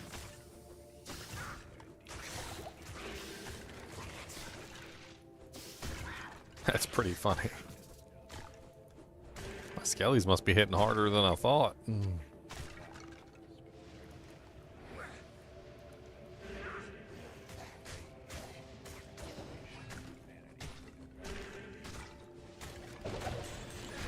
Amulet of the Viper. I was beginning to enjoy the darkness. Banana. Banana. Oh, we have Far Oasis waypoint. Let's just go back to town. There's no reason to run out of here. That is no reason to run. Do do do do do do. Can't use it. Do do do do do do do do do do do do. We got a flawed gem.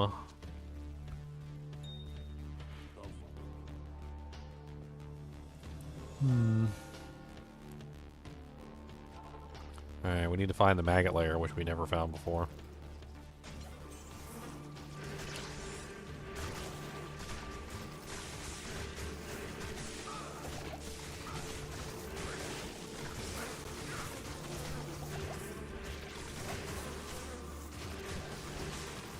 My skeletons have a total life pool of 117 at the moment.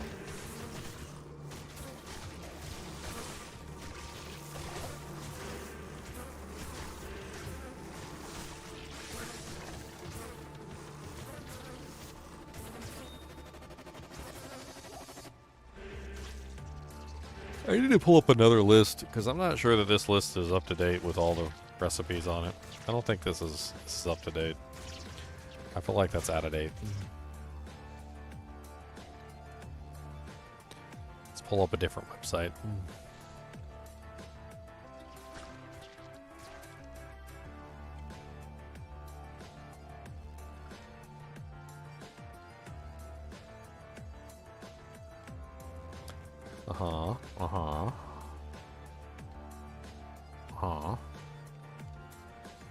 Oh yeah, the prismatic amulet. I forgot about that. We need one perfect gem of every type, though, to make the prismatic amulet.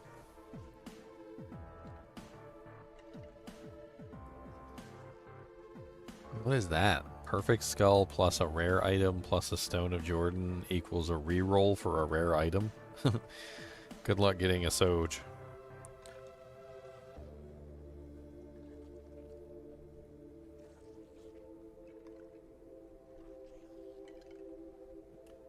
Bum bum bum. Bum bum bum. Bum bum bum. Bum bum bum. A magic sword of leeching.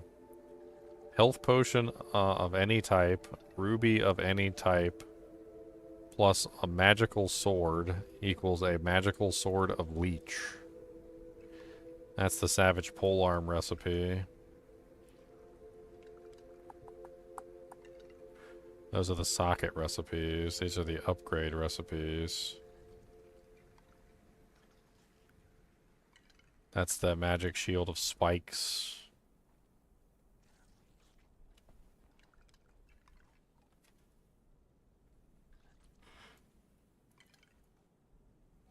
These are the repair recipes.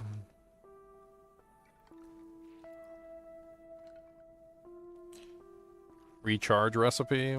Fully repaired and recharged. I forgot about this one. Well, dang. I didn't even think about that. Dude, that literally makes it so you can use any item you want. I had totally just completely blacked out that recipe.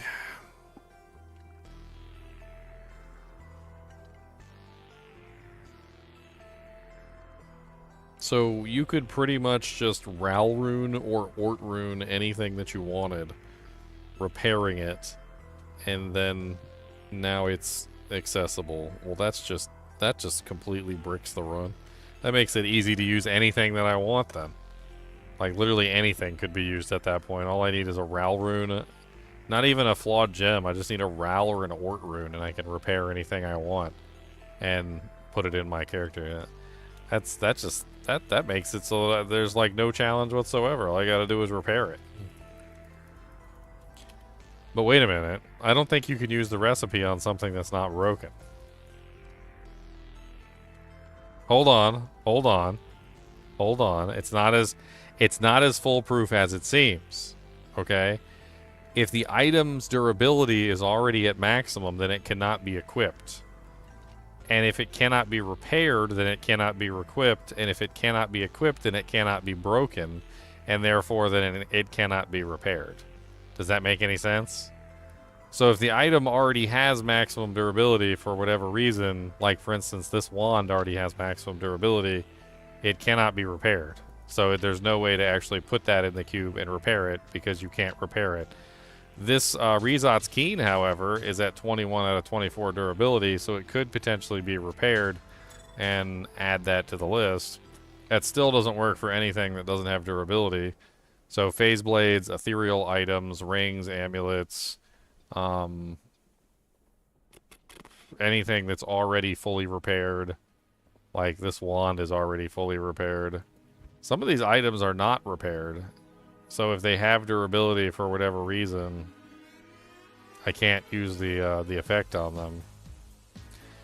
I don't know about that. I'm gonna have to think about that because I feel like that opens up a lot of like items that I didn't necessarily intend for this run.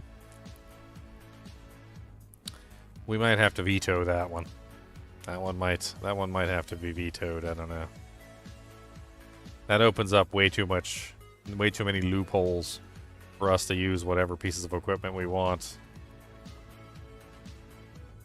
Hoping that an item is literally like we're over there hoping that an item is broken.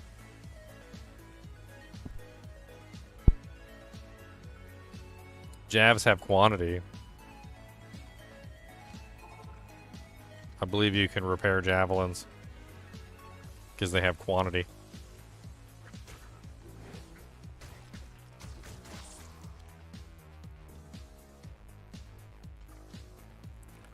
Boom, boom, boom, boom, boom, boom.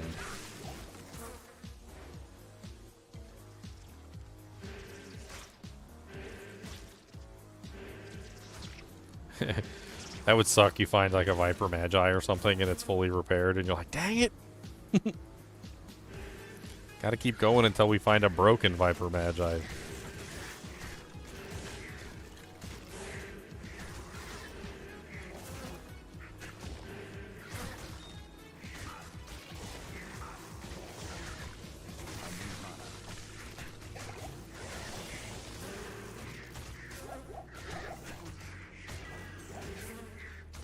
Man.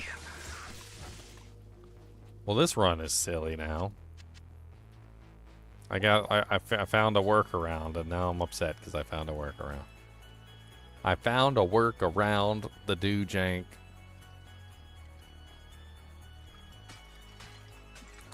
Do items drop with less than full durability? Yeah. Some items will drop with full durability. Some items that will have less than full durability. It depends on the item.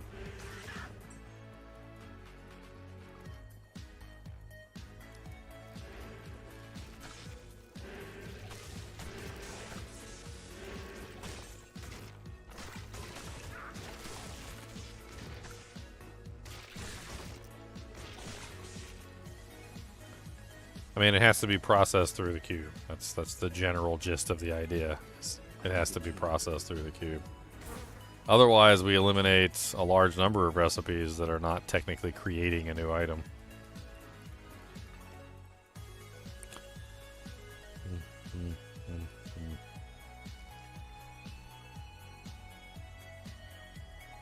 Transmuted equals pure.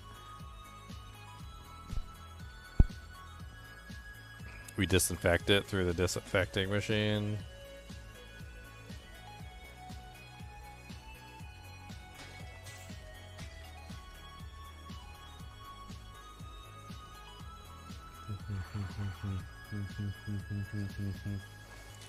I mean, we gotta come to a conclusion one way or the other, right? We gotta figure it out.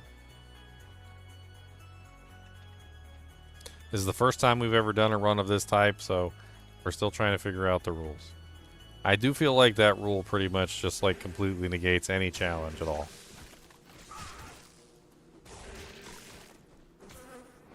It does unfortunately negate any kind of challenge.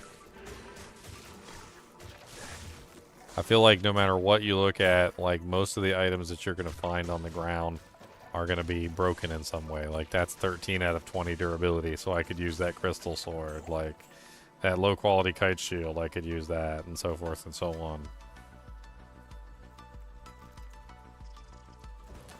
I mean, if we start including every single recipe, every single Herodric Cube recipe, I mean, kind of takes all the challenge out of it. I think we have ways around pretty much everything at this point.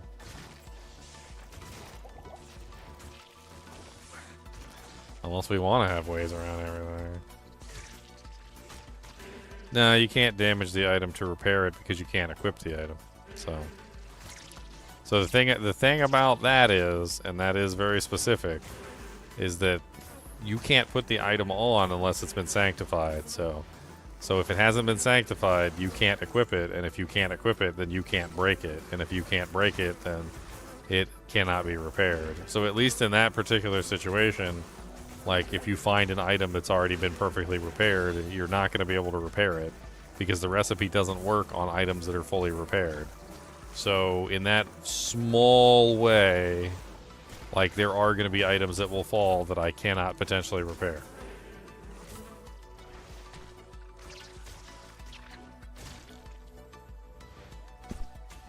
Laundering items through the cube.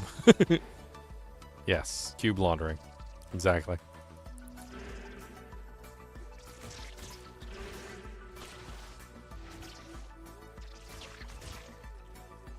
So that's the thing, Mewtwo. See, I can't wear the item to hit with it or be hit by any of the monsters.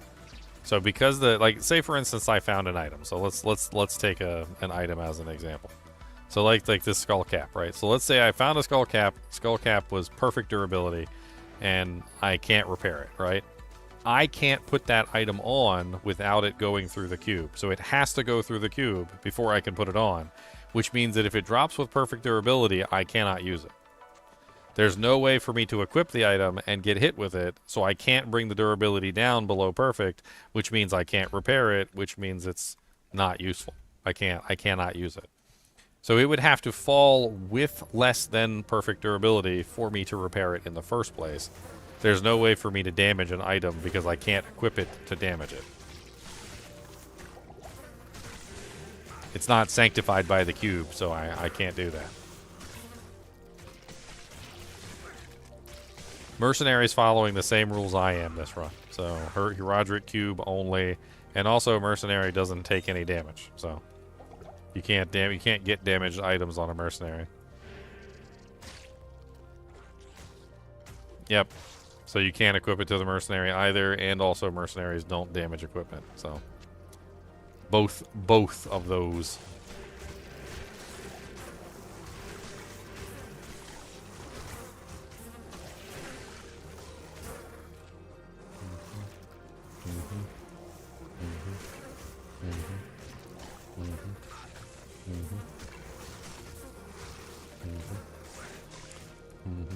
Be burning through like 10,000 orts.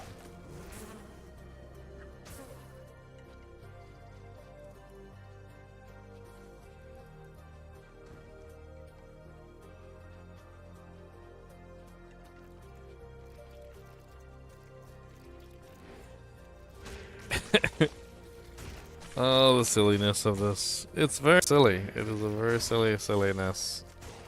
It's very silly indeed. I don't know exactly what to think about this run. It is a silly indeed, and it is a silly run. It is very silly. And now for something completely different.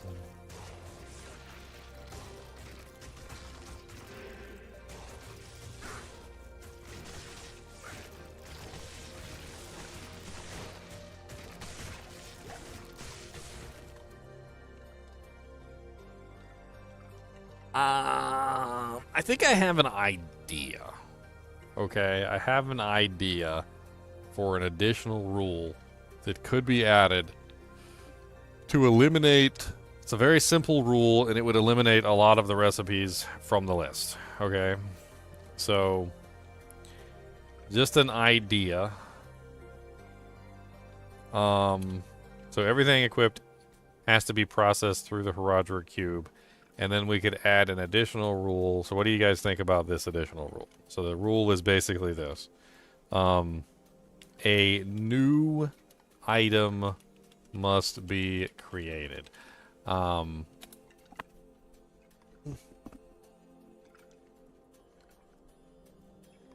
in other words, the item needs to be changed in a way significantly other than what it is, right? So it has to actually create a new item. Now we could talk about like the validity of some of the recipes creating a new item.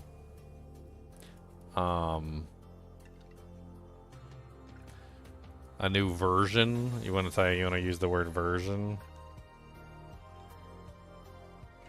I don't know if like I feel like the upgrade recipes should count. I feel like the repair recipe should count to be able to repair an item from crude to its full form. I feel like that works because that actually does create a new item. So it's actually taking the cracked version and turning it into a non-cracked version, like a normal item. I've actually tested this, by the way. It actually does recreate the entire item. Like if you have sockets in the item and you repair it, it'll remove the sockets. I'm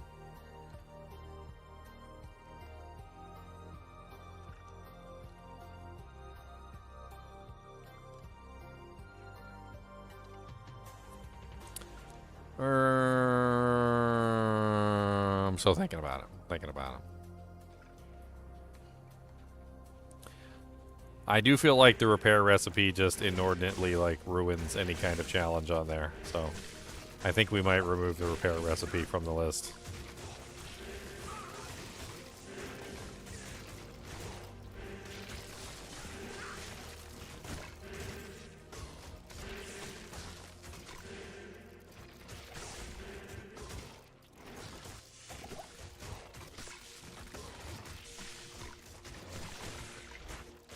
I don't want to make things super easy on myself. Total masochist run? I mean, not necessarily. I feel like the other way is true, is that like if we allow that repair recipe, you pretty much allow basically every item in the game. Like at a certain point, once that repair recipe comes in, what's actually restricted? Like thinking about it logically, like if you allow that recipe, everything that has a durability could potentially be repaired. So gloves, belts, boots, shields, heads, armor, helmet, weapons. Like the only things that would be off limits would be rings and amulets. That's it. So are we saying that we just want to leave? Like it's not even a challenge run at that point. It's like it gets to the point where if you allow that recipe, like all of the items become possible, like everything.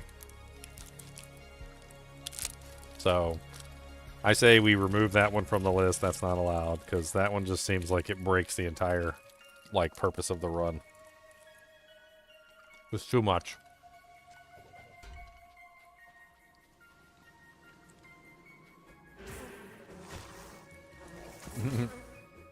It's P2 Necromancer. Come on. It's not going to be a long run anyway.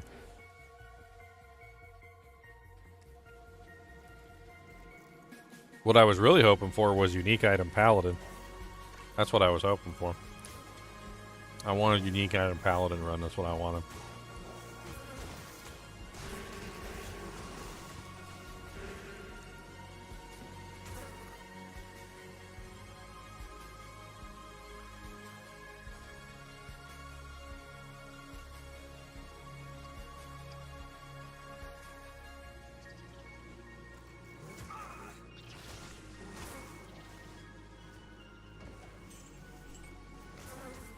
Finally.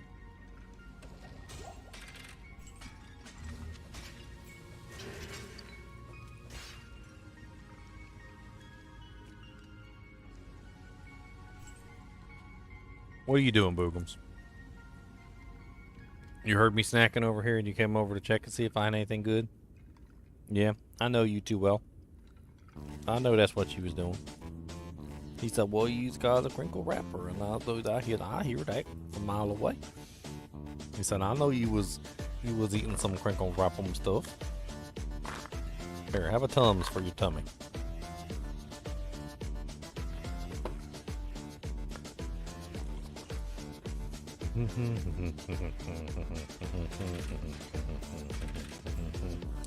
At least I'm having fun, Mewtwo. Come on, you guys know you like to see me suffer. Let's be honest. Suffrage is the name of the game. Suffrage going to suffer the lame. Going to suffer every day. Got to suffer at the bay. Gonna suffer every day. Come on down, let's suffer today. You guys love seeing me suffer. Come on. Come on. You know it's true. You know it's true. You know you do. Some of you guys are like cackling like mad hens. You're like, yes, make him suffer.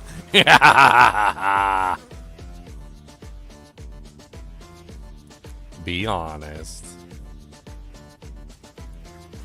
Be honest.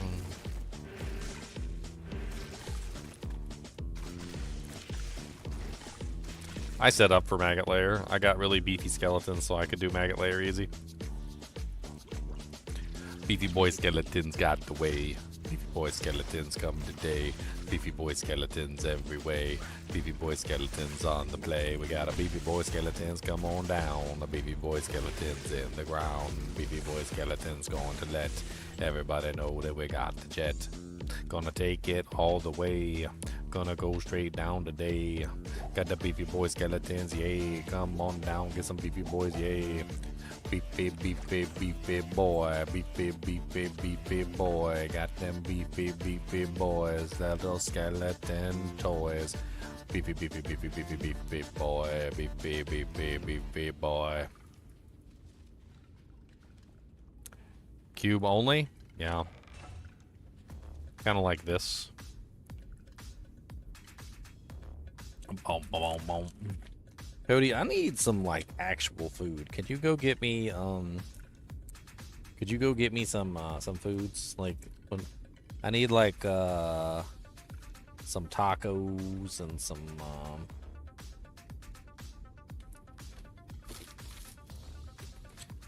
tacos.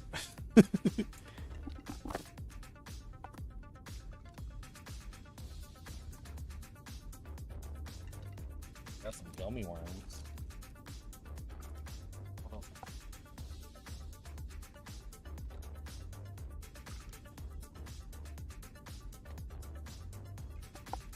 Got some Lance crackers. I got gummy worms and Lance crackers. I don't think that classifies as food, but what's my favorite class and build? I don't really have a favorite class and build. I like paladins, I like necromancers, I like amazons. I think those are among my favorites. I do like necromancer, but naked necromancer is not as fun. Cody, just because I got some crackers out don't mean you got crackers. You better get your drooly face off of me. Yeah, you want one of these crackers, you better quit drooling on me. That is a mandatory function. Quit drooling. Taco class, man.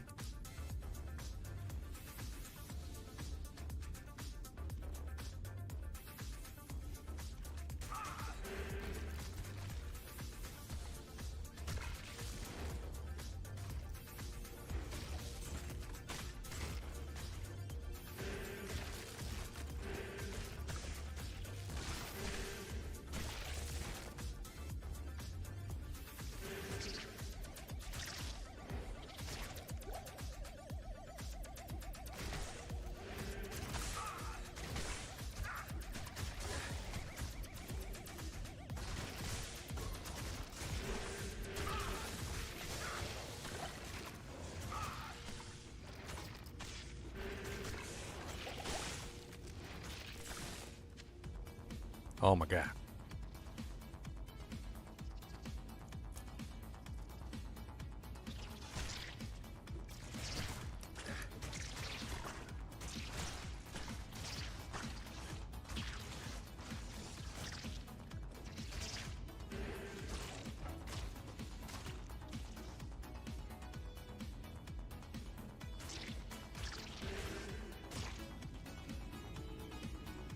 Oh, crafted is definitely an option, yeah. I mean, I don't have any perfect gems, though.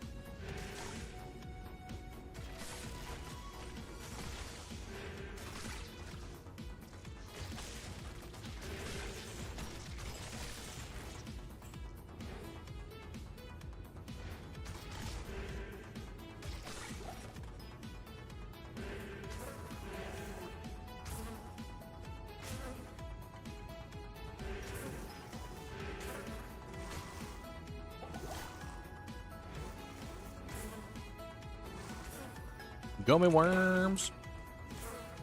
I've been streaming for 8 hours, guys. We're in Act 2, and I've been streaming for 8 hours. Alright. This is ridiculous. Granted, we did have a big old sidetrack of, you know, like the Chinese stuff, but...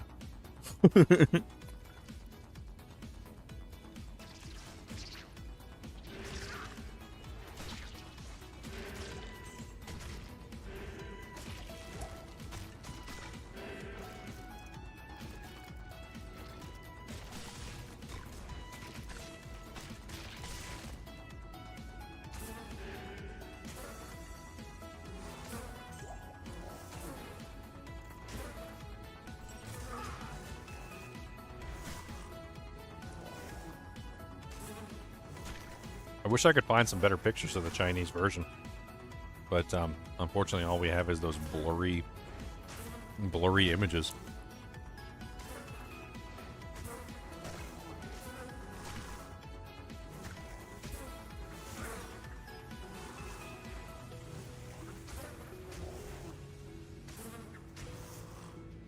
Oh my god, the possessed black locust has, like, so much HP. Physical resistance and everything else. He's like next to invincible. That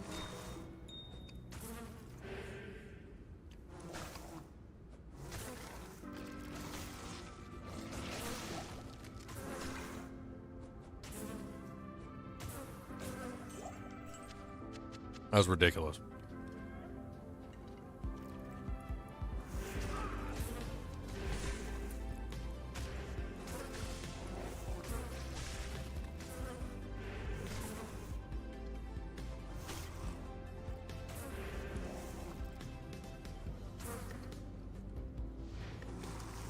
Gum worms.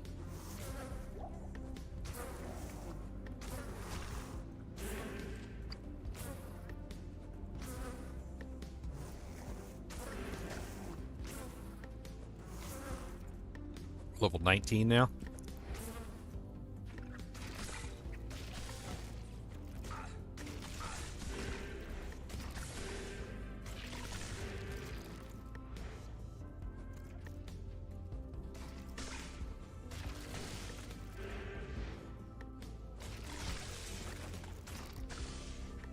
Oh, get him. Take him out. We know like his punk booty cheeks anyway.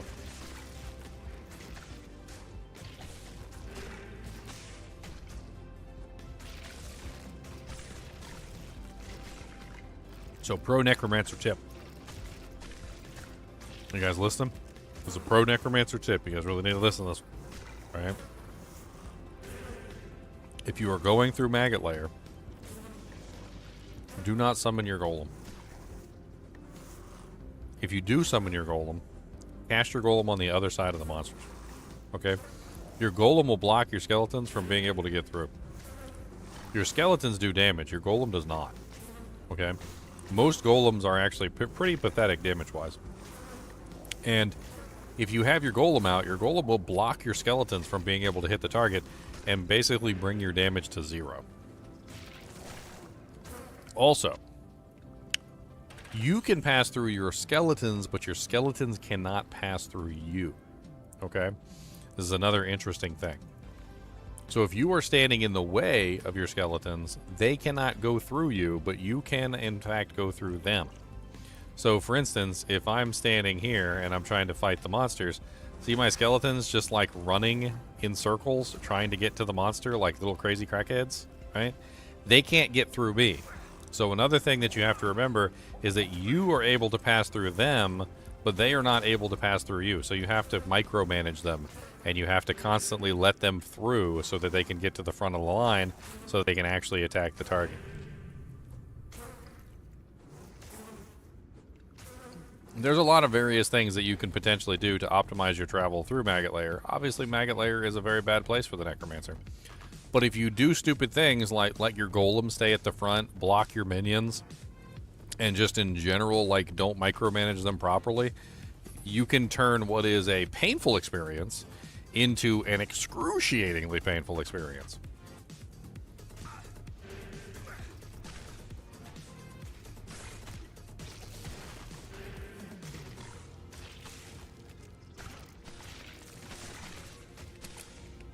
And for that, I deserve a gummy worm.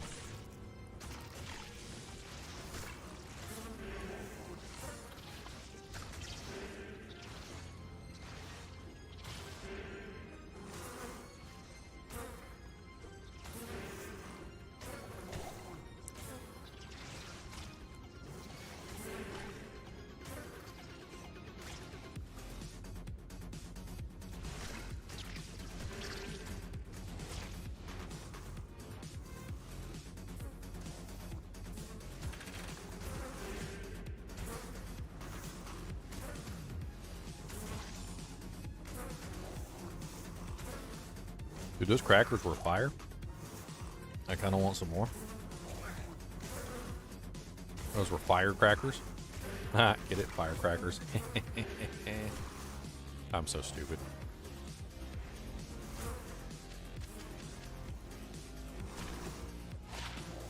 That's worth some money.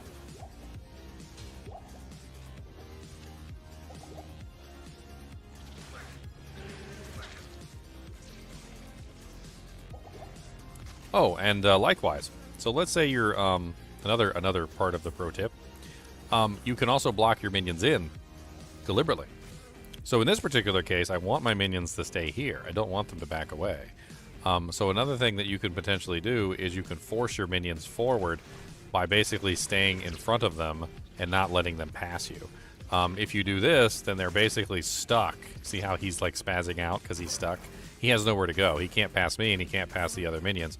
So he's going to sit there and like run around like a crackhead, like trying to get to the target. Another small tip is that, like, just like the golem, you don't want the golem to be in the front. You don't want your mages to be in the front. So if you're using the mages, don't let the mages be in the front either.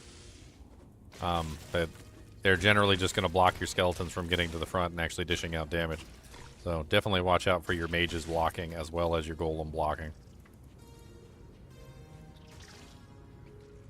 What's a cube-only challenge? Everything has to be processed through the cube. This is going to be a weird one.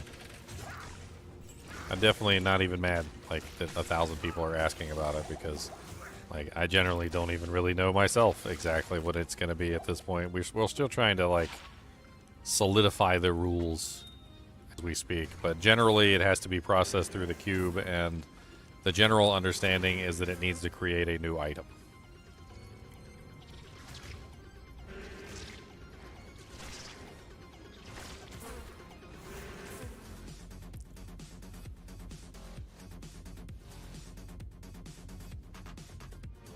I wonder if, could we potentially add the rule that says a new item must be created? What if we change this to, the name of the item must change? Or something along those lines. Like, in the case of a preserved head, right? The preserved head is the name of the base. And then the name of the item also is something that has to be changed. So it has to go through the cube, and the name of the item must change. So, like, if we upgrade an item from, say, like a short sword into a short sword into like a a gladius, right? So the name of the item has changed, right? When we repair an item that's cracked, like a cracked item, and we repair it into a fully repaired item, then the name of the item has changed, right? Does that sound better way of stating it? So the name of the item must change? Like, essentially, must be creating a new item. So yeah, upgrading an item would change the name. So you would have like an Eisenhart breastplate, which would change into an Eisenhart cuirass. So that would change the item into a new item.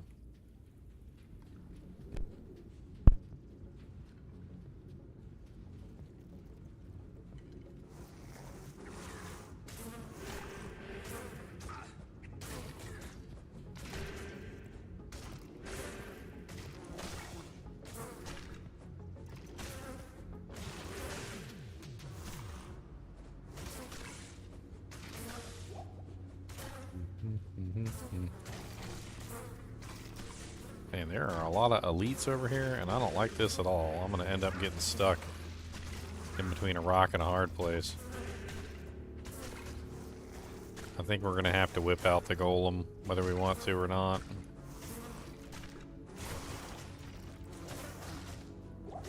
Otherwise, this might end badly for us.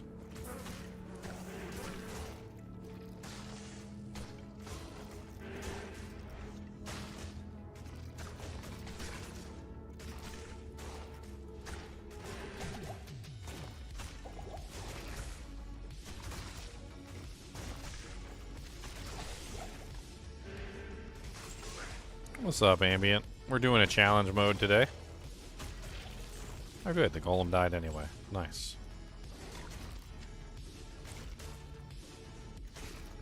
Got a bunch of stuff we need to take back and sell. Oh, he's possessed. No wonder he's taking no damage. That makes sense.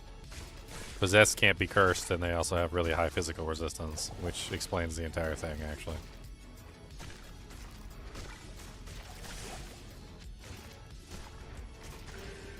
A belt? I can use that. That's a crafting item. Crafty Balafties.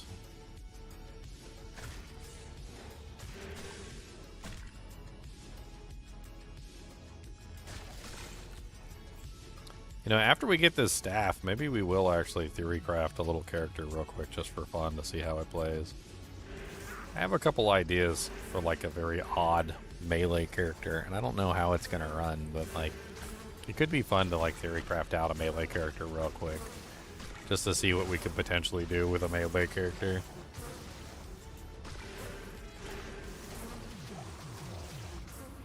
I'm not sure if we have the points to achieve what I'm trying to do, but maybe.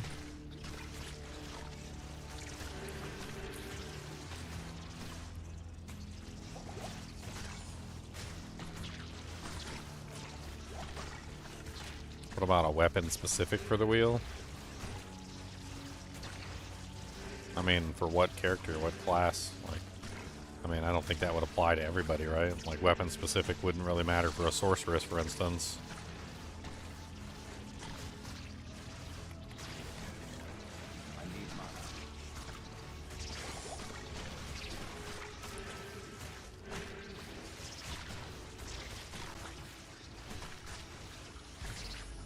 Ow. I'm dying.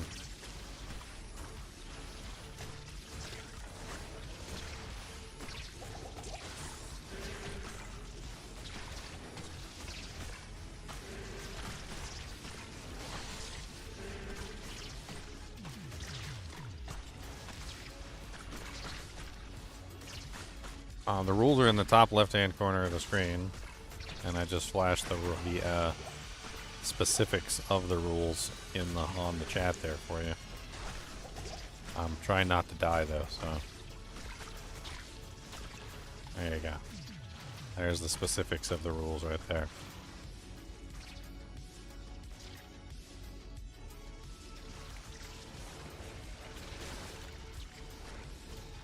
Short spear, Vologe, a Voluge.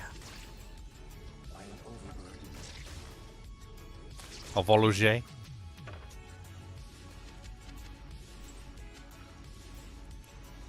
Alright, we got the staff. We got the amulet. We got both pieces. We're good. We did it. We did it, brothers. We did it, brothers. Brother.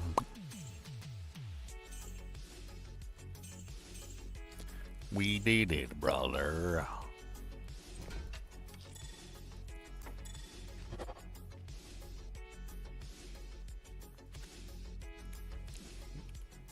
Hey, you're right. I could actually use the staff right now and thwack things with it if I wanted to. I don't have the strength for it, but... You are technically correct, and that is the best kind of correct, my friend. Technically correct is the best kind of correct.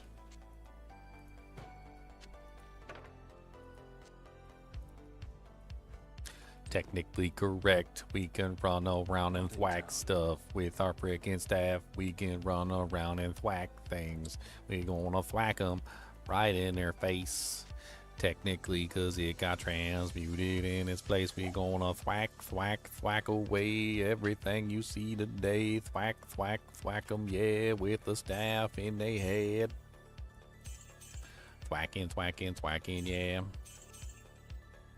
Thwacking all the thwackings, yeah. Thwacky, thwack, thwack, thwackin', thwack. Bet you I can do some damage with this thing, too. Not in town. Ka-conk, ka-conk. I've been Conk, conk, conky, conk. Conk, conk, conk, conk, conk, conk, conk, conk, conk, conk, conk. I need a one for re-rolling. Wow, look at that thing. Superior Bone Wand, 2 sockets, +2 Bone Spear, +1 life tap. 3, what is that, 30,000 gold?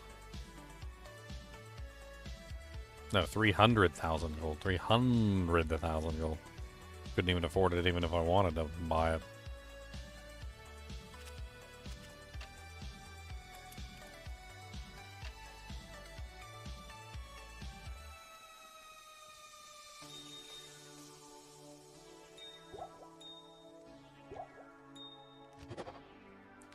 +1 Golem Mastery. Golem, bolem, bolem, masteria, golem, bolem, masteria, golem, bolem, masteria, golem, bolem, golem, bolem, bolem, masteria, golem, bolem, masteria, golem, bolem.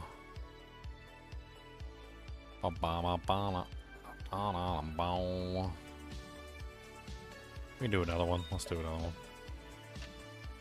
I don't think the chips work for that one recipe, so we're ditching them.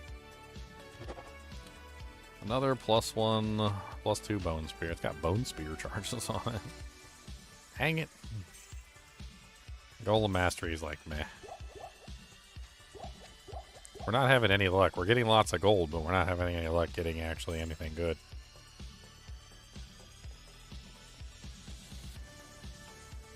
Alright, so we got the staff. We can thwack stuff now in the face. approach and let's trade.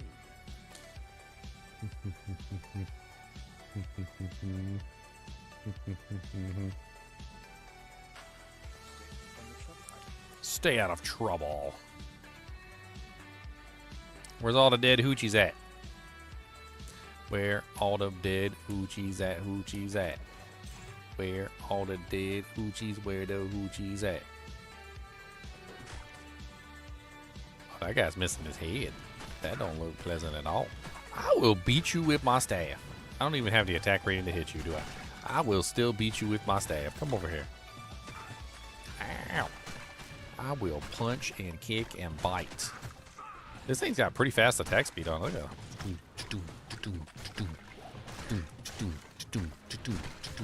I'm like Gandalf over here. Gandalf the Grey.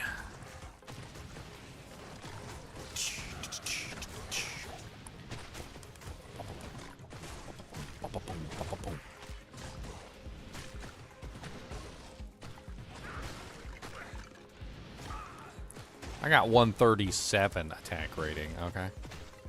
I got an attack rating rank. 57 attack rating rank. Okay.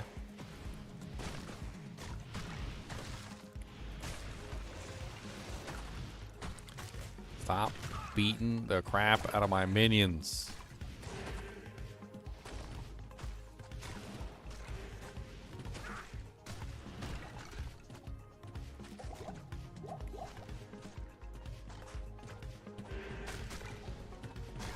Oh my god, all the archers. I hate the archers. So many archers. I'm running for my life. I'm running for my... Oh my god, it's not even the right door. What did I do? I'm gonna die. Healing potion.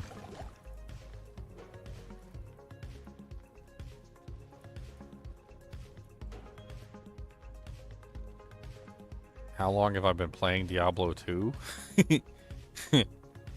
25 years?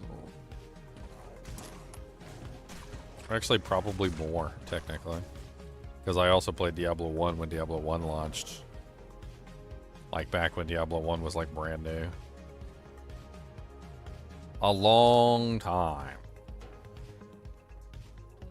So many years. Many, many year. Okay? Many, many, many, many, many, many. Long enough that I like to challenge myself and have fun in very interesting ways.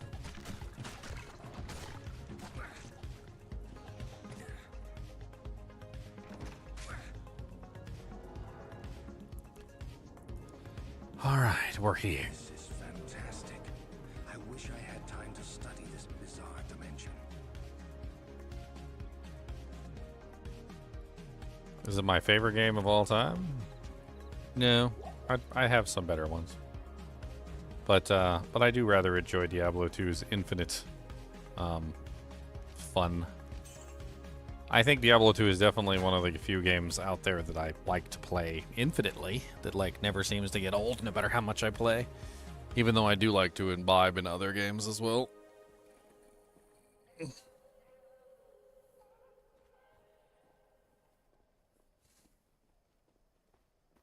Gandalf the gray and white kitty.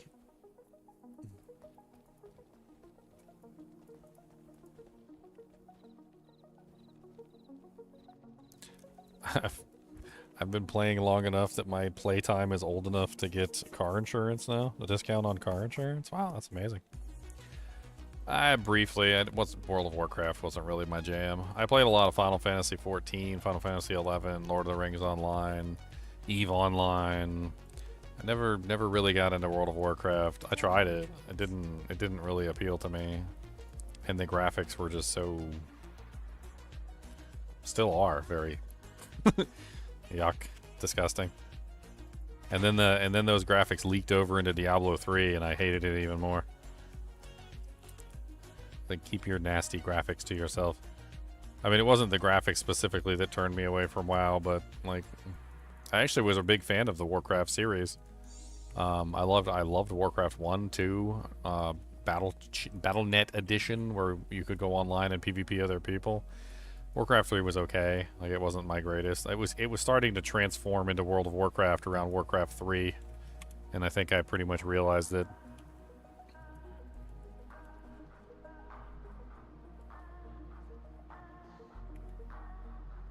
I actually have resistances for the first time ever. It's kind of hilarious.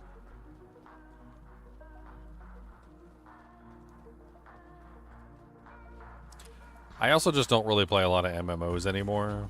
Like, I don't really think that they're good for anyone to play. Like, ever since the MMOs started to change to a format which is designed around wasting your time, like, I just don't really think they're worth playing anymore.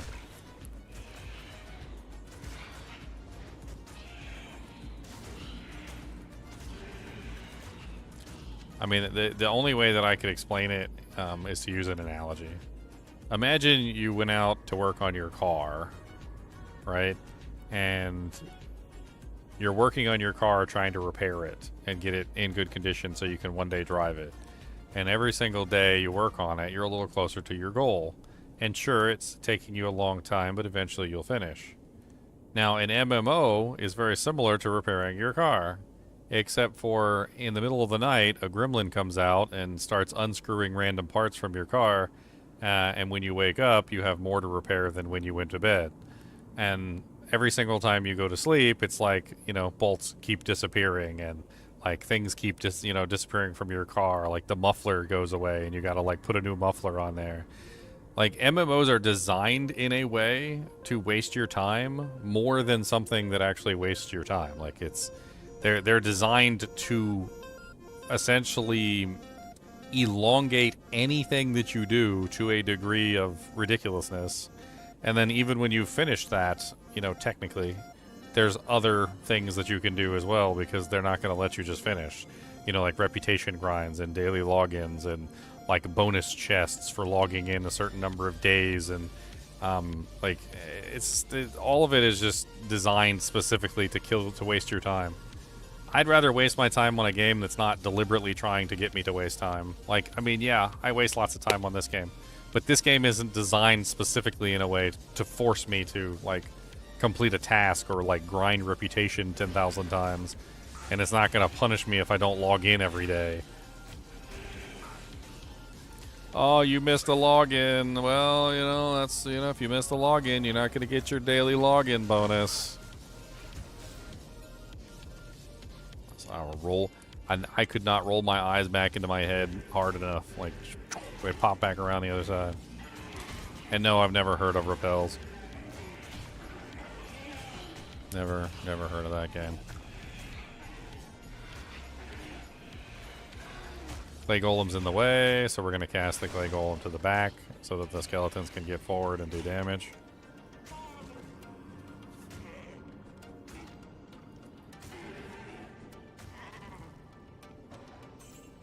Mobile games are a cancer on, like, the entire, like, freaking gaming society as a whole. Like, don't even get me started on those. There's, in so many ways, mobile games are literally, like, cancerous. They literally are, like, literally cancer growing on the outside of the, like, the gaming community, slowly strangling it to death. It's rather unfortunate because I don't know if there's any cure either.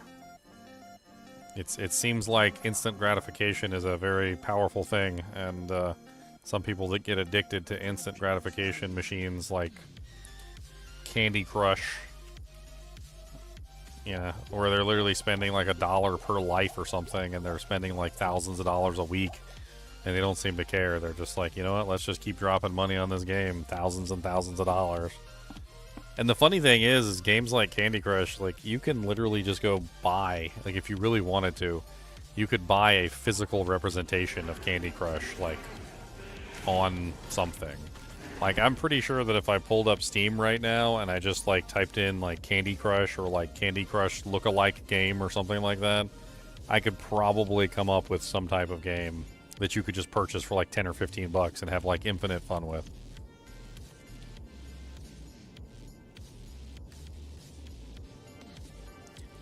Let's see. Let's do a quick search and let's find out. So, like, Candy Crush type game on Steam for purchase. Bejeweled, Blitz, Puzzle Galaxies, Battle Chef Brigade. All of them are very similar. Bejeweled is actually extremely similar. I actually remember that.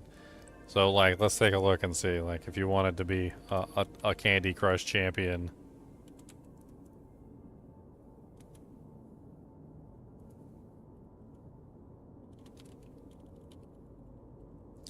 Let's see. There's multiple Bejeweleds on here. There's Bejeweled 3, Bejeweled... I actually have Bejeweled 3, Bejeweled Twist, Bejeweled 2, and they're all, like, super cheap. Look, $4.99, $4.99, $4.99, $4.99. They're all extremely cheap.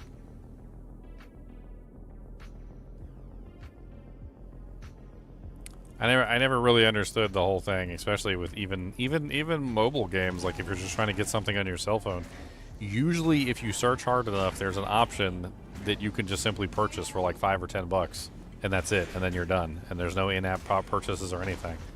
Like, if you just do a little bit of work, you can usually find something that's just purchase it, one and done.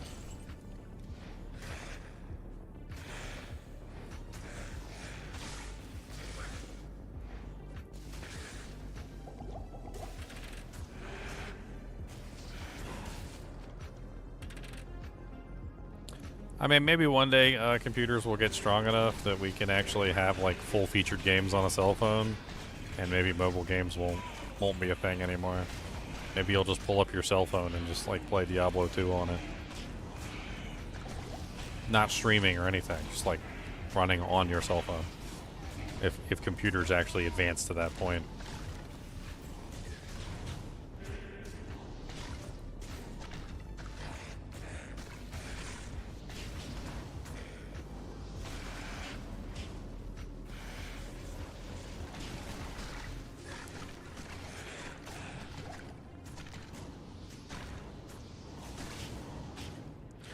Poor skeletons are just not capable of surviving. I really don't know. I think we need summon resist. I think that's really what it is.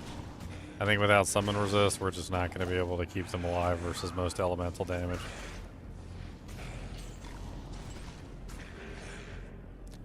Did I like Diablo Immortal? No, I did not. I mean, it was better than Diablo 3. I'll give it that much. It was basically a better form of Diablo 3 with like microtransactions on it, but no, I really did not like that game. I don't really like Diablo 3, so like saying that a game is better than Diablo 3 doesn't necessarily like count for much in my book.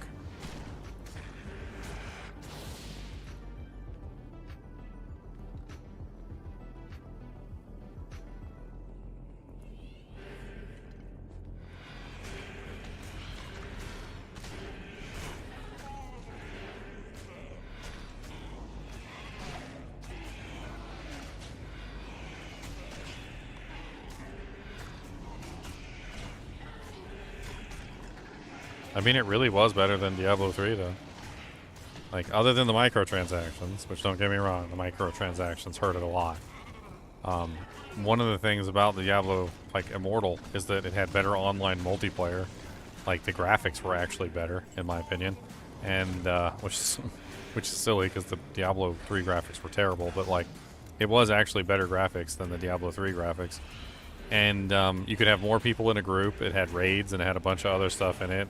Like, there were also rifts that you could do. Like, other than the fact that there was microtransactions in it, I even felt like the story was better, which is hilarious. I mean, if you played the game strictly as a, like, one-off, don't put any money into it, just play the game and have fun. Absolutely nothing wrong with it, like, as far as just that. It's essentially almost an identical Diablo 3 experience. You have a story, you do rifts, you kill stuff, you level up, you get gear. I mean, it's just Diablo 3, but I mean, that's not a good thing. Diablo 3 is not exactly an amazing game. I don't know what else to say. We lost some good kinship members over Diablo Immortal. It was the weirdest thing in the world. I guess some people had addictive personalities, and I just didn't realize it. One person told me they spent $5,000 on Diablo Immortal. And I'm like, holy Jesus. I'm like, it's not even worth 50 bucks, let alone 5,000. What the hell?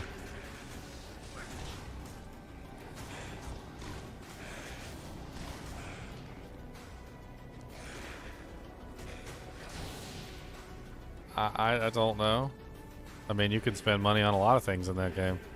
You can buy cosmetics. You can buy those little crystals or whatever to like upgrade your greater rifts or something. Like, there's a bunch of various things that you can do, which cost money. And I guess if you just keep dropping money into it like a slot machine, I mean, and then tally it all up, I guess at the end of the day, you're gonna spend a lot of money.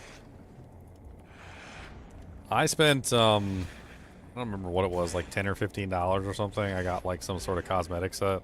They had like a Diablo 2 cosmetic for Diablo Immortal, and it turned all your characters into like Diablo 2 versions of your characters, which was pretty cool. And at least for the time I played it, I felt like I got my money out of that cosmetic.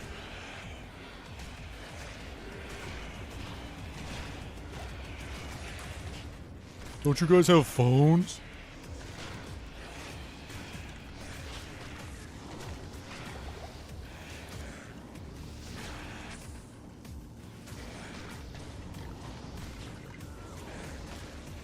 Dude, why are skeletons just so effing weak?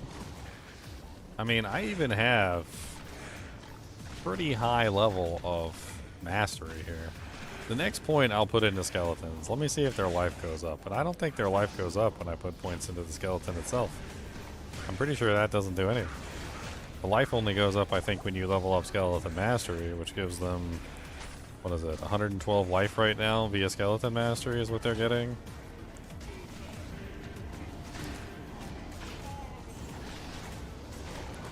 Let me take a look at Amazon Basin real quick, because I can't remember what they get per level.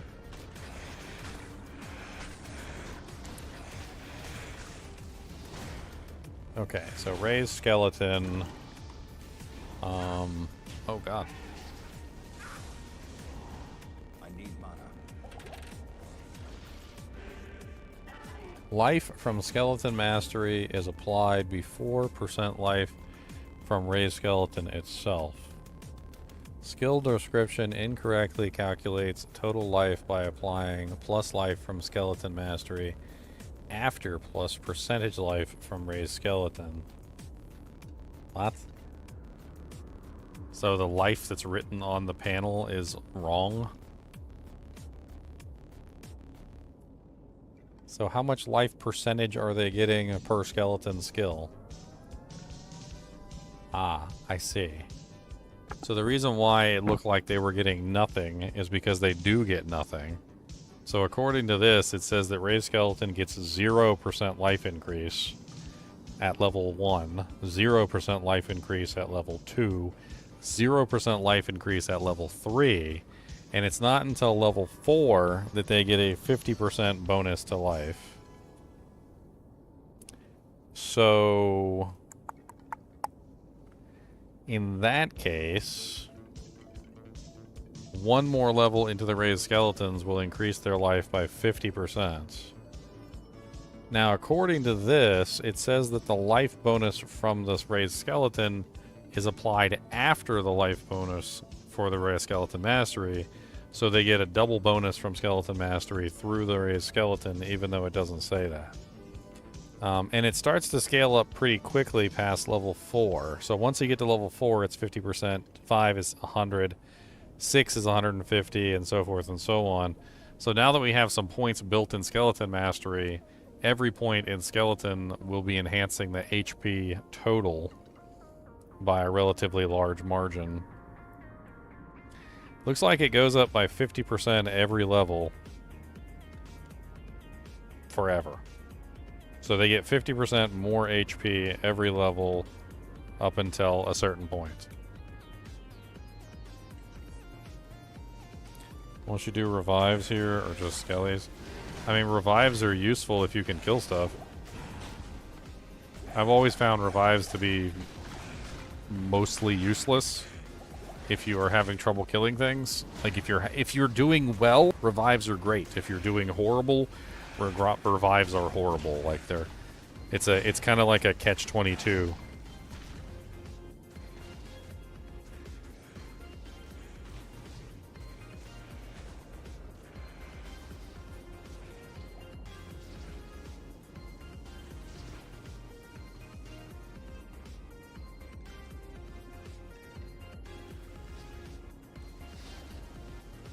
Somebody said I sounded nasally. What do I sound nasally for? It's on one of my really old videos. Probably before I solved my my eternal cat allergy problem.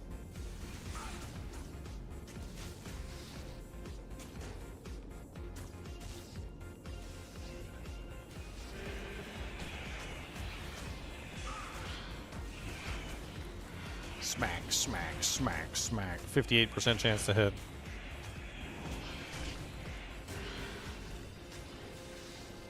I mean, there's a lot of reasons why revives suck if you're not doing well. So, like, if you're not doing well, every corpse is precious. If you're not doing well, then you need those corpses for corpse explosion or skeletons or mages or whatever, right? And if you're not doing well, it might take you a very long time to kill a monster, right? Well, revives don't last very long. So if it's taking you more than the duration of the revive to kill the next monster, then your revives are eventually going to run out, and, well, they're not going to be very useful in most situations. It's just a kind of like a standard thing. Once you start doing really well, then revives are great to add in because you got plenty of corpses, you're killing things quickly enough, and you don't have to necessarily worry about it. But eventually, maybe. Eventually.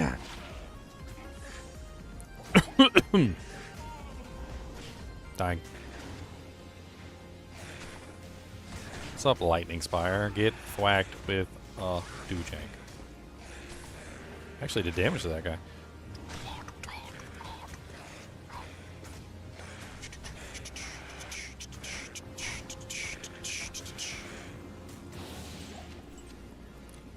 Alright, so we have done one full circle in the doojank. I don't know why we did a full circle. There was no reason to do a full circle.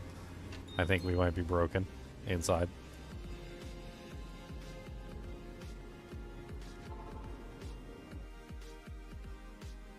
We might be broken.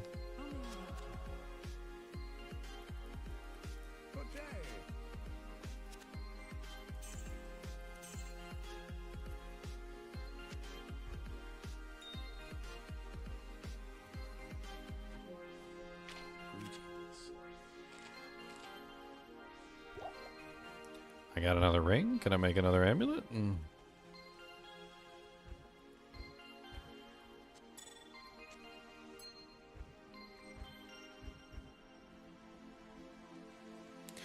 That's right. Chippy, chippy, chippy, chippy.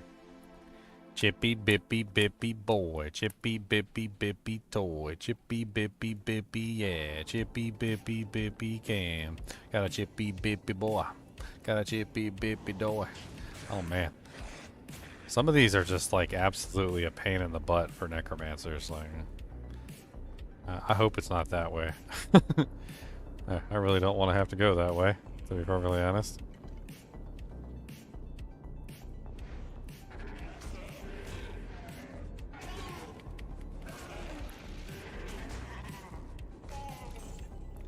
Boom, boom, boom, boom, boom, boom, boom. Boom, bee, brr, brr, brr, brr, brr.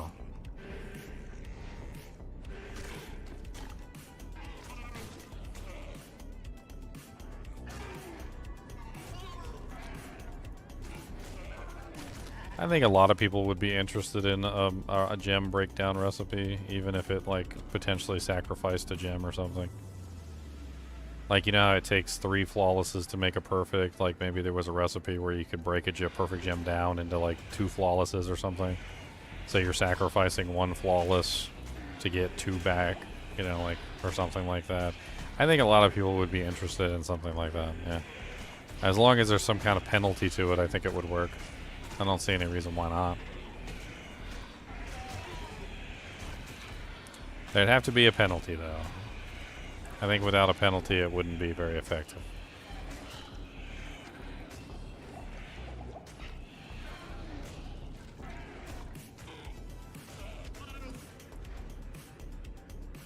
I mean, I could see the same thing with runes, but also with a penalty. So, like, it takes, say, like, 2 Sur runes to make a Burr rune.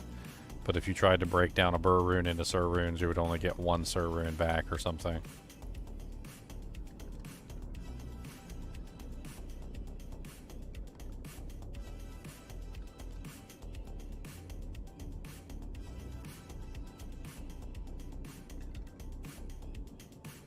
I don't know.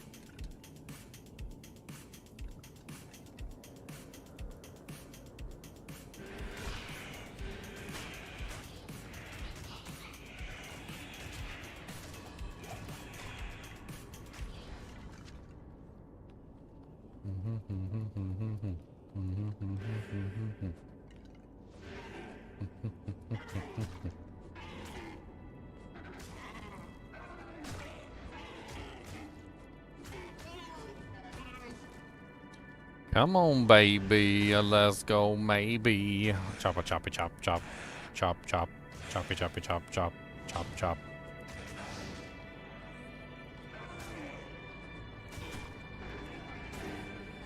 Oh, I just went through the process of talking about how you can mitigate a lot of those problems, Crit Molly. I was just talking about that. There's a lot of ways you could potentially minimize maggot layer problems. And it has to do with, like, not using your golem, making sure you're not blocking your minions, ensuring that your skeletons are in the front, your mages in the back. Like, there's a lot of little micromanagey things you can do that make the entire process a lot less painful. Remembering not to block the minions yourself. Deliberately trapping the minions in so they have nowhere to go, like this. You see how I can deliberately trap them in? There's a lot of skillful things that you can do that mitigate a lot of the problems that prevent the minions from being able to escape. Making them do what they're supposed to do, forcing and separating out the minion types. Specifically killing certain minions as well that are, like, not behaving properly and not doing what they're told.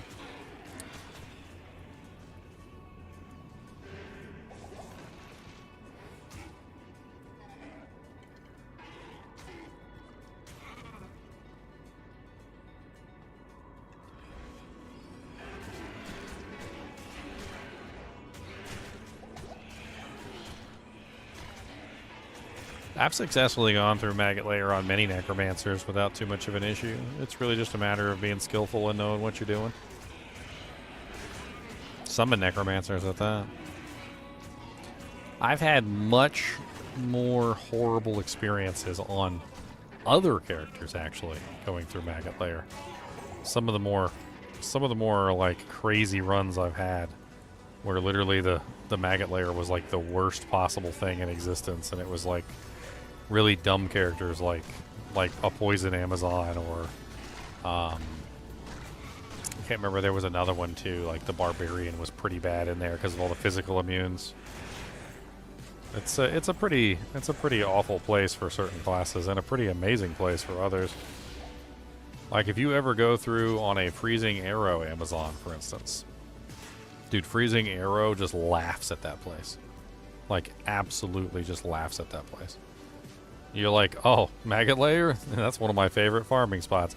You fire an arrow down the hallway, everything shatters, and you laugh. Like, that's literally your entire experience with Maggot Layer as a freezing arrow Amazon. Like, nothing in there is even remotely dangerous to you in any way, shape, or form. And on top of that, they all line up for you and let you shoot them. It's great. Necromancer has a build for it, too. Bone Spear actually works really good down there. Bone Spear is actually one of the few skills that can pierce almost infinitely, as far as it can potentially go anyway. Unlike some of the other skills that have a maximum number of shots, or a maximum number of pierces, Bone Spear doesn't seem to care. It just keeps going and keeps hitting damage. It keeps hitting monsters, and it'll keep going for basically forever. Until it stops, it'll just keep hitting monsters. So if you got like 10, 20 monsters on a line, and you fire Bone Spear, you can get some pretty nasty damage out of it.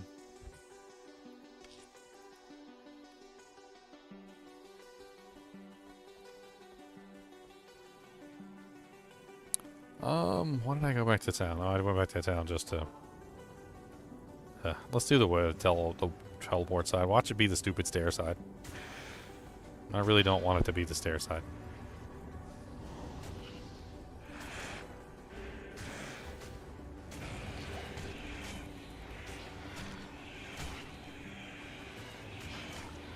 I really don't want it to be the stair side.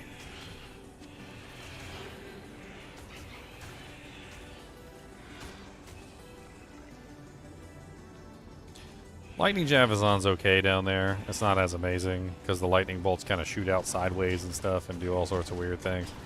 It's not always as great, but it's good. It's good. It's just not better than Freezing Arrow. Freezing Arrow works way better down there. Exploding Arrow works really good down there too. Lightning Javelin's okay. Lightning on the Sorceress is pretty good too, as well as Chain Lightning. Both of those can be very effective down there in the Maggot Layer. I'm a big fan of Freezing Arrow too, and like I was pretty upset because they had Maggot Layer on TZ, and every time Maggot Layer was on TZ, I would take my Zon down there and just annihilate, and then they took my TZ away. Oh, everybody complained. Oh, how dare you put Maggot Layer on TZ? Maggot Layer is so horrible. Wah, wah, wah. And then they took my Maggot Layer away. Don't even know why. They didn't have to do that.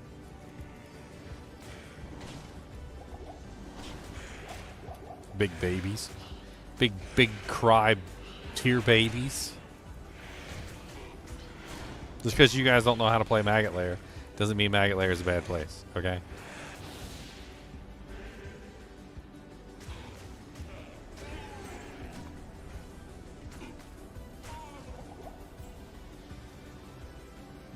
I should go get on my Freezing Arrow Amazon and show you how ridiculous Maggot Layer is for a Freezing Arrow on Amazon. I should show you the power. The power of the Freezing Arrow.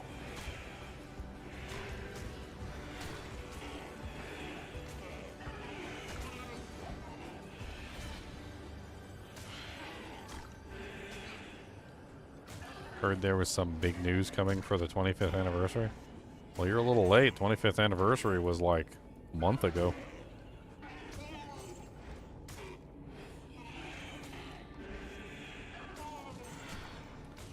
Traps in?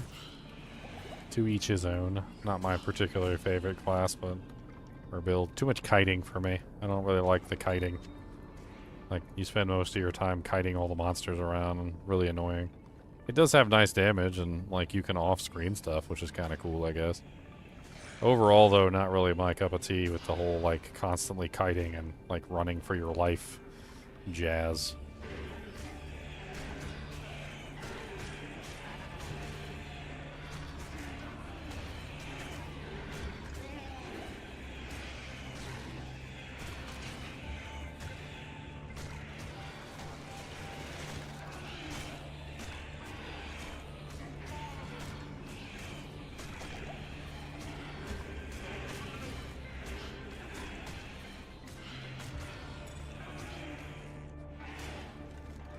It's gotta be the hardest direction, too.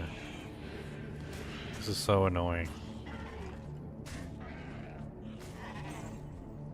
So the hardest direction for a summoned character on Ancient or Arcane Sanctuary is the one with with all the stairs. The one with all the stairs that go got Catty Corner and Witchawade. Like, those are the ones that literally you can't actually get your minions to actually behave properly, and like they never behave. They'll just do whatever they want to do, and they go wherever they want to go, and it's like really, really difficult to get them to follow you. I'm probably gonna have to just go buy an extra book or something, and just like go back to town and teleport all the time to pull my minions toward me.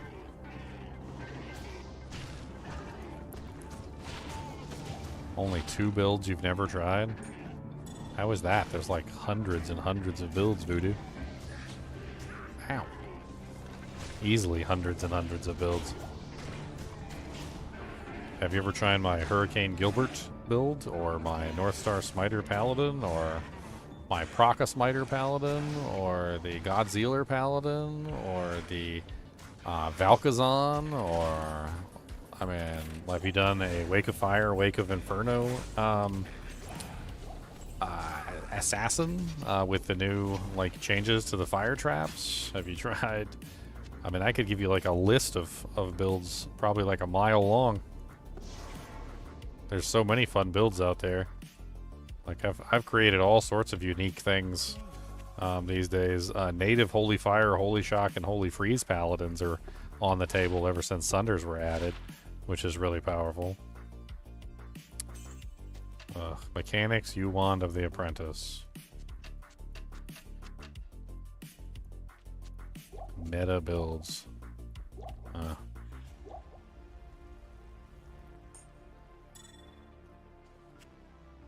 Well, North Star Spider is definitely in the meta category. Oh, dang it. I didn't mean to sell that amulet. Ray Skeleton's nice, but I can't use it. Wah. It's worth 7,000 gold, though.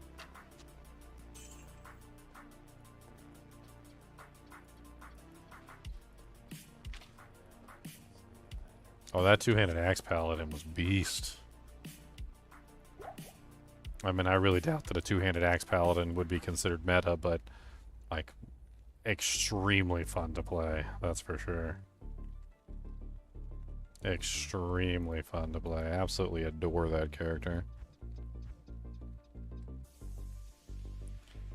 I wouldn't do an obedience build.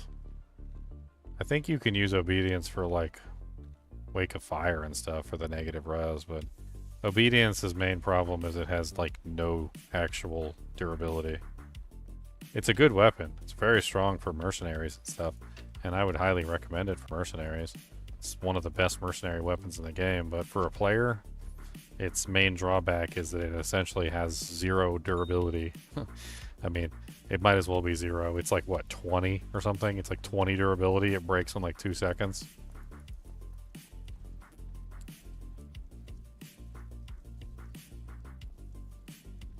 I mean, I'm not saying it's a bad weapon. It's an extremely powerful weapon, and there's probably a lot of builds you can potentially do with it, but you're still going to be in town all the time repairing it, like, every 5 seconds.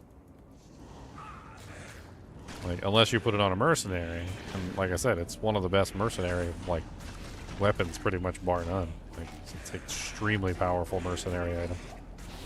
Because that's the main drawback of that weapon is its durability. Like, that's the main problem.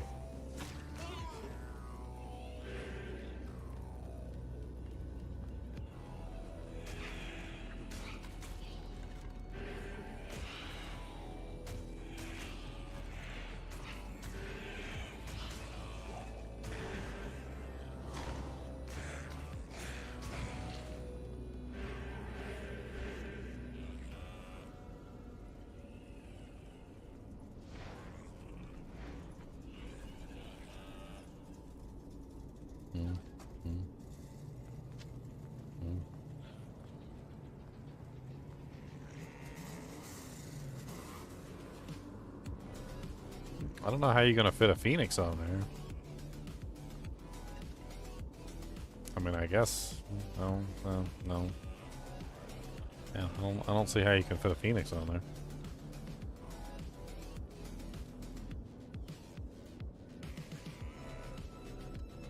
Yeah, obedience can only be made in pole arms, and phoenix is only capable of being made in shields and weapons. So, like, no matter what, even if you're doing it on a player character, you can't fit an obedience and a phoenix together on the same time. Yep, I like the sounds of D2.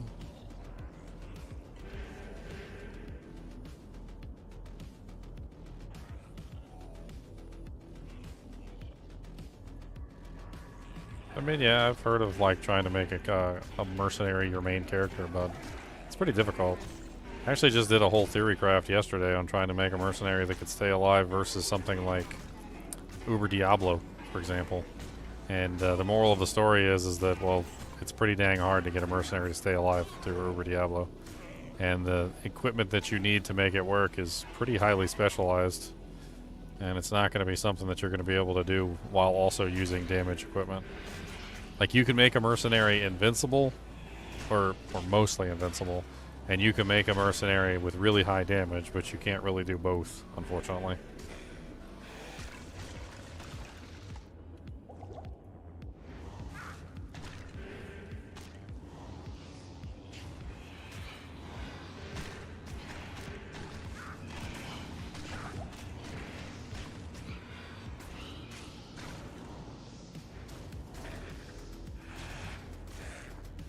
Do you make a mercenary nearly invincible?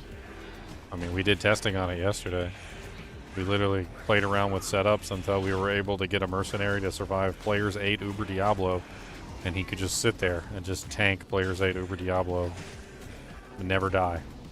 Like, we must have did like a 20-minute Players 8 Uber Diablo run with that mercenary, and the mercenary never once died. He came close at one point because he was an idiot and he started running around like a crackhead for a couple seconds, and then like immediately started attacking again and recovered all of his HP. It was pretty glorious.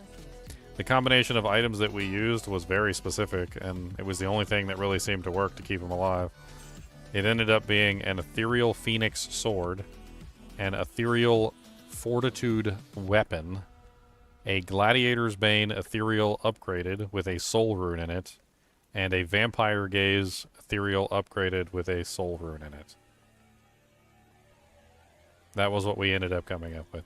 If you want to look at the details, the stream from yesterday is where we have that information. We basically had figured out exactly how to make him like nearly invincible to pretty much all damage. There were certain things that could still kill him, like if you had a like a mighted, you know, extra strong, like Deathlord pack or something, they could take him out. But, you know, they could take out just about anything, to be perfectly honest. That's like a really nasty combination. But we were able to sit there with gloams. We were able to sit there with, like, beetles, all sorts of stuff. We could put him right in the middle of a pack. I took him to Travancore, and he literally just sat there and just, like, tanked Travancore and killed them by himself. There were certain things that could still kill him, but the general gist of it was we were trying to make an immortal character, and an immortal character, and we wanted to make an immortal mercenary to see if we could like tag them together, right? Voodoo, are you trolling me right now? Like, I feel like you're trolling me. Obedience is a two-handed weapon. You can't use obedience with Phoenix. You can't use obedience with another obedience. None of that stuff works. You can't use obedience with another obedience because it's a two-handed weapon. It's pole arms only. Pole arms are only two-handed. You can't make double obedience. I mean, that would be cool, but like, I mean, it's a impossible theory. Like, obedience is pole arms only. There's the recipe right there. Helco Thul Eth Foul pole arms.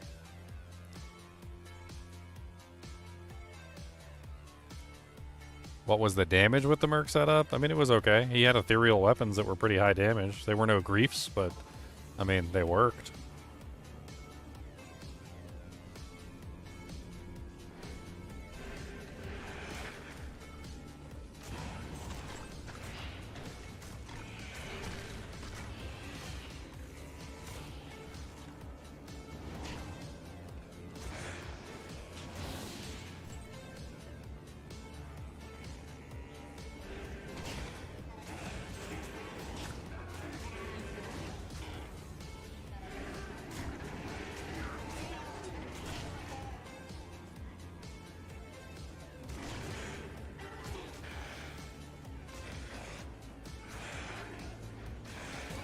I don't know what that would do for you, Voodoo. So any negative res that you have doesn't apply to your mercenary. So running an obedience on your mercenary and running holy fire on yourself doesn't have any effect on the mercenary. So you wouldn't be creating like some sort of massive negative resistance or anything. And your holy fire aura doesn't apply to your mercenary either. So you would basically just have a physical damage mercenary. I mean, obedience is still a very good item, but there's really no reason to run like fire damage on both characters, especially when the mercenary has little to no fire damage. If you want to do a fire damage mercenary, there's other options, but like, I mean, probably an exploding arrow Amazon. Well, without the rogue, nah. I mean, even then, like, that doesn't really mix up very well. Because running a fire and a fire together, especially when you have immunes in the mix, is probably just going to be painful.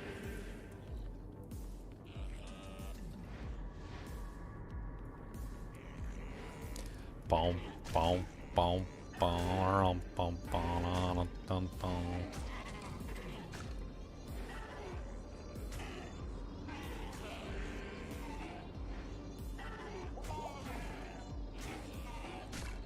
I mean, I would ask the question, what is it that you're trying to achieve with that build, though?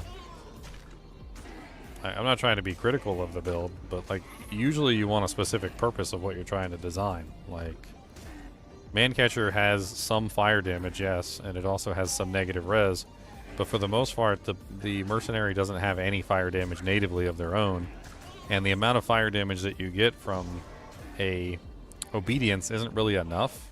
I need potions. It isn't really enough to, like, do any significant damage of any type at all. I mean, Obedience is still a very strong weapon, and regardless of whether you're trying to build fire damage or not, Obedience will still work. Like, if you put an Obedience polearm on a Mercenary, he's going to work regardless, because Obedience is just super powerful.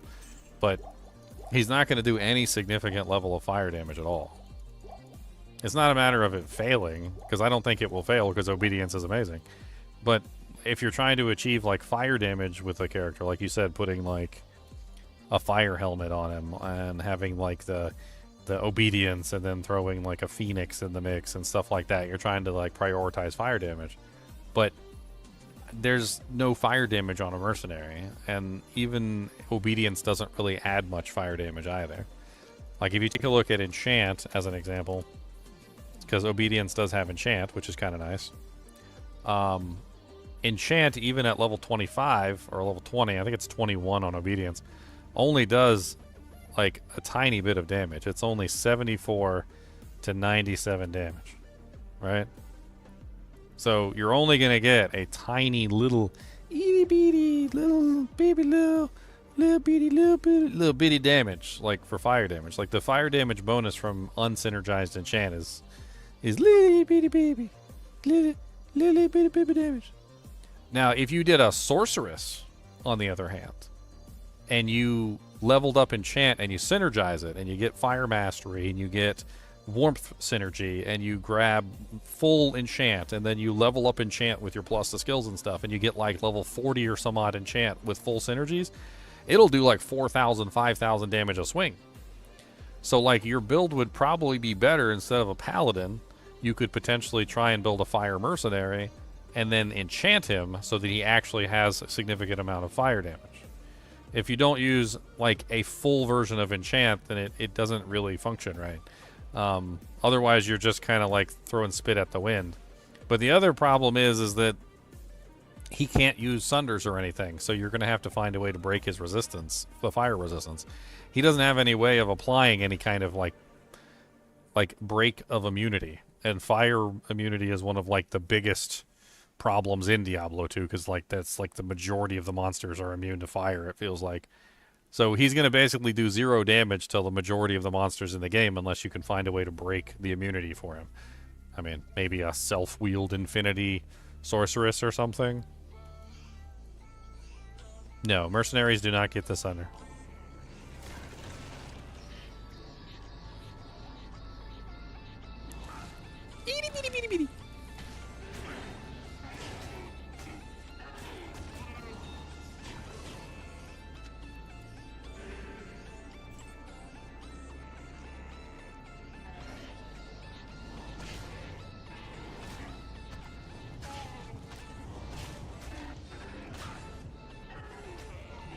Oh my god, this golem is in the way already. I kind of wish I hadn't spent any points on the golem. I mean, I think technically I had to anyway, never mind. Because I did have to go down. I got to go down and get summon resistance. So I had to put at least 1 point in the golem no matter what. So I'm at the bare minimum. Oh, well, that's what I'm trying to help you with, Voodoo, is I'm trying to help you understand how the abilities and the skills function so that you can make what you're trying to make. I mean, just throwing spaghetti at the wall and seeing what works. I mean, could be fun, I guess, just to throw spaghetti at the wall and see what works, but understanding how it works and the mechanics of why it works will help you theory craft better characters so that you can come up with better options.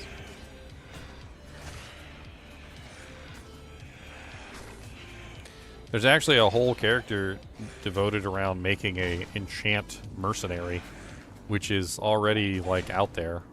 I've seen it a couple times. Some people have talked about it. The enchant mercenary is basically the Act 1 rogue because she has exploding arrow. So what you do is you put like a mist bow or something on her, so she has 100% pierce. And once you throw the mist bow on her, you give her negative fire res, and you enchant her, and then you teleport around with her, and she fires exploding arrows at everything, and she does a massive amount of damage. It's actually an enchant Act 1 rogue enchant setup, which is actually quite fun, and you can also run enchant yourself, and you can also fire attacks. But it's definitely an odd setup, that's for sure.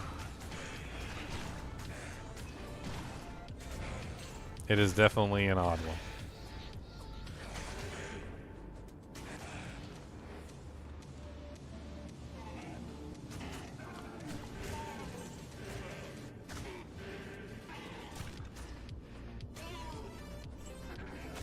I mean, immunities are meant to create difficulty. It's a much more interesting way of creating difficulty than damage sponges. Diablo 4 damage sponges and Diablo 3 damage sponges. That's the alternative, right? The alternative is damage sponges. I will take immunities any day of the week over damage sponges. Thank you very much. Immunities is a much more interesting way to force players to build their character in a way that allows, for like multiple different builds and types where you have to actually account for different resistances, and it makes sense. Is the Cold Merc useful? I've actually built the Cold Merc on several characters. The unfortunate thing about the Cold Mercenary is that, well, cold resistance cannot normally be broken in most ways. Cold resistance is one of the unbreakable types of resistances in most situations, with the exception of the Cold Sunder itself. And since the mercenary doesn't get access to your Cold Sunder, that means that you basically just can't really build a fully functional cold character, cold mercenary. You can, however, build a fully functional, like, lightning or fire version if you're using the, like the paladin to support him. Like, if you have max level conviction, you can usually break most resistances, and so you can set up a very powerful lightning or fire version. But the cold version, unfortunately, will always be useless versus certain monster types that are immune to cold that can't be broken.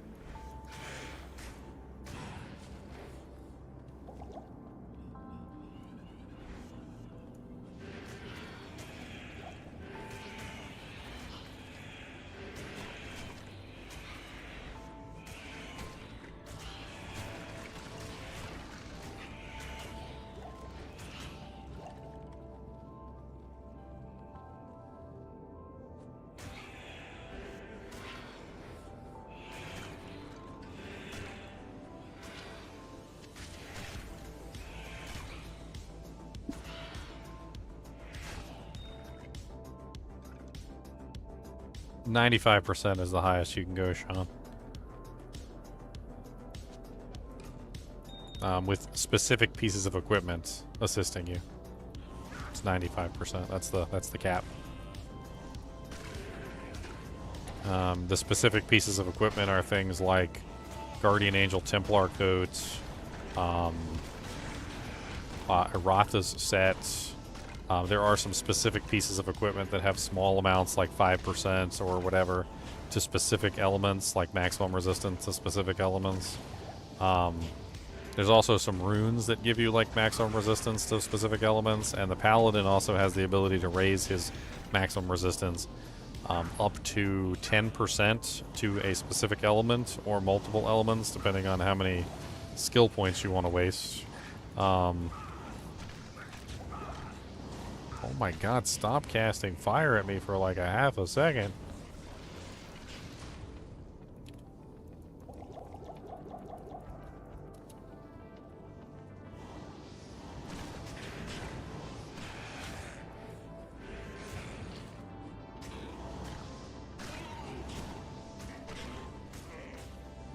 Not really sure what you're talking about, Voodoo.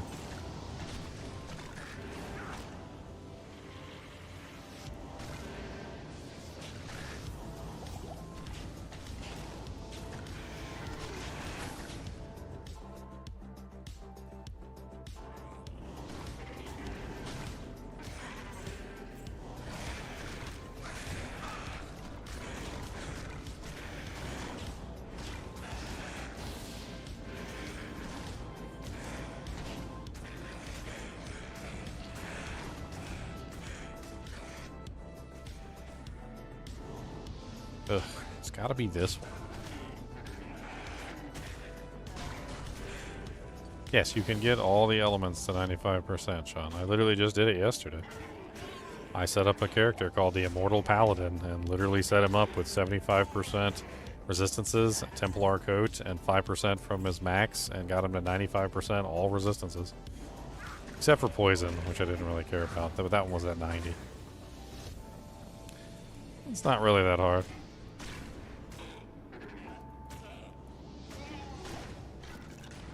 Paladin is the one that can easily do it. Any day of the week. Twice on Sundays.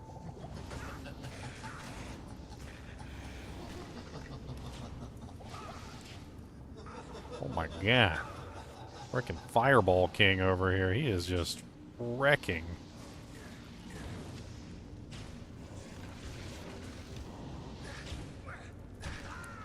Of course.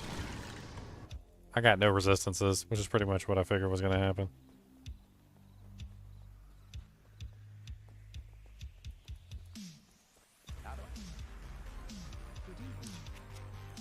Yeah, I don't really recommend an agent because they're just kind of at odds with each other. They're like two completely different skills. One prioritizes elemental damage and the other one prioritizes physical damage. One prioritizes attacking quickly and doing small amounts of damage as fast as you possibly can, and Vengeance is the exact opposite and prioritizes large amounts of damage slowly. Like they're like completely at odds with each other. They're not good solutions.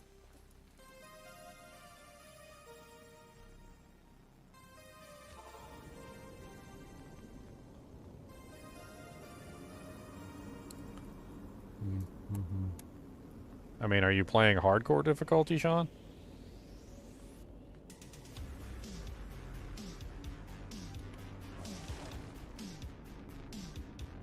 Unless you're playing hardcore difficulty, I mean, I would suggest not worrying about that at all. Like, there's no need to worry about your resistances that much on a necromancer unless you're playing hardcore. Resistances are relatively useless to the necromancer, to be perfectly honest. Skilled play, you can potentially get by the entire game with like negative resistances, because you should be hiding behind your army and your minions most of the time anyway. Like, you don't need to be up in the thick of it. You don't need to be in the thickle bits. Like, you just need to, you know, focus on staying behind your army, letting your army do its job. But there's a lot of like potential ways that you can use your army defensively, which can definitely be extremely helpful. And as long as you're using your army properly as a defensive source, you should be able to survive just about anything, to be perfectly honest.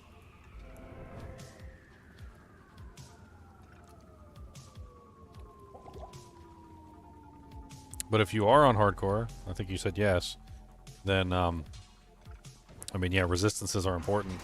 But here's the other thing. Like, Templar, Guardian Angel, Templar Coat doesn't come with any resistances. It only increases your caps. It doesn't actually give you any resistances. So, like, in that case, you kind of gotta want to go with equipment that actually does give you resistances. One set that I would recommend for a necromancer if you're trying to do a very tanky run is the Eratha set, which is pretty easy to put together and can be farmed at lower levels. Eratha set gives you a massive 10% to all maximum resistances, and it also in total gives you 65 to all resistances as well. So it gives you plus 10 max all and plus 65 res, which is a pretty good set. It's only 4 pieces. It's a helmet, a pair of gloves, a belt, and an amulet. And it gives you pretty much all the defensive stats that you need. It gives you poison length reduction, all resistances, gives you max resistances. Like, it's quite an amazing, like, piece of equipment, like 4-piece. Yeah, it's not going to give you anything to help out your necromancer's offensive capability, but if you're trying to survive in hardcore difficulty, Eratha's is like one of the best sets, easily.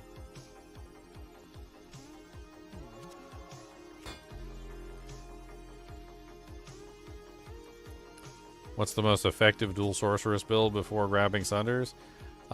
It's generally orb plus firewall or orb plus fireball. I prefer firewall, but frozen orb plus firewall is my go-to. So I promised you guys to show you some stuff once I found the thing, and I finally found the thing.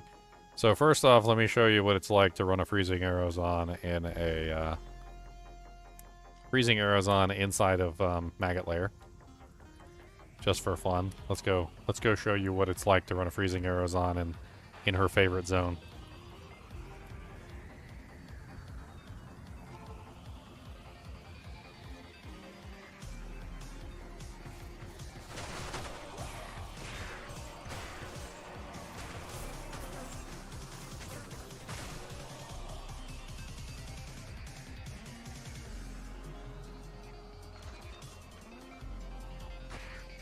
This is my level 99 freezing arrows on.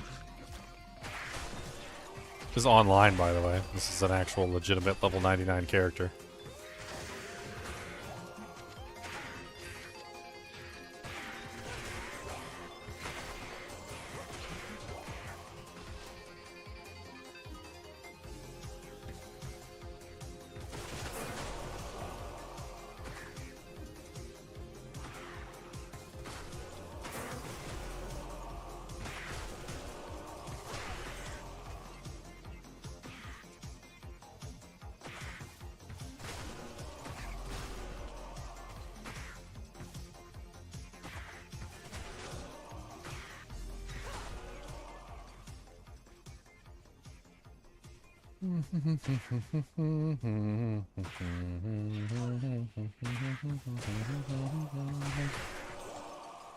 I mean, I don't need you to report back to me. I already tried it. It's meh.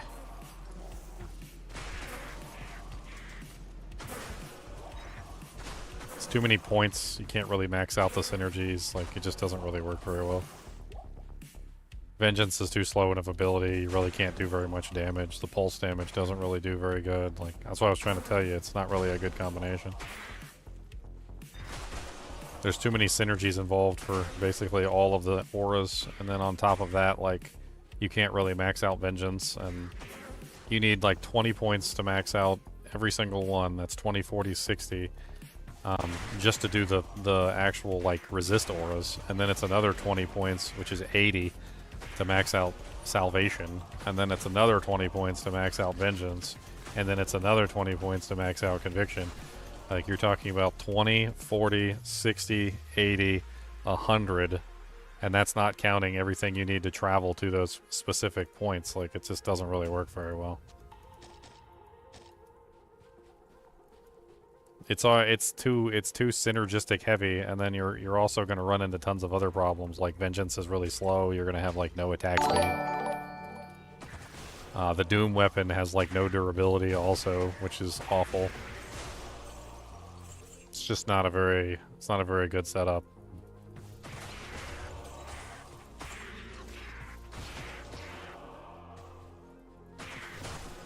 There's also basically no physical damage on that weapon either.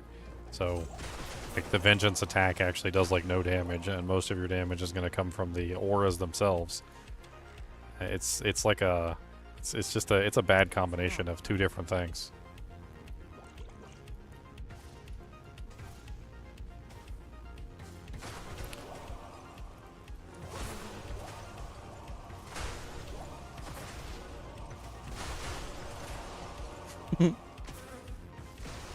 You guys see why the Amazon loves this area?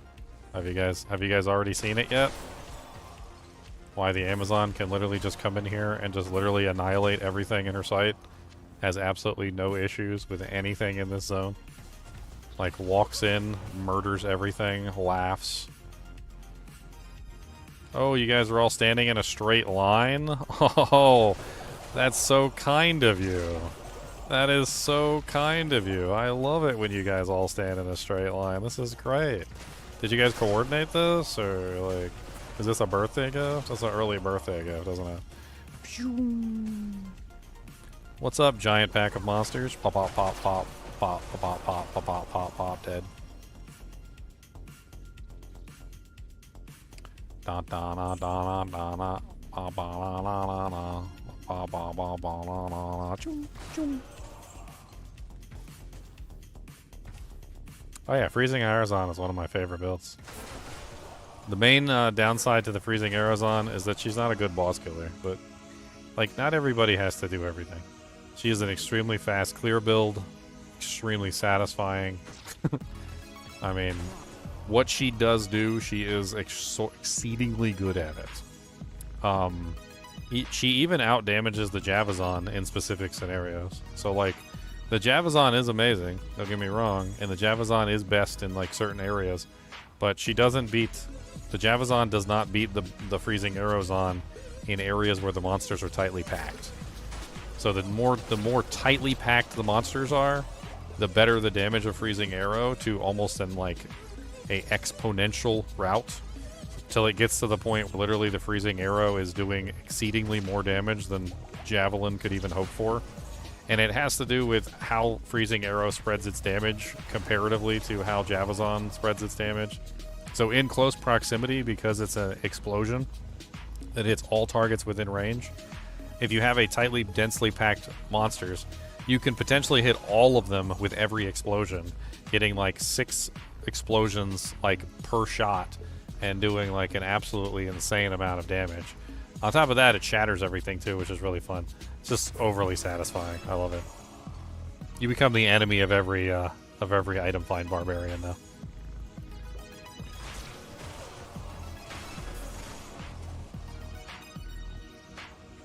Barbed Club. What's that? Not Demon Limb. That's Flesh Render, I believe. It's Flesh Render, right?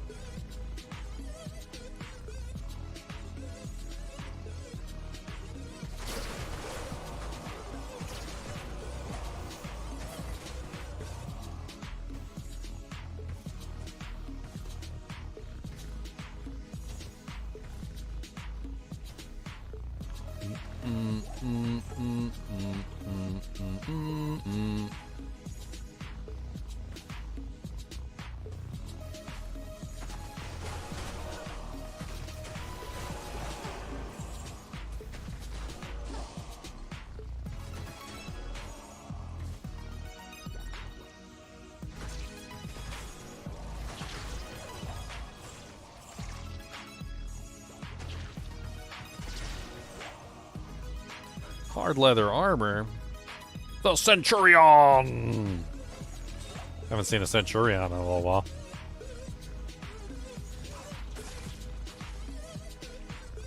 That's a baby item. That's a TC3 class item, I think.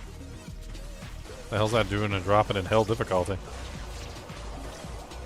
It's usually almost next to impossible to get those in hell.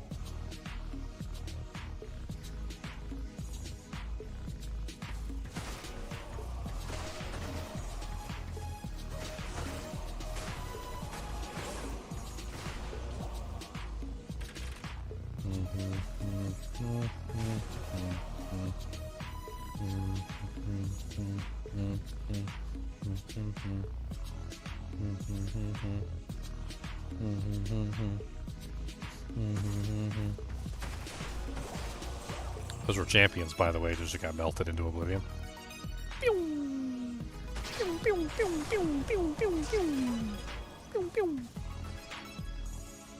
No EXP. I'm level 99. I don't get any EXP for these monsters. I wouldn't get any EXP for these monsters anyway.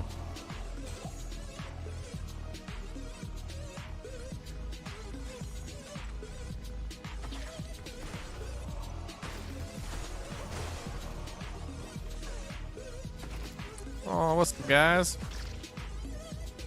I kind of want them to lay a bunch of eggs so I can show you what it's like to demolish an entire pack of monsters, like 13 million monsters deep. Let's just let them lay eggs. Let's let them multiply. Be fruitful and multiply. Be fruitful and multiply, so I may murder thee with exceedingly fast expression.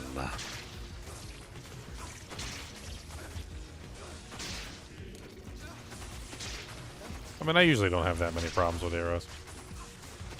Like, you can find arrows all over the place as you're going, as long as you're paying attention to what you're doing.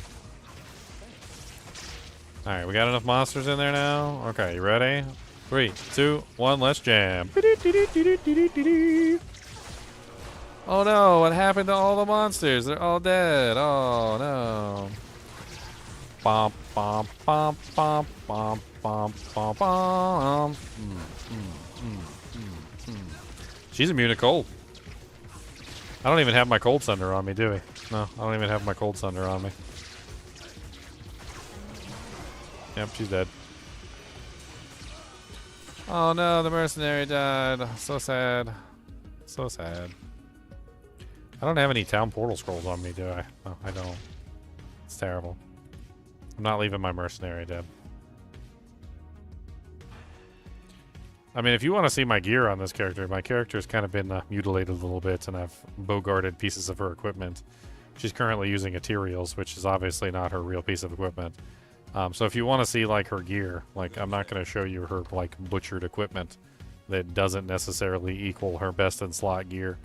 I would recommend you look at the video that I made of her so that you can get a better idea of what her best in slot equipment is, which is not what she's currently wearing, by the way.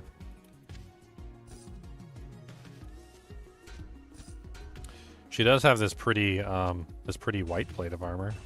It's very pretty, see? What else was I going to show you guys? There was something else that was on the menu. I can't remember. What was somebody asking about? I don't even remember. I know I was going to send this something else.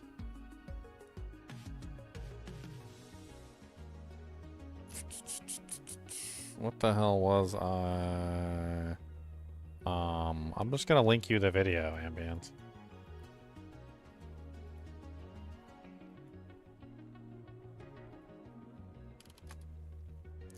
Bum, bum, bum, bum, bum, bum, bum, bum, bum.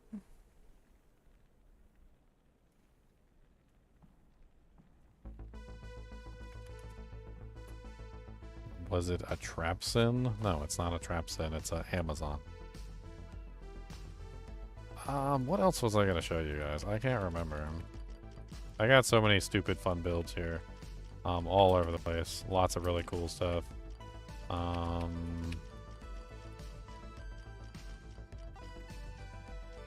I have no clue what the hell I was going to show you guys, so I don't know. Yeah, I don't know. I don't know what the hell I was going to show you guys. There was something else I thought I was going to show you guys, but I don't remember. I don't remember.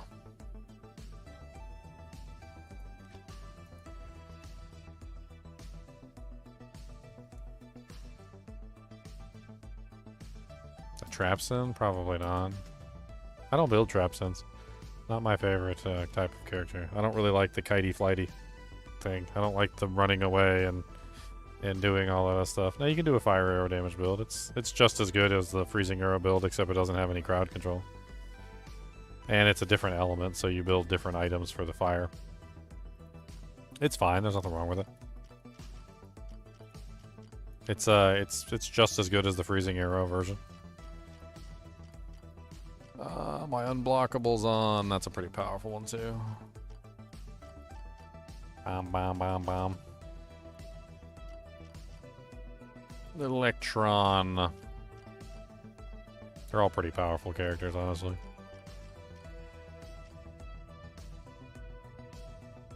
What's the best melee character?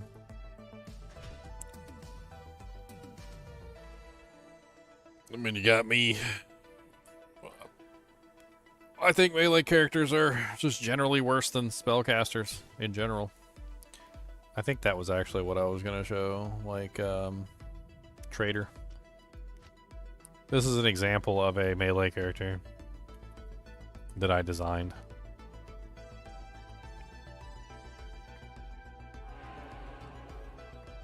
It's a paladin with a big giant axe. He does massive amounts of damage. He's pretty funny. When I hit things, they die. That's really all I know. Boom. Come here. Come here. What's the matter? Come here. Come here. Come here. Come here. Bring it. Bring it. Bring it. Bring it. Bring it. Bring it. Bring it. Consider it brunged.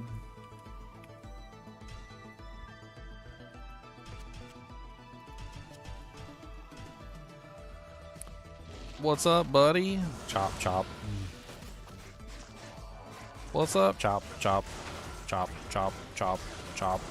Chop, chop, chop, chop, chop, chop, chop, chop, chop, chop, chop, chop, chop. I mean, if you had to ask me what the best melee class is, not the best melee build, I would definitely say it's the Paladin. The Paladin is the strongest melee character, without a doubt. Barbarian doesn't even come close. People choose Barbarian because it has find item.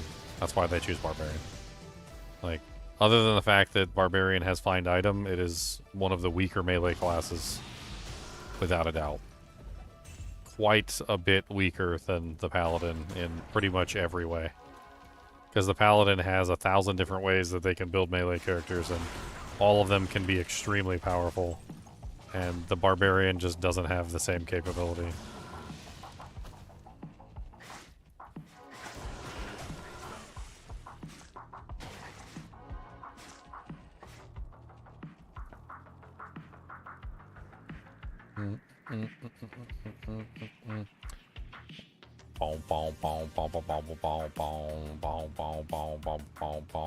I do believe he's actually still set up properly. I think. Yeah, looks like I didn't bogart any of his equipment yet.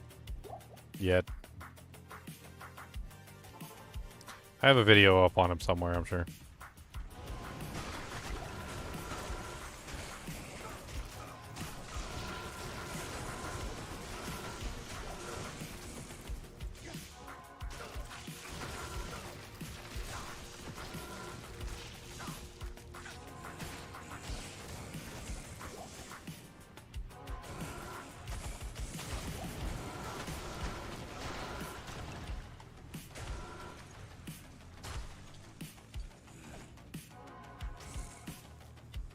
Yeah, I built a physical because it kicks him. It just absolutely demolishes everything.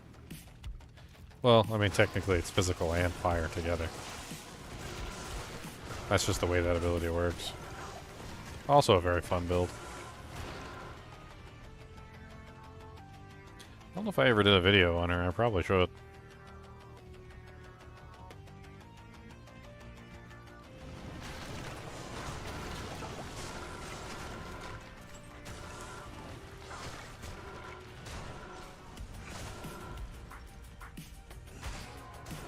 Just one-shot that elite zombie. That's hilarious. What's up, Icehead? Goodbye, Icehead. What's up, Champion Horror Mage? Goodbye, Champion Horror Mage.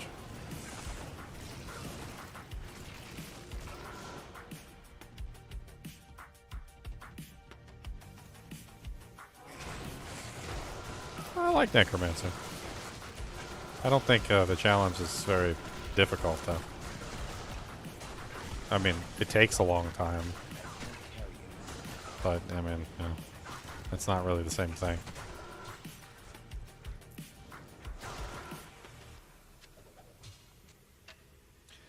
Like, I made myself my own chainmail at one point. I make chainmail. And, would I consider making chainmail to be difficult? No. Would I consider making chainmail to be time intensive? Yes. I don't consider Necromancer to be difficult. It's just time intensive. I mean, I'm not necessarily, like, averse to time intensive characters. As a person who's made chainmail before, you can definitely tell. I don't have any issues with time intensive tasks.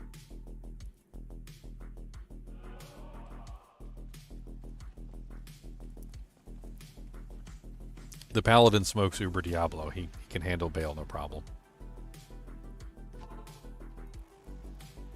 Somebody mentioned this character, so I might as well show them off for you.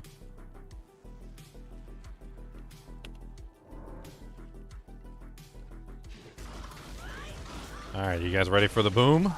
3, 2, 1. 3, 2, 1. 3, 2, 1. This character is stronger than a Mosaic Sin. Like I've already calculated it. Like she does more damage than a Mosaic Sin does in a single kick than the Mosaic Sin does in like multiple kicks. Like I can walk into any pack of monsters, kick once, the whole pack is dead. Move on to the next pack of monsters, kick once, the whole pack is dead.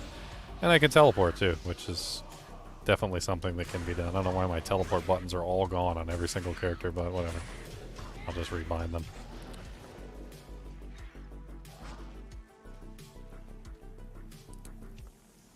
So let's do like a quick tutorial how this character functions.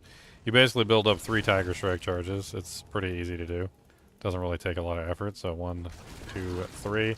Once you have 3 Tiger Strike charges, you can pretty much just teleport into any pack of monsters, kick once, and the whole pack dies. Teleport into the next pack of monsters, kick once, and the whole pack dies. Of course, it would help if I wasn't fighting a bunch of blow-up dolls. Goodbye. Hello, pack of monsters. Usually all blow-up dolls. Man, why did I have to get the blow-up dolls? Boom. Dead. You got a lot of questions, Ambient. I can't answer all of them, my friend. I've got videos up for all these characters going over how the mechanics work and everything. This character is not simple, like, in any way, shape, or form. It's a very complicated build that requires, like, very meticulous understanding of how everything works. If I get around to making a build video for this character, like, eventually I will. Like, it's an odd one. I don't have time to explain it right this second. It's a really long explanation. The short of it is, the very short of it is that this character can bring a monster down to negative 200% resistance. So normally in Diablo 2, the lowest that you can bring a monster down is negative 100% resistance. So they can only ever go to negative 100%. No matter how much damage that they take, no matter how much negative res you have, no matter how many conviction auras or lower resistance or anything, most monsters in the game can only go down to negative 100% resistance. This is a rule. But through the use of clever mechanics and the way that this character functions, you can, however, bring a monster down to negative 200% resistance, which is actually quite interesting. And that's what allows her to do so much damage.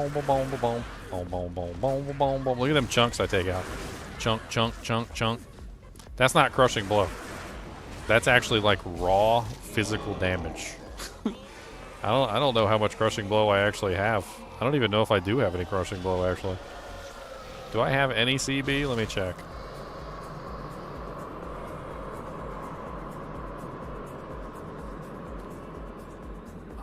No. So that kill that you just saw there was raw physical damage on Bale. I just absolutely annihilated Bale with nothing more than raw physical damage. The highest amount of physical damage that I could potentially push on him. Like, the amount of damage that this character does is ridiculously insane. The sheet damage doesn't even tell you the whole story. Like, but I can show you the sheet damage just for fun. You guys want to see the sheet damage? The sheet damage is absolutely insane too, but it's actually higher than the sheet damage states.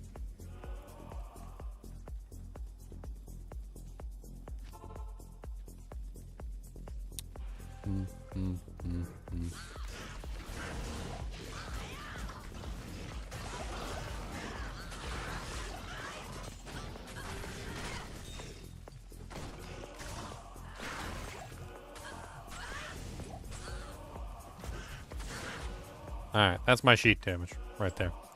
30,000 to 48,000, which is not accurate. It's actually like double that.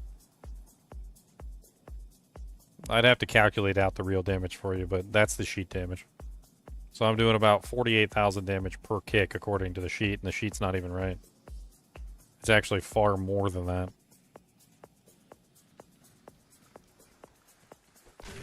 Which is why, when I walk up to a pack of monsters, they get deleted. 48,000 damage is a lot of damage. There's very few things in the game that do that much damage. A lumber sitting on the ground.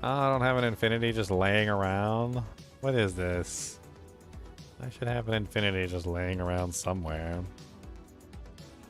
He's not even set up properly. He's running an ethereal smoke and a Reaper's Toll non-ethereal. Like he's like very not set up. That's kind of funny actually. I guess I really didn't need to set up my Merc on this character because of how broken overpowered she was. That's probably exactly what happened. I was probably like, I don't really need to. Merc doesn't really need to do anything. What did I even do? Might aura on the Merc? Okay. I guess that makes sense. More damage.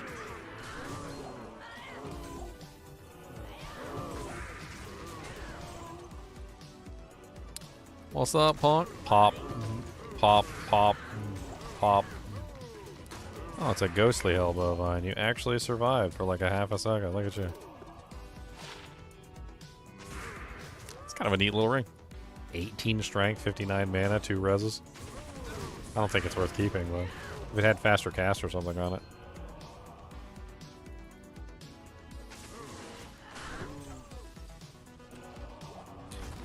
Does he even get a chance to hit to apply to Corrupify? Be honest. Does he even get a chance? No, he doesn't. He doesn't even get a chance. I'd be better off with Infinity.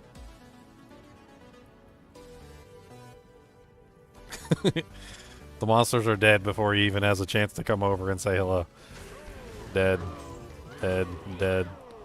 Oh look, he got 1 or 2 attacks off. Dead. Dead. Dead. Dead. I'll let him kill that monster. I'll be kind to him, make him feel useful. Make him feel useful. Pop. Pop. Pop. Pop. Pop. And of course we could teleport if we wanted to, but I'm just lazy. Like we can go pew, pop, pew, pop, pew, pop, pew, pop, pew, pew, pew, pew, pew, pew, pop, pew, pop, pew, pew, pew, pew, pew, pop, pew, pop. Pew, pew, pew, pew. Pop. Pop. Pop. Pop. It's actually better if I teleport in because the Merc comes with me, and then he doesn't get left behind all the time. That way he's actually in there with me when I'm killing stuff. As opposed to constantly being, like, lagging behind me by, like, 7 miles. Just teleport in just so the mercenary can actually keep up with us.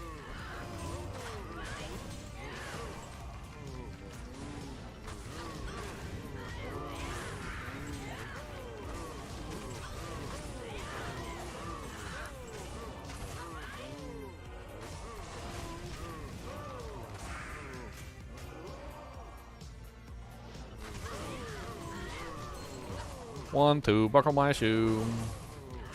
3, 4, out the door.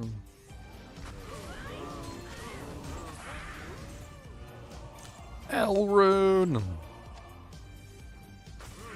The L-list of runes. A rune so L.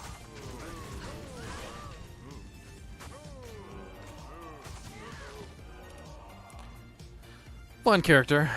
Fun character. Definitely a very powerful character. I don't even know if I have a video on her. I know I have a theory craft. I have a theory craft where I theory crafted the entire build. I do remember that.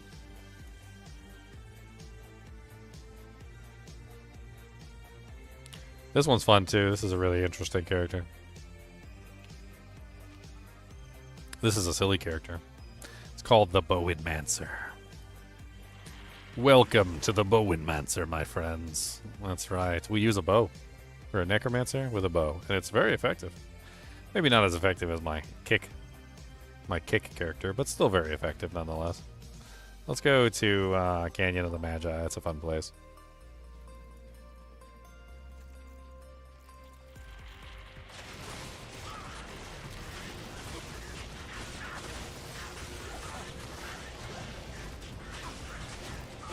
Ah, I don't got no resistances. That's for people with resistances. Ah, my poor mercenary. Wonder if he's even set up.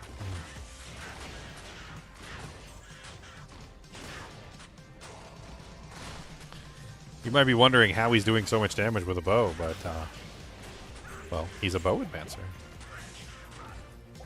Bowenmancer. The Mancer of the Bowen. He fires bone spears with his bow. He's a Bowenmancer.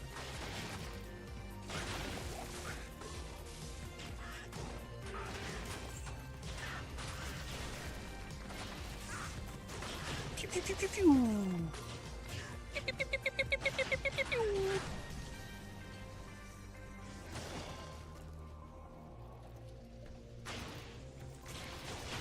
I got a whole video up on the Bowenmancer too.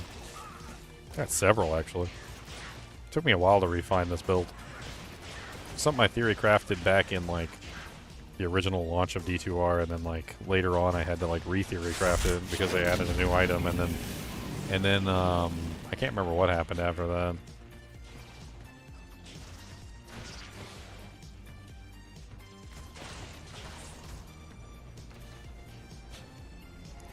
Let's go into the cave. You can see the bone spears really good in the darkness. In the darkness, you can see them well, my friend.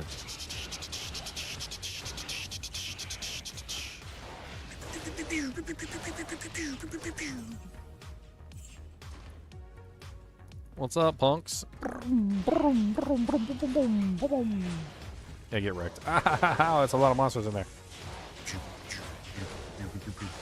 What's up, Spine Spell? Get wrecked, son.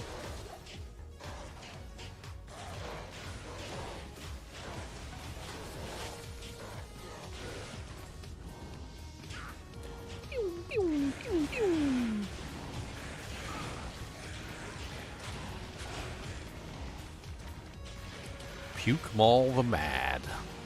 Die, Puke Maul the Mad.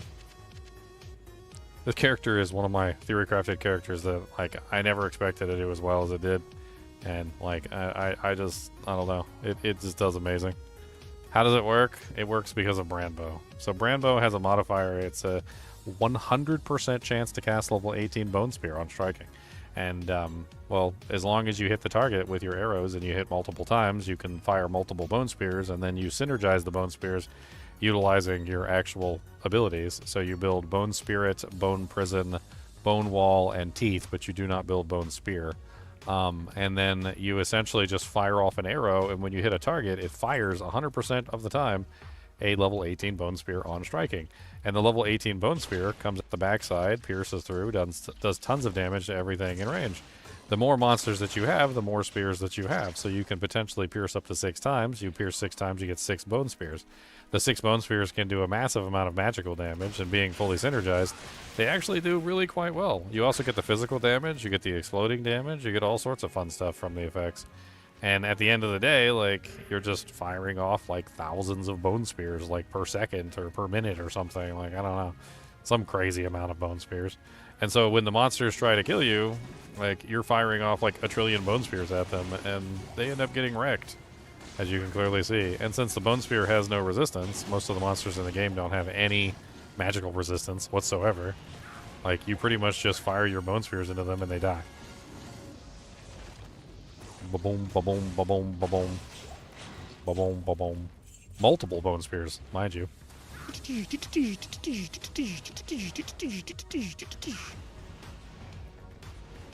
Yeah, you're a pain in the butt. Oh, you dropped 4 full juvies? What the hell is that? Give me them full juvies. I like juvies.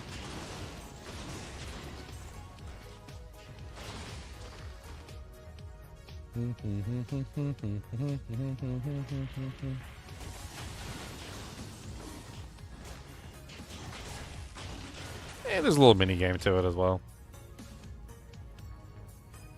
A brand new perspective on the necromancer. Well, the necromancer is one of the most fun classes in the game. Are you kidding me? Who doesn't like the necromancer? Who doesn't like the crazy necromancer? I'm gonna find the straight line. Is this the straight line? Yeah, this is the straight line. Now watch this. You ready?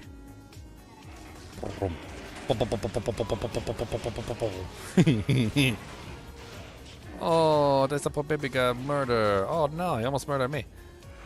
Murder! Murder, murder, murder.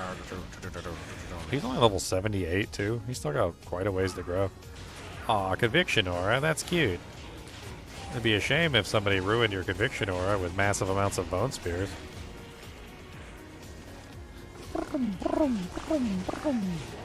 Ow! Lightning, it hurts so badly.